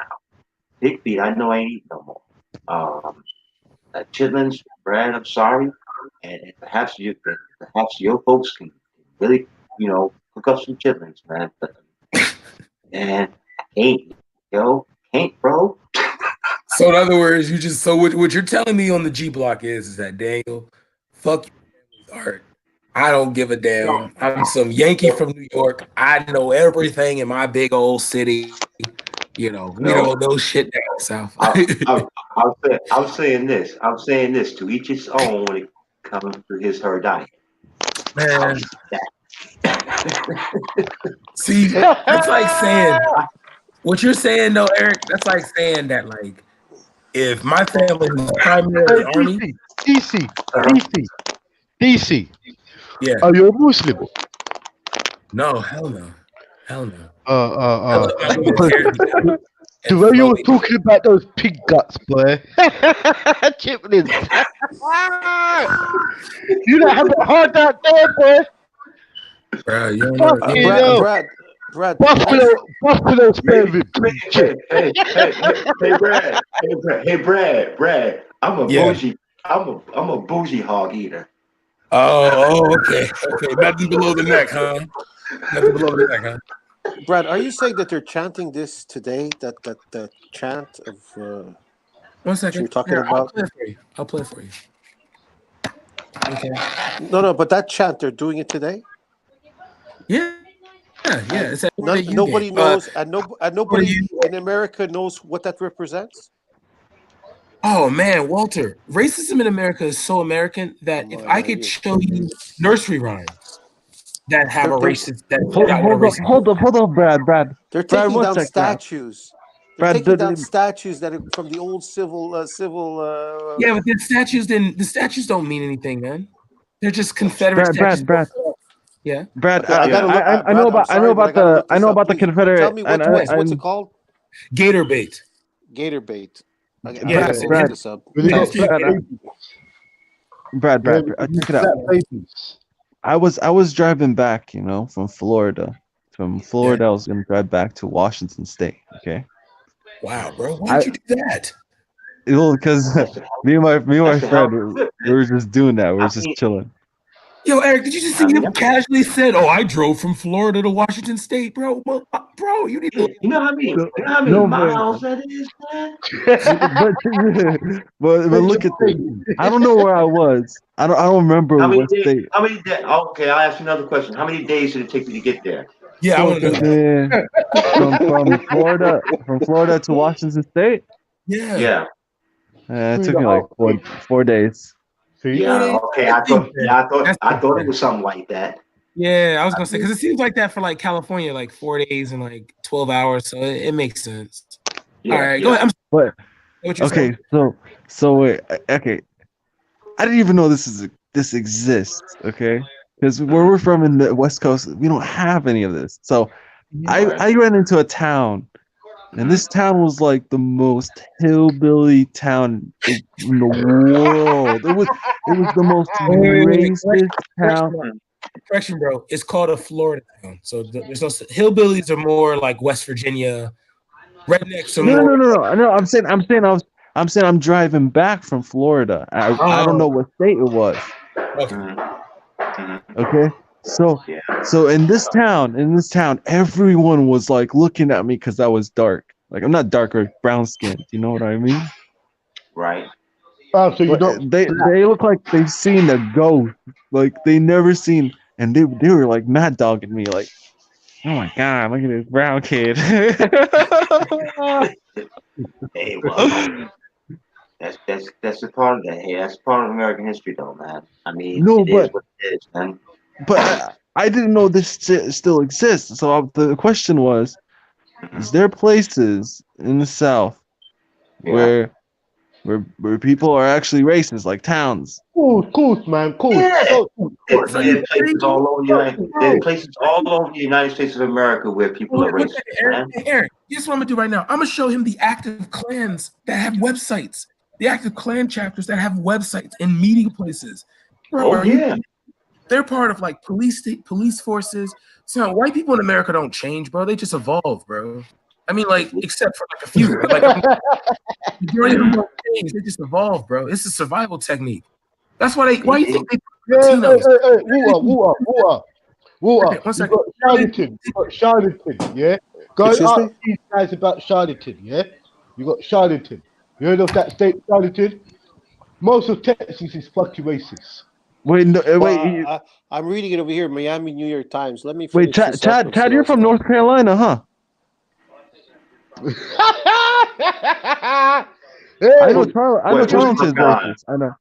I know Tarleton's racist. Don't butt dance up here now. Yeah, let's talk the real shit now. Stop butt dancing. Yeah, you know some people don't want to talk the real shit up on here. Who's from? Yeah. So where you from, Walter? What state you from? I think he's from Canada. I'm in Canada. Nah, Canada. Well, you ain't. Remember you told me about the boats and the dinghies? I know he's blessed right now. Well, see, the main thing in Canada is who is Jen Wallace talking about? Yo, she said, "You nasty bitch." I hope you catch coronavirus. Oh my God, Jen. No. She's talking. They're debating. Yeah, Macy. Jen, funny. Yeah. No, Macy and what's her name? Jen's going at it. My little fan members, stop it. Stop fighting, man. I'll give you an autograph. Give me your emails. Yeah, and I'll wrap up a gift for you. Fuck's sake. Yo, Macy Lau, Jen, man. Fuck's sake. Jen Lau, Macy. back to America now. Yeah. So what's they do for Malik? New York. New York. Yeah. New York. If the Italians giving you hell, if the Italians giving you hell still down in the Bronx. Well, I mean, the Italians in the Bronx is shit now still. Yeah. Well, I'm gonna tell you like this. I mean, New York City now. I mean, we got the United Nations of people up in that New York City, the 5 boroughs. And I'm gonna tell you something, man. If you think it ain't no racism there, think again. Think again. Everybody's racist. Yeah, I believe so. And I understand now that the South Bronx is not as bad as it once was, especially back in the 60s and the 70s. But in the 70s, they had an area in the South Bronx called Fort Apache. That was a war zone. Okay? Those people in the South Bronx. Yes, you are, Ultra. You are racist. Everybody is racist. Everybody thinks the world is meant for them. Yeah, but fuck that shit. Sorry to cut you. Eric, remember Spike Lee did the film called Do the Right Thing, what was based about Yeah. Oh, really, right. Yeah, was that a depiction No, you're of not, the racism? Was that the depiction between Italians and black folks? Well, I look at it this way, man. No. You gotta look at that film for what it was, okay? I don't give a damn what he puts on it, okay? Radio Raheem, right? Yeah. I ain't got no problem with Radio Raheem being Radio Raheem. But see, Radio Raheem. Hold on, Eric. And Radio. Eric. Listen, Radio Raheem. Yeah, go ahead. Is that the one with the rings on his hands? Who had the Waterman? Or is that with the big finger ring, the big hand ring. Yeah. Big brother, right? Yeah. I remember him. Yeah. Yeah, him and that other brother. What's his name, DC Brad? The other brother that was the one with the glasses. Yeah, glasses. Yeah, him. Yeah, but he's a comedian. He was in the different roles in the 80s, yeah? Yeah. Remember different roles? Yeah, I forgot. Yeah, but I forgot his name. Yeah. No, we're old him, school. okay? I get you. Yeah. You're old school. Yeah. So anyway, okay, now you look at them, right? Okay. Now look at Mookie, right? Now if he thought Sal was so racist, why did he go work for Sal? Right? Why did he accept pay from Sal if he thought Sal was so racist? Okay? That's one thing, okay? Now, Radio Raheem would go in there with that radio blasting it in the man's restaurant. Okay, come on, man, you don't do that shit. You know what I'm saying? You don't come in there blasting your radio and then don't even give the courtesy of turning the sound down when the owner of the place actually turn the volume down when you come inside the place. No, wait a minute, because we gotta see for what it is. We gotta see for what it is, Captain. Okay, like you said, we old school. Okay, we gotta see stuff for what it is, not just to cover. Okay, now, if Sal was such a racist, okay, he had a restaurant there, right? He had people come in and buy pizza. People come in and buy pizza all the time, right? Now, as far as his son is concerned, I think his eldest son, I think he was a racist son of a bitch. I really do. I think he was a racist bastard. No, he was. You know? But you know what? Spike Lee painted the picture with that guy with the rings, to be that nigger. Meaning, when I say nigger, understand what I mean now. Don't really throw out that he's a nigger, he doesn't have no respect, no manners, he's got his music up and all of that, like he's got a chip on his shoulder. That is that was the view what Spike Lee wanted to put out to us. That to say this guy here will go into a racist shop, know full well the guy's racist, especially the son, and work for him and earn money from him. Yeah. So, but this is the problem I was trying to explain. There were many films around that time about the Bronx, about the racism between black and the Italian community. Yeah. Oh, it was there now. I ain't gonna lie to you. Yes, there was racist between black folks and Italians, man. But was it that bad? Was it that No, bad as people it was said? bad. No, it was bad.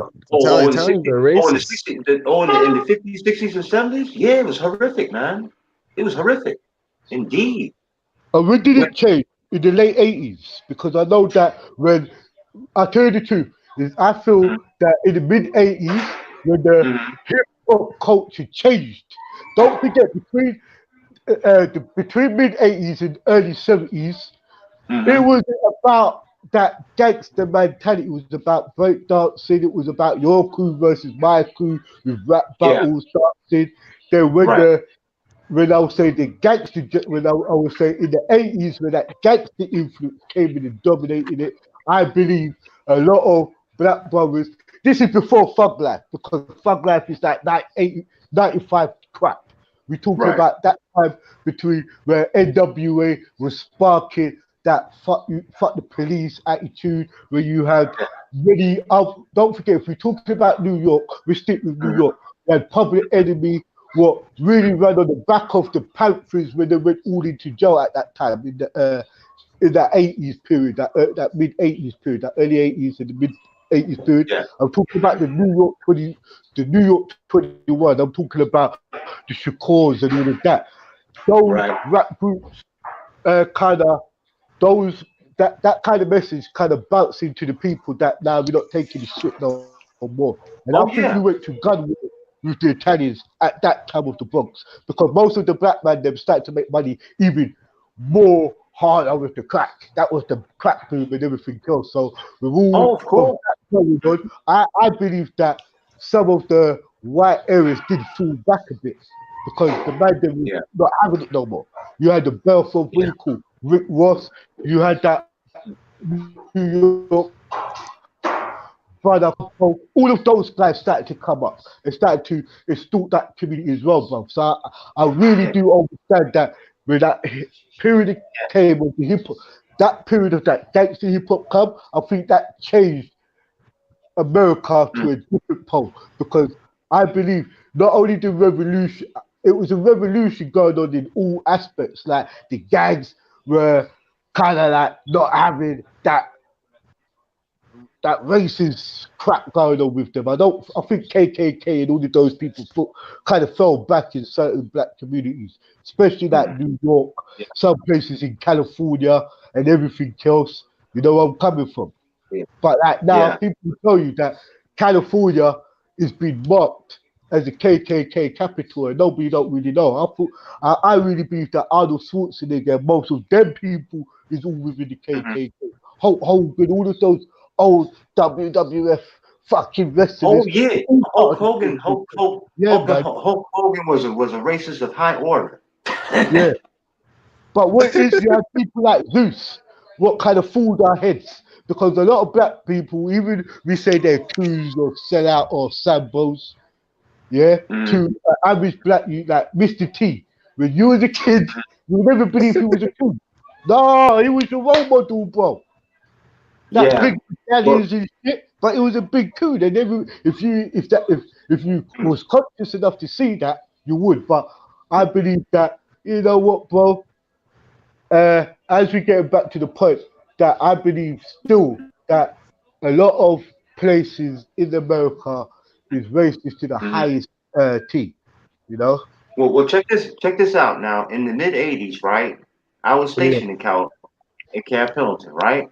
Now check this out. Me and a buddy of mine, right? Now, this dude Garcia, he's Mexican, right? He's Mexican, okay? I'm black.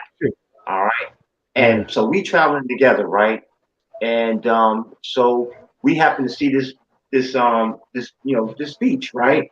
But you had to go, like we walk on the sidewalk, right? We saw the beach, and you had to walk down the steps though to get down on the beach there on the sand and go swimming and what have you, right? Now check this out. Now as we were going down the stairwell, right, it happened to be a bunch of young white folks, right? They were having like a party, some type of mixer or something like that, right? Everybody dressed up in their summer suits and shit like that, all right? The guy turned around. And Riley smiled in my face and said, "Oh yeah, well, it is a public beach." When he said that, what he meant was, if this shit was private, we would turn your ass around. Yeah, they'll shoot You you out understand of what the I'm saying? They'll And, shoot you yeah, for and this that. is, hey, yeah, and this is like I said, this was like '84. Ooh, You know, shit. Hey, ask me a and this, question. Hey, All right, hey, just to let Bob know, in has '84, anybody, I was 1 years sorry, old. sorry, sorry. Has anybody, in your younger days, yeah, might not now, has anybody, as a group of white men, like, was driving, as a group of white men pull it on you for being black? Like, I'm talking about stuck it on you, like you in the wrong area, as you would say, at the wrong time. And a group of rednecks is really stuck it on you, like really told you, if you don't leave now, you know what? Well, I have to say, fortunately, I have not had that experience like that. No, I haven't had it. I know other people who have gone through that, yes, but me personally, no, I haven't gone through that. Okay. No, that's good. Has any of you lot who's from America been been racial assaulted because of your skin color or anything? Wait, if you No, that's what you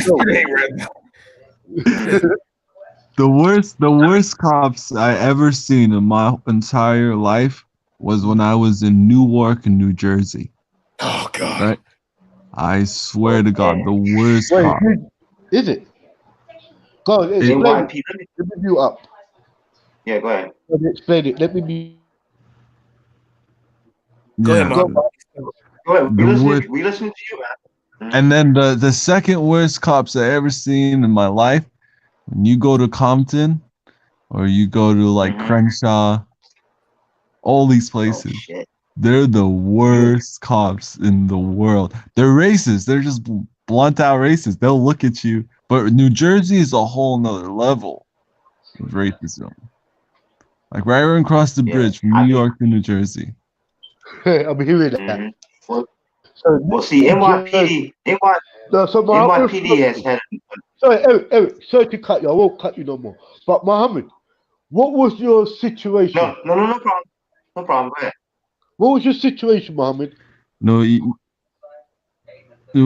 what do you mean? Like I'm saying, like what I don't want you to do is say, yeah, I want you to share your experiences, because I'm trying to, like, I'm saying, have you ever experienced real racism? I'm saying you might have been locked up for 2 weeks or like beaten up. Have you experienced real racism? Has somebody ever told you go back to your own fucking country or something like that? Has everybody I was in Ohio. My aunt came from the Middle East. I swear to God, bro. I'm not even lying. I was in. No, I swear. I lived in Ohio because my aunt came, and then we stayed there for a couple of months. I swear, I was in Ohio.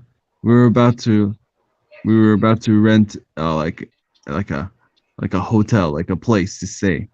We were downstairs in a lounge.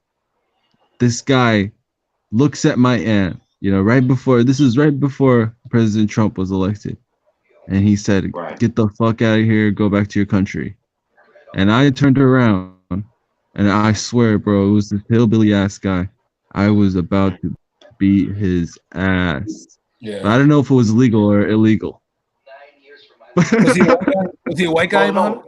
It was a hillbilly, because my aunt was covered. She was covered all black. Man. That's like hitting the president when you hit a white guy for being racist in America. Oh, what if he's expressing himself and shit like that? Well, see, the thing about it is, that's the thing, though. See, for me, I look at it this way, okay? If he's running his mouth, yeah, you can get frustrated. You can get frustrated because you allow yourself to get angry and frustrated because you know what that sound like, and it hits you in the heart, it hits you in the mind. It's like, why the fuck is this motherfucker talking this shit about me? I've had enough of that shit for a long time, and my ancestors suffered because of that shit. I understand that. However, I look at it this way. if he don't swing on you, and you know that if you hit him without swinging on you, okay, in that particular part of Ohio, okay, don't do that shit, man. Don't catch a charge and go up in that Ohio court because they're gonna lock your ass up. Yeah, like you. The worst part is you can't ask. Like racism in America is so messed up. Is that like you can't even like as a black. Cause I know I had a situation where this white woman was trying to accuse me of literally stealing from a 7-Eleven's. Like 7-Elevens? A 7-Eleven, and she was accusing me of stealing less than $2 worth of stuff. 2 strawberry lemonades because they had a deal in their little version of strawberry lemonade. You buy 2 is $2. I go back because I picked up a fruit punch. She said, "Oh, where's your fruit punch? You're trying to steal drinks from me. I come to this country to work," and I'm like, "It's $2. You can literally see on the camera." Like, cause you know how not every 7-Elevens has like all the aisles. It's like one giant aisle. Like all the stuff is pushed to the back.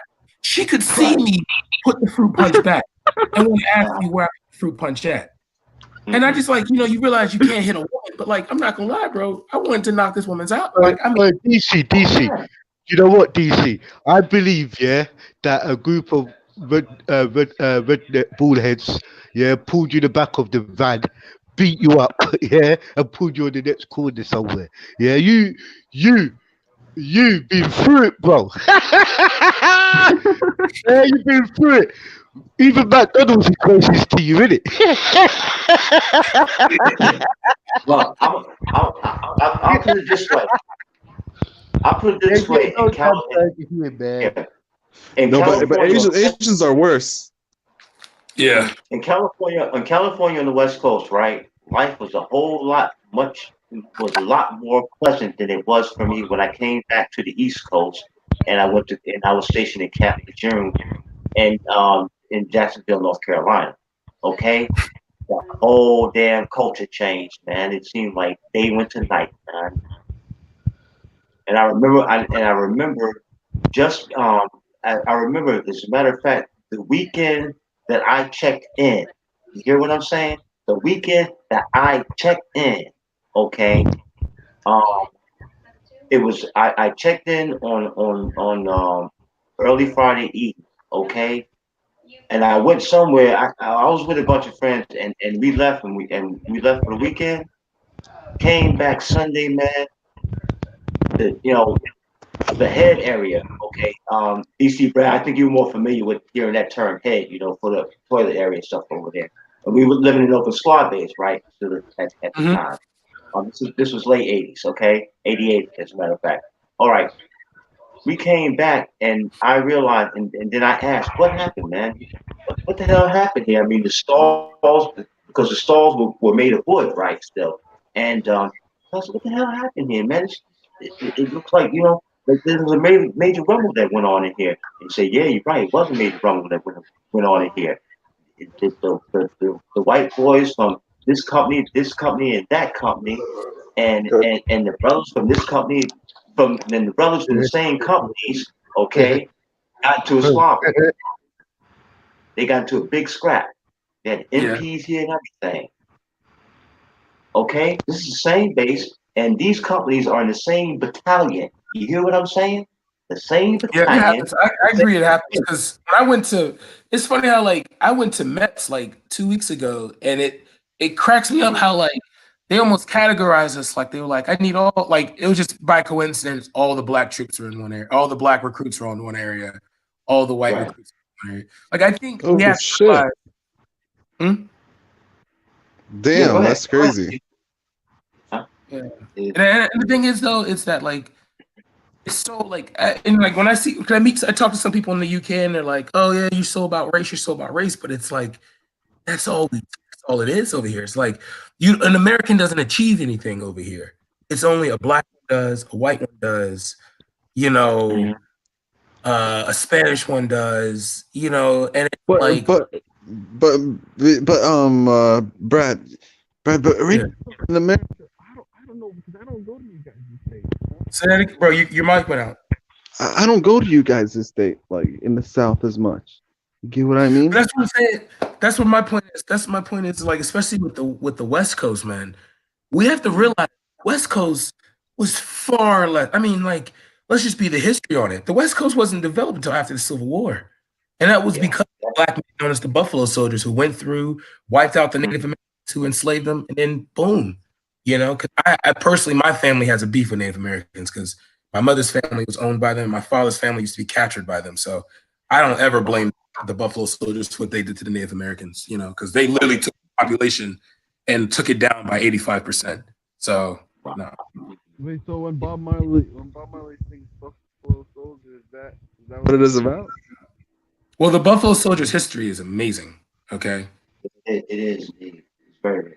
It is amazing. Like, the state you live in, from like state you live in to, I'm going to say, and Eric can correct me, Georgia? No, Texas. All established by Buffalo Soldiers. And they were the police force. They made the road safe. They really made that country. They really built, like when I say black people, we built the country. The original 13 colonies, outside it's white boys, they got that. They got the original 13 to a point. Right. You know? Yeah. Then after that, nah, bro. They was killing buffaloes. I mean, shut up. Oh, come on, man. Damn. No, the Native Americans called them Buffalo Soldiers because they've never seen, and this is something the Aboriginals are going to have to take hard. The reason why the Buffalo Soldiers was given their name is because Americans saw them as a herd of buffaloes that fought because they had brown skin with black hair, with woolly hair, and that's what buffalo has. So that's where the name came from. All right, so check it out. Check it out, Brad. I've never been to the UK. Have you guys been to the UK, Eric? No. I only the UK on BBC. I watch Luther. When I'm watching Luther, I'm in the UK, you know. But look, check it out. I feel like in the UK is more racist. I don't know why. No, I feel the UK's racism is more like refined. It's more like, oh, look at those niggers down there. Oh man! And then you just got all you need is like Ross Specht and Captain Rambo. She called us niggas, man. This is bullshit, bro. Bun fire on her, and then it's just like, all right, next thing. You know, it's like racism. It's different. I feel like it's different. How they're more smarter. Like our hillbillies are stupid. Black men in the UK have literally been between white women's thighs 100 years longer than black men in the US. Like we used to get. What did you say? What did you say, D? Hey, what did you say, my brother? Bruh, like y'all have been free. Like, slavery in the UK was like what? 100, like let go 100 years before, and then like. Hold on. Yeah. We wasn't slaves in the UK, bro. We came over from the West Indies, America, Africa, and we were part of the British colony. And in the 50s, we came here, by the Windrush. Do you get where I'm coming from? This ain't America, where you've been slaves for where you say 400 years. Sometimes that history is not really from our stories, from our perspective. It's really from America. Coming black history is kind of Thank you for telling me that. 'Cause I met a sister from the UK that always, when she talks about the oppression of black people. I'm like, you're from the UK. What are you talking about? She was like, when our ancestors were sold on ships, and I'm thinking, oh, she must be from the Caribbean, and she was like, no, she's from Liverpool, and she was like, when our ancestors were sold in America and they were enslaved in America, and I'm like, those aren't your ancestors, though. And she told me I was dividing the community. And I just didn't feel like I was like, I don't know, was I dividing the community by saying that like No, this is the problem, yeah? Well, I think sometimes when we say black history, because we got a lot of black pioneer leaders, authors, writers, researchers, and all of that, it came via through them. Sometimes, like Marcus Garvey was a Jamaican in America, when he went over to the UK and died, yeah?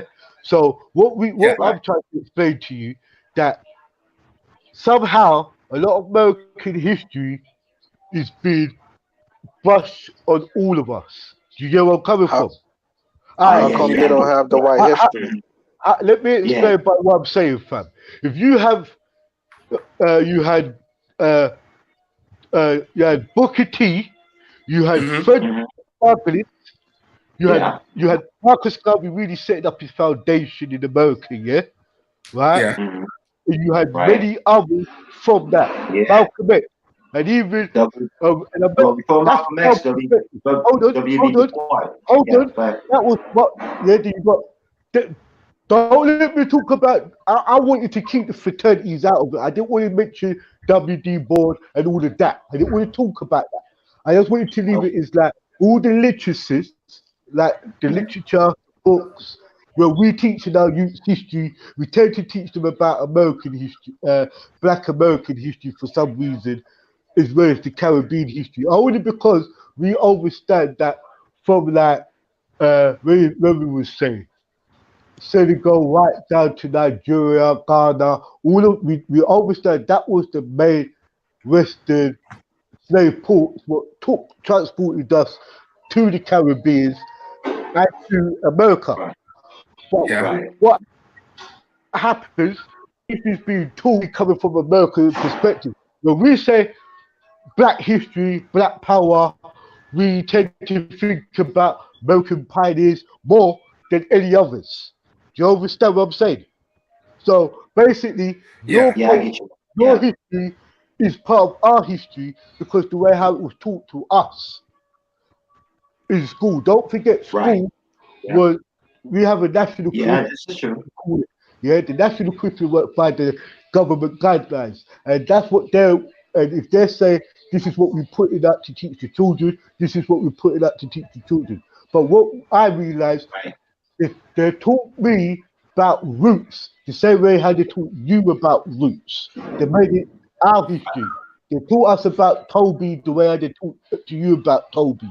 They spoke to you, they spoke to us about the Cavaliers, even we not American, but they spoke to us about the Cavaliers and all of that, and how people was what's it called again? They taught us about George Washington and his Abraham Lincoln signing this thing about freeing slaves and all of that. So what I'm trying to say to you, so what I'm trying to explain to you, the reason why we kind of consider you as our brothers and your ancestors is our ancestors is because how we think.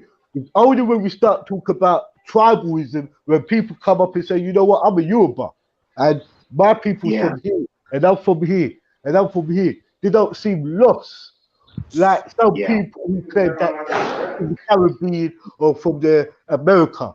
Like when you don't talk about the Native Americans and how your family was your great grandmother was a Washita or Chico Indian or Blackfoot or something like that, you realize that you don't really know your history because you just buy what they're taught you that you come from Africa and rah.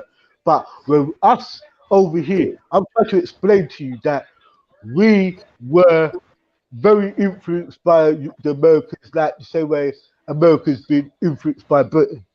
The same, like what you don't see what you see more in the South, you will see more white, blue, and red flags everywhere, but you will see it like an American flag, but really it's a British flag. Only the people who knows the colours kind of understand, oh, you know what, this is where it's all coming from. All these buccaneers, pirates, I understand what they mean by what Bob Marley was saying in the Freedom Song. Yes, the old pirates robbed us, meaning that we know about Captain Morgan. We know about King George and Captain Morgan and the Buccaneers and the people them who used to and all these pirate talks. Really, the pirates of the Caribbean. How do you know that there were people who chose not to be slaved on the land, but just robbed every British ship what came into the islands, like into the Caribbean islands, robbed them and freed into the hills and stuff and lived amongst the Maroons or the Tino or the Arawak Indians of Trinidad, or you know what I'm talking about. Go ahead, Captain. No, what I was explaining, when we hear these stories, first of all, they put white actors up. Like most of you is only going radical about your religion because you watch 10 Commandments and all of that. You say, oh, Moses, Oh, Jesus, because of Jesus of Nazareth. Stuff. All of those things keeps you hooked. That's why I say, like, watch Hollywood. If Hollywood don't release no films about Egypt, nobody don't talk about Egypt. If Hollywood don't release certain films about certain calamities, people don't talk about it, bro. Now you got Hollywood. You know why? Because we're not taught about it. Because we're not taught about it in school, man. We're not taught about that. That's We're not. We're barely. We barely. We're not intellectual. We're not like. We're not smart like the people in the UK, Captain. Now, and I'll tell you why. Why do you say that? Because we just in America we're lazy. I feel like we're lazy in a way. Now I gotta be honest with you, but I tell you what it is. You know, I don't gotta be disrespectful to you, yeah. Your country is run militarily. If nobody doesn't give you an order, you don't do shit. Especially the ones who live in that military states where, as you turn 16, you're more likely to join the brigades or anything from you a child. Get me? You learn to say sir, ma'am, and all of that. That's military, bro. Yeah. So the reason why you lot are lazy is if George Bush doesn't give your senior generals the order, you ain't doing shit. Check it out, yo. I wanted to say this, Brad and Eric and Malik. You know, racism in America is like a trend if you think about it. You know, first it was black people, then it was Arabians because 9/11, right? All right. Arabians because 9/11. Everyone's scared of Arabians. Now it's the Check this out. Check this out. Since 4 July 1776, right? Whenever people came over, since that time, since the time of our independence from the British Crown, right? From that time forward, when people came primarily, and they came primarily from the European continent, okay? The most of them were not coming from Britain, okay? The British settlers were already there, okay? Most of them were coming from old world Europe, okay? And whenever they came over, the problem was this. It was white folks in America who despised white folks coming out of Europe. Every group of Europeans that came over from old Europe to the States, they were despised when they first came over. Then they fight each other, right? The Italians were despised. The Polish were despised. The Jews were despised. Everybody was despised. Yeah, because of racism is a necessity, man. If you don't do it, you shit. Yo, fuck you up. They will flip your people over, man. But see the thing about it is this though. But at the same time, these people were accepted and they made their own niches. Okay, basically what they did, what they were doing. Check it out. What they were doing, and they were accepted to work and help the economy. Yeah, but at the same, wait a minute though. Wait a minute. Yeah. Wait a minute though, because the Europeans, the European immigrants, okay, they settled. Now the Asian immigrant population, if you will, the Chinese, whom they used to call coolies way back in the day, okay, when the railroads were being built, the Chinamen were the ones primarily who did the physical work in building up the railroads. Yeah. But they also had an Asian Exclusion Act, an Asian Immigrant Control Act against the very Asian people that were brought into America who built up the railroads. You understand what I'm saying? So I mean, this racist shit is like, it's real deep, unfortunately. You know, to my chagrin and my shame, it's really, really deep. Yeah, because they felt people was coming in and they're gonna take over. If you don't notice the correlation between stupid people and racists. No, check it out. I don't understand racism. I really don't understand it. Why? If people were like ultra, people were just like racism is like called ultra. looking out for your own. Bro, do you know what the funny thing is? If this planet was a lot more like me, everything would be fine. Nah, No, it'll no, be boring. Ultra. Yeah, real boring. I'm telling you. We all gonna be sitting down like freaking house Negroes and eating popcorn. That's it. I don't know what that means. But yeah, like I said, if we were all like Ultra, everything would be fine. It'll be But boring, alas, I'm telling you. all you guys want to do is argue about whose religion's the best. while you're Exactly. fucking- That's But why it's the just world bullshit. is popping. No, It's it's just not. bullshit. Yeah, we're not talking about I religion like now, it. though. I like.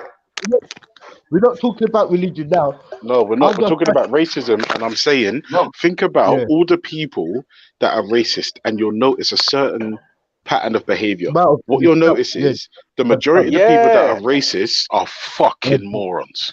No, they not. Yeah.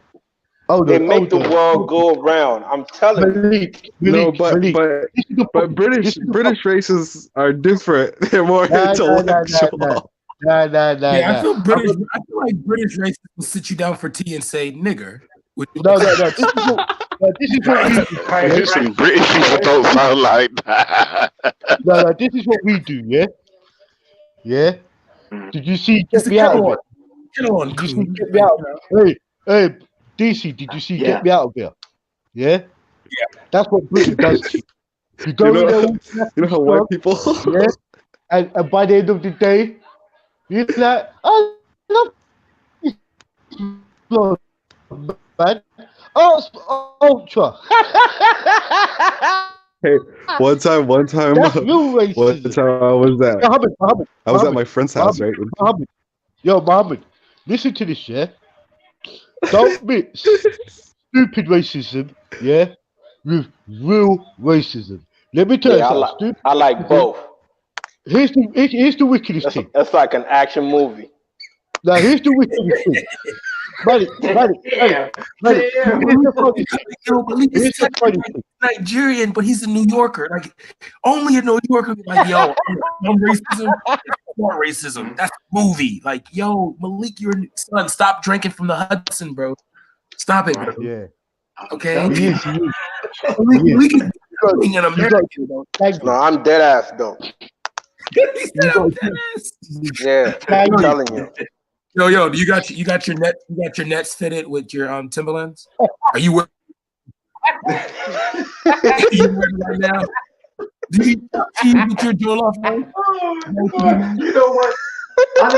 You know what? I don't know why. You know what though? Timberland has become synonymous with hood gear, ghetto gear. You know what I'm saying? Black people. Too, Eric, like pit bulls too. Pit bulls with the crop ears. Those are all seen as like black, you know. Dobermans, black. Mm-hmm. Yeah. God. And the thing about it, and the only thing about it, the only difference between the Timberlands that white folks wear and the Timberlands that people in the hood wear is that Mr. Timberland himself said, "Oh, okay, I'm going to make this gear a little more flashy, a little more gaudy, a little more urban-esque, perhaps, and I'm going to sell this in the hoods of America or nearby, and I'm going to make it available." Okay. The difference. I'm deadly serious. Look, because you know Eric. why? The difference You know is why? our Tim's is fresh and clean. By the white man Tim, that shit be nasty, dirty like a motherfucker. No, check it out. They wear that shit all day. You know why? They don't rip the sole and all that shit. No, one time I went to. See, when the white folks wear Timberlands, they ain't wearing it for a fashion statement. Yeah, they wear No, they don't. They went hiking. They going hiking and camping and all that type of stuff. Exactly. That's what I'm talking about. Hey. And then I try to look for niggas to put up on the tree, yeah, and hang on the tree, yeah. So yeah. Wait, hold on, because Ultra. Oh wait, because Ultra's not an American, you know, because he has the experience being an American. One time I went to my friend's house, you know, and he's like this country guy. He doesn't act like he's country. This was in high school. He dresses like me, you know. but his dad's like this hillbilly, you know. So I went to his house. He's like, and his dad was drinking, and he's like, "Who's this?" And he's like, "Oh, Dad, this is my friend. He's Muhammad. His name is Muhammad." He's like, "Muhammad." I could imagine what that scene was like, man. He's like, "Ain't that an Arab?" Sir, are you a Muslim? Yeah, that type of shit. Yeah. Hey, Muhammad, was he sitting down, yeah, and he had his beard in his hand, his eyes was closed. I really heard his son say, "Hi, Dad, this is my friend Muhammad." His eyes must have opened and looked like, "What, Muhammad?" Hey, I will say this in America. There's only one group of white people that I would say this. He's like, "Where are you from?" And I was like, "Iraq." Iraq. Oh man, you actually told in there? Lucky you never said you come from Afghan. Fucking hell. Yeah. And then I mean, wow. No, but you were saying something. What were you saying, Brad? You were saying something just now. Yes, I got a phone call. Oh, okay, all right. But yeah, man. I mean, I can imagine that man saying, "Oh, Muhammad, is he Arab?" I mean, I can imagine what the scene. I can only imagine what the scene was like. But yeah, I mean, it's crazy because you have a lot of societies that for example that live, you know, in the southern areas that we may call the boondocks, we may call, you know, the sticks, and you know, we may call, you know, the hillbilly area, the swamp, trailer trash areas and things like that. Trailer trash. You know, the swampland, all that type of shit. I mean, those people, they had their own culture to themselves, and you know, that's a whole different swath. You know what? I feel sorry that most of you don't. I mean, hey, I'm scared for you, man. Yeah, I'm scared for you. You don't stay in New York City, man. Yeah. Hey, you know how Frank Sinatra sings it. You know how Frank Sinatra sings it. Hey, if you can make it, I know you don't, man. then you can make it anywhere. New York, New York. Go ahead, Captain. Yeah, I'm just, yeah. Yo, do you know what I realized? On this panel, there's about 1,000 years of age. 1,000 years of age? Are you taking the piss? Fucking 1,000 years of age. Yeah, how old are you, bro? American Captain alone, that's about 200. Sorry. Yes, because some people done been in occultation already and came back. I'm telling you, man. Captain, this is his second life, I'm telling you, man. Yeah. All right, listen. When you guys was going through that hardcore racism, I was literally just born. It's mad. It's mad. Yeah. Mad. Why? I was born in I was born in the 80s. But oh, I see what you're saying. No. Yeah. This is what I'm saying. I don't give a fuck what anyone tries to tell me. Never been a better time to life. Obviously, minus the. This is G. I can't hear you, Captain. Can't you? Yo. I don't know if it's just me, but it's cutting out. Like. Yeah, I know. Yeah, you cutting out, Captain. Man, big up everybody. You gotta keep spinning around so you could get a better network. Shut up. It feels better now, though. All you gotta do is spin around 3 times, Captain. Seriously, Yeah. Yeah, go ahead now. Emily's completely gone, just like that. Yeah. Oh no, he's back. Hold on. Yeah, spin around 3 times. No, Captain. Real fast. You need to get closer to your Wi-Fi buttons or your modem. Sorry. Yeah. All right, let somebody. Okay. Man, just a couple. Captain, you're gone, bro. Just give it up, man.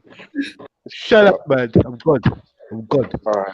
Let's reset your modem. Oh, okay. So you can just jump. No, Quickly, let's get back to the question of the day, right? It's really important. Okay. Yeah. Can you be a fair and honest person all the time? And my answer is emphatically yes. Yes, I know. Me too. Let me say why. Because you could bleach up yourself and get the cream fair and white, and go live in Alaska. What the hell are you talking about? Yeah, exactly. What the hell are you talking about, Malik? You just said. I said, get a bleaching cream, bleach up your face, and get you remember the product Fair and White? No, I don't have that cream in the UK. Oh, no, I don't shit. have that in the UK. And look, you see the desk? I'm the same color as. They don't sell that in Nigeria. The Fair Whites, That's only in Nigeria? Yeah, I think there's some in America too. Yeah. I seen them over here. Malik, get the cream Fair and White, put that shit on your face every day and go live in Alaska. Malik, your skin is gonna be staying fair every day. That's how you're gonna stay fair forever. Bro.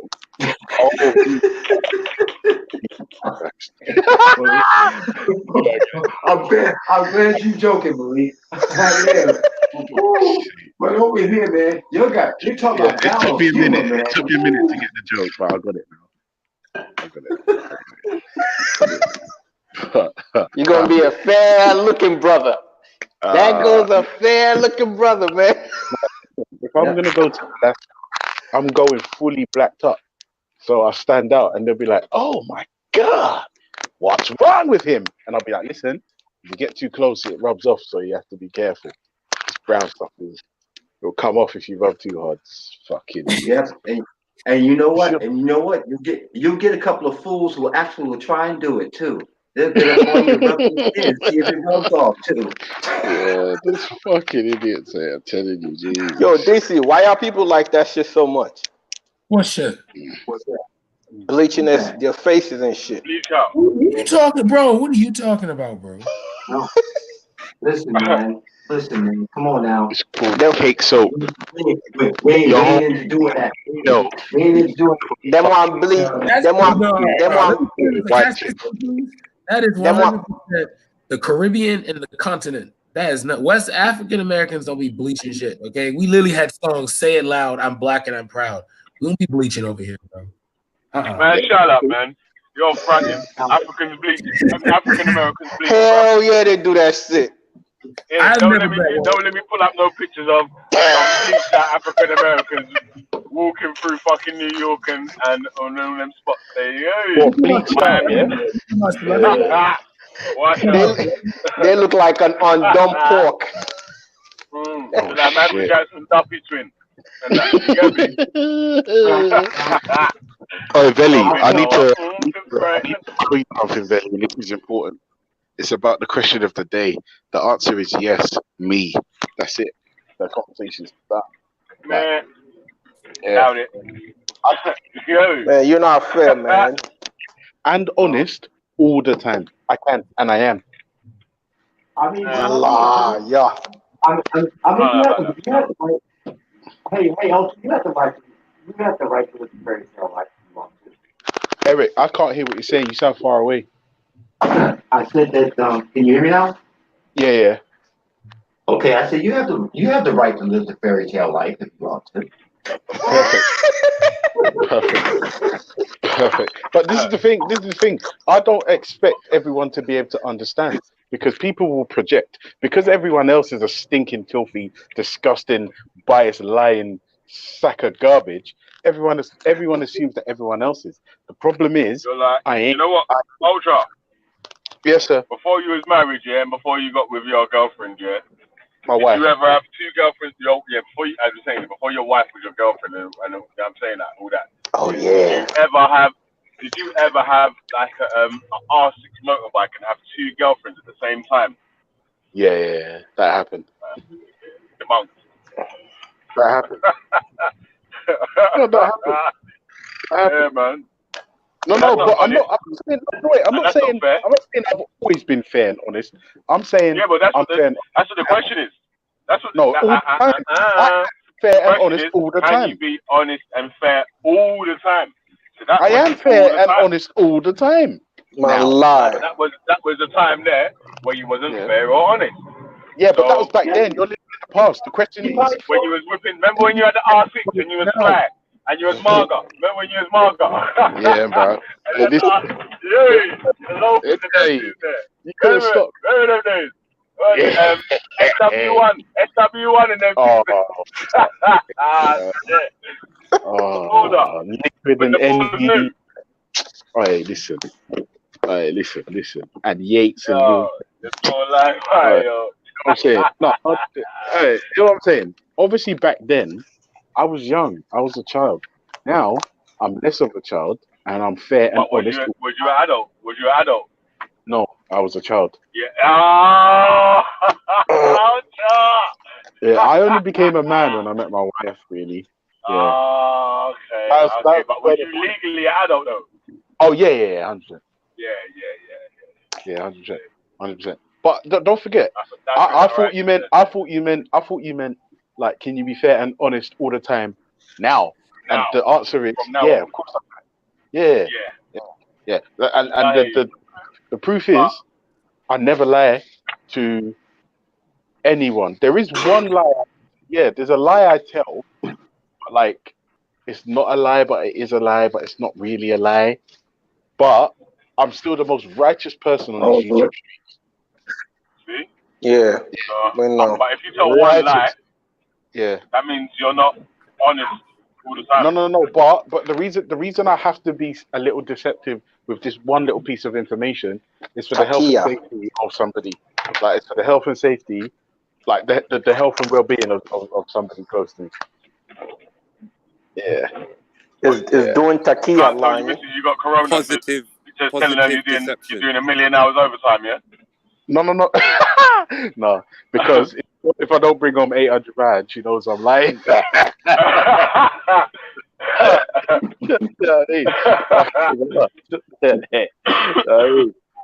Yo, Prince. Yes. What's going on? You right? You always sound like you in the studio, man. Nah, never.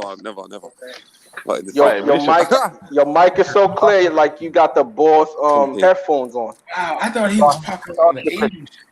On these YouTube streets, he's more righteous than Ultra. I know. What's his name?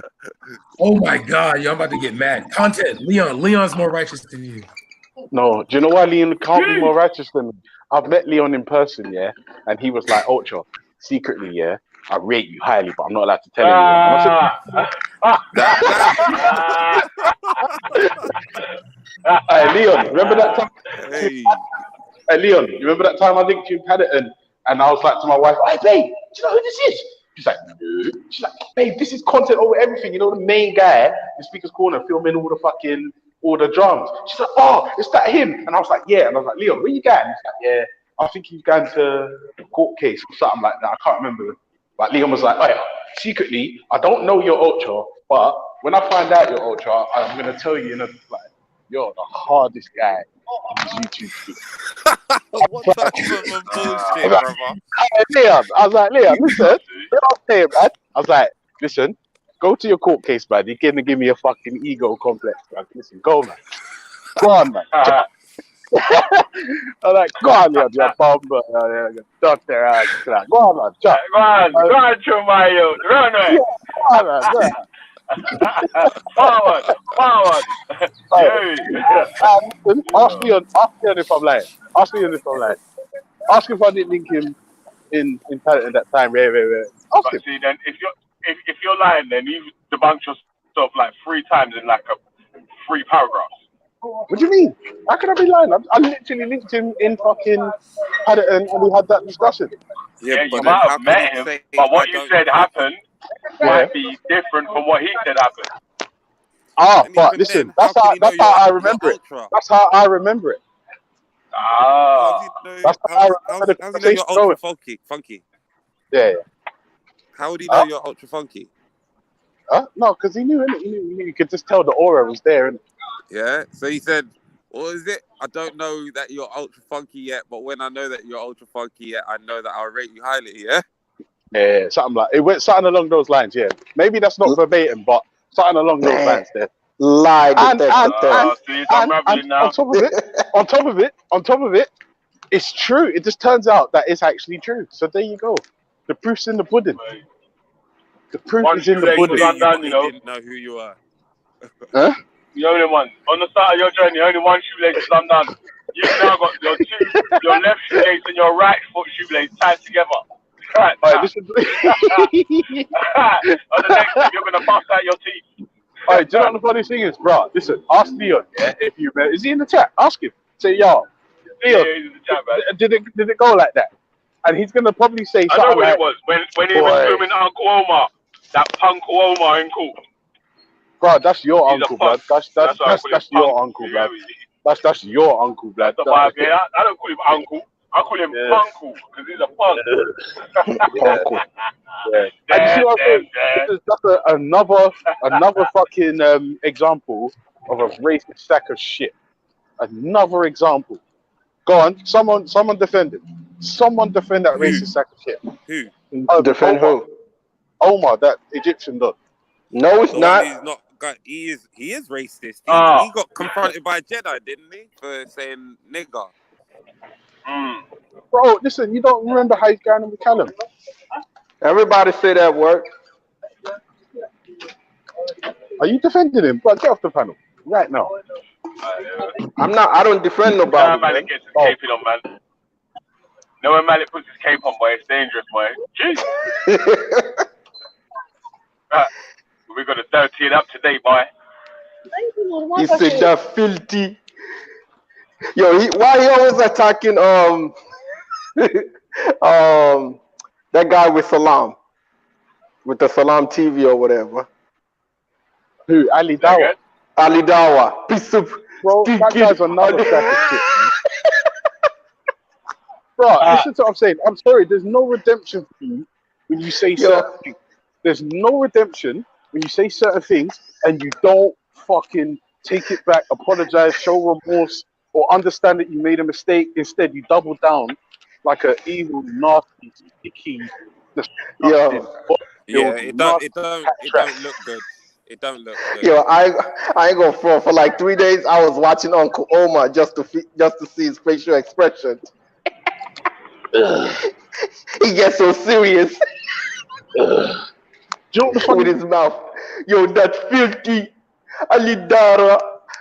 He's really talking here. Yeah. Like, I'm sorry, but people, you know what the funny thing is? People say to me, oh, fucking, oh, he's a uncle. Listen to what I'm saying. This whole respect your elders thing, you can go fuck yourself with that. Hear what I'm saying? If you want respect from anyone, it needs to be earned. Don't think just because you're some fucking elder, you can just carry on anyhow you want. Go fuck yourself. You think because you're elder, you sit there nigga, and monkey, and baboon, and all this fucking. Go fuck yourself. And if you defend Uncle Omar.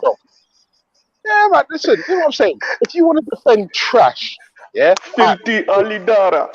You only teach people how to make ablution with half a cup of water.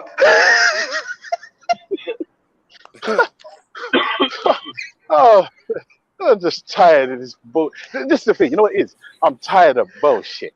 That's what it is. I'm tired of bullshit. And I'm tired of bullshit people defending bullshit people. Like, defend someone great. Defend someone righteous. Even if they're not in the same fucking team as you. If they're righteous, defend them. Oh, wait, but you can't. You'll be a sellout and all this shit. Man, listen, every single one of you motherfuckers needs to grow up. Grow Can we all agree on Hey, something? what happened to you? Got it. You hear me? Yeah, James. Yeah. That's why I like James. When James comes to the panel, everything seems popping because he keeps asking everybody questions. But if everybody's on the same page, that should be freaking boring, man. That's called an echo chamber, and we don't do that round on the G block. No, I was gonna say though, yeah. Can we all agree that anybody that calls themselves righteous is most I'm likely righteous. not I'm gonna be righteous. I'm righteous. I'm righteous. I'm righteous. I'm righteous. I'm righteous. James Jones, listen, hear this, and you have to listen to me good now. Listen to me good. I'm righteous. Right. But can we all agree, yeah? No, we can't all agree, James. No, you just heard me say it. I know where this is going, and I'm righteous, baby. All right. Can we all agree except for Ultra, yeah, that anyone that claims they're righteous is probably not that righteous. Why do we do that? Give me the explanation for that. Hey James, let me ask you this. Let me give you this one. Can we all agree that self-recommendation is no recommendation? I Self-praise agree. is no recommendation. I agree. Self-praise is no recommendation. I'm gonna tell you. I don't know what any of that We all means. don't agree. I don't know what any of that means. All I know is you guys are trying to take my righteousness off me, but it won't work because I'm too righteous Yeah, in this. you know what? It's actually that actually constitutes and I'm gonna butcher it, yeah, but Gödel's theory of incompleteness, yeah. But simply put, no system can be self-verifiable. It will ultimately always be consistent, or inconsistent, or incomplete. Yeah, because it's essentially trying to prove itself with its own rules. Does that make sense? Yeah, but isn't that what religious people do? The Bible says it. So, I'll give you an example how that fits in here. If righteousness is fairness and honesty, yeah, how can you be fair when there's such a clear self-bias? So how can you judge if you're righteous? You can't.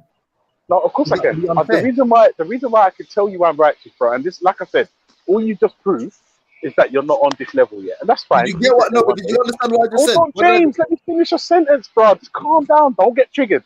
What did I say? That pisses me off. That pisses me off. Sorry. Yeah, basically, all I'm saying is the reason why I know I'm righteous, the reason why I know oh fuck, is that my bus? No, that's not mine. Yeah, the reason why I know I can be fair, the reason why I know I'm righteous, yeah, is because one, I say so. That's it. And then secondly, if you want another reason, I realize that I can be biased. I'm a human being and I'm fallible. So what I try to do is, prior to making an argument, I will hear what the person's saying, and then I'll say, wait. I obviously believe this person's chatting serious bullshit, but let me just give it a chance. And there's the fairness. Do you know what the wickedest thing is? I'm looking at the definition. No, of tell me the righteousness now. wickedest thing, James. Yeah, I'm looking up the definition of righteousness right now, and imagine it excludes bus drivers. I just resigned. I just resigned. No bus drivers, no traffic wardens. Fuck it. No plumbers. There's no plumbers on there. No electricians. Hey, Dave, I'm not even gonna lie to you. That's how you have to understand how patient and fair I am, bro. If you knew every week someone's telling me about my mum and how I'm a pussy and bus drivers and pricks there. Every fucking week someone's like, I hate you, bus driver. And in my head, I'm like, oh, that's a shame. You know. Do you know what I mean? That's a shame. That's what I'm saying. But like, I don't jump out my cab and crack their skulls. I'm just like, all right, cool. I get it. No, and I you won't don't do like that it. now. For some reason, You didn't start off like that, yeah, though. when you agree with people, when someone's like that attacking you verbally, if you agree with them, it makes them angrier. Like it's weird. Like somebody the other day said to me, "You know what? You're a cunt." I was in Lewisham. He goes, "Oh, you know what, man? You're a cunt." And I said, "To be honest, you're right." He's like, "What do you mean? What do you mean?" It's like switching up. He started switching up. I was like, "Yeah, I see this. I'm saying you can't win." Also, you can't be righteous if you're from South London. I'm not from South London. I'm from East London. East is the second. That was my next one. Hey, Hey. Oh, mate. Pause. Hey, hold on. Son of the Gaza, yeah, mate. You're the least righteous on the panel. Who's that? Know the guy, yeah, trust me. Kill him all and done. Kill him all and done. You know all that. East London's finest. Hey, listen, hey, Ultra, yeah. Man's gonna have to kick out the gang. We're the unholy trinity. We're the furthest thing from righteous. What do you mean? We're the unrighteous righteous. No, bro. Listen, we're so righteous, yeah. Like because people don't understand it, they think that we're anti. But that's their fucking. They think you're leftist. You know what? You went from righteous to leftist. If you're real, this is the reality. If you're really righteous, yeah?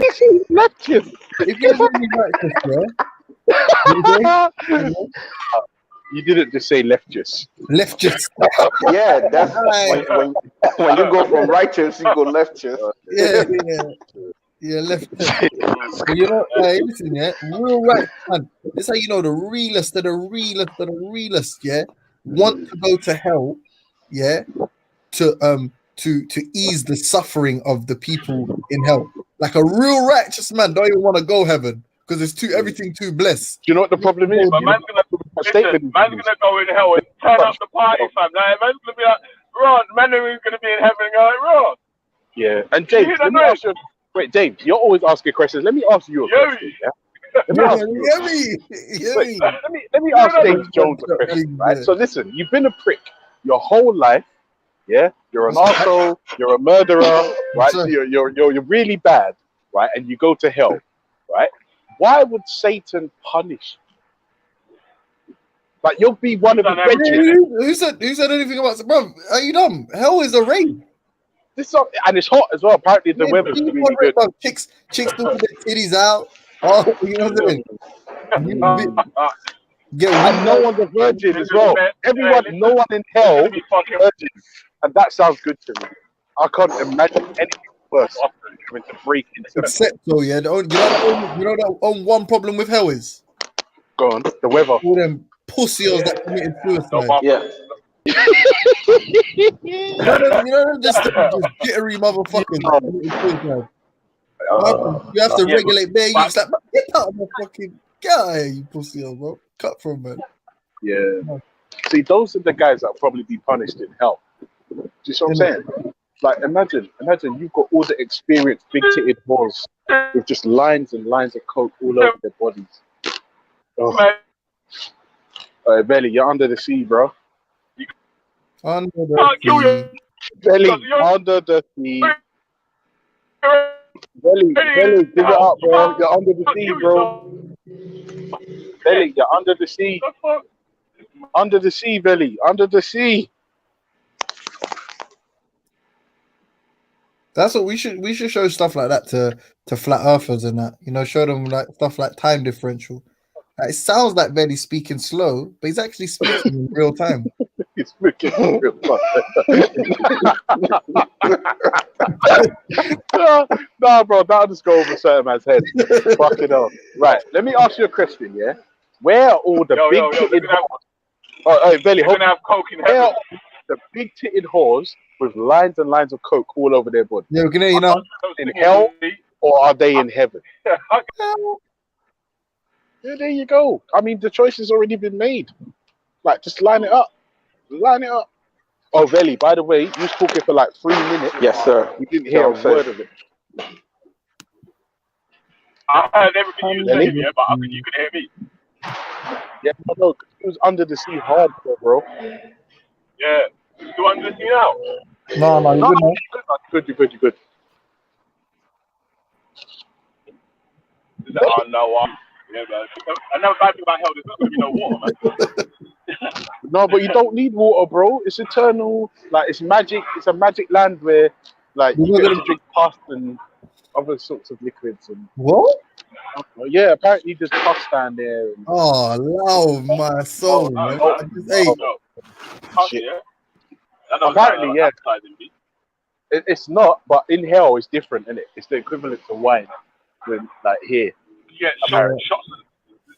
You know what? Instead of Zambuki, they're gonna have the Kuma. You hear me? I'll tell you what. This is the thing. when you just poke fun at these things, you realize how ridiculous that they are. You just realize how ridiculous these. Can I show you something? Yeah, can I show you something? Yeah, Yeah, and Yeah, now yeah, you're sure. burning forever. that's how you know that You're the burning devil. forever. But hey, that's how you know the devil is far more righteous than God, because God's all on this fame thing. You get me? God's all out here like, oh, read this book about me. How about this one? How about this one? Read this book about one of my brethren. That's a bit egotistical, isn't it? Book about my It's a younger. bit egotistical. You get me? But the devil bears slander against his name, and you know what he does? He takes the high road. He says, okay.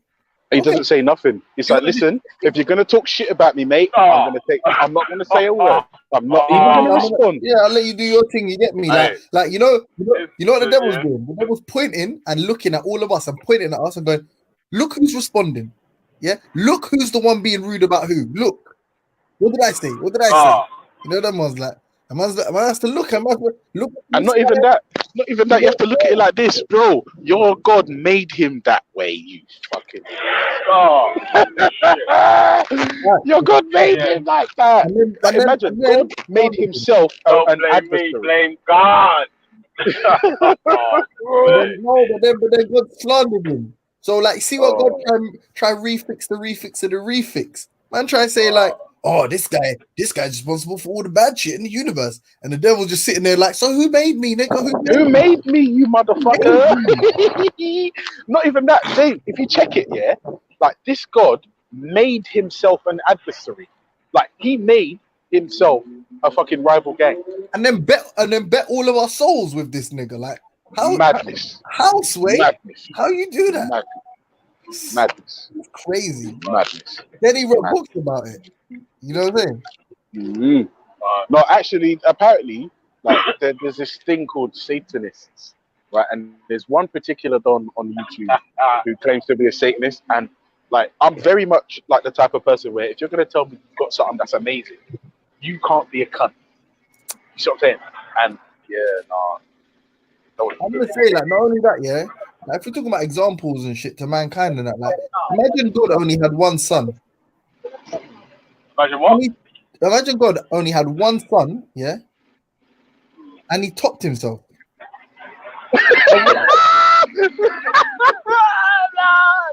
Hey, listen. If you notice, yeah, there's a lot of firstborn murder in that book, you know. Like Abraham was gonna murder his son. The firstborn of everyone in Egypt's firstborn had to die. Bro, there's bare is it infanticide? That's the word. Yeah, infanticide. Infanticide. Bare of that fuckery. Go on. Hey, it's because in the culture of a nomadic people, like sons are very valuable. So like what you saying? The girls get no rating. See what I'm saying, ladies? Get out of this shit. Like the ladies don't get no rating. Like ladies get ladies. I love. There's a scripture that indicates if you rape a woman that's married or unbetrothed, you're good. I love you, ladies. You know the resurrection. You know what I mean? Like, you know the resurrection is a punishment, isn't it? You know Jesus woke up in the cave like fucking hell, this guy. Oh my God, Sophia Lewis and Cotton Socks are going at it again. This is God. She put her cotton rocks. Cotton Socks. Oh, by the way, I've seen Cotton Socks in the flesh, and that sister is real life. In a real life. Hey, all I'm gonna say, is baby, that white bitch run shit. She didn't mean nothing to me. She didn't mean nothing. Don't leave me. Don't leave me. I'm sorry. No, he said that. No, hold on. Hey, Billy. My man said, I said, you said that fucking, that dickhead chicken's fucking, that blue eye. I saw you said all white people are the blue, because he tried to say he wasn't racist, yeah? But I swear, hand on my heart, he's told me that white people, you know what? You see when he gets excited trying to call me a sellout, and he'll diss all white people to make the point that I'm a sellout, yeah? And then when one time when he was doing that, and also before that as well, when we were humble, he was talking about basically in the Quran, it says that the blue-eyed, all the blue-eyed people are going to hell. On the day of judgment, they'll all go to hell. Those with the blue eyes. And he's like, who's they talking about, James Jones? So who they talking? What's the Quran talking about? Man, give it all that shit, yeah. So boom, I was like, easy, bruv. Don't try and bread this white chick. You're blatantly racist towards white people. He said, no, I'm not. He said, when I say that, I said, blood, I said, you're showing respect to this Jada woman, but you done already said all blue-eyed women are going to all blue-eyed people are going to hell. Diss him. Jada's got green eyes. Issa, if that's true, you're done. You're finished. Definitely done. So she is safe. Hey, listen, Melly. What did you do to Raj? Apparently, you're I know, yeah, Raj is bitching, man. You know what I'm saying? Like, I talked about it yesterday still. What happened? Yeah, man. I fucking explained this story about 20 times today still. Again, sorry, let me explain it from the start. Yeah. Let me explain it from the start again. Yeah. So, from the start, yeah. Raj jumped on the panel and he was chatting with Issa, and Ziriab was cutting him off in it. Yeah. Then Ziriab is overtaken and was chatting with. I wanted to chat to Ziriab real quick, yeah, because I was trying to cut Raj off to chat to Ziriab. But then anyway, I just jumped off real quick and left. I had to do something anyway, yeah. So I jumped off, left the Raj on with everyone else and all that, yeah. I went upstairs, come back down, and everyone was still arguing or whatever in it, yeah. And I could see Raj's name flashing up in the chats or whatever. So instead of asking, what happened, who's in the wrong, blah blah blah, like everyone's fucking daddy and shit, I just fucking swapped Raj out and put someone else on, man. But yeah, Raj's bitching from that though still.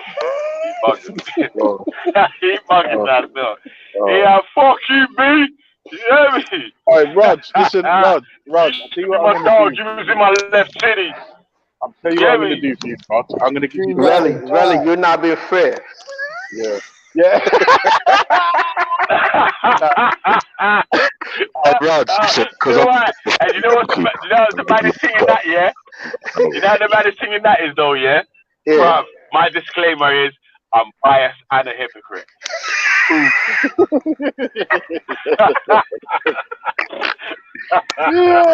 Now, yo, check this out. Now you be fair. All right, listen, Raj, because I'm the most righteous person on YouTube, you can have my spot on the panel. You can have my spot on the panel because I'm righteous like that. I'm an atheist and I'm righteous. I'm gonna be honest with you, yeah. I don't know how to describe this because there's a phrase that I'm missing, yeah. But you know when something coincides with something else and it shadows it or it eclipses it, and sometimes people get confused and believe they're getting certain results, yeah. Like as in when you're oblivious and you don't notice something else. Yo, 1 second. I have to give just a shout out because that was funny. I'm not on anybody's side here, but Sophie just called Captain Rambo. Oh, Jesus. Yeah, but let's Yo, Brad, you need to take off your cape, man. You got a cape in your avatar, yeah, but put the cape down, B. Yeah, listen, I'm joking. I gotta give respect with listen, I'm gonna give this place to Raj, yeah? So he can come and get on the panel and sort his shit out. Yeah, Raj, listen, jump on the panel, have my atheist spot. Obviously, have it. Ultra, don't fall out with me, please. I beg you. No, but listen, we can fall out, but we'll be fine tomorrow. No, on the same level. If you ever sacrifice just. Oh no! Would you look at the? Oh no! Ultra, I will target your family. I'll come. Don't target your family. No, never, ever. So everything you can leave and replace yourself with Raj, because I will find you. I'll find you wherever you are.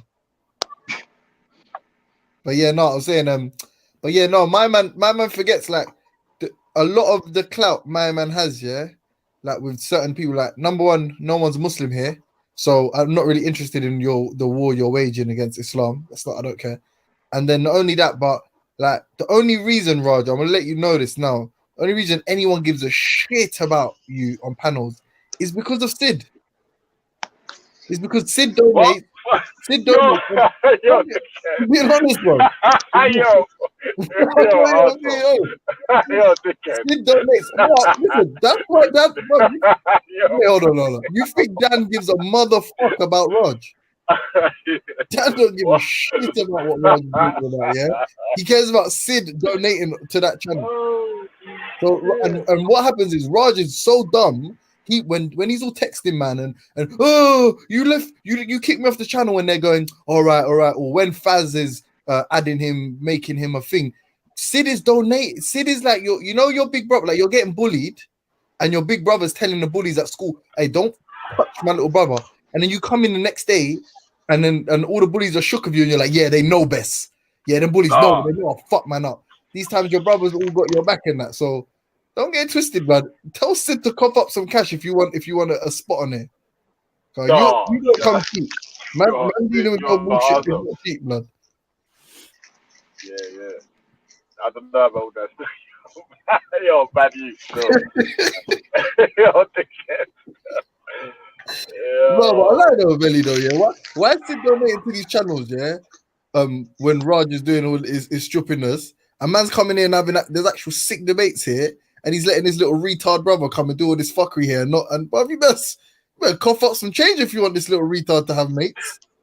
People ain't just gonna be his friend for free.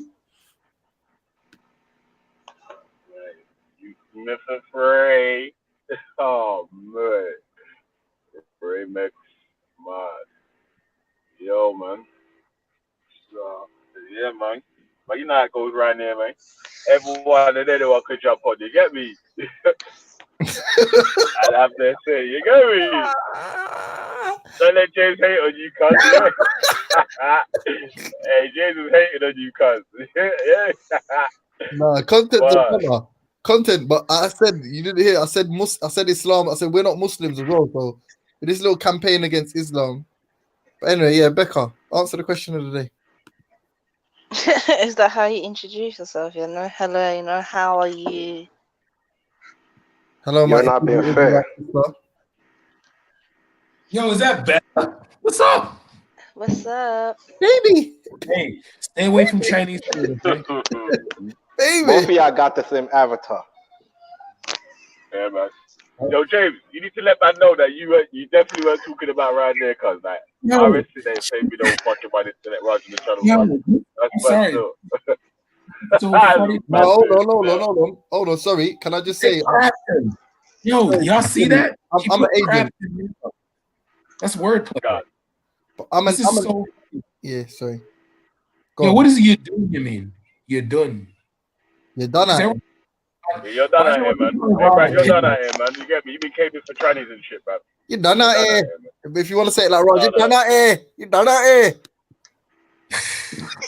Why is everyone calling Roger? Why is everyone calling Roger? Hey, listen, hey, really. Why does Rod sound like Peggy Mitchell? He sounds like an 8-year-old. He sounds like an 8-year-old white woman from the East End. Oh, man. Hey, Becca, he sounds like you in 50 years. Mate, do you want to fucking slap round your head, mate? What's wrong with you? Rod sounds like his first 2 sons are going to be called Grant and Phil. Running up it right there, bro. Like I said, I remember Iris was running up his mouth in the chat one time about rah, you a fool or that, but man don't care about no one's guap or all that. Cause like I could get guap myself, fam. I'm glad for anyone that know this, cause but I ain't begging no one for nothing. No begging right there, fam. Trust me. No, but man's trying to say, man, I'm an agent, innit? Yeah, like not the agent that Issa calls me. I'm like an agent, like a manager kind of agent. So obviously, I'm saying to host your little retarded self, Raj. I'm saying get that benefactor to pay his way in it, because that's the only reason anyone's gonna stomach the nonsense that you talk. I'm saying, and don't worry, leave Veli to me, innit? Leave the channel owner to me. I'll make all that kind of stuff right, but just keep the money flowing, Raj. Go to your sugar daddy. Yeah, and get him to start popping them dollars, yeah, and then I'll sort out the rest. I'll make sure that you get platformed and all that. Outside of that, back to your mum's basement, yeah? My thing. Yeah. How come you on to Raj though? I'm not. I'm playing. I love Raj, man. Raj is cool. I'm just fucking around. Raj is Yeah, alright. You trying to get out here, yo? You trying to piss him off, so he jumps on the stairs. Padina. When he jumps on, I'm You're just sitting in that avatar, Padina. Look at you. Padina. You ain't got the 30, mate. You ain't got the 30s, mate.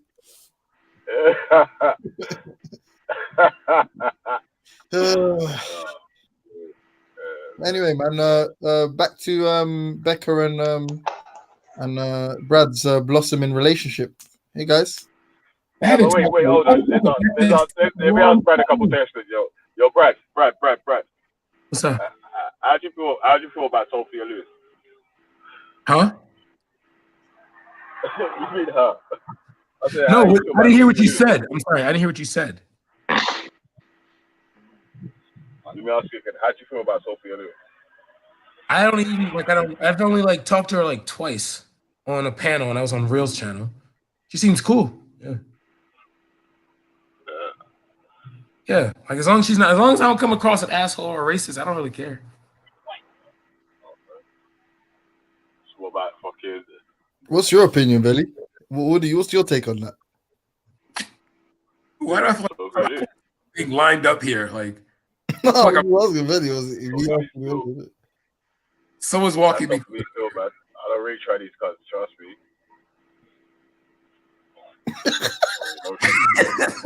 Wait, what are we saying here? What are we doing here? I feel like I'm being You didn't know Sophia was a tranny? Huh? Yeah, man, that's real too. You didn't know it was a tranny? She's a tranny?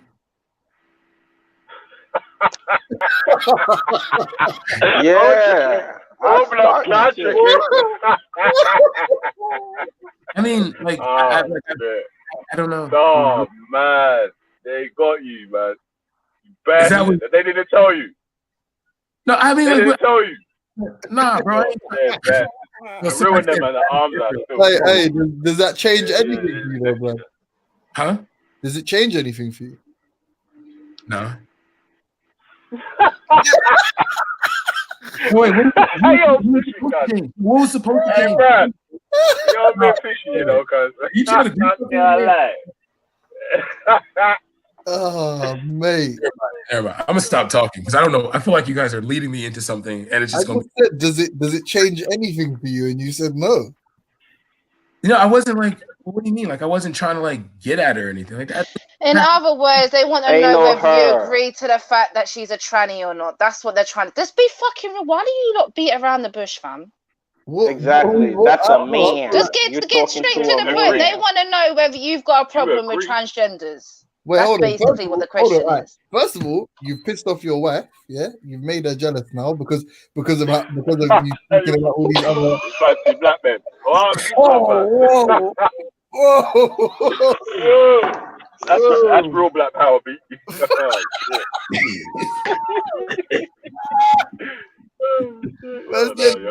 DC Brad said, "Fuck a white girl."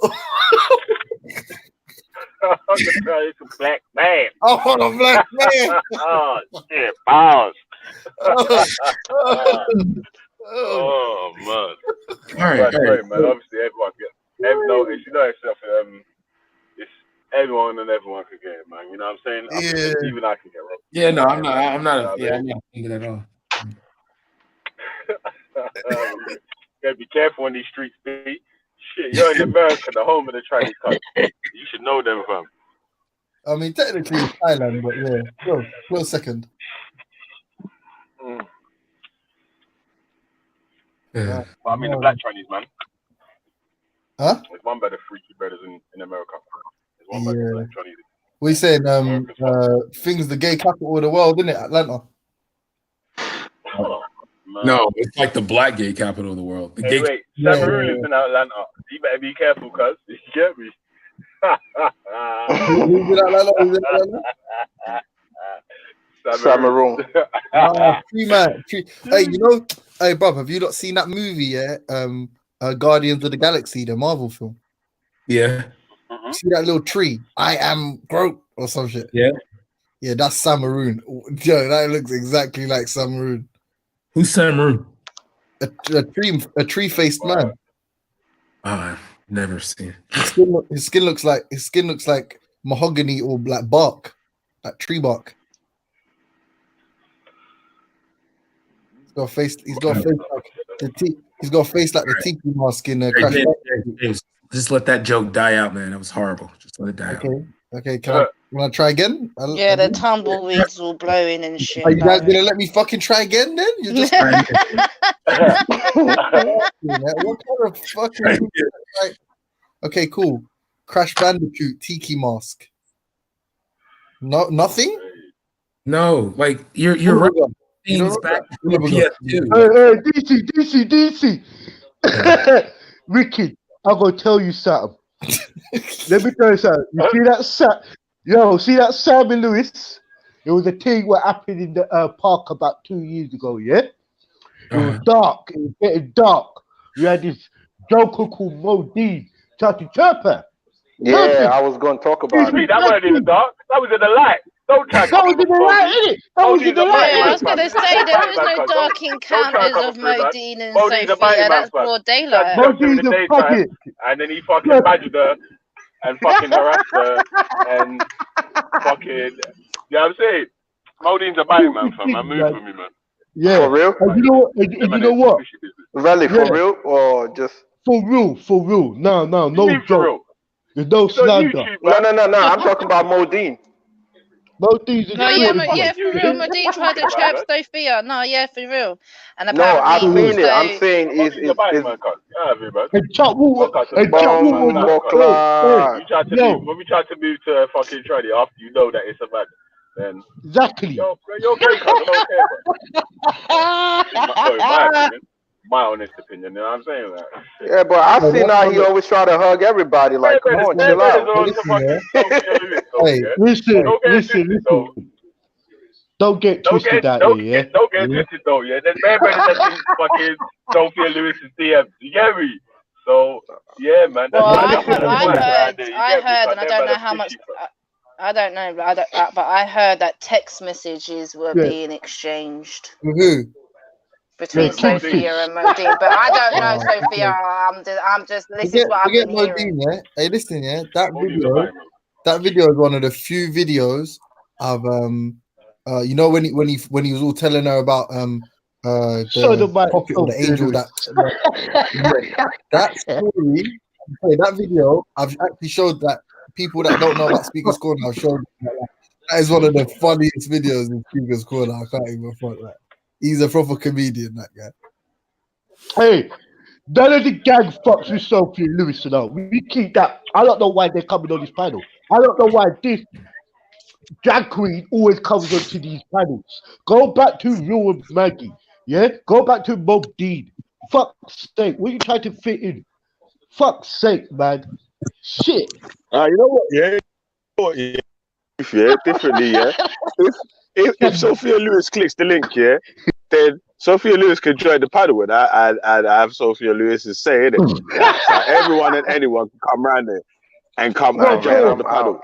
Like, anyone can come around there and jump on the panel, man. You get me? But like, I don't agree. Like I'm trying to say, let me finish, man. Like I'm saying, like everyone is entitled to their opinion. Yeah. They're just not endorsed, in it, man. I just don't endorse no one's opinion. Veli, yeah, you say that. Just like certain people jump in, certain people can jump out, right? But Veli, you say that, yeah, but like, okay, cool. But hold on, are you know when you extend the invitation for anyone to jump on the panel? Yeah, you're gonna take it like a step further, like DC Brad, and have like a candlelit dinner with her, or is it gonna end at the invitation? Yeah, that's it, bro. Yeah, it's just like you could jump on the panel and have your say. You get me? That's it. Like, right, DC Brad could go on the dates and all that for me. He could do the rest of that still. Yeah, I'm biased anyway, man. You get me? No one wants to move to me still, so I'm good still. You get me? No man, no Kahishi wants to trick me because I'm cool. You get me? I'm safe. You man. I don't know about you, man. Though. Yeah. Hey, content said except Raj. Hey, Raj can jump on, man. No one's remember I said, yeah. Raj ain't barred, you know. He's boycotting. You get me? Like Big Guards and Sabina, they was boycotting, and then they was the head of the boycott squad, and then. Oh yeah, what happened? By the way, what was the I don't know if I think they're still boycotting, but no. But when he come on, what was he saying? What was his what? Because he said he wanted to chat to you. I wasn't saying shit, man. Yeah, that was embarrassing, man. I thought so first, though. I don't even. I don't even hate on them, man. There, I feel sad for them, man. That Faz is a junkie, innit? Like, how can I feel angry at him? I feel like I want him to get help, innit? Imagine Faz in AA talking about Allah and that. Oh, mate, shit. Who made you do it? Oh, shit. Oh, man. Well, what's the drugs one, man? Man's gonna be with the drugs counselor in the circle. Yeah, telling stories about the fucking wild shit man's done to fucking get drugs and shit. No, you know, Faz is so good. Right, you know, first of all, I just want to say, yeah. Like, this guy's fucked. Man sounds like a fucking Jimmy Savile, cuz.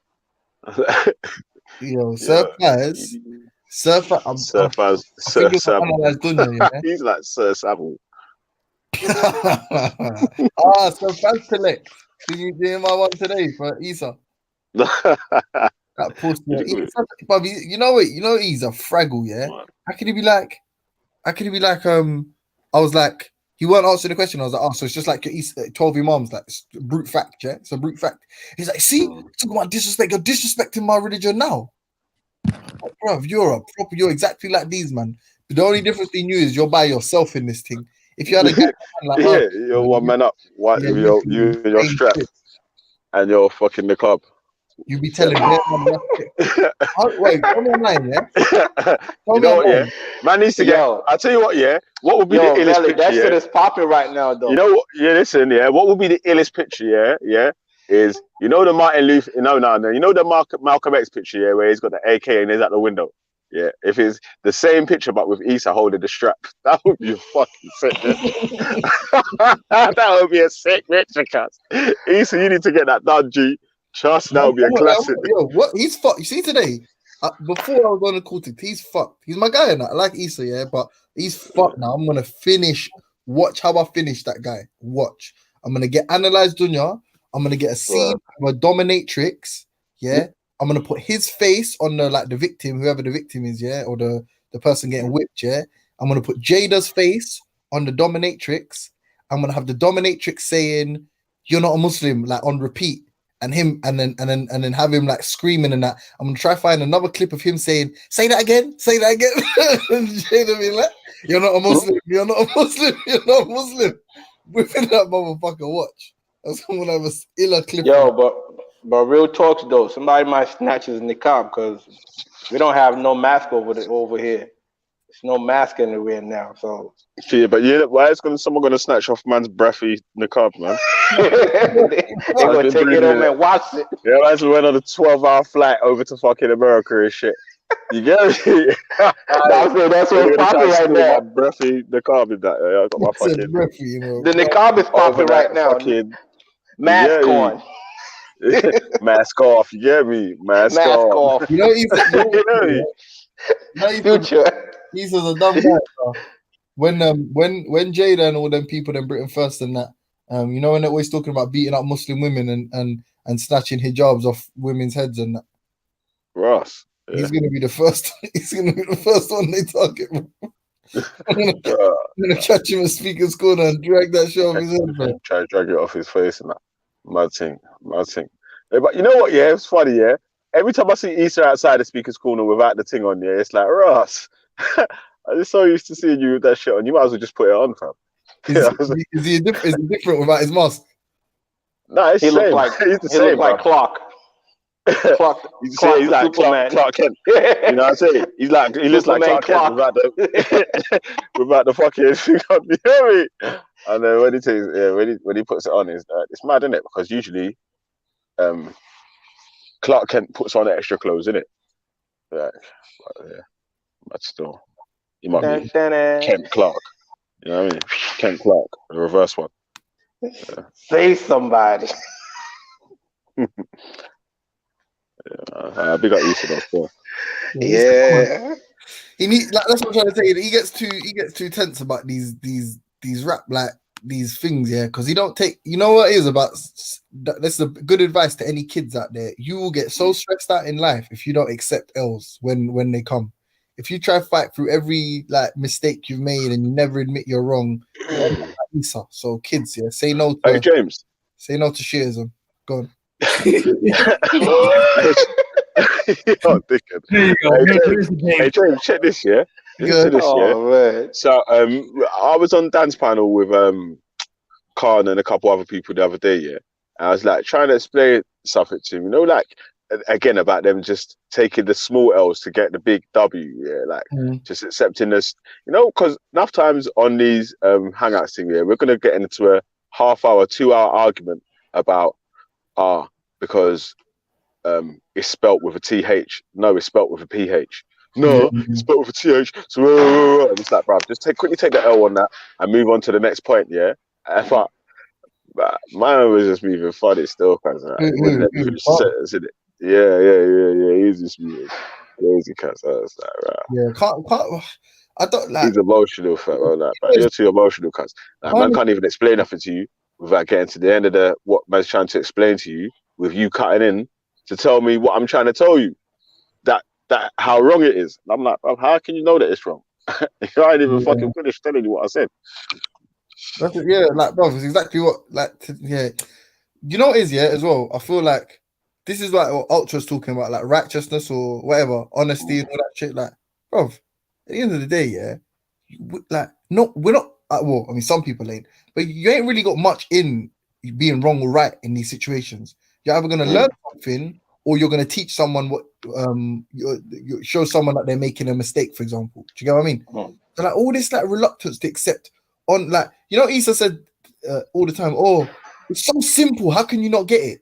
At some stage, you've got to realize, bruv, it's obviously not that fucking simple if no one gets it but you, bro. so you should make it make sense to everybody else, or maybe you've got it wrong, bro, and you need to be prepared to accept that. Maybe you don't understand. Maybe, for example, if I do, but what if you spent like 40 years or 30 years researching this thing that you think's right, to find out that it's wrong? It's like how easy is it to accept that that it's wrong or whatever? But I think that is, in my opinion, that's one of the reasons I would say that like self-awareness is part of intelligence.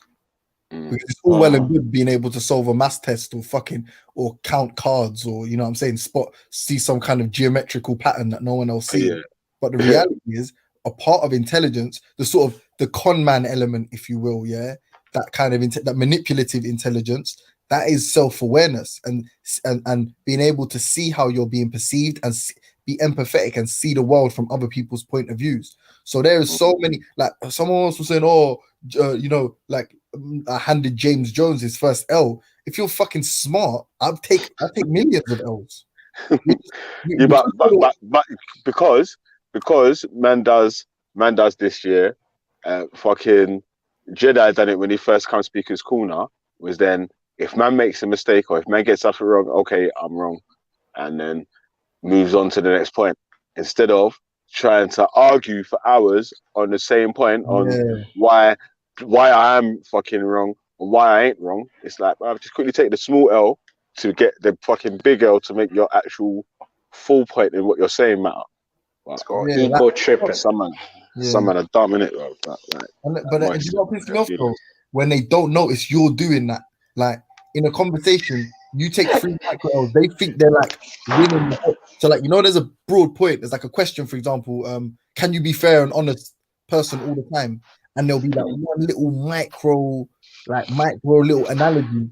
And man will spend the whole time arguing about the analogy, but the major question, the major disagreement never gets reached. And man says the man got a dub. How did you get a dub? But differently, Jace, James. Yeah. All right.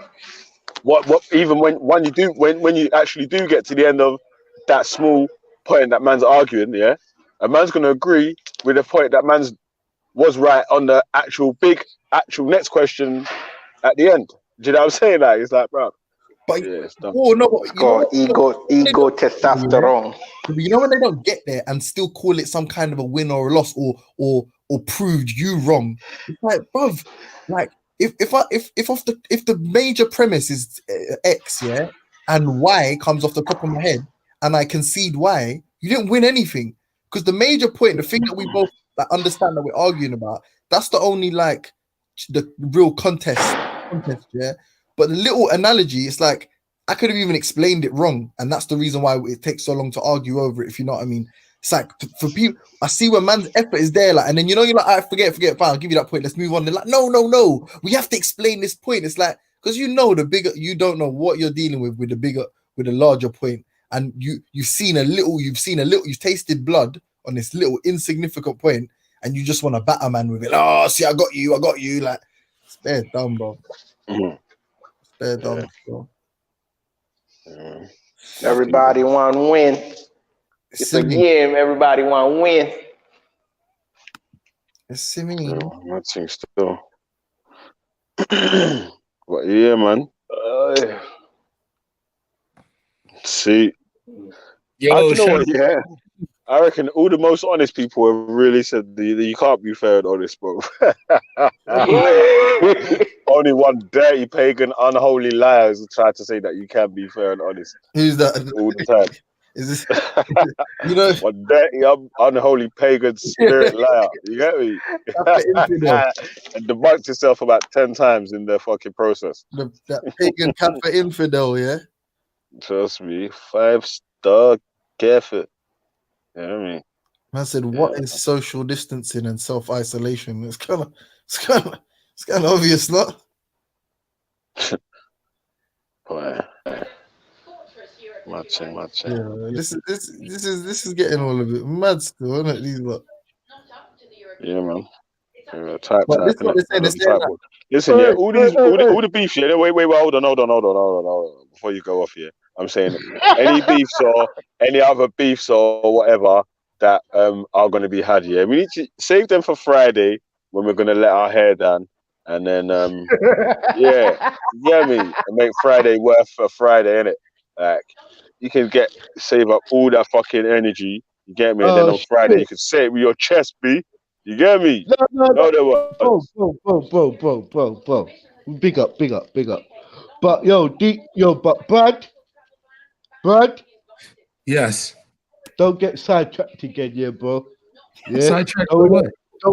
Don't let lady boys. I respect a good joke. When I hear crap, listen, I mean, I got to give it respect. That was funny, right, you know.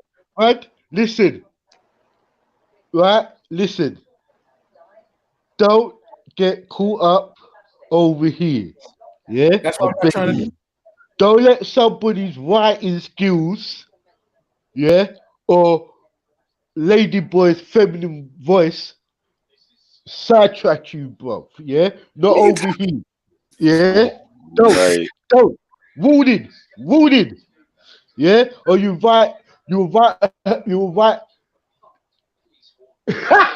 Simon Lewis to your yard and he will piss standing up. Allow it, yeah? Ain't the one, fam. Ain't the one. Let me tell you something. Pause. What do you mean? Pause. Triple pause. Quadruple pause. Wait, what do you mean? Ain't the one, bro. Yo, Renegade Rob. I haven't seen him in a minute. Counter. Don't get it's like a reunion. Yeah, man. So yeah. Hey, guys are up on the beach, is it? Yeah, man. But big up all the people them inside, you get me? Like who is everyone on the panel had go at the question of the day? Yeah. I don't know if Becca, have you answered the question of the day? No. Right. You alright, Becca? I was gonna say you give your answer in a sec. Captain, you've answered already, innit, Captain? No, what was the Yo, Captain Type Type. again? Just say what was the question and I'll answer it. The question. No, Alright, come let talk, Becca talk, answer talk. first, I'm and here. then you're gonna come in next year. Yeah, Yo. yeah. Let Becca answer the question first, and then you're gonna go next. Yeah, man. Oh, Order. let me read out the question of the day. It is: Can you be fair and can you be a fair and honest person all the time?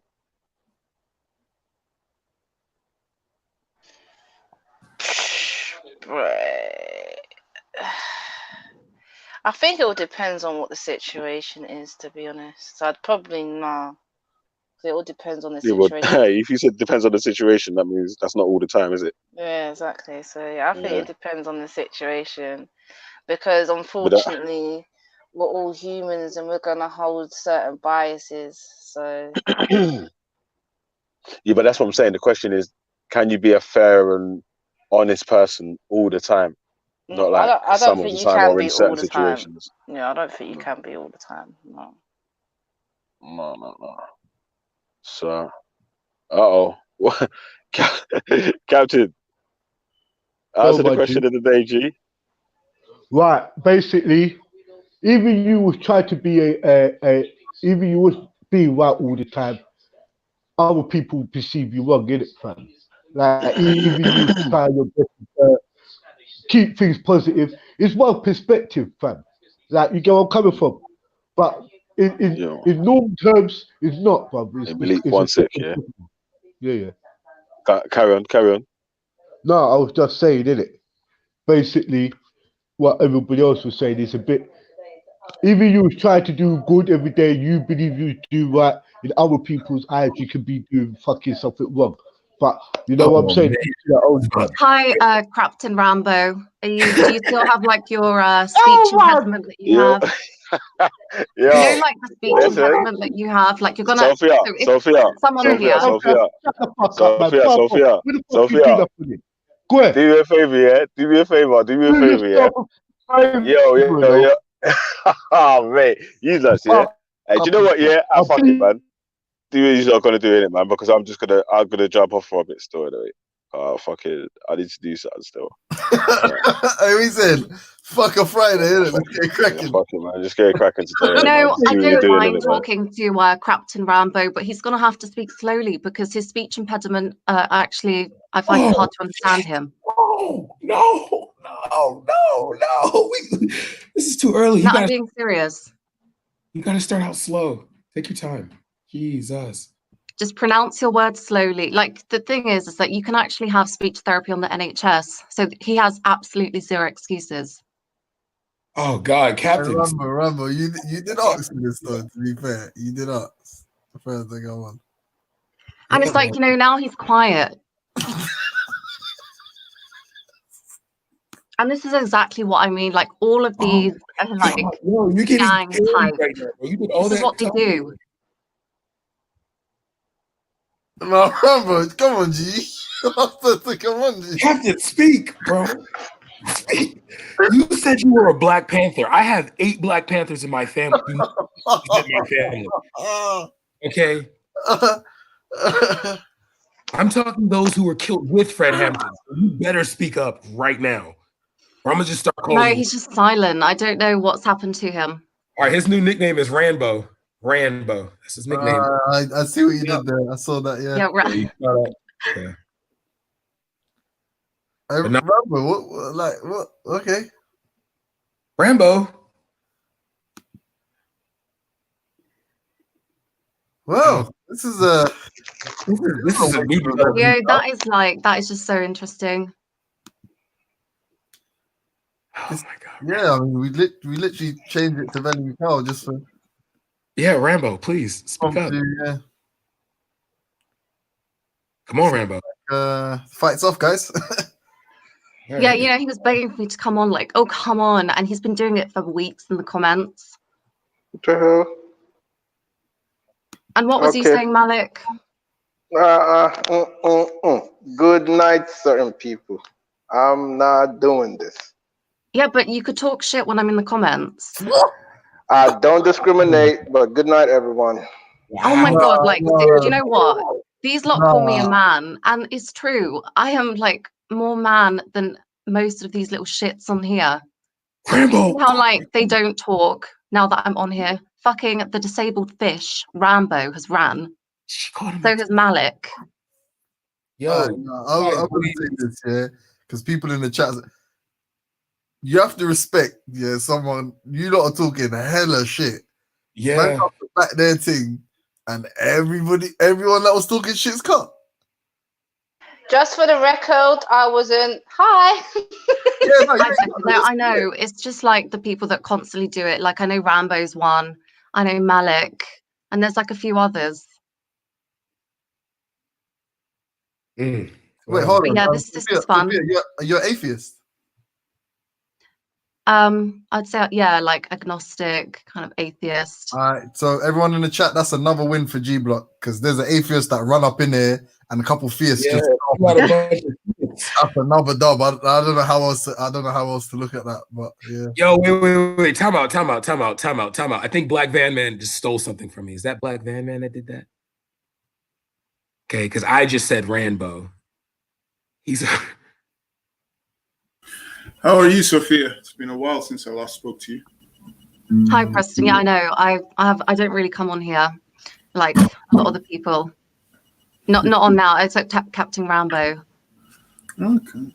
Oh, you're not getting no fucking respect for me. So go ahead. Here we go. But you've been talking shit. So talk your shit. Yo, you little dog. Go ahead. Go ahead. You don't know your blood clot cell. You don't know if you're a man or a woman. Go ahead. You're confused. Go ahead. I will chat to you, blood. Go ahead. Go ahead. What do you mean you don't want to chat to me? In the comments, you just talk yourself. I'm forced to answer you in the comments. Of course. I'm forced to answer you in the comment. You fucking son of a... Come on. Are you playing? Fucking idiot. Do you know what? You've been asking me to come on here. I came on and you've done nothing but silent. Do not call my name in it. Don't fuck it up. I don't have nothing to do with you. Oh my God, shut the fuck up. I'm not going to do anything. Go fuck off, man. Dog. Eh? No, you have been. Wait, okay, Preston, could you stop that guitaring? Son of a... I want to chat to you. Okay, Preston, could you like try and stop that guitaring so I can hear Captain Rambo? Guitar. Yeah, we can't hear nothing, man. Play the song. Preston, you should know that Captain Rambo already found hard enough to speak and is like let alone background. I'm glad. I don't have no basketball around me stuff, so go ahead. Yeah, but you've been begging my attention in comments. Go ahead, dirty dog. Don't ever fucking write my name on your You have been begging me to come on in the comments. So now I'm on here. Why are you using your mic? Yo. This is what I beg you to come up. I beg you to come up here. Yo, dirty boy. Don't write the fucking name in no panels. No time. I don't know why I actually was like Yo, witness, man. If you're gonna play your guitar, go on mute because you're spoiling for the other viewers. They can't hear nothing. I don't give a fuck. I don't want to hear people arguing. It would have done come on the panel then.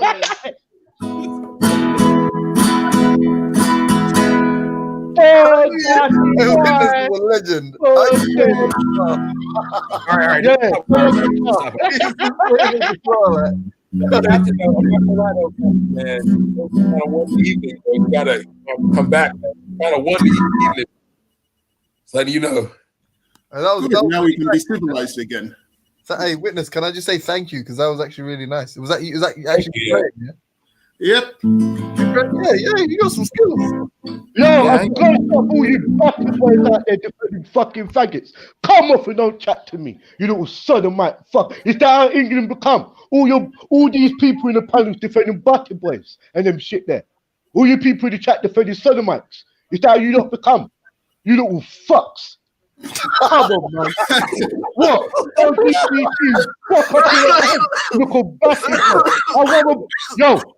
I rather back Becky. I rather back fucking Cotton Socks than any batty boy. You understand? So tell Simonton to go ahead, chuck off. You pussy out. You little fish.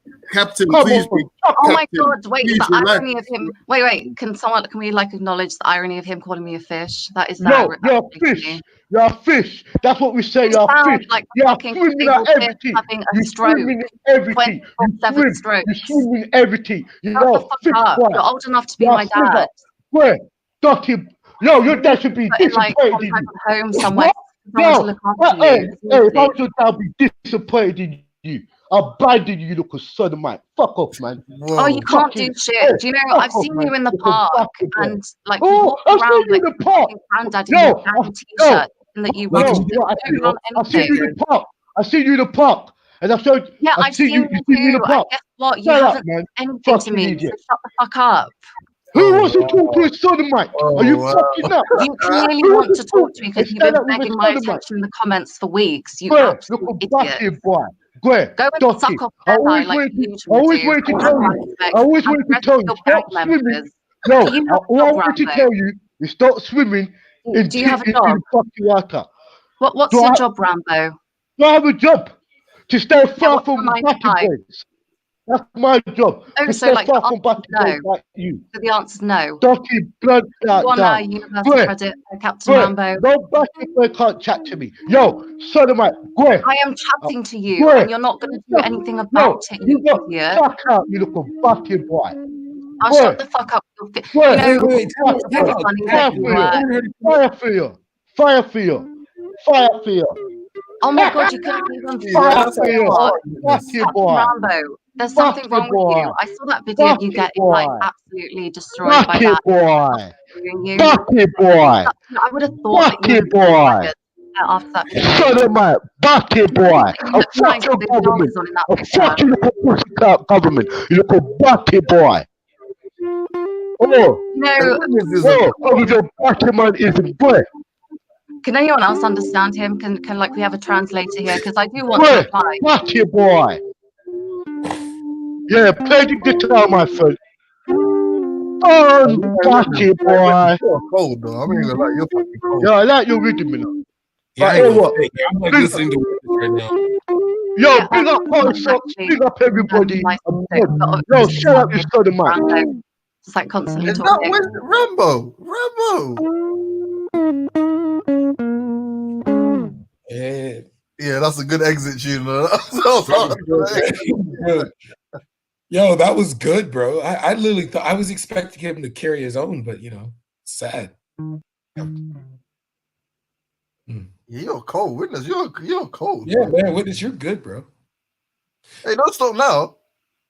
Oh, wow, now he wants to mute up. Oh, that's Yeah, you know what I'm saying. very classy of you, witness. Gracious. Now we're No, allowed. no. I mean, now we can. I'm glad Captain Rambo's calmed down and Sophia's calmed down. So, Oh, to be honest, I was actually calm. Like when I jumped on, I was actually requested to come on by Rambo. That's a fact. Yeah, he did. He asked me to come on. all right, but I guess if you guys want to do a part 2, there's always Bellamy Kyle on Friday. But Yeah, it will probably be a waste of time though, because like for the first 5 minutes he stayed silent. So Yeah, she was kind of carried him. disappointing. That was. She carried him. I think he had no choice but like, you know, react the way he did because it was like, damn, he got carried. Yeah, She I mean, called him. to be fair, I don't think he thought she was going to jump on. And I didn't think he thought she was gonna bring fire too. Like she, you know.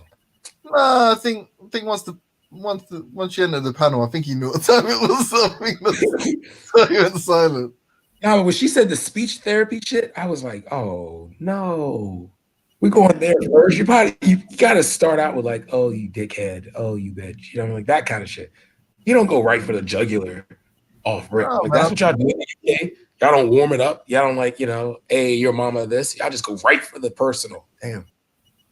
Yeah, I mean, you know, you'd like think someone of his age would like know better than to come online like cuss. He's literally old enough to be my dad. That's why I've like tried to avoid being rude to him.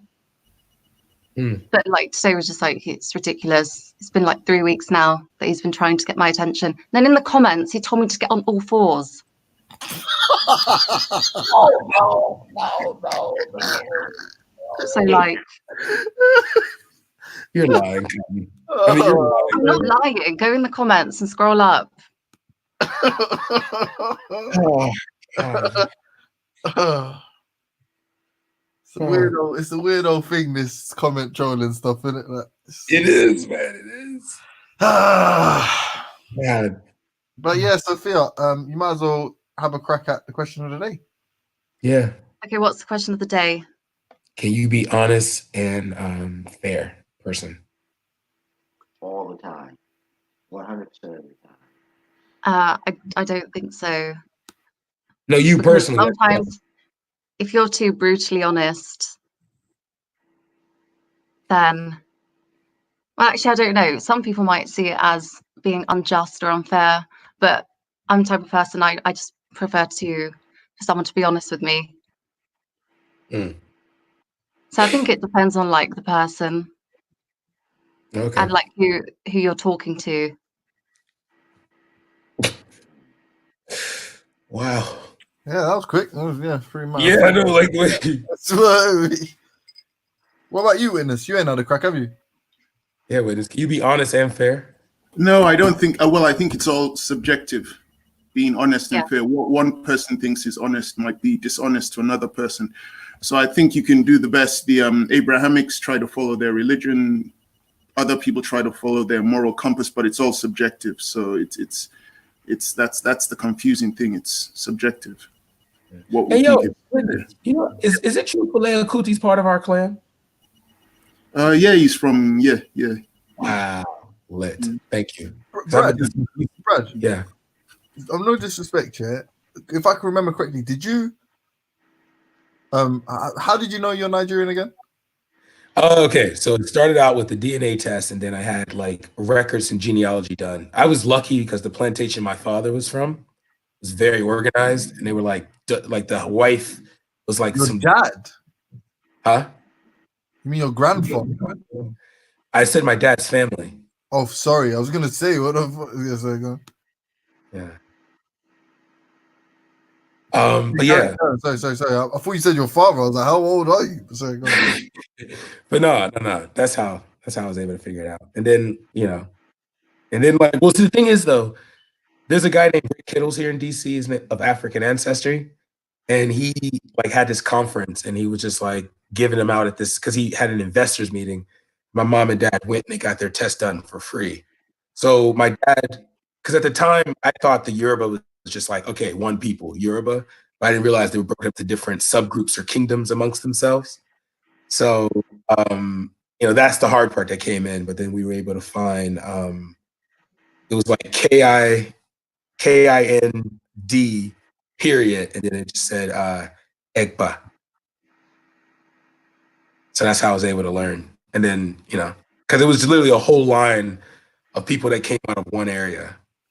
And, does anyone else in your family accept the culture? Or is it just you? Well, the thing is, we literally learned about this 2 years ago. When I tell you we was the run-of-the-mill African-American family where it's like, we wanted to be the greatest Negroes here. So like, going to college, marrying a woman, never like abandoning your kids, or never having any negative, imagery you're putting out there as a Black man. That's kind of how our family has been. So like knowing all this extra stuff. And then where I live at, there's tons of Nigerians here. So it's easy for because yesterday we went to a place called Stony River and my cousin, his girlfriend comes from Ele-Ife. So there's starting to be like some kind, on my father's side at least, there's starting to be some kind of like welcoming back of the culture into the people. Then my mother's side though is kind of weird because the test came back her saying she's Ashanti, but I don't see we don't find any proof of it because her family was owned by Native Americans. So, they didn't really keep records, you know what I mean? No, that's good. You still did the research. Yeah. That's sick though, man. Yeah. No, especially when you learn about because the Dutch wrote about, because the Fulani, when they launched jihads against the Yoruba, they wrote about the individual kingdoms fighting styles. So they said that the Egba, the gun was secondary to us because we were so fast on the battlefield that when that first round was shot off, they were able to take out if you were to kidnap or if you were to come and was able to take any aspect of the Oya Empire, you were going to lose at least 75% to 50% of your army trying to achieve that, just to get less than 100 people. So, you know, it is like empowering to have that kind of knowledge, to know you descend from such a people that the only thing that could stop you was a gun, you know?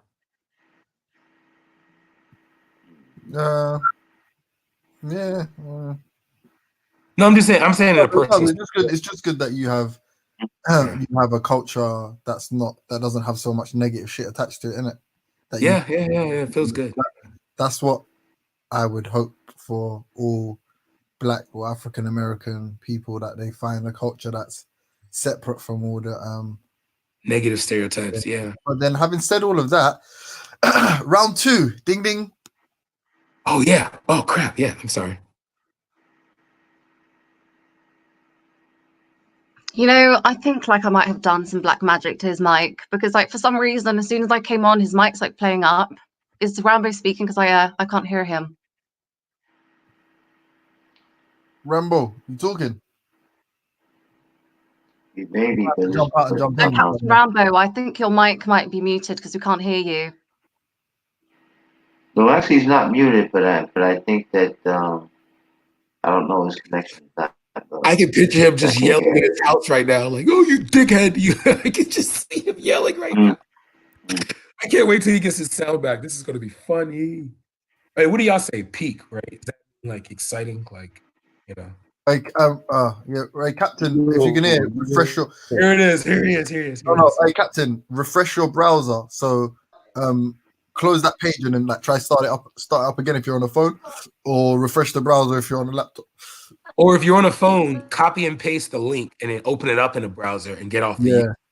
Yeah, that's better. That's what Veli's saying. So he's saying, close that browser, Cap, and then basically start it again. You have to close the page though, or refresh it.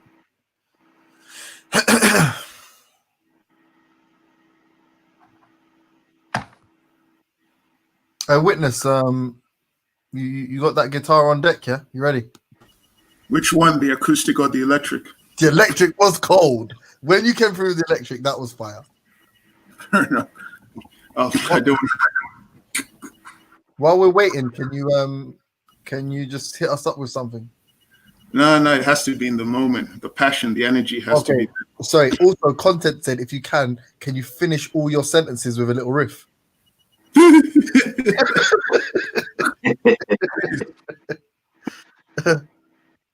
Preston, where did you learn how to play? I just taught myself. Had a few lessons over the years, learning flamenco and then electric guitar, blues. Yeah, play some next. So yeah, that was it. Started off flamenco, then went to the blues. Sophia, can you? I don't know. Yeah, okay. Saying, can you please ask about Modine? I assume he means ask you. Oh, to be honest, I don't know anything about him anyway. Like, someone told me the other day that he's in Iraq, and I was like, why are you telling me? Like, I think people think I know more than I actually do about Modine, when to be honest, I just don't. So is that the Arab that tries to act like he's black in Speaker's Corner? Yeah, but I think that's like a lot of what these Arabs like to do.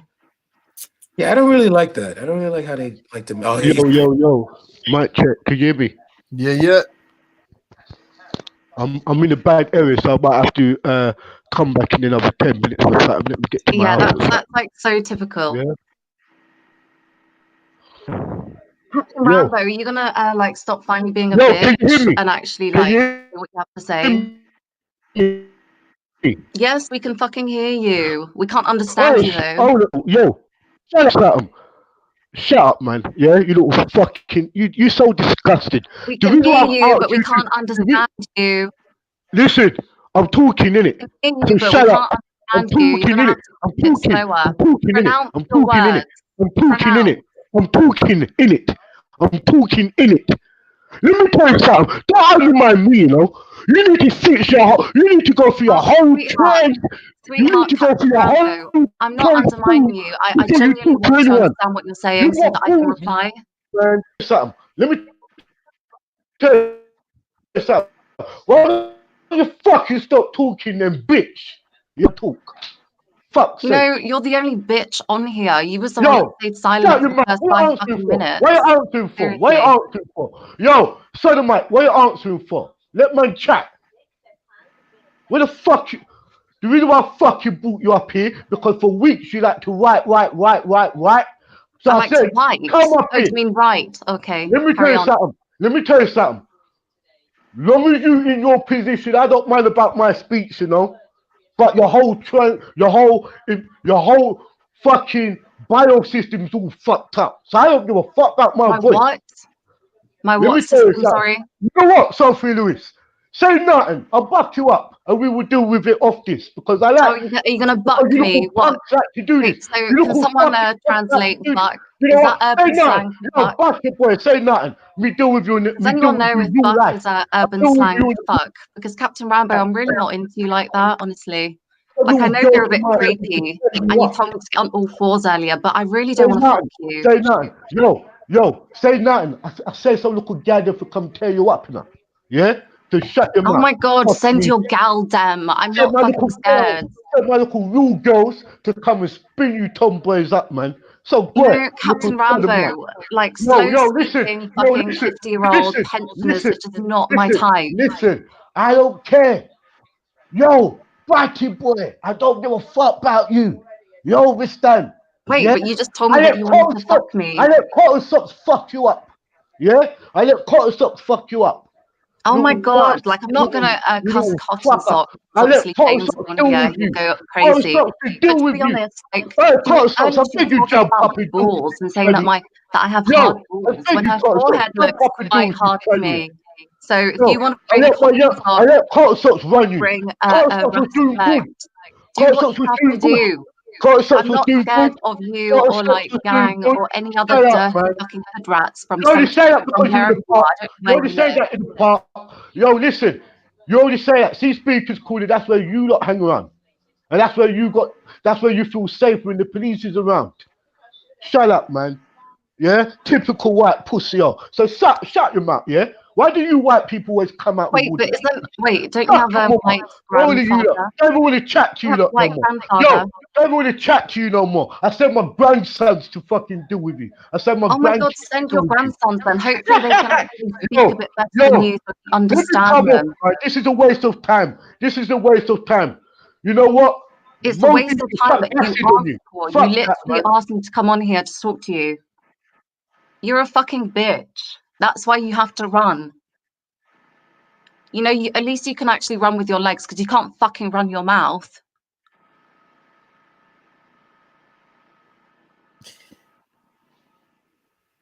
Witness. Yep. Outro for us? No, not this time. You didn't get the wasn't the right vibes, no?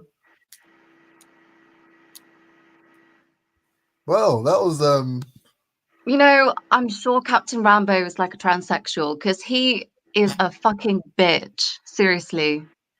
For weeks, he's been in the comments like begging to talk to me. The second I'm on here, he's like running every 5 minutes.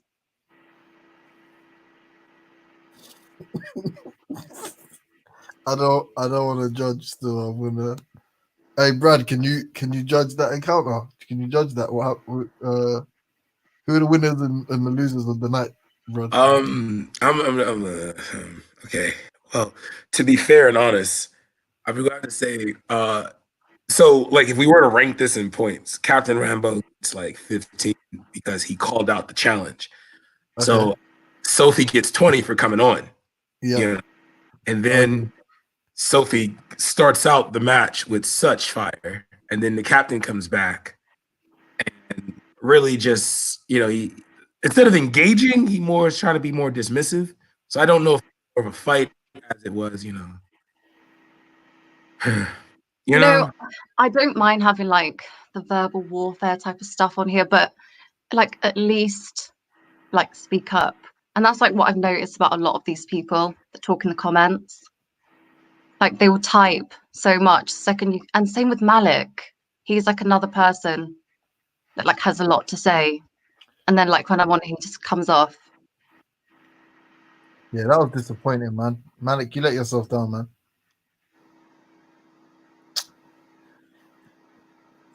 Anyways, what were you guys talking about before I came on? I don't know. Yeah, Rambo, man. If I'm honest, man, that was kind of back to back L's. If I'm honest, yeah. I think it got a bit messy when shouldn't have. And I ain't gonna lie, Sophie, it wasn't fair that like in the first like 5 minutes of the bout to go right for the jugular. You kind of have to warm it. I don't know how y'all do in the UK, but in America, we kind of have some class when we do this. You know, it's like you kind of have to warm up. You know, like, oh, you a bitch. Oh, you a bitch. You know, you don't decline. Yeah, I'm like not in the mood, especially with Rambo. If it was like someone else, maybe, but because he's just old and like just. Yeah, but you kind of went like right, like speech therapy, like right at his throat, right there. You know what I mean? Like. Yeah, because like he like has so much to say about me, but he's going like on like he's perfect. I can barely. Well, he's coming back. He's coming back. He's coming back. You just had to get a better location so that the bout can go on. So you know. Yeah, but like he's had perfect signal the whole time, and then like as soon as I come on, he's in like some dodgy area. Is he on a G walk somewhere in like the ghettos? In the ghettos, she's posh. I said, he's had perfect reception. Hey, yo, witness. Hey, witness. You know one thing I learned about the Fulani, bro? They extend from like Burkina Faso all the way to like Sudan. How big is that group?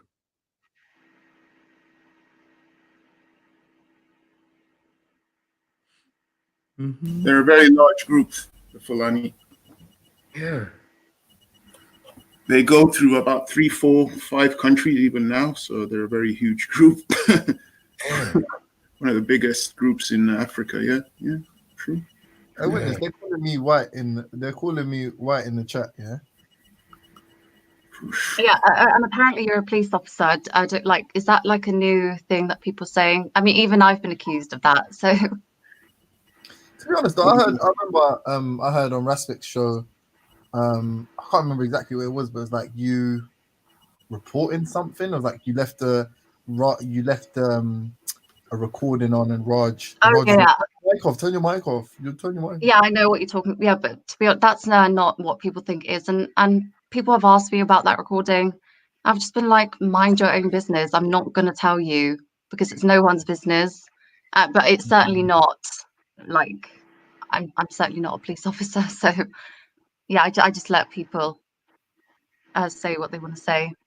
That's not like the worst thing that's been said to me. So. But like this stuff about you're white and that you're a police officer, do they have any like evidence for any of that stuff, or is it just like what they're saying? Yeah, I mean, if they've got evidence, they're welcome to provide it. Witness. Yeah, I kind of want to see that. I was like, witness that electric guitar solo from you. That's gonna get you some white accusations. Yeah. But who knows? I mean, it comes from the blues, but the blues were created by Black Americans, but who knows? ADOS, witness. ADOS, man. But witness, y'all taking our culture. Sorry, James? But do you know how to play the piano? No, never got to the piano. I would like to, but never got to it. I'm so lazy, man. I've told myself I want to learn it every year of my life since I was like 16 or something. Yeah, that's good. In my gym, they got some fucking big grand piano and shit. And fucking this old fucking guy that plays it, fucking hot. Like he's cold, and he's old. He's old as hell. So I'll be thinking like, I've still got time. He's definitely like in his 60s, maybe 70s. So I got a young little 40 years to learn and to get good. Yeah, I guess it's finding time to play or learn to play. And the focus, man, because it's like, you know, when you're shit, everything's easy, and it's always easy to build upon a skill, but it's like that the embryonic stages of any kind of new skill acquisition or acquiring a skill is like that's the hardest part. It's like I'm not even good at this, so it's really no fun. Sorry to interrupt, but this is an announcement for Bigger Belly. There's someone in the backstage for you. There's someone in the backstage. Thank you. Yo, Biggie. Oh, thank you for that public service announcement, Becca. You're very welcome. Someone put their signal back. Let's hope it's actually working. Or AOS hashtag, because we all know that's all it is. It's a hashtag. Oh god, yeah, there's some spoken word on top of Witness's electric guitar and sunshine. Living in the wind days. Drinking my coffee, smoking my cigarette. Ooh, girl, you smell like a dog.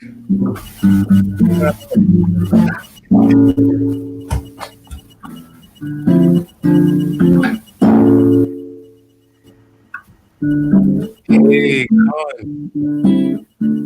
Adam in return.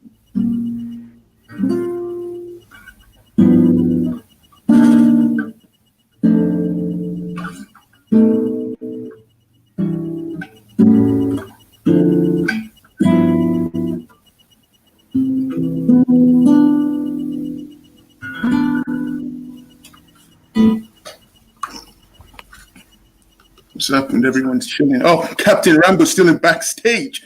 Oh shit. Yo, that was sick, bro. Seriously. The mellifluous sounds of Witness. It calms me down, but I don't think it calms most people down. They still want to see another war between Sophia and Captain Rambo. Hey, Witness, you and Turok should be in a group. You should call yourself the Cassava Boys. Man. 10 points, Brad. 10 points for that one. Yeah. Maybe I should hop off and let him come on. He seems like he wants to fight again. I don't know. I want him to calm down. I want him to be chilled out.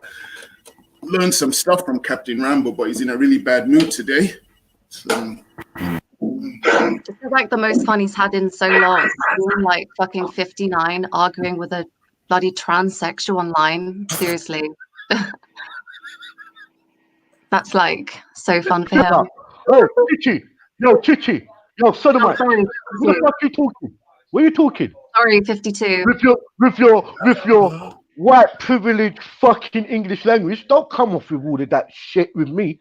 Yeah? With my white privilege talk with me. English Don't language. use that talk with me. You understand? But I said to you, get on all fours. I said you are on fours because you're a cave fucking dog. Don't you get it? Oh my God, am I going to have to go and scroll through the comments once the stream's ended? Yes, go scroll through it. Go on all fours. Yeah, I'll do that, especially for you, Captain Rambo. Captain, will you be my captain? On all fours. Cave people walk on all fours. I'm not your captain. I'm not your captain. Yo, I'm not your captain. Are you my captain? I think you'll be in your fucking mouth. That's so I've nothing to do with you. Yo, unicorn. Go fly your unicorn across the rainbow. Not even a weekend, and he's my captain. I'm not your. Listen, go and travel on your unicorn across the other side of the rainbow, but not on this G side. I don't know why you always surrounding yourself amongst gang platforms. I don't get it. Why don't you stay back on your NGO? Sorry, I couldn't understand that word. Did you say gang? I don't ever your backing man fucking panels. Why do you always come into our chats? Why do you always want to concern yourself in black conversations? Don't you want to be conversations? You know what? Be a woman first. What you Then on try about? to change your color. Look, why are you trying to get yourself in our platforms? You come onto these. Okay. You come on. First you come. of all, let This is me what you do. This is what you do. I don't have no. Listen, I don't have no time. I don't involve myself in that conversation. Do not come around me. Do not come around me. Do I not never make come around you. Don't You're make my shit. in the Don't even comments call me begging out. for No, that. big Don't age. call me out now. Go claim your pension and go I and don't live know in why. a I care don't home know why. somewhere. Why man them allow you my on this opinion channel? online. I don't know I'm why not they allow you in this you. chat. I don't know why they allow you in this chat. I don't know why they allow you in this chat. I don't know why they allow you on panels. I don't know what. No, ladies, I don't know why they allow you in this chat now. And up on this platform. Time out. We have an I don't emergency. know why. Excuse me, Yo, there's an I don't emergency. know why. Hey, Captain, this is really important. This is really important. Idris Elba just test positive for coronavirus. Fucking mouth. Yeah, does Captain Rambo have the coronavirus? Because No. Black people get coronavirus. You understand how? You said the mics. Cap, you can't do that though. Don't put me in your category. I don't need. Do you know? No, you put me in your category. You name yourself Captain Rambo. All I want you to do is come on, shut up, man. With this LG, I'm stuck in your generation. Where? You sodomite. Where? Go, you fly on your unicorn across the rainbow. Go and fly on your unicorn. Isn't it about time? Go and fly on your unicorn. Go and fly on your unicorn because I might across the rainbow. I might show up to the next G-Walk with my tambourine and G-Man. Go and do your game parade. Where? Shut up, man. Shut up, man. You pathetic white trash. Where? You don't even know what you are. Where? Fuck off, man. You let white people down. You don't even know who you are. Fuck off, man. You're white trash. You don't know what you are. Where? Where? I don't know why you come up on these panels. I don't know why you come in these. I don't know why you do it.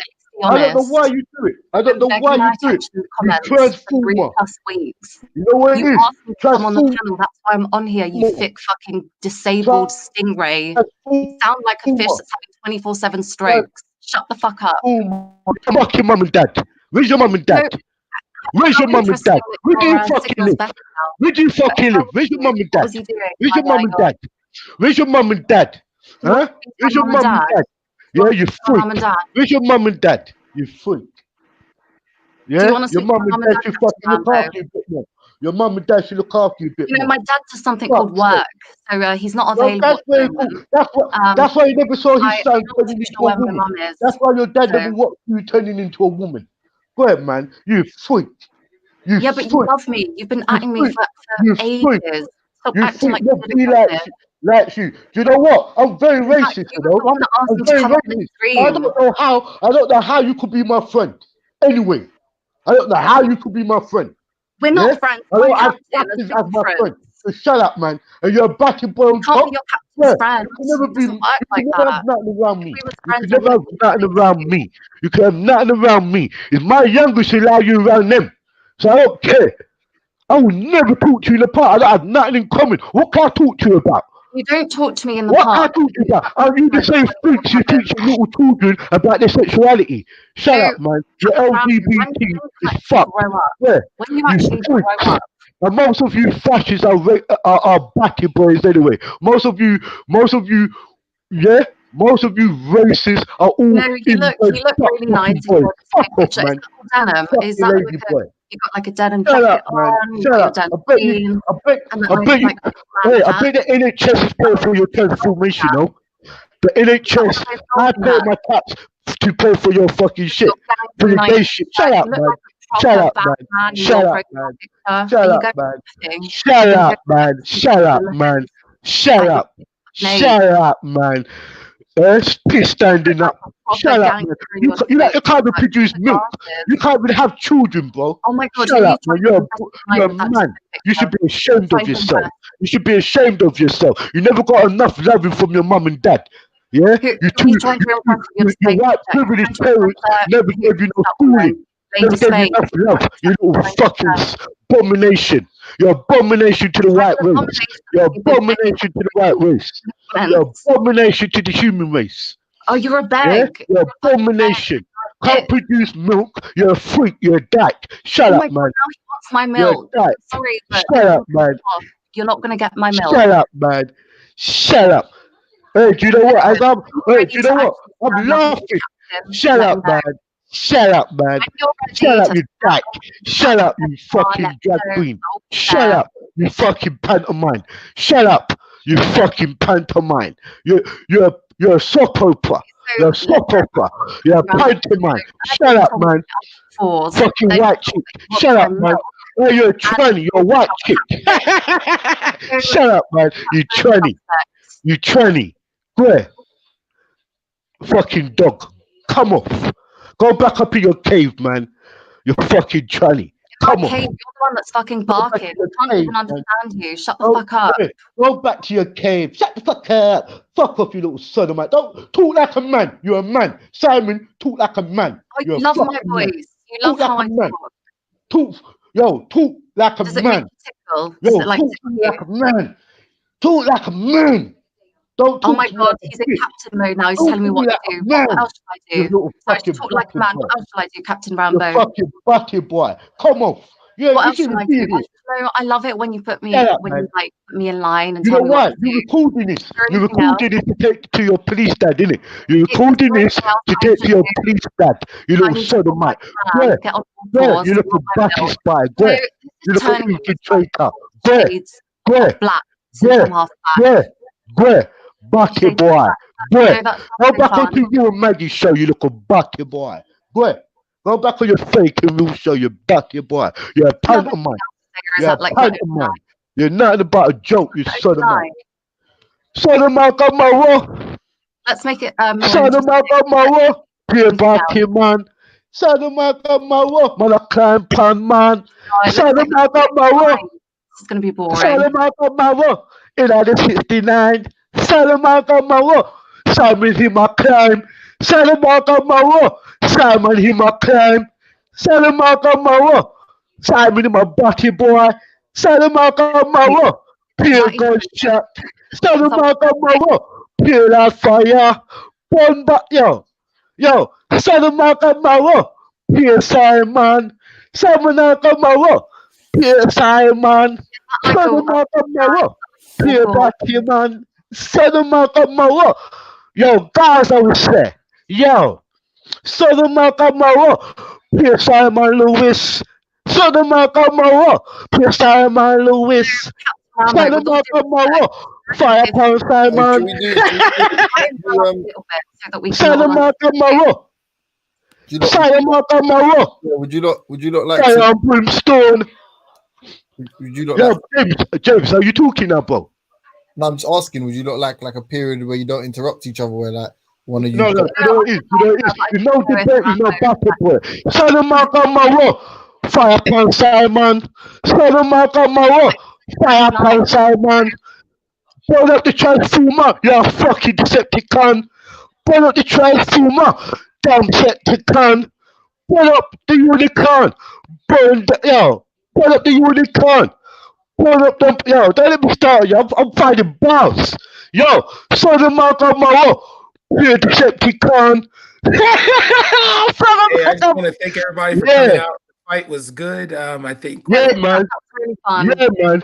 Son of man, come on. I think it's done. Son of man, come on. Yeah, at this point, this is like repeating Son himself. of man, come on. Boring. Pierre Simon. Son of man, come on. Pierre Adam and Steve. Yo, Adam and Simon.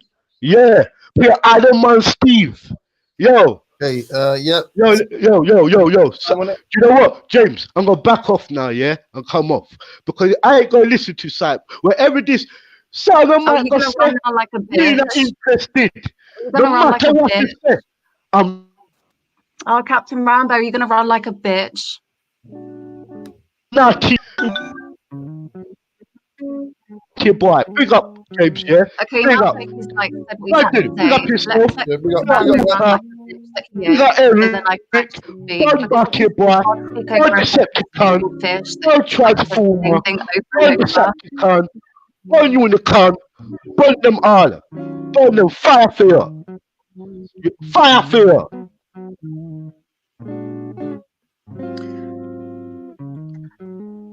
Okay, I think we've now established Captain Rambo's favorite line. What, Sodom and Gomorrah? Yeah, I think so. Okay. Yeah. Judges at ringside.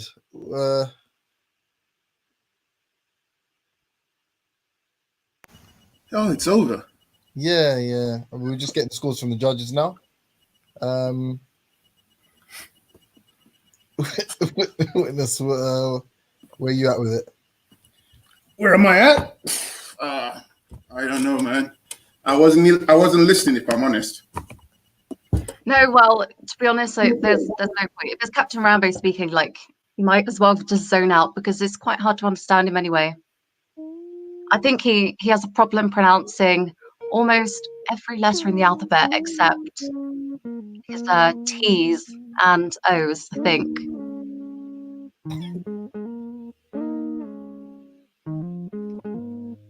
Brandon, we got anything to say about this?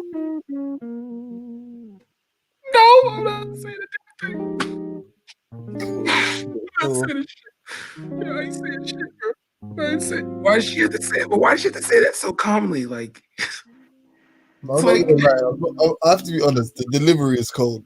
That's the point. I mean, very calm with it. You know, like the calmer you are when you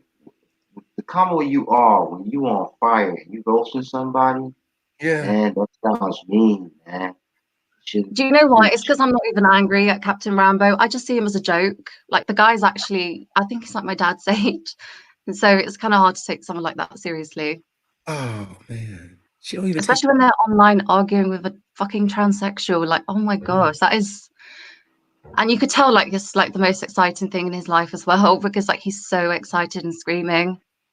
But the thing is, he asked me why I came on here. He was the one that asked me to jump on. Yeah, I mean, I'll be honest with you, Sophia, and if Captain Rambo's there, I can't. And James asked the question. I can't judge because I wasn't listening. I just zoned out. But I don't understand why there's so much anger and hate. But then again, maybe it's because I've been playing those jazz chords. It's messed up my mind. So I'm on this love trip. I don't know. So fuck it. Everybody should just chill out, relax, smoke a blunt. You calmed and mellowed out, man. It shows by how artistic you are, man, with that with the guitar work, man. Yo, it's just chill out. Wagwan fam. Yeah, what's the deal? What's the deal? Yo, DC, let me guess, is this Bullets? Oh gosh. Gotti, man. Talk to him, Slam. You got jokes, man. Jokes. Hey, Blood, talk to him, man. Hey, what's up, man? What's good, man? What's going on here, man? Is that Simon on? Is that Simon on the? Is that the Bati boy? It's Sophia Lewis. Yeah, she's on. Sophia Lewis. So Bullet Scotty, like the thing is that I might be Simon, but you were sending dick pics to girls on Hangouts, and you're all the way in America. You're fucking desperate. Get a life. Don't come on here and jump on Captain Rambo's bandwagon. You dumb piece of shit. What? You heard me. Boom, bye, and the party boy head. You know what I mean? Like, this guy has been sending dick pics to girls in the UK, and he's all the way in America. Can you be more fucking desperate? Oh no, bro. And you know, the funny thing is, I actually thought he was a fucking lesbian. He's a man that looks like a lesbian. Not even like no. You know, I'm not even joking though. Respect showed nature on the show. Sophia, I need to put you in timeout. Sophia, you need to mute up. You're in timeout for 2 minutes. Okay. I'm not, no, seriously. Respect. He's not Sophia. Why y'all keep calling her lesbian? Listen, she just called you a man that looks like a lesbian, bro. Come on. Yo, I'm putting her in he got a boy pussy. Sophie. Listen, he got a boy. Sophie, how they gonna come at me? Oh my God, no, you are so gay. Now you're talking about my boy pussy. How gay is he? Fucking hell. You got a boy. You got a boy pussy. You got a boy pussy. She said, "Cut it out of here. You a he she." Stop sending dick pics to girls in the UK. You desperate fuck. Yeah, man. You know so much. How do you know so much? You know. What do you mean, how do I know so much? It's been blasted online, you dumb idiot. Seriously, what is wrong with you Americans?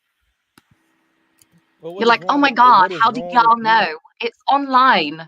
Yeah, I don't know about none of that. He, she. Me and you never had a conversation. No, but you we had a because you conversation jumped on to talk to me. What do you mean you don't know about he, she? You jumped on to talk to me, you prick.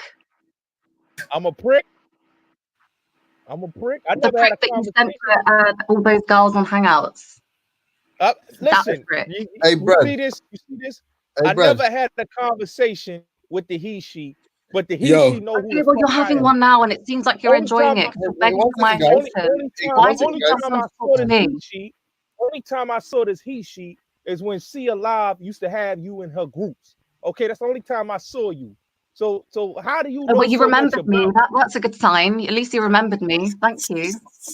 Yes, I remember. You was Modine's Obviously, you girlfriend. I know remember who you me. are. Duh. I know who you are. You was Modine's girlfriend. You and Modine Can, had a can, relationship. can, I can know I who just you are. can I get Brad for 1 minute, guys? Just can I squeeze in there? No homo. Can you, I'm not. I've been told not to cape for anyone here. Yeah. Yeah. So, is there any way you can explain the psychology of all the people that are jumping on to beef? Can you explain it? Who beef? I Who's don't beefing really. with this he she? I don't Hey, beef listen, with he listen. she. Well, I'm What the speaking. I'm fuck is they speaking. I'm talking speaking. about? 1 second. All right, listen. I like you, James. I'm here to just enjoy. So I saw that Captain Rambo had called out Sophia. She comes on.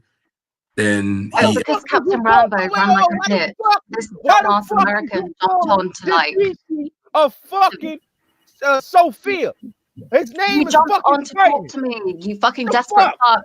All right, so Gotti. So then Gotti hops on just to the goat. Yeah, Gotti hasn't been here in ages, and the only time you pop on is when Sophia Luce is on. That's kind of Yeah. strange, man. That's I'm not into men that look like fucking lesbians. That's weird, bro. I don't look like no fucking lesbian. You fucking he she. Hey, what's wrong with you, Fab? Hey, yo, Fab. What happened, Fab? Oh, you came. This is your boyfriend. Why you chasing her, Fab? Why you chasing her around the internet, Fab? Hey, Simon, this is your fucking boyfriend. No, got it. You got it. I'm sorry. Why you chasing her around the internet, Fab? Got it. You got to. I know you swing that weight, Brad. I know you swing that weight. No, I don't. But got it. You need to address something. Man. You need to address something though. You didn't reply back to her calling you a man that looks like a lesbian. So No, because he knows it's true. I'm not worried about this he. Oh wait, yeah, but you are because you jumped on to talk to me. You desperate little fuck. Go on an American panel, you piece of shit, or send dick pics to more British girls, since no American girls want you. Did she say you look like a lesbian because you wear shirts and You you a look he she arguing with me. Are you serious? You jumped on to argue with me, you idiot. What the hell is I wrong didn't come with to you? argue with the he she. I wanted to You know why the jumped he on, she and was the on first the thing panel. you said was, "Oh, Simon, you clearly want to argue with me." Listen. You idiot. If you were a straight man, why would you be on a panel with a he she? I want to ask you dudes a question. You jumped on why panel you on too. a fucking panel with You a must he be she? gay. Listen, You came on the I don't- panel too, I don't Gotti. play. Yes, this I guy don't fucking play the retarded, Bati isn't boy he? business. slow. You hear me? I don't play about it. Gunshot the Bati boy head, yeah? Gunshot the Bati boy head. I'll tell you what. If you think that being on the panel is with a transgender person is gay, then jumping on the panel to argue. Let me tell you something. more gay You know than what that. they do? You know what they do to Bati boys like this? They cut their fucking head off. You hear me? And set their ass on fire. Don't come here and talk shit to But me. you know what? All right, cool. You know why I asked you that question, Brad? Yeah, because everybody that's got energy for someone that they seemingly despise, it seems a bit counterintuitive to me. I don't know. Maybe I'm dumb, but all you people talking about, all you people talking about, it disgusts you. It's a fucking science project. Listen, Like, listen, why this you is a coming fucking to he she. Listen, this is a fucking he she. That's a fucking science project. Okay, this is Mo D's fucking girlfriend. What the fuck is she doing on the? And the you fuck felt compelled. You got on, but yet you got on to fight with a he she and Modell's girlfriend. You are obviously a bit suspect. Now, do yourself a favor and go and send some more dick pics to some other girls because I'm not interested. Fuck out of You here, look man. like a fucking lesbian. I'm not into dykes, so you are not. Don't. No, Sophia, stop. Did you call him a dyke? That is what he looks like. Prospect showed a picture on his channel. Why the fuck is the science project talking to me? This dude James. is trying to. Oh my is god, trying you to don't ask do me it. why I'm talking to him. This Jump science on to fucking insult project. me. What Duh. the fuck is this? Hey yo, Brad, you over here caping? Is you suspect, nigga? You like fucking he-she's? Bro, you literally live in New York City. There's more. You know what we do? You know what we There do is to where I am, motherfuckers? You know what we do to these motherfuckers? When they hit the alley, You slide in their DMs and buy them food at your grandmother's all house. right, we don't play with fucking he/she's on no fucking panel. No, I do have like a question though. Why? Okay, so Bullet Scotty or whatever the fuck you're calling yourself. Why did you jump on to talk to me if you don't like me? Because you a fucking disgrace. So you jumped on to talk to me because I'm a disgrace. That made a lot of sense. You a fucking Yeah, like, man. that Your name is that's fucking interesting. Simon. Be a fucking man. Man the fuck up. So Man do the you fuck think that you can jump on and you're all the way in America? Do you think that you can come onto a panel and tell me to be a man? I'm gonna be like, okay, fine, I'll do it. I will break your fucking jaw. That's what I would do. You I'll can't break your fucking shit. You can't break shit. Shut up. I ain't gonna lie though, man. I got love for Cap. Cap's my Hey, dog. got it. Hey, got it. Why Don't you forget. so angry that you want to be violent? Hey, got it. What's I think going on? Sophia is Puerto Rican, and I know you don't have a good thing with Puerto Ricans, so let's watch what. Haitian.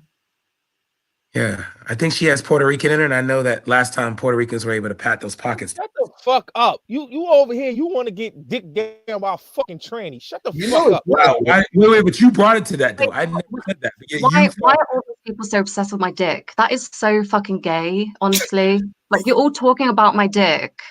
Can we not like talk about my dick? You fucking tranny. I'm not like I know that you have like an obsession with dicks and you keep just like sending dick pics and shit, but like please stop talking about my dick. Trick men. I'm tired of seeing you fucking he/she's online, man. Tricking Yeah, well, fucking I'm men. tired of hearing people talk about my dick like it concerns them. If you guys want my dick, just like email me or something, but don't come onto a panel and like start begging for my attention in front of everyone because then you just look suspect.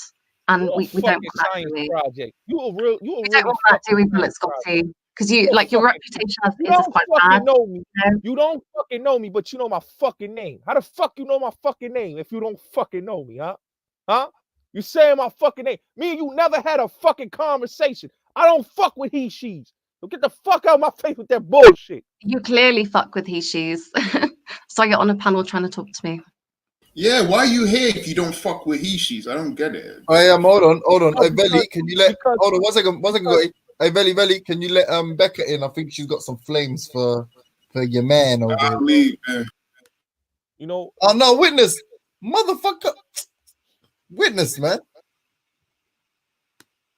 It's a fucking he/she. You a fucking he/she, Simon. Bullet Scotty, email me. I'm not. Why the fuck I'm emailing you? Science project. Because you clearly want more than a conversation. That's why you jumped on to talk to me. Duh. I don't want no Don't embarrass yourself online.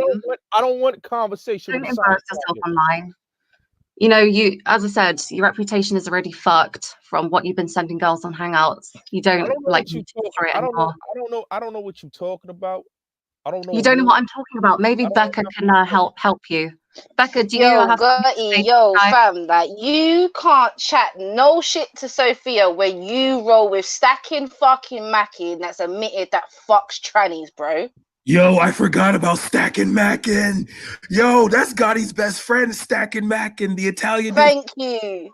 That bank. And Stacking Mackin's fully admitted that he fucks with trannies. So you'll sit on a panel with a guy that fucks trannies, but you won't sit on a panel with a tranny. That doesn't make any sense. Listen, don't come for me. Do not come for me. Please do not. I'm not coming for you. I'm just pointing out your hypocrisy still. Don't do it. Go at bed. Don't worry about me. Oh, so wait. He hangs around with guys that fuck trannies and he's coming at me. Oh, that is so funny. You know, I always knew like you was some like down low type of guy. All of you Americans are like, no offense, Brad. You a fucking bozo. You're a fucking bozo. Get the fuck out of my face with that bullshit. You was a fucking. So what was the real reason you jumped on then? Fucking man. Since like we jumped like back and forth like slandering match, why don't you tell me why you're actually here? Fucking talk to me. Shut the fuck up. You jumped on to talk to me, you dumb fuck. Shut the fuck up. Shut the fuck up. Gotti, stop yelling. Shut the fuck up. You shut the fuck up. You're gonna wake your grandmother up. Shut the fuck up. Don't say you're so much better when you're angry. You're so much better when you're angry. Do you know that? Shut the fuck up. You have like a bit more of a personality. Like you're more exciting. Shut up. Didn't I say shut up? Oh my god, you keep shouting at me. I love that so much. Shut the fuck up. Nobody wants to hear you. A fucking science project. Shut the fuck up.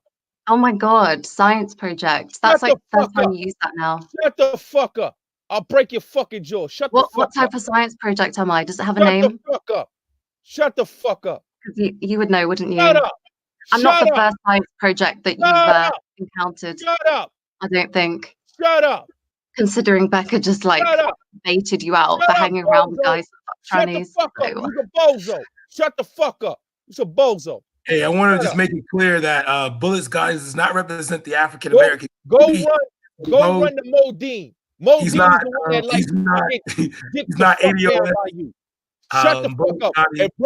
And Brad wants to suck your Well, dick.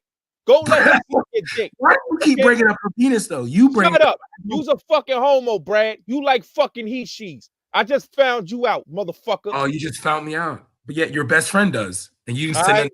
You's a fucking, you know what the fuck you is. You a homo, nigga. Shut the Ooh. fuck up. Shut Stop the fuck being up. so loud. Your grandma, you want to wake your grandma? You want to bro. get raped by a bunch of wild packing niggas. Shut the fuck up. Wow. Whoa. Shut the fuck up. Shut the fuck up. Sick of this fucking tranny speaking. Shut the fuck up. Enough of your fucking mouth. You know, do you know why you're not going to stop me talking? Because you secretly love When I it, which say is why shut you the jumped fuck on to up, hear my when I voice. say shut the fuck up, Do shut you the think fuck because you up. can tell me to shut the fuck up that I'm Yeah, going I to be can tell you quiet? that. Shut the fuck up. What the fuck you gonna do? Shut the fuck up. You I'm not getting going to away. do anything, No, but neither are shut you. up. Shut up. Shut the fuck up. Who's a Like, bozo? is this seriously what we've resulted to Yes, now? I'm Like, fucking now that bored. you've like Be a thrown your fucking man. insults and had a You tantrum, fucking, you sick of it's the like fucking shutting head. me Shut up the best the you can fuck up. do. Shut the fuck up. You's a bozo. You fucking Is tranny. this You is this like your next you's a pastime? fucking Is he sending shit. dick pics not enough? Shut the fuck up. Sending dick pics You to an biological anti-banana girls is not ass nigga. satisfying him Shut anymore. the fuck up. Sending Shut dick the pics fuck to up. biological girls is not Shut up. satisfying Shut anymore. up. You have to like stop Brad, sending them to Brad me. and James Jones want to Oh fuck. gosh, I don't want to lucky fuck me. you. You's a I'm so fucking Brad. lucky. I want to break your fucking jaw. Shut the fuck up. You're not gonna break shit, sweetheart. So just keep talking. Shut up. Shut the fuck up. So how old are you, Pellets? That's none of your fucking business. Shut the He's fuck up. 25. Shut Oh, the fuck up. 25. Shut the Okay. fuck up. So like we're near enough the same age. Shut the fuck up. Don't worry How about old are you, what Toby? age we both is. Shut the fuck up.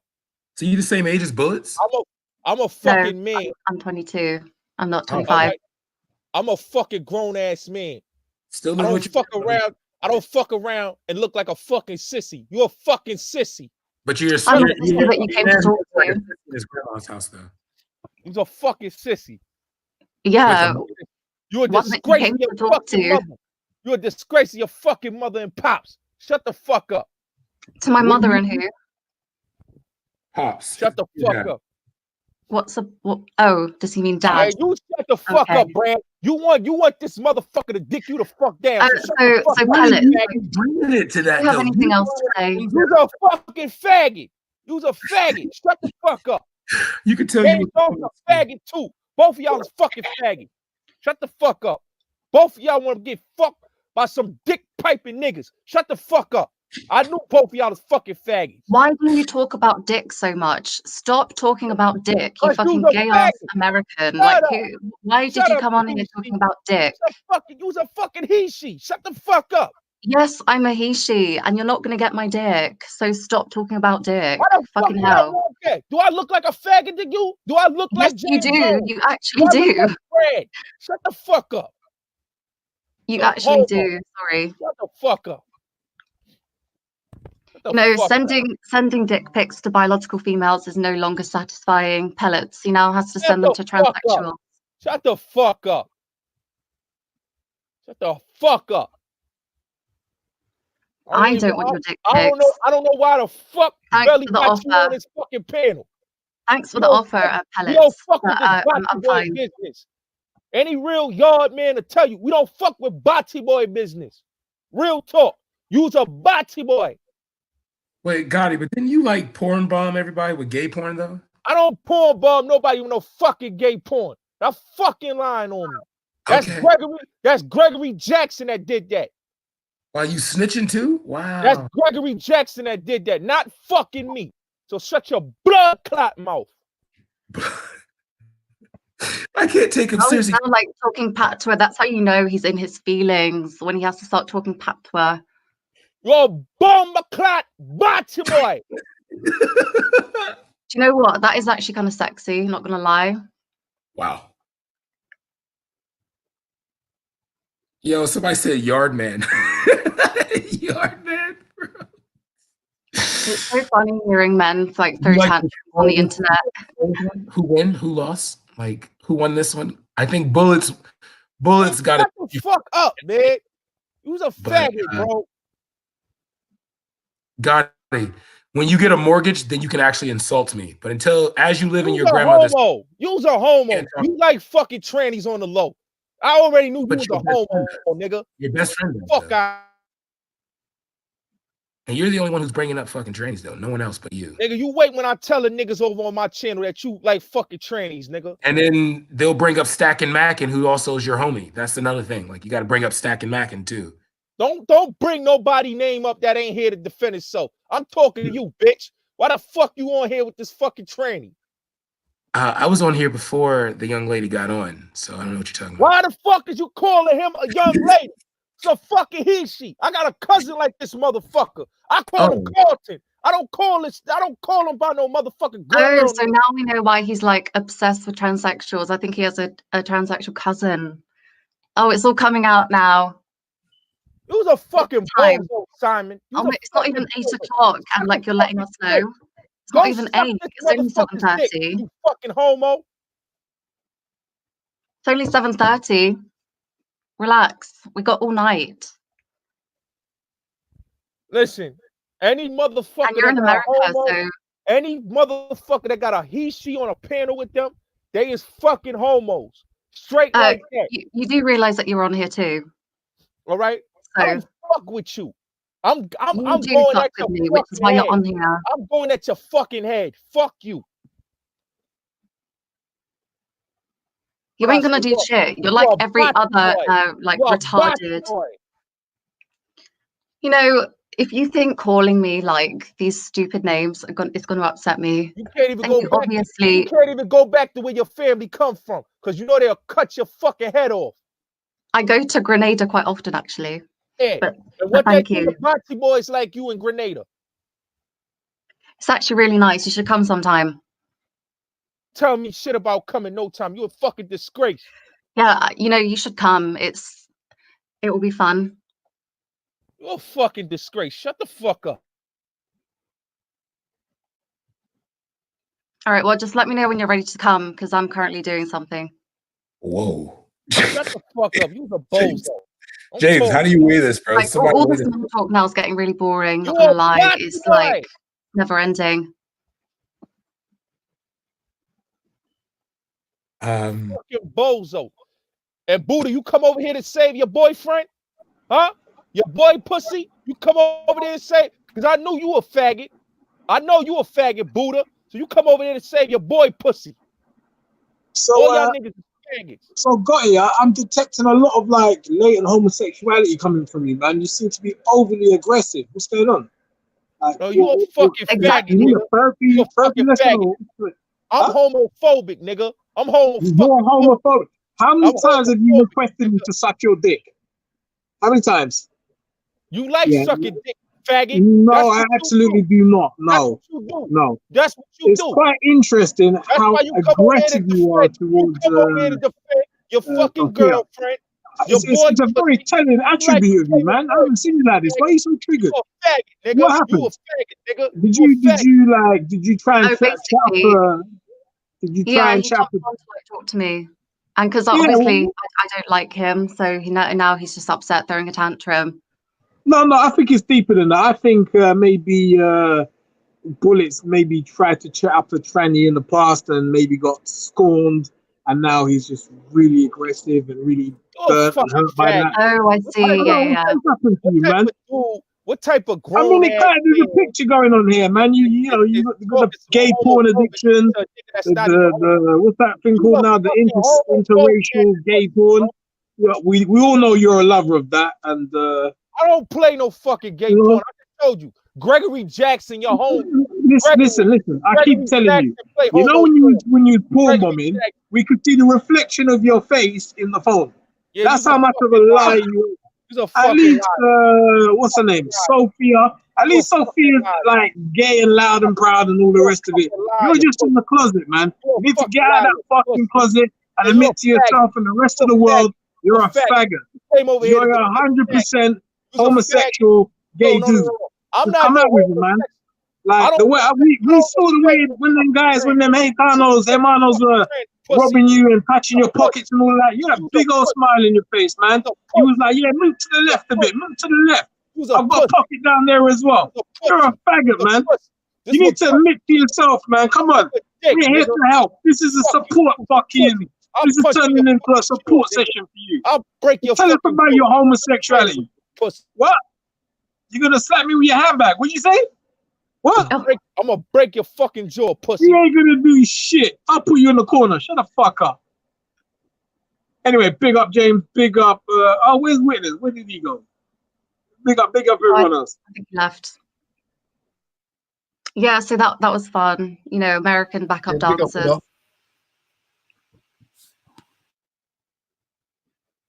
Oh, hi, Ninetha.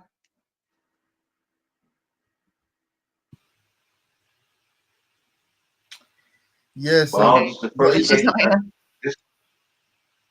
Well, listen up. This is the first case. This is the first case I've heard of any black person, male or female, getting coronavirus. Idris Elba has it.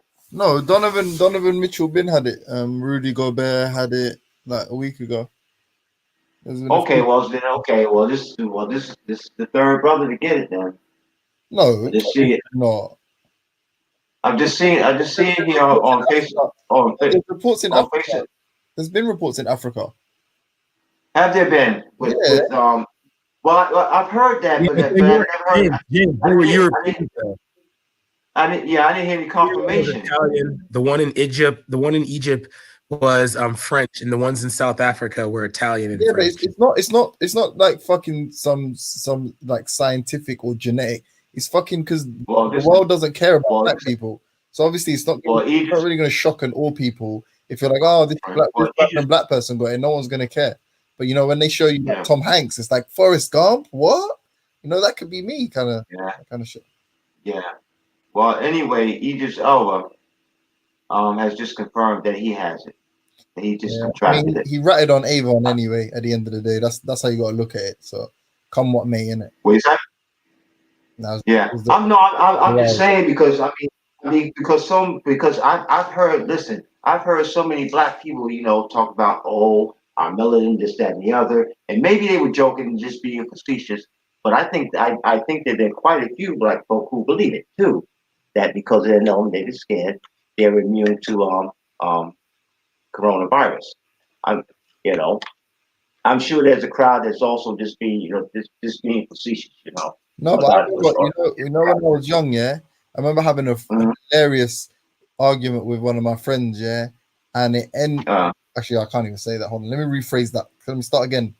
One time, I didn't know that black children had Down syndrome, and my friend showed me like random Google images of like black children with Down syndrome, and then it was that moment I realized that it's not that black people don't get Down syndrome; it's that no one gives a shit about black kids with Down syndrome.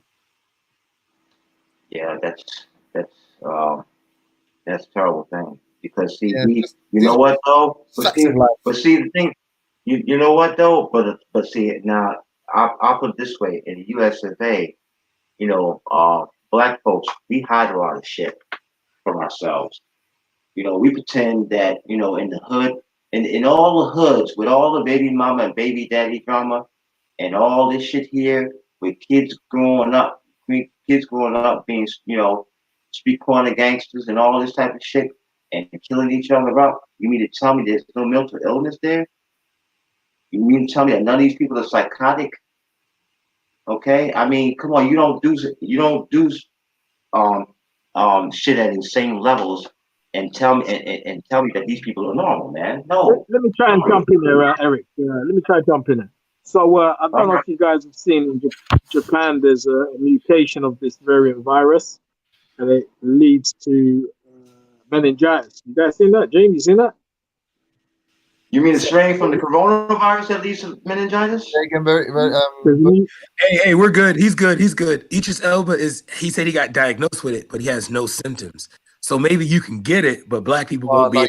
You don't have symptoms in the first. So it transmits. But you don't know if you had. That's why you quarantine for 14 days, though. Eric, one second. Yeah? Eric, one second. I don't have it. No. But you can be so. I don't either. The virus. Hold on. The virus is contagious before you start showing symptoms, so you can transmit it before you start showing symptoms. So logically, what we follow from that is that you can also be tested for it prior to having symptoms. But the reality is, it is a flu, isn't it? So the symptoms are flu symptoms. So irrespective of whether or not, so now, this is what I'm trying to say. There was that video on CNN of that guy who had it, who's all got the fucking what do you call those things? You know, those two like oxygen tank, but in your nose. You know, like people with lung cancer, like how they breathe and that, and sort of breathing assisting. I don't know what you call it. Anyway. Yeah. Okay. Yeah. In the nostrils, and he was he on a respirator? You mean? Yeah, respirator. Thank you. And he's all good, but not the like oral, not the one that like in the mask, the one that's just in your nose, yeah. And yeah, that's oxygen. That's all that is. You can have it. No. You can have it for your mouth. Yeah, there's just a word. Have it in your mouth and your nose. But I was just saying, like before the American chap jumped in, there's a case reported by Reuters of the coronavirus mutating and causing meningitis. Only one case at the moment in Japan, but let's hope and pray that. Okay. Oh, that's okay, Eric, you talk. Why'd you keep talking? Why'd you do this, bro? Why? What? What? You mean I caused this mutation that brings about meningitis from coronavirus? Is that what you're saying? That's my plan all along, man. They busted me now. He's saying you keep cutting him off, Eric. Huh? He's saying you keep cutting him off when he's talking. Oh, sorry about that, man. Go ahead, Buddha. My apologies, man. Go ahead. Go on, Karen. I'm actually interested, Buddha, though. Meningitis, what would you say? No, I am interested. That's why I said, that's fucked up. Because if this mutation spreads further, you have a lot more people dying from meningitis. But I didn't mean to cut you off though. It's just that. No, cool, it's cool. James, can you bring people in and off on this thing? Me? No. Oh, okay. Why? I feel like I should jump off and then put it back in. No way, man. That was retarded.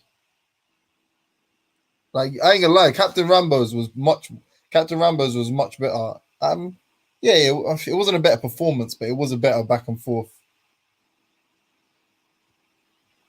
Bullets back and forth with who? With what? Bullets? With Sophia. Oh shit! I didn't see that. I didn't know that. Oh yeah, no, it's been kicking off, man. Today, man had to front the handbrake and just make it a Bellamy Cow show today, bro. Just the people asked, you know what I'm saying, and I'm very obliged them. Yeah, but I mean, see, people are excuse my language, but people are entertained by fuckery. I mean, it is what it is, man.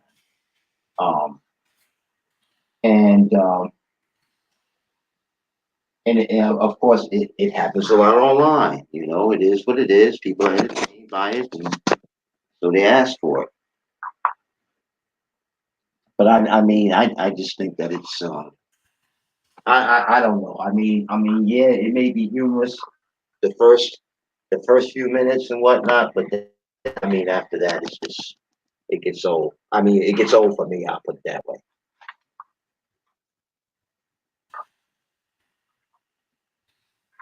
Wait, can I come over the type? Just to clarify what I meant by that. I mean, like, if you like, white media doesn't give a shit about black people. So why the fuck are they going to show you? If they want to pull on your heartstrings, they'll show you a white child with Down syndrome. They're not going to show you a black child with Down syndrome, because ultimately they believe that people, black and white included, don't give a shit about black kids with any kind of ailments or. So that's what I mean. So- I'm not saying I don't care. I'm not saying I don't care about. I'm not saying I care more about a white child than a black child. I'm saying the reality is I thought black children with Down syndrome didn't exist because I never seen a child with Down syndrome on Yeah. TV or whatever. Or I mean, I'm not sure how many I've seen in real life anyway. But for example, let's say I hadn't seen one on TV. That sounds fucking very impersonal. I hadn't seen a black child with Down syndrome on television, and the likely reasoning behind that is because it's not an effective. They're not that great of an effective tool in the same way a white child with Down syndrome is. That also sounds horrible, but you get my point. James, let me ask you something. You got a contingency plan for this whole coronavirus thing? Have I got a contingency plan? Yeah.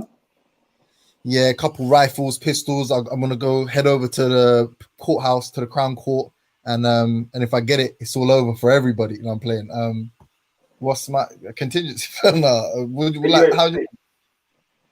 Yeah, so you ain't So taking no chances, huh? Contingency plan as in. So let's look at it like this. Worst case scenario. What would you see the worst case scenario with, James? Well, like a zombie apocalypse. Okay, well, I'm asking you this. So, what do you foresee?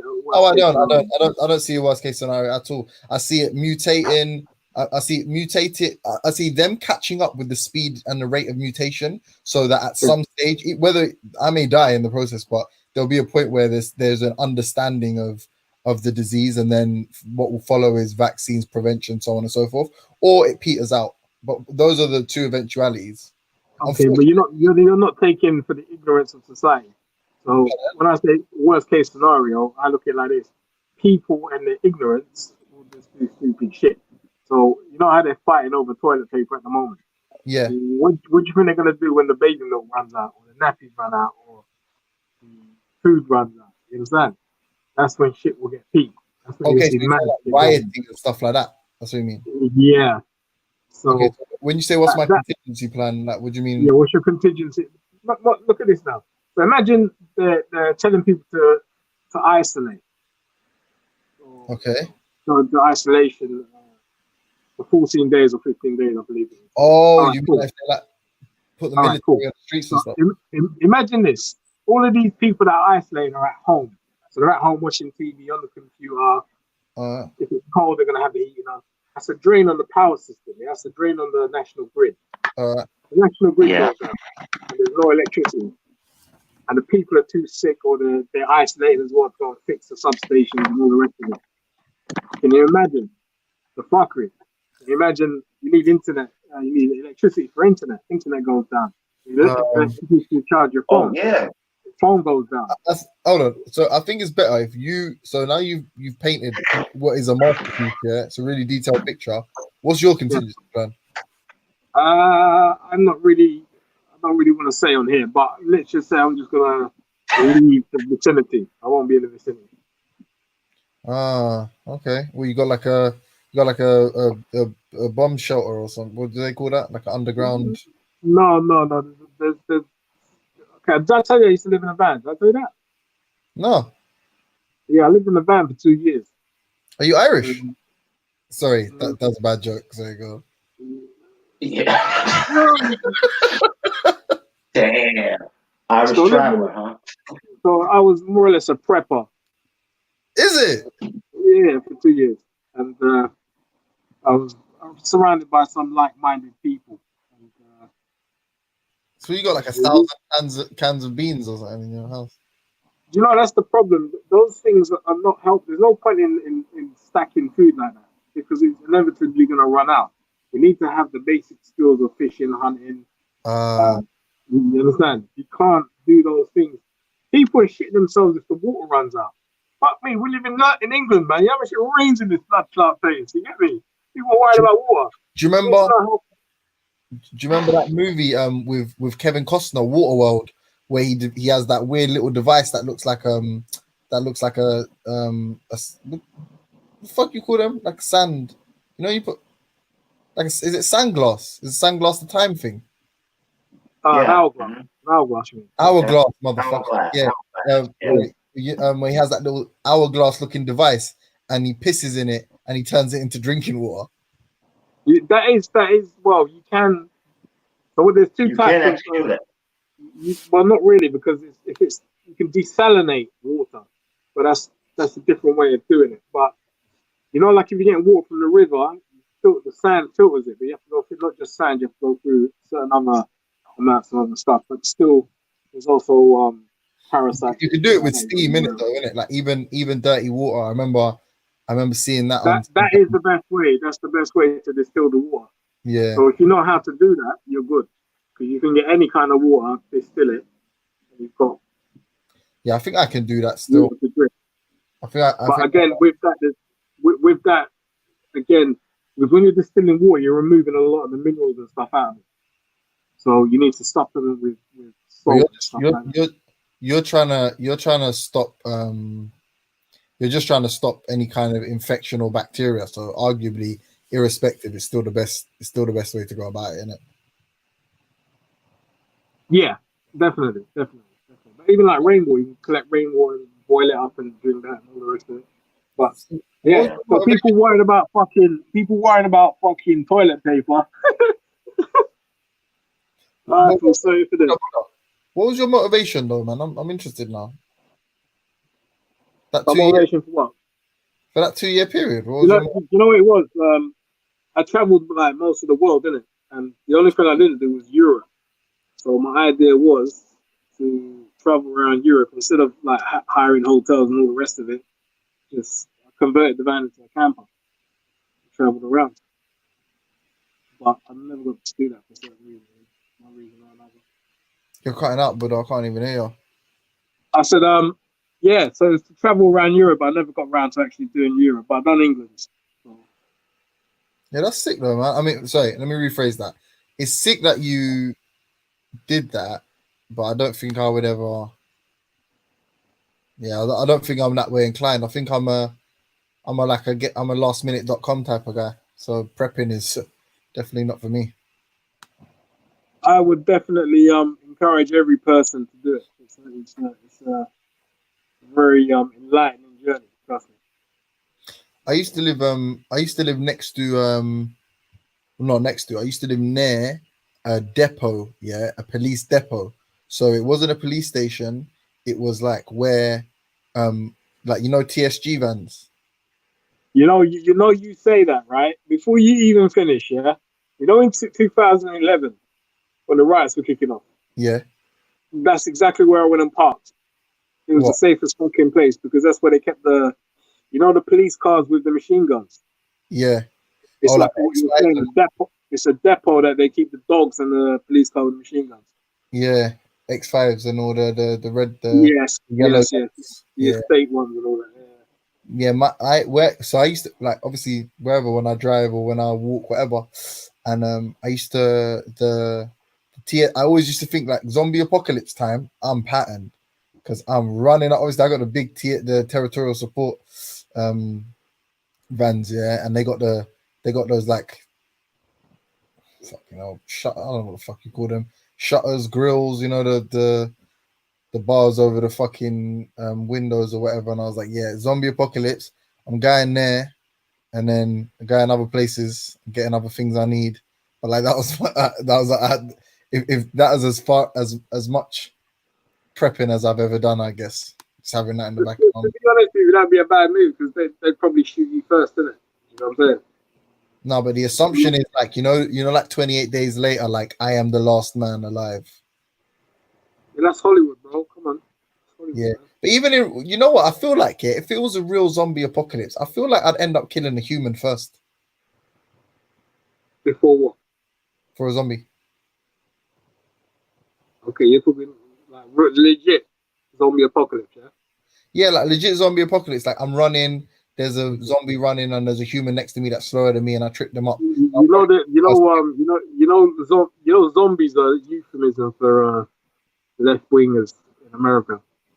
You know when they say that? Sorry, I mean an actual zombie apocalypse. Okay, all right, okay. Like the dead. Okay, I've never really thought about that too deep. Still. Really? So you don't obviously play Black Ops then at all? No, I don't play computer games. The other say game I play is Command and Conquer. Don't know what that is. Old school, bro. Shut up, Buddha. You a bitch. Yeah, yeah. What Nobody care about you sleeping in a fucking van, you bum. You see how you've calmed down now that Sophia's not here. You see what I'm saying? Your aggression levels just come right down. No. I'm not scared of you, Buddha. So don't come trying to check me. No one's checking. I'm just making an observation. You know, we got the panel, we got Buddha, we got everyone, man. Hey, Gotti. Stop it, 5. You gotta stop it, 5. You a clown, James. And you a clown too, Brad. You was a whole bitch. But we already know you like to play with boy pussy. I'm gonna make sure I put that on my next video that I do. And tell everybody in my group that you like to play with boy pussy. Clown. Fucking clown. And Buddha, you's a fucking clown. Go ask Gregory Jackson why he porn bomb your man with gay porno. Stop saying my fucking name. Why the fuck would I want to porn bomb somebody with gay porno? You dumb.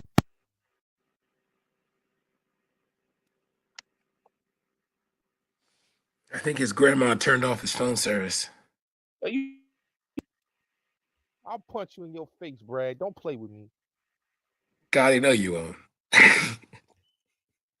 You a I used to get so mad at you. I will beat your fucking body, nigga. I used to get so mad at you. No, you won't. Remember, you in DC, bro. DC not that far from where I'm at, bro. So stop playing with me, man. Yeah, but you have to have got it. I'm not to sound got it. This is where I'm gonna sound like I'm looking down on my people, but Gotti, I know you live in a financial district or your financial situation cannot even afford you a car. I know you take public transportation most of everywhere you go. I know that you went to school in DC. You went to public school. I take Uber. I know you went to public school. I know you went to public school in New York. I know you did not go to college. I went to private school before I went to public school. I went to private school before I went to private school in New York. Name the private school you went to in New York. I went to private school before I went to public school, dickhead. Okay, so what private school did you go to? Because I only went to my entire life. I went to Catholic school, you dickhead. What's the name of your Catholic school, Gotti?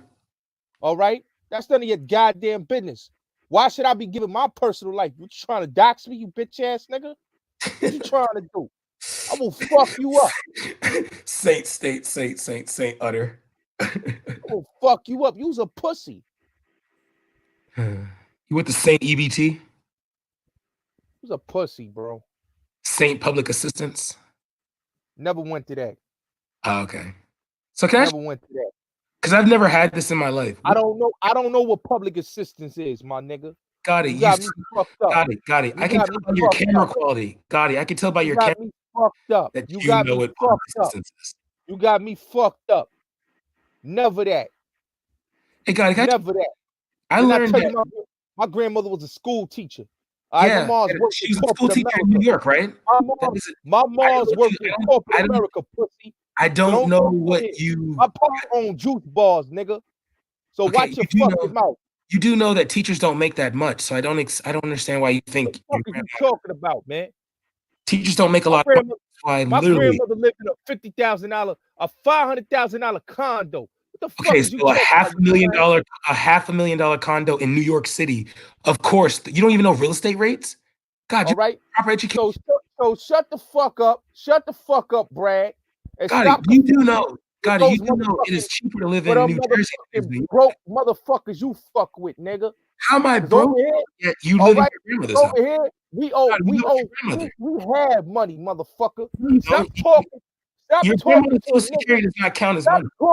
Stop talking to a nigga that got 10 bands, my nigga. 10 bands. Stop talking to a nigga that got 10 fucking bands. You got $10,000 in your grandmother's house. All right, gentlemen.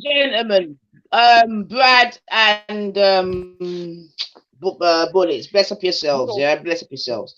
So I'm just in the back listening, and I'm saying, all right, then, boom. I think you need to find another thing to argue about, because Brad, you know what I mean, talk about how much money and teachers and all that. I'm not liking that, to be honest, Bab. So I'm sorry. It's just sometimes there's certain black and white communities. There's some black. Yeah. So just stop that. Nah, I don't want to hear that though, man, because I can't hear you dissing teachers and all that. I can't have that, man. No, he was trying to tell me. That. Bullets, put away your monopoly money, man. Seriously. No, it's set money because he does rap videos, so it's usually just do set better money. than that, Brad. Brad, you can do better than that, Brad. And I Yeah. don't really want to hear you disrespecting teachers and things like that, Brad. You understand? So no, I wasn't disrespecting teachers. I was trying because he was trying to tell me he had money, and he said that his grandmother was a school teacher. And I was just trying to tell him that public school teachers don't make a lot of money. So that was it. Literally, they have like protests but they and stuff do like a good job in it. They do a job that's worth more than money. So I'm not trying to hear that, man. And don't go down to that level, Brad. You can do better.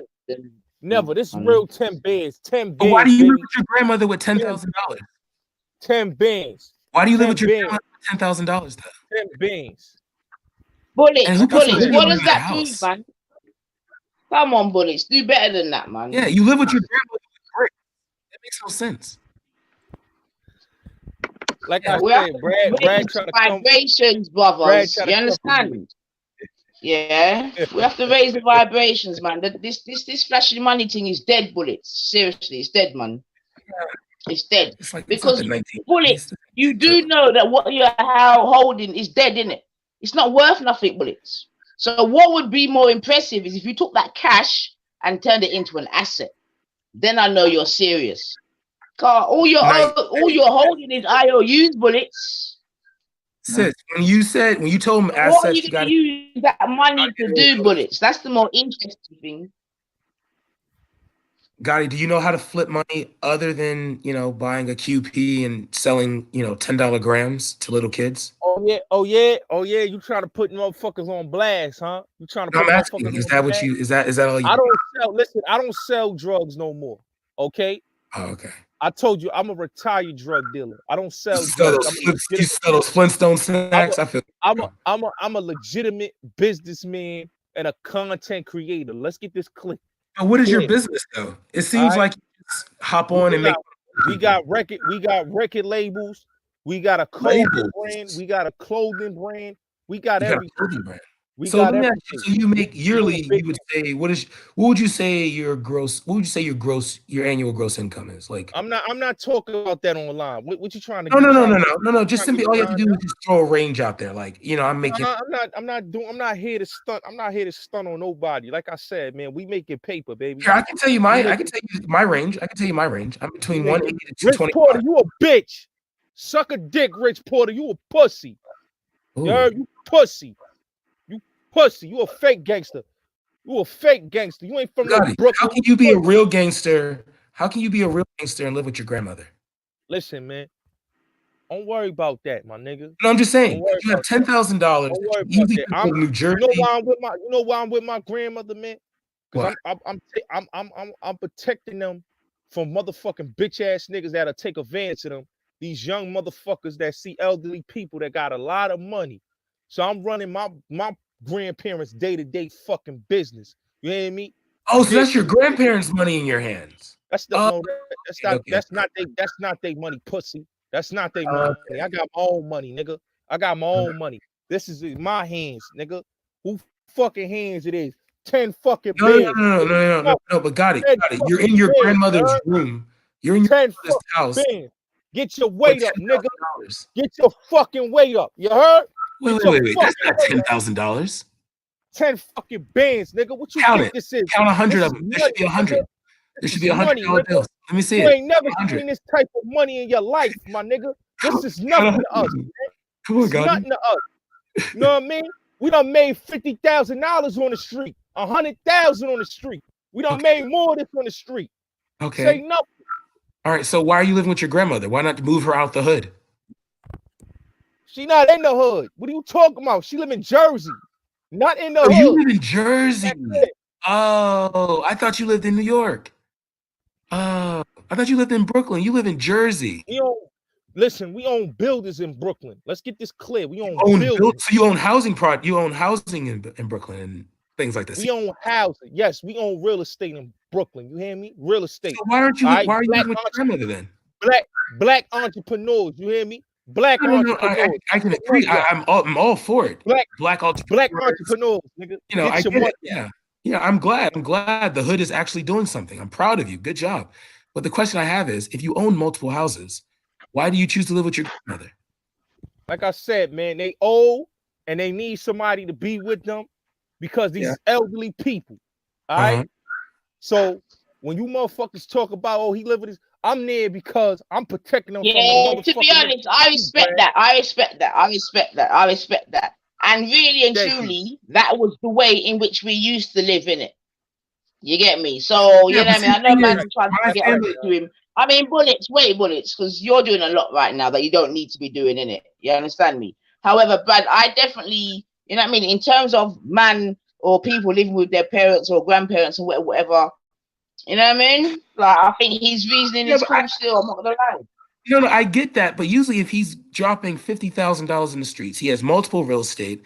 Why does he have his grandparents live with him? Why does he live with them? Yeah, but I hear what you're saying, but I don't even want to hear you talk like I was this. living on my own It's since a I bit was 16 stupid, you years get me? old. Listen, I was living on my own when I was 16. So Look, you ain't got nothing can to say we to me, stop man. the aggression too, man? Like, seriously, it's dead food, man. He talks about how rich he is. Show each other, and whoever's listening how to do better, innit? Brad, if you're earning big peas, tell the people them how you can make big peas, innit? I try, but every time I do, I'm Carlton. I look down on my people. So I prefer just to like work with the ones who want to be worked with. I believe there's two types of people. There's niggas and there are the rest of us. And the nigga, like Gotti, aren't you a real nigga? Don't worry about that. I'm a real nigga because I keep There he it is. real. See, that's what I'm saying. So I don't need to work with a Gotti. I'm a See, real Gotti's. nigga. I'm a real But nigga. I love the way my grandfather says it. He says if you take the nigga, the best thing the nigga can do is put a bullet between their heads. So Yeah, real nigga, yeah, need a real bullet. but I feed my niggas. Oh, You so hear you me? wait, so you feed my niggas. how do you? But you only have like what, one friend. So how hard? I don't have one friend. I got a bunch of homies. Oh, you Get do? that clear. Got But a you're always bunch in the of house homies. though. Why don't you have your homies? When they need money outside your house? When they need to go shopping, we go. I make sure my So you niggas come take home. men shopping? Is that I you? take my niggas You shopping took when they men come home. shopping. When they come home, they ain't got bread. I'm taking my niggas shopping and make them niggas look fresh when they come home, my nigga. So you take your men shopping so they look fresh when they come. Oh man, when you're. they come home from jail, nigga. What the fuck you want me to do? I'm making sure my niggas is right. I make sure all my niggas is right. All right, bullets. Let me ask you something, yeah? So you're earning your money, etc., yeah? Cool. Real estate Big and studio. serious, yeah? Do you invest that money, yeah? Are you trying to make that cash be an asset, bullets? Yeah, we doing it. We putting it into a lot of things. Like I said, I'm putting money to my boy rap career. I'm paying for his studio time, videos.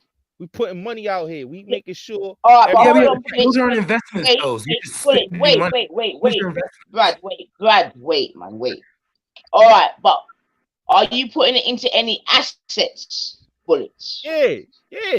All right, what is an asset to you, Gotti? I know you're more focused on the ass word. So I'm putting it I to realize my education. record label.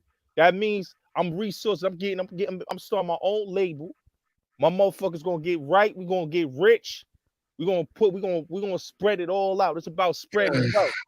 Bullets. I ain't got no problem with that, baby. Yeah, but I'm being very specific in my question. Yeah, assets, brethren. Yeah, we buying property Are too. you? We buying Sorry? property too. All right, what are you doing with the properties? All right. We buying property. What are you doing with the properties?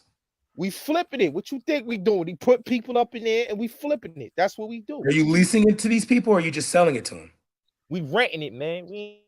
Well, no, you would want to. The professional term is a lease because you can put them in a contract for up to 2 years. So there's a residual income coming in for 2 years at least. Man, I know. Is that what you're doing? Yes, I know all about that. Leases. Are you putting someone Section 8 too? Because New York, I don't fuck with that, man. I don't fuck with the city, man. I don't fuck with the city, man. But you have homes in the city, so you have to pay property tax. You do fuck with the city. Yeah, but I don't fuck with the Section 8 shit. I don't fuck with that. Well, then you don't want to make money. Then you could make up to $30. I want people that could pay rent. I don't want people that can't pay rent. But the government will pay you rent, dummy. Like they give us. Listen. We done dealt with that before. And a lot of times you deal with people that's on this government, that's on the motherfucking city. They have a hard time coming up with the rest of the rent. So we get the motherfuckers up out of there, and we get somebody that can pay the rent. Scotty, how much do you know anything about Section 8? You do know that people listen. Majority of these people, a lot of these people don't have jobs. Let's get this clear. Okay, a lot of these motherfuckers don't have jobs. That's why they're on Section 8, so that the government can help them get a house. No, but we not doing, nigga. I'm telling you, we done dealt with this before. We done took a couple of people to family to fucking court, all right, housing court about this shit. Don't tell me, bro. You brought them to housing court for what? Because I know, because I know to get them the fuck out of our UK building. is a whole other animal. I have seen those cases in the UK where someone can squat and stay, but in America, definitely. Motherfuckers be trying to squat. They be trying not to pay their rent. Yeah, squatter laws in America are a lot better for the owner. Right, well, we got good lawyers. Listen, Brad. We got good lawyers, man. We got good lawyers. The Jew lawyer. Shout out to the Jew lawyer. Shout out to the Jew unit. You heard? Shout out to the Jew lawyers. Because I'm gonna tell you something. Them Jew lawyers, they get them cases done, man. They get them. Yo, Felix, shut the fuck up now, yeah? You talk too fucking much. What type of fucking gangster are you? Who fucking breaks up every fucking thing you do? Yo, bro, you would have stopped fucking talking and incriminating yourself. And listen, yeah? Get out of that real nigga mentality and be a real fucking man for once. And stop your bullshit. Yeah? Fuck's sake, man. Yeah, talk fucking sense now, bruv. Or fucking come off. Fucking snitch. What the fuck you doing? Hey, Captain, I just want to let you know, Bullets is a real nigga. Real niggas are meant to be nothing. No. Listen, I ain't gonna do that. Bullet Gotti is a fucking storyteller. Yeah? No, and I'm gonna keep his story tells. Hold on. Yeah, that's what I tell you. He's a real nigga. Yo. Listen, I don't like that word nigga, and I won't call you that. Yeah, I understand the terminology. No, I'm not calling you that. I'm simply telling you he identifies. I get you. But hold on. That mentality, what Gotti's got, God asked fucking men still have it. Yeah, Bullets, fucking mature up, bro. Learn to stop talking. If you're about it, ever catch your pussy clout showing money like that, go and donate into the PayPal, yeah, so we could keep these shows running, didn't it? Don't floss that money. And better you give that money to your grandmother. Yeah, give your grandmother that money. Hold on. Yo, rude boy, give your grandma back that money, yeah, and don't ever fucking floss that shit again. Yeah, what type of man you are? I bet you listen, if that's real money, go downstairs, kiss your grandma with the cheek and say you love her and give her that. Let her pay for all of her shopping bills, because if she gets sectioned and everything, she's got her money in it. Yeah? Look after your family, man. Show him his music video he was in. Look at the music video, guy. Yeah, but bro, that's nothing if you don't look after your grandma. How can you show me a music video you don't look after your grandma? Yeah, and it's on his, it looks like it's on an older cell phone. It looks like an older cell phone too. So he has all this money, but yet can't afford a new phone. It's weird. Nigga, I got mad devices, nigga. I got an iPhone. I got everything in the crib. What's the number? What's your number in your iPhone? Don't worry about that. I got mad numbers, man. So it's an 8, isn't it? It's an 8 or a 9. God, I got the 10. Yo. You want to put money in his grandmother's hand, in a handbag or in a drawer, yeah, and fix the fuck up. That's what he needs to do. Yeah, all that shit don't be nothing. See, God, my young boys in that paper, baby. But you push Benzes in the hood. Like, are black people in the hood money though? Like, you guys will. See, we give Shorty that bag. You know what's in that bag? It's a music video though. Yeah, you see Shorty ass, right? None of it's real though. It's a music video. Yo, Brad. He's dumb. Look at him. You call yourself goat. You're fucking goat. I get angry because there's tons of black people who put money together to educate black people, and these are the niggas we produce. Yeah. Got it. That's it. Like That's it. All the black people to kill. Why did Zimmerman kill money? You know, like why? And like you have money, but you can't afford a haircut. What? Gotti, that's fake money. We know that. What? Pay What? with no pretty money. Yeah. What? Nigga, let me tell you something, boy. Nigga, I'm going to get my hair cut Wednesday, nigga. I got to go to the studio tomorrow. My man's got a studio session, nigga. We out here about to shoot another video. Yeah, but got it. I have to drive to Philly tomorrow to go to a business meeting. You literally are going to sit in your grandmother's house and do a music video. Nigga, I'm going to the studio, nigga. What the fuck are you talking about? I'm going to the studio. I'm going to the office, nigga. Hey, Gotti, you're full of it. You're a storyteller. And I'm going shopping tomorrow. Hey, you Mickey Mouse, man. Yo, go subscribe to the Bullets Gotti. Go subscribe to the Bullets Gotti show. You're gonna see me live at the studio tomorrow. Yeah, man. but you go. Yeah, but are you making money though at the studio? Yo, he's not making shit, man. Yeah, He's he has not. to give back that money. That's not That's how his you money. can tell you can tell he's just nothing but project trash, because if he knew what money is, he would know that getting a job, doing something like all you are. I don't work for the white man. I stopped working for the white man. I don't when work I was for the white man, 15 so I don't years understand old. what you're talking about. I don't work for nobody. I work for myself. I'm a But you boss. don't I'm a know. You obviously self-made. live off your I'm a grandmother. self-made nigga. I'm Hey, a yo, self-made Bozo. Hey, self-made boss nigga. got You you, heard? Bozo. Bozo. You Yo, obviously Bozo, nigga, man. Get Yo, your money Bozo. up. your Get parents. your Yo, money up, Gotti. nigga. Hey, Pellets. Get your money up. Get your money up, nigga. Look at Try him. some Get your security money to the up. Mexicans that rob you. Get your money up, nigga. Get your money Yo, up. But you notice he keeps the same amount. You have Get $100,000. your money up. Yeah. Get your money up. That's right. Stack it up. Stack it up. We real about that shit. We But you about live that at your grandmother's fetty. house. We about that fetty. That's what But it's you live about. at your grandmother's house. It's about fucking bad bitches wearing designer fly ass gear, getting money. He's dead, Take man. He's finished. Bullets, calm down, yeah. You're allowing your ego to get away with you, Bullets. Yeah? Calm down, man. There's no need for all of that, Bullets. Yeah, it's 2020, man. Yeah, and what I'm trying to show you, Bullets, is that all that thing that you're holding in your hand is worth nothing, bruv.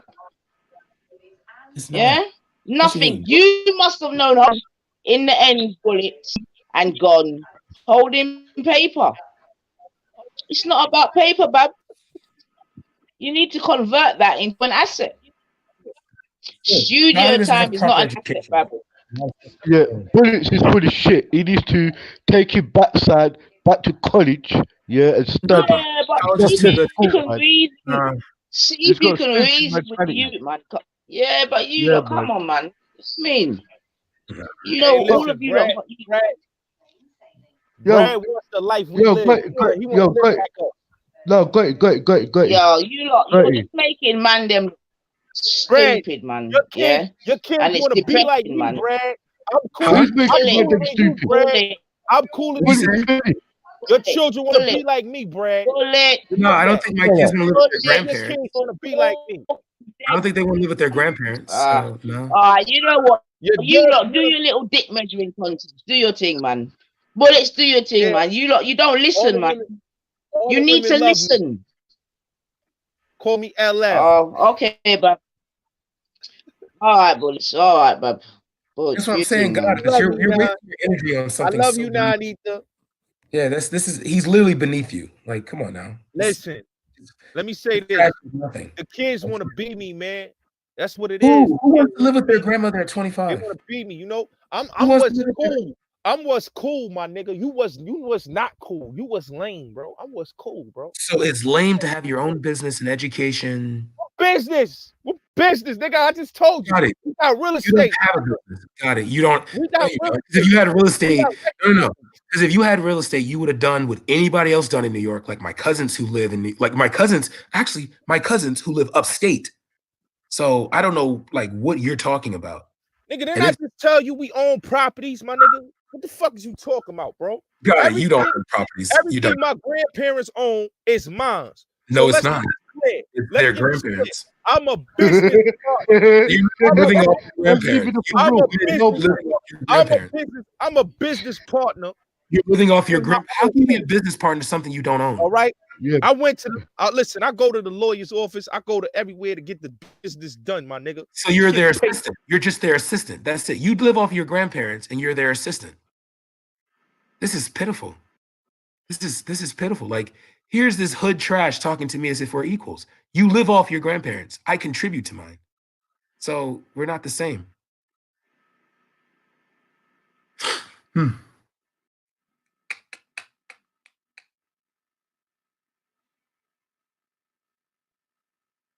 Thank you, Ziriab. How do you claim what your grandparents own? It's okay, Brad. You want to be in the music videos. You want to? No, I don't. Why would I want to fake around a camera? You want to fuck all the model bitches we be fucking. It's cool, man. It's cool, man. Okay. You want to smoke that good? You want to smoke that good weed we be smoking? Drink that good, Yeah, good fucking I know champagne. you high-rise black people. I know you high-rise black people. That's what your dream of success is: having sex with, smoking weed, and drinking while living in a low-income area where everyone. You want to get your dick? You want to get your dick sucked? You want to get your dick sucked in the booth? Like we get our dick sucked in the booth. It's cool, my nigga. You want that life, bro? It's cool. Real niggas do real things, man. You heard what That's between you and me, Gotti. I'm not a. See, Bullet, now you're chatting shit, man. And now I'm gonna have to come in. You're chatting shit, Bullets, now. You understand what I'm saying to you? I'm trying to give you a blind man, but that's why I said just chill, kick back, go and do something, innit, Carl? You're here saying real niggas getting their dick sucked. How kind of idiot something like brethren? Come on, man. And then you're gonna say that children want to be you. So we trying to say that my youth is gonna go out there after I done what I done just to go out and get his dick sucked, brethren. Yo, Bullets, think about what you're saying, man. Like, seriously. I'm telling you, this boy is meant to be on a t-shirt with "Rest in Peace." This is his full extent of his existence. I'm telling you, the nigga has no future but there's the black man who will grow, the nigga will just die. That is literally what Gotti's whole purpose is. Hey yo, man. Let me say something to Brad. You know what Go I'm ahead. saying? Go ahead. This is my little nigga right here. You heard? This is my little nigga right here. But I'm older than you. So next. What the fuck? You only got me by like 4 years? You got me by Yeah, 4 years. 4 or 5. Yeah. All right, 4 years Bullets, you got me by. We both think 90s. about You got what me by 4 years. Bullets. Please think about what you're saying, Bab, yeah? Because Bullets, listen, you have to remember that there's grown-ups listening to you, you know. Oh, sugar. All right, you're saved by the bell, man. Like I said, man, you got me about 4 years. You a 90s baby like me, man. I'm just that nigga, man. Listen, let me tell you something, man. I'm almost in my 30s, man. I'm almost. Yeah, you live with your grandmother. So, all right. what I want to tell people is, man, when I was young, I was wilding out. You know what I'm saying? You know what I'm saying? One thing I want to do, I want to have crazy orgies. I told my niggas we going to Tahiti. You know what I'm saying? We gonna go out there skinny dip with some white bitches. Hey, Gotti, do you have a high school diploma? Do you get your high school diploma? Did you graduate high school? Nigga, I graduated high school, nigga. Did you graduate college? Nigga, I told you I dropped out of college, bro. So you dropped out of college to live with your grandmother, put her money up on the screen, and pop up on panels. Bread. I was too busy getting bread, boy. But Gotti, you're not getting bread if you're still living with your grandmother. I hear you, bro. I hear you. Wait, but you're not though. Like, it's sad. Yo, you saw me in the club, Brad. You saw how I saw you in the club standing by yourself drinking a plastic VIP. Let's get that clear. VIP. People were bumping into you. What are you talking about? Nobody was bumping into me. People were bumping into you. Who? I was talking to somebody. What the fuck is you talking about? I was in the club, bro. Bro, you went live. You were talking to us in the chat. You weren't even dancing or paying attention. You were looking at us the entire time in the chat. Yeah, because I want to show y'all niggas that, Gotti's outside and we in the club, bro. We in the club. And I'm going to be in the club. I'm probably going to be in the club next month, probably. This month, the end of this month, I'm going to be in the club. So, yeah. This is pitiful, Gotti. We stay in the club. We stay. Literally, our ancestors, Gotti, our ancestors went through hell. Perignon. Listen, Cristal, Dawn Perignon, Moet. You know what I'm saying? We make bitches pussy wet. You hear me? All right. Well, that's the thing. Like, why would you want a female dog's vagina wet? Gotti, you're not making the black man sound good. You hear me? You know no, he's not a black man though, Eric. He's a nigga. Niggas are meant to be dead. Gotti, do you hear me? Okay, I ain't trying to get at you. I'm being straight. I'm being very serious with you right now. You're not making a black man look good. You hear me? Listen.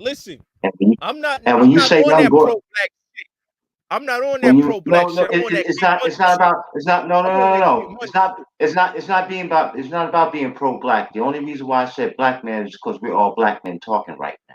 Okay, so there ain't no pro-black shit. It's about man shit. Okay, it's about dignified man shit. Okay. Thank you. And that's not Black what, men will and that's not, respect. and that's not what you, and that's not what you're promoting to the young boys and the young men around Not you. at all. The way that you're saying. You hear what I'm saying, brother? Them young boys You gotta hear me? get. Listen, them young boys gotta get it how I lived it. They gotta get to that bag. You hear me? But you don't have a bag. You literally have your The white man grandmother's get to Social that bag. Security. Let me tell you something. The white man get to that bag. I'm about getting to that bag. I keep telling you, it's about getting to that bag. Bitch is not gonna fuck with you and you ain't getting to that bag.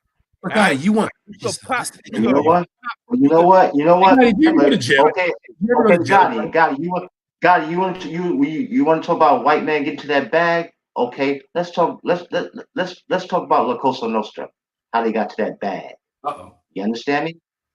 Okay, because they getting that bag big. You hear what I'm saying? And they pass that bag on to their kids. You hear me? And the kids live legit. That's true. You ain't lying. The smart kids live legit. The dummies become capos. Right? Yo. Hey, big up Eric. Big up everyone on the panel. Wagwan. You hear me, yeah? Everyone hear me? Yeah, big up, man. Big up. I wanted to ask Brad a few questions still. Like, obviously, someone like, you see, and even, you see, Bullets, yeah, with someone that might be needing some help in a couple areas, yeah. But what would you say is the things that is making someone like Brad or in them sort of circles and someone like Bullets not be able to connect to for where Brad can either extend the help that Bullets needs or Bullets can extend the help that Brad could need? Oh, I'm not a nigga. So the nigga and the black man are never meant to be. Sellout. Brad is a fucking coon. Yeah, I'm a sellout. Yeah, but then you think that, so you know when you okay, so if the two black guys are seeing each other as different, it's a bit harder to start. Well, bit of a hard start. Well, I mean, but then think about it though. Valley. If you've been listening, you hear what type of man Gotti presents himself to be. You hear what type of man Brad presents himself to be. Those are choices that they make. You understand? Yeah. They're not boys, they're men. You understand? Young men, but they're men. And they have decisively chosen their paths in life. Okay? But that's don't something you think, that between I can't, sorry, finish. Yeah. No, go ahead. But don't you think, between, you see, like, obviously there's the issue, that Bullets ain't willing to, it seems like he's not willing to do the work that's needed for him to get the help that he needs to get, but also on the other side, that we might have our successful people that look at the brothers that's playing a role. Do you know what I'm saying? Like, and then it's like they're into that sort of corner, and the opposite side's in the other corner, and they're, you know what I'm saying? Like, we're looking down at each other, but we're both in the same position, sort of thing. Obviously, like, it's a bit mad. What do you think about that, Brad? Am I making a fair assessment? Do you think I'm being a bit harsh on your side? Am I being harsh on Bullet's side? I'm looking down on certain black people sometimes, but it's just when you have a history, because like I think the way I grew up, we had there's no such thing as a black family in America that's successful that doesn't have the hood side of the family. Yeah. The hood side of the family doesn't boast about like doing hood stuff, being real niggas. It's like a financial issue that they're in right now that they're going to pull themselves out of. Okay. Gotti's talking about he owns properties and studios, but he lives with his grandparents. Those things don't correlate with me. And it's like you get the bag, you have $10,000, but you're not putting that towards, a down payment so you and your grandmother can get to it. Like go to Rumstead, New Jersey, go to the nice side of Camden, New Jersey. He doesn't live there. Like he's supposed to live in the hood, but he you know, I feel like he's a farce. But why can't he get the financial advice to buy properties in the hood? Because I feel like that's a trick that niggas don't listen to. Listen, you can open up a university in the hood. Niggas won't go. Yo, bullets. Let him speak. Yo, bullets. Listen, yeah. What you gotta do, yeah? Yo, bullets. Hold on a sec, Brad. Yeah, bullets. Yeah, obviously, like it's help on both sides, isn't it? Yeah. So then we need to try and take both each other's advice. Yeah. So we need to let each other hear what the other person's saying, innit? Like, we saying, man, everyone's trying to get the bag out, innit? Like, and really and truly, yeah. If man can make something where, obviously we're just chatting on YouTube now, but in reality, yeah, if you could make something where someone who knows how money works can show you a couple of steps on how to take your money and make your money work for you, yeah, so you could end up being in a more of a financially successful position, which means you can help more of the man them on your ends from your bits, you get me, because they've seen you do it or whatever. Like, is that not something that you would want to try and do? Here, hey, Veli, can you share my screen real quick? I'm gonna show you. I'm gonna just give everybody a quick tidbit, something I use that helped me.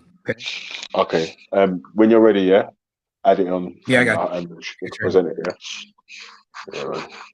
Yeah, because you know the same. Like, obviously, yeah, everyone don't know each other properly like that, yeah. But it's like sometimes you can get a view of someone.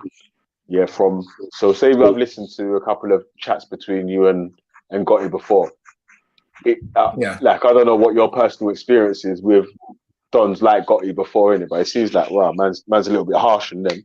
And then on the other side, with Gotti, he seems like he's not willing to do the hard work to get to the next level, or like to follow the instructions that is going to be needed to follow to get to the next level. So it's between both of each other. Man can do 6 to 1, half a dozen to the other, and start to get into, I don't know, man, positions where instead of the bougie black dons looking at the road black dons like they're different, you might be able to see a bit more of a connection in it. Like, right, we're not exactly the same, but there's things that I can do that might be able to help you, and there's things that you can do that might be able to help me.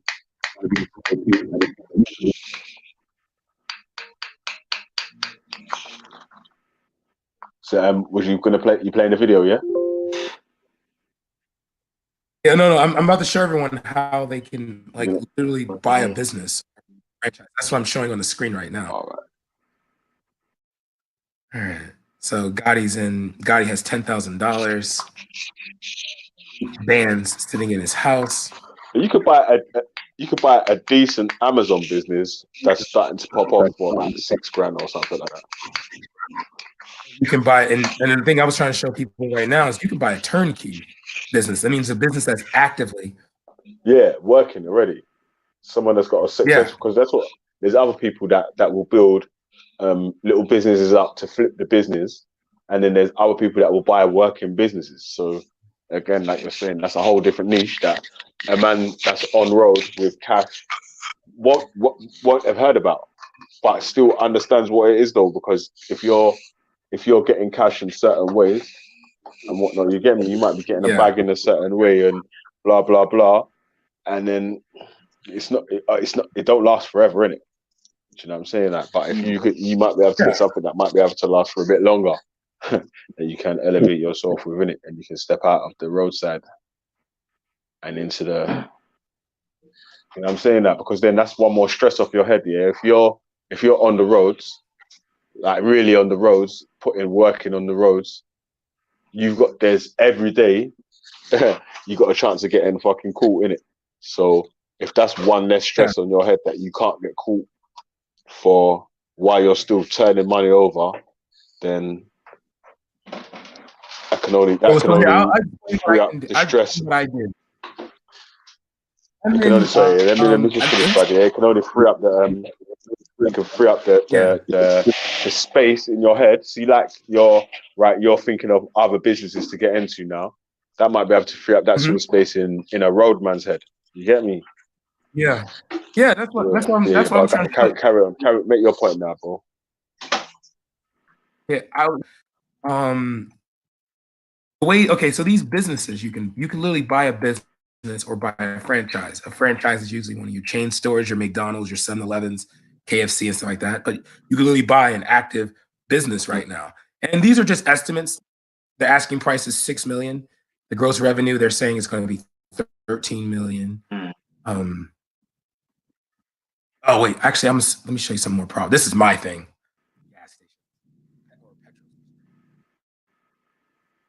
You guys call them gas stations? Yeah, but like you can open up a whole gas station, liquor store. You can buy these things. You know what I mean? Like this is stuff you can. Okay, so real estate. Here we go. Or you can also you can buy a cluster of houses and various properties across the country for one fixed price. Okay, the reason why it seems like I'm short patient, seems like I don't really have time to talk to a person like Gotti's, because in the past, my father and I and my mother and my family money up for people like a Gotti to go to college, and all they do is pocket the money. Or we would take the time to try to extend ourselves to say, hey, maybe the kids who eat government cheese aren't so bad, and we try to say maybe the ones who stab someone for Jordans, they're not as evil, but then we get, shucked on. And then I heard that someone tried to help Gotti in the past. Nothing happened. He just, but no, key component on the website's called BizQuest, turnkey businesses for sale. I would tell you okay, so this right here. Okay, here's one in Austin, Texas. Because, Gotti has $10,000. Okay. I would always say it's more important to know the location, because the price is good on a business, and they'll tell you that, oh, this is the cash flow, this is the gross no. Okay, look at the location. Because something is sold cheap doesn't mean it's that great. What's that, ultimately, are you talking about like an actual storefront business? You're not talking about like an online business or nothing, man? No, the actual storefront with property, everything. Like you can. Here's a restaurant right here. Here's a restaurant right here. I know a lot of people look into storefront as the thing, Robbie, but like me personally, obviously, because I'm already doing whatever else I'm doing there, I would be more looking into online or something like that sort of business that is, like it's semi-automated, isn't it? Like, so you're just literally picking up the slacks and carrying out over the orders, innit, and paying for whatever orders need to be purchased or whatever, sort of thing like that. Yeah, half the time, to your point, half the time, most of these businesses are one. You see some guy trying to retire, and he's like, listen, pay the rest of the mortgage off, pay the rest of my debts off, and it's yours. And you're like, all you're doing is paying.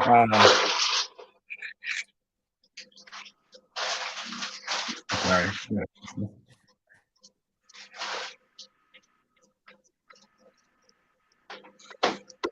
Is that you saying, my man's got 10 grand in it, yeah? He's not going to drop the whole 10 grand on one business. Do you know what I'm saying? Yeah, like, he's not. A drop shipping business. Yeah. Do you know what I'm saying? Like, so say like right a functioning eBay business, a functioning dropshipping business, a functioning fucking Amazon, something that's already functioning that man can pick up the slack with and take over, innit? But obviously the main decision goes down to the man that's got to make the decision, innit? But it's like we say, we're just spitballing ideas around there, innit? So. Yo, Rich Porter, shut the fuck up. You a bitch. Come on this panel, pussy. Yo, hey, Rich is my broski, man. So yeah, man needs to mind your mouth, man. Rich is my broski, man. Tell him to bring his ass on the panel, Valley. Yeah, yo, got it.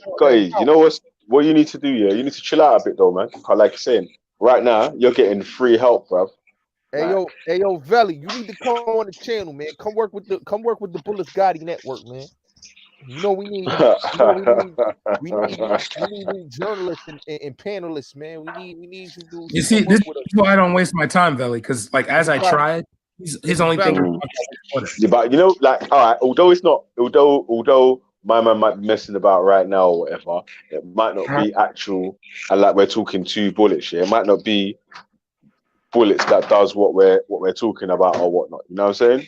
Yeah. So although you may feel like it's a waste of time on this occasion, it's a gem that could be passed on for someone in the future who watches the program, someone who's listening, someone who don't comment. Do you know what I'm saying? That so although bullets can take the help from it, it's not all just for him, innit? Yeah, I know, Belly, but you know something though? You know something? What? Over here in the UK, man, y'all need a Bullets Gotti, man, to take y'all to the next level, man. Ross Beckett, No, really, man. Well, what the hell? There's enough bullets got his over here already, B. I'm here to recruit, man. Why am I talking to a dude whose literally name is Dennis? We need more members for the Gotti gang and for the Bullets Gotti network. So if you want to be recruited, if you ready to come jump over to the real team, if you tired of these niggas, You talking to me?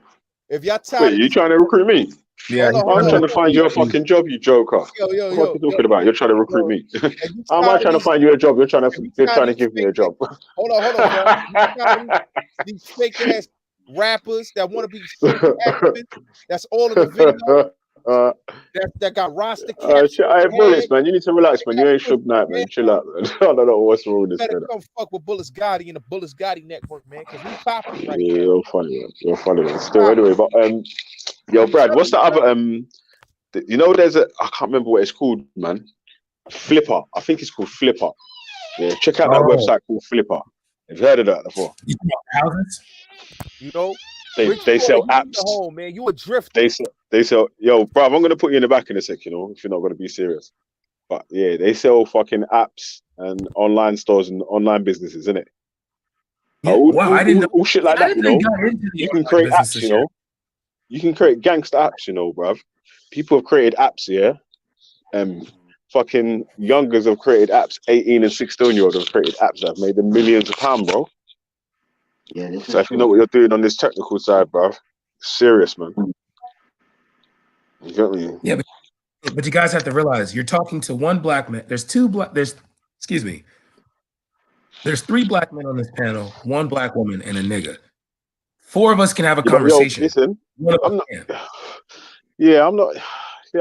really with that though. Still, because like, although I don't agree with Brad, a lot of bullshit that Bullet says But I'm or not a whatnot, nigga. yeah. I'd rather be a bozo than a nigga. No, man, because when it comes down to the final crunch call, if you and Bullets are standing there in a line, yeah, man's not really gonna know whether you're a black man and he's a nigga. They're just gonna see you're both fucking niggas or you're both black. You know what I'm saying? Oh no, I get that though. In my okay, good. I get it. All right. But no, in my assumption, see the thing about me is the way I am now, I didn't know anything. Like I had to sit down at people's feet and they taught me.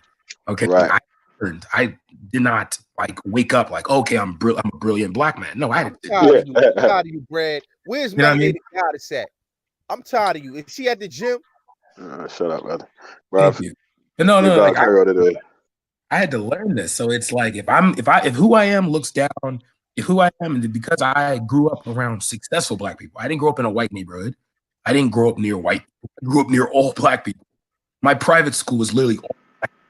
And I mean from elementary school to high school. I went to an all-black college, joined an all-black fraternity. You understand? 64% of the campus was black women. Okay, I've never left my community. So if I'm looking down on my people, okay. If maybe a section of my people who don't want to grow, when there's tons of us that are, you don't have to have a corner office to be successful. If all you are is a plumber, get a government contract and do city, state, or government, schools and stuff like that, that's your money. Hire a few guys, do multiple locations. These are simple things, But if I'm a sellout because of an education, then bug you or man. Man wouldn't say that man's a sellout, yeah. But man would say that man that looking down on the others. You know what? Like keeping people at distance, I understand that. And knowing when people are good for you or not, I'll get that as well, yeah. but it's the separation sort of thing in it. Like, because boom, if there's gonna be one or more than one time when the person that you might be looking funny on might be the actual person that you needed to link with to take your business to the next level or something. It might have been the right staff to hire that was going to be the perfect apprentice, or do you know what I mean? That something like that still. So yeah, but see, my thing is there's a I was just about to say, Belly, just like you said to Guy just a moment ago, right? I'm gonna put you on the backstage. You can't be serious, okay? If you can't be serious, to have just a general conversation about doing what you're talking about doing, and what Brad's talking about doing, what he's into. If you can't do that, okay, then how much harder is it going to be when Gotti actually has to sit down, discipline himself, and listen to other people? But that's got to be his own decision, isn't it?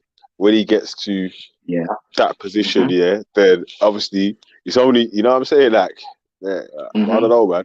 Yeah, each man takes their figure with it, but fucking, especially if someone's in a position, like a successful position, when they could be pointing a brother like Gotti in the right position. Yeah, sometimes we ban him, but sometimes we have to fucking give him a different advice as well, though, innit? The best thing guys can get is inmate 2347 stand up. Like, that's really his whole future. I'm just letting you know that now. Okay. I mean, but it's like you said. I'm gonna let him back on now anyway. Yeah. It's a catch-20. It's a catch-22, Valley. Because when we say, okay, you want to talk serious about something, right? And then on top of that, you got another grown man. You can't control if he's gonna listen to you or not. Okay? And if he doesn't want to listen to you because he's just doing his own thing, his own way, and he figures that, well, that's the best for me. I'm gonna do it like this. You should be doing it the way I'm doing it. You understand what I'm saying? He's not listening. He's already made his choice. All right, big up, Brad. Yeah, man. Blessings to y'all, man. The G Block is a part of the Gotti gang. You hear me? The G Block is part of the Gotti gang. Relax, bud. Yeah, bud. G Blocks is an old entity. You get me? Nah. Rastafari stand alone. Is it? Yeah, bud. I'm saying, don't let the nigga in. Are you running for? Are you running for, Brad? Look at you running. Brad always running. You know why he's running away from you, bro? Because you're acting like a fucking baby, cuz. Like, man's trying to talk about, like, you're showing the brother that you've got some dough, yeah. And man's showing man, yo, how man can use the dough without fucking going to jail, or fucking actually might be able to make that 6 grand into 12 grand into, do you know what I mean? Like, so, but all you want to do is keep calling him a fucking sellout and shit. It's the same thing, like I was saying to Brad. Obviously, how are you going to be expecting someone like Brad to help you if every 2 seconds you're going to be calling him a sellout and a fuck nigger and rah, you're a pussy, man, you're a pussy. Okay, who wants to help that?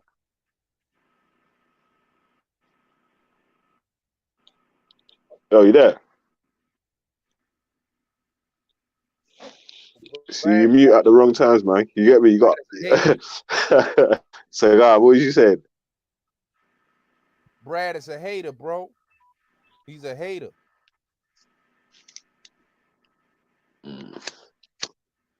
Brad knows that he's a bitch. And he's all right. Check it like this, then, yeah. If Brad admits that he's a hater, yeah, are you gonna admit that your faults or your bad characters that's not pushing you forward? I'm a good listen. The thing I want to say is to everybody that's watching, you know what I'm saying, just like this. Wait, first of all, answer the question and then build on what you was gonna say. Yeah, I think Brad need to, No, I didn't say about Brad. I'm talking about you. Can you see your own flaws that's not making you move forward? Can you see that? Nah, I ain't got no flaws, man. Y'all listen. See, that's your issue then, man. I ain't got no flaws. You got an issue, bro. I'm that dude. Listen, I'm that dude, man. I'm that dude. That's the thing, man. They just don't like me, man. They don't like me because I'm getting this money, man. They don't like me because I'm that dude. But it's cool though. You know why? Yeah, I don't think Brad's a hater either, cuz. But like I was saying, Brad I is was my saying that. son, bro. You see why I said that? Yeah, why I said that was to see whether you was gonna be a big enough man to say, right, yeah, I've got flaws or whatever. Everyone's got fucking flaws, but I tell people about mine every day, bro. I'm a hypocrite and I'm biased, innit? Yeah, so that's my major flaws, innit, man? So like, but it's shit that people have to work on, innit, man? That you have to work on for yourself. If you ain't Hey, willing yo, to, hey, if hey, you yo, ain't willing Velly. to put the work in, it's like you're not willing to put the work in to get to the next level. You just want to Nah, I fucking feel you, find the Velly. easiest route, cuz Nah, the Velly. easiest route is not the way. Is not is.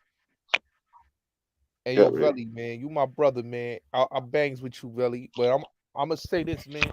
I'm gonna say this. The G Block and the Gotti gang, you know what I mean? We about to team up on something special.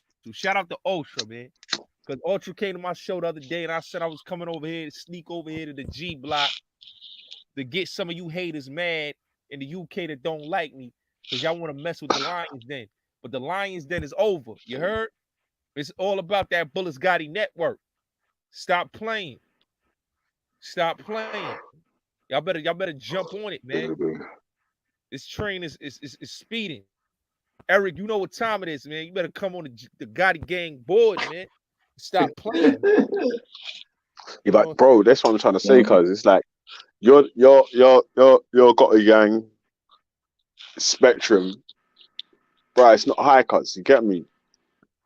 Men's trying to say, bro, there's people that are trying to make you get elevate to the next level, and you don't want to do that, cuz.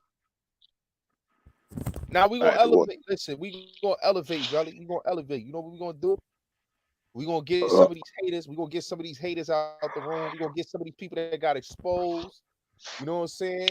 Because I've been hearing there's a lot of exposing going on in these YouTube streets. I heard a couple of females got exposed that be on the G Block. I heard a couple of dudes got exposed for wearing Rasta caps that got a pushback hairline. You know what I'm saying? We heard a lot of things going on out here in these YouTube streets. Know about all that stuff, but I get it.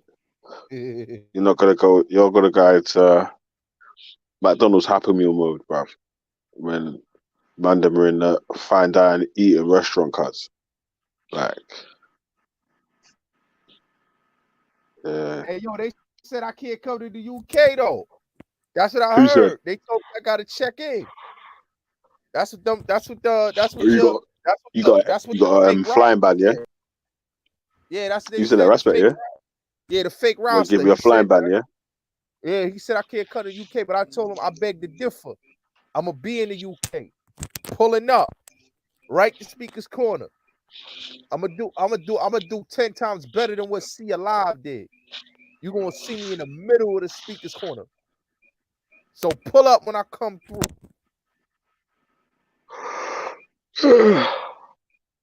Bruh. Your record's not that good still, fam, so you might want to take another route, cuz this bad boy thing's not working out too good for man still. You get me? I don't believe them. They need more people, man. I don't believe them. They need more people. I don't believe them. Real talk. You say you don't respect to the no-fly zone, yeah? I don't respect it. I don't respect it. They gotta come harder than that. They gotta come harder than that with that no-fly zone. You know what I'm saying? I don't care what nobody say. Y'all can't ban me from the UK. I'm coming through there and I'm gonna stunt like I want to. You know what I'm saying? I'm gonna chill. I'm going to the club when I get to the UK. I'm gonna bag up some baddies when I get to the UK. I'm gonna pop some bottles. You know what I'm saying? Moet, Dom Perignon, whatever, Cristal, whatever. We gonna do it. I'm gonna show you how it's New York. Yeah, big up a notch. Yeah, man, you're on some gas shit, man. You're not on the fucking big man thing, cuz. And we gonna smoke some good weed. You heard? Or smoke that A1 Kush. That A1 Haze. Cause I know y'all ain't smoking that haze out there. I don't know what the fuck y'all motherfuckers smoking. We smoke that haze. We smoke that gelato, you heard? Haze is all the cars like, but I be saying, man, We smoke that I'm sour. trying to get that biggity bag. You get me? Yeah, yo, Felly, man. I'm coming through. You heard? Speakers Yeah. Corner. Tell your brother Leon, man. I'm gonna need him to record that for me, man. When I come through there, man. I'm gonna need that interview when I come through, man. Y'all gonna see. Ain't gonna be no running. It ain't gonna be like no Alu Akbar. Ain't gonna be none of that with dudes is running after me in the park. None of that gonna be going on, man. Cause I seen a couple of these YouTubers, man, was getting chased You know by a what? bunch of cats, man. Fam, yeah, man, you're getting a bit gassed still. Yeah, man.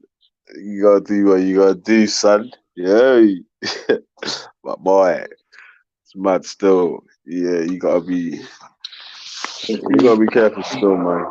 The thing about it is, Gotti, you know what we're talking about, don't you? Yeah. You know what we're talking about, right? What are you talking about, man? What's that? I mean, Yeah, got you, man. You need to get to the next level, B. Trust me. Like the stage what you're at, yeah, the man them passed that ages ago, man. You get me? Yo, another thing, man. Shout out to Shah Rock Garvey, man. He be smoking your boy, man. Mr. Fake Rasta, man. Mr. What do you call himself? Anaya Bengi Muslim? Quran about Veli, your boy. Bro, listen to this though, yeah. Like I'm saying, everyone's entitled to come on there and have their say in it. Yo, listen to what I'm saying, man. This is what I'm saying, man. Everyone's entitled to come on there and have their say and have their opinion in it, man. But man's getting kind of tired of people thinking they could come on and chat shit about the man them, and it's just come on and chat shit about the man them. Forget about that, cuz if man ain't really going to talk about the topic shit, just forget about all that, bro. Because listen, it's long. I feel you, but you know they gotta come to the streets, man. They gotta come fight me like a man, you know, because we don't do this back and forth shit. We on these motherfuckers' heads, man. I told you, 2020. I'm having no mercy. You're a funny guy, you know. I'm having no mercy on none of you dudes is getting mercy from me. Yeah, and see, this is why the majority of brothers don't get ahead. Okay, straight up and down. Yeah. Okay, no bullshit. Straight up and down. You know, because we clash too much with each other. We don't talk. It's not we, you know.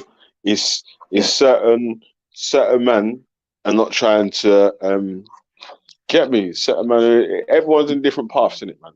So yeah, like, and this is what I'm saying is this: we don't talk with each other. We talk past each other. You understand what I'm saying? Listen, your boy. Yeah, but obviously, got you know, obviously, you're never coming speaker's corner in it, yeah. But you're issuing out a lot of big talk, yeah, from New York. You know what I mean? That, but I'm coming through. I'm just waiting. Listen, your boy said he coming to New York, so when he come to New York, we got a greeting for him. You know what I'm saying? Who's coming to New York?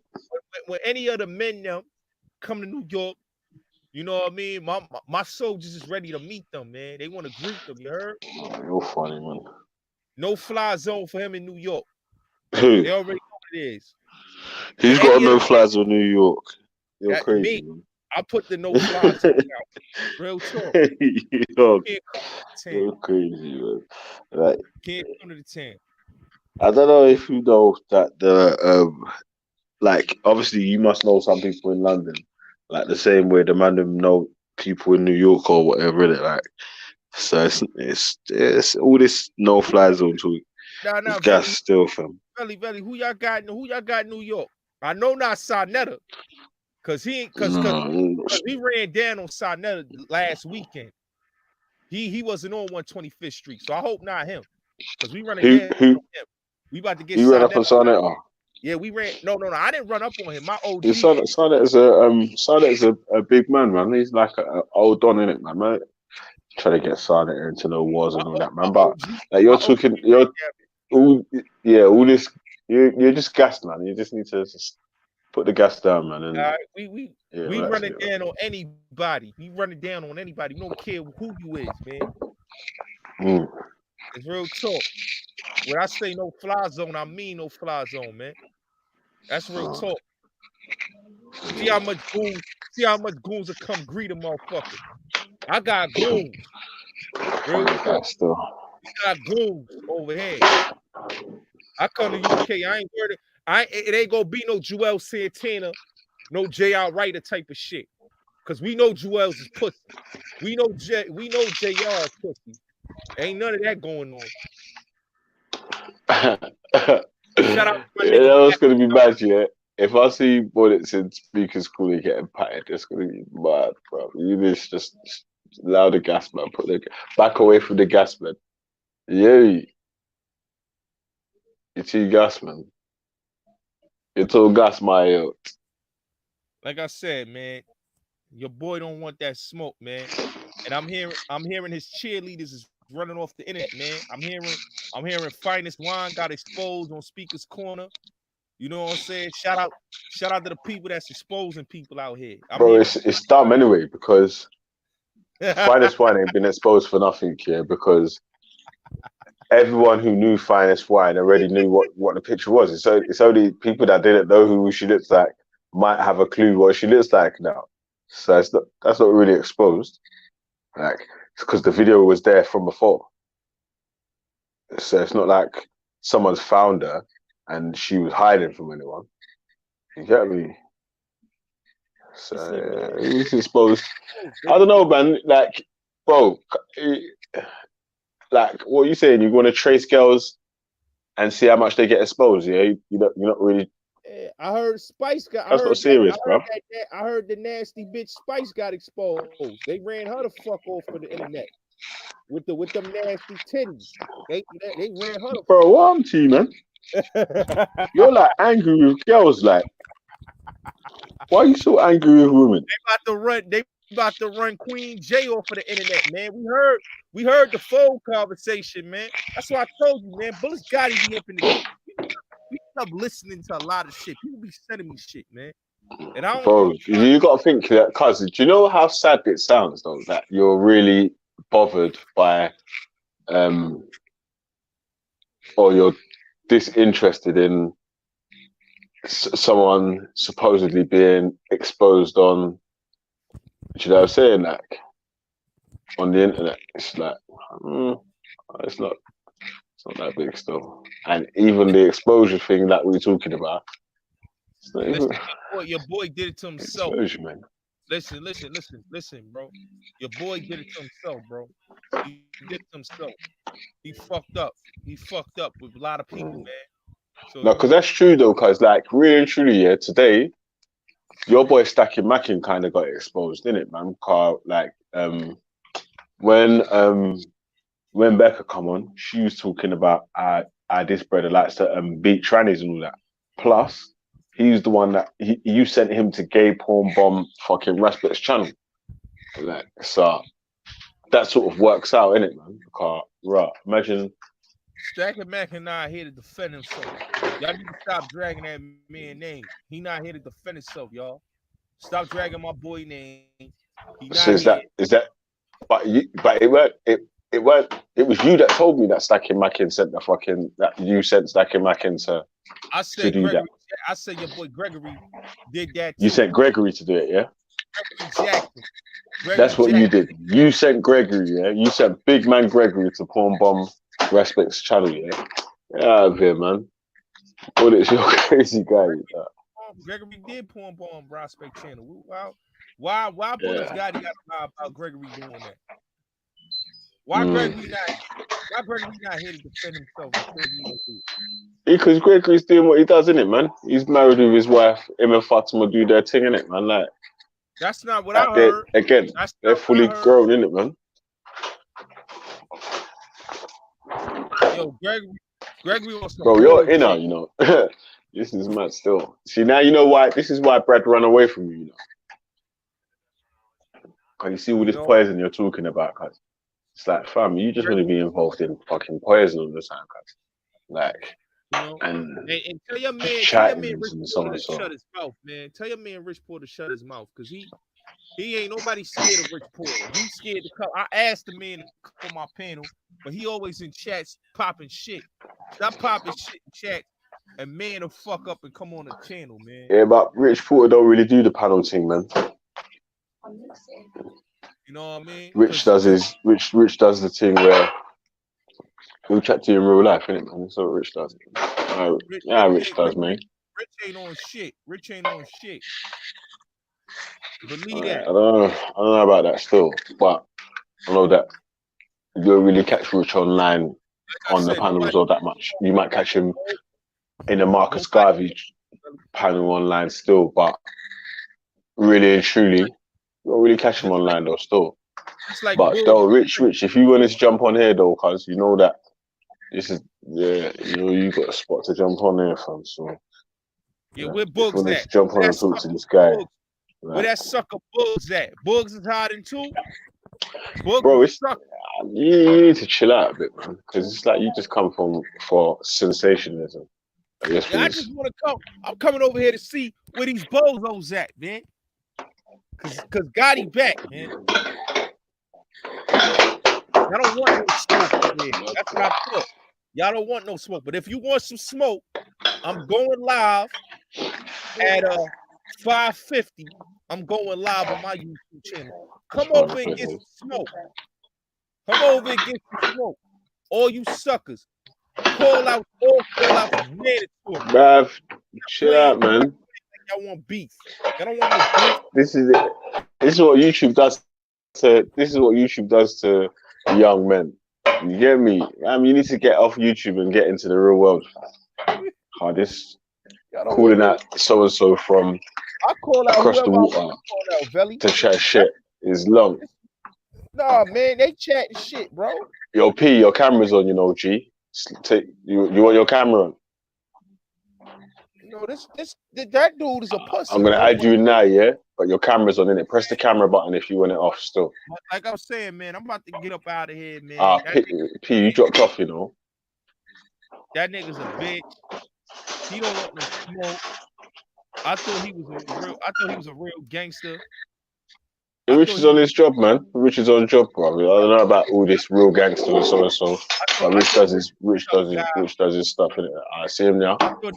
Black and all Well, that. go on, my G. Yo. Yeah, what's popping, man? Yeah, man. Stop using my man Rich Porter. Yeah, this man. Yeah, this man want to chat to you, innit, man? Like, I don't know what happened to some youngers, man. It's like, man's trying to help the youngers to. The GOAT bullets got you know what I'm saying, cuz men are saying that your bullets. Hold on for a sec, bro. Men are saying that differently. There's some young bucks that are doing numbers or whatever on the road, yeah. But there's an inevitable time where a high number of them are going to get caught and go to jail, in it, yeah. So there's roots and well, we might run off, you know. Yeah, Bob, that's what he does. When I come in, he runs his mouth, bro. And every time I come in, he would duck out. If he runs his mouth on his show, obviously every time he's always going on about respect on his show. So sometimes I just like to troll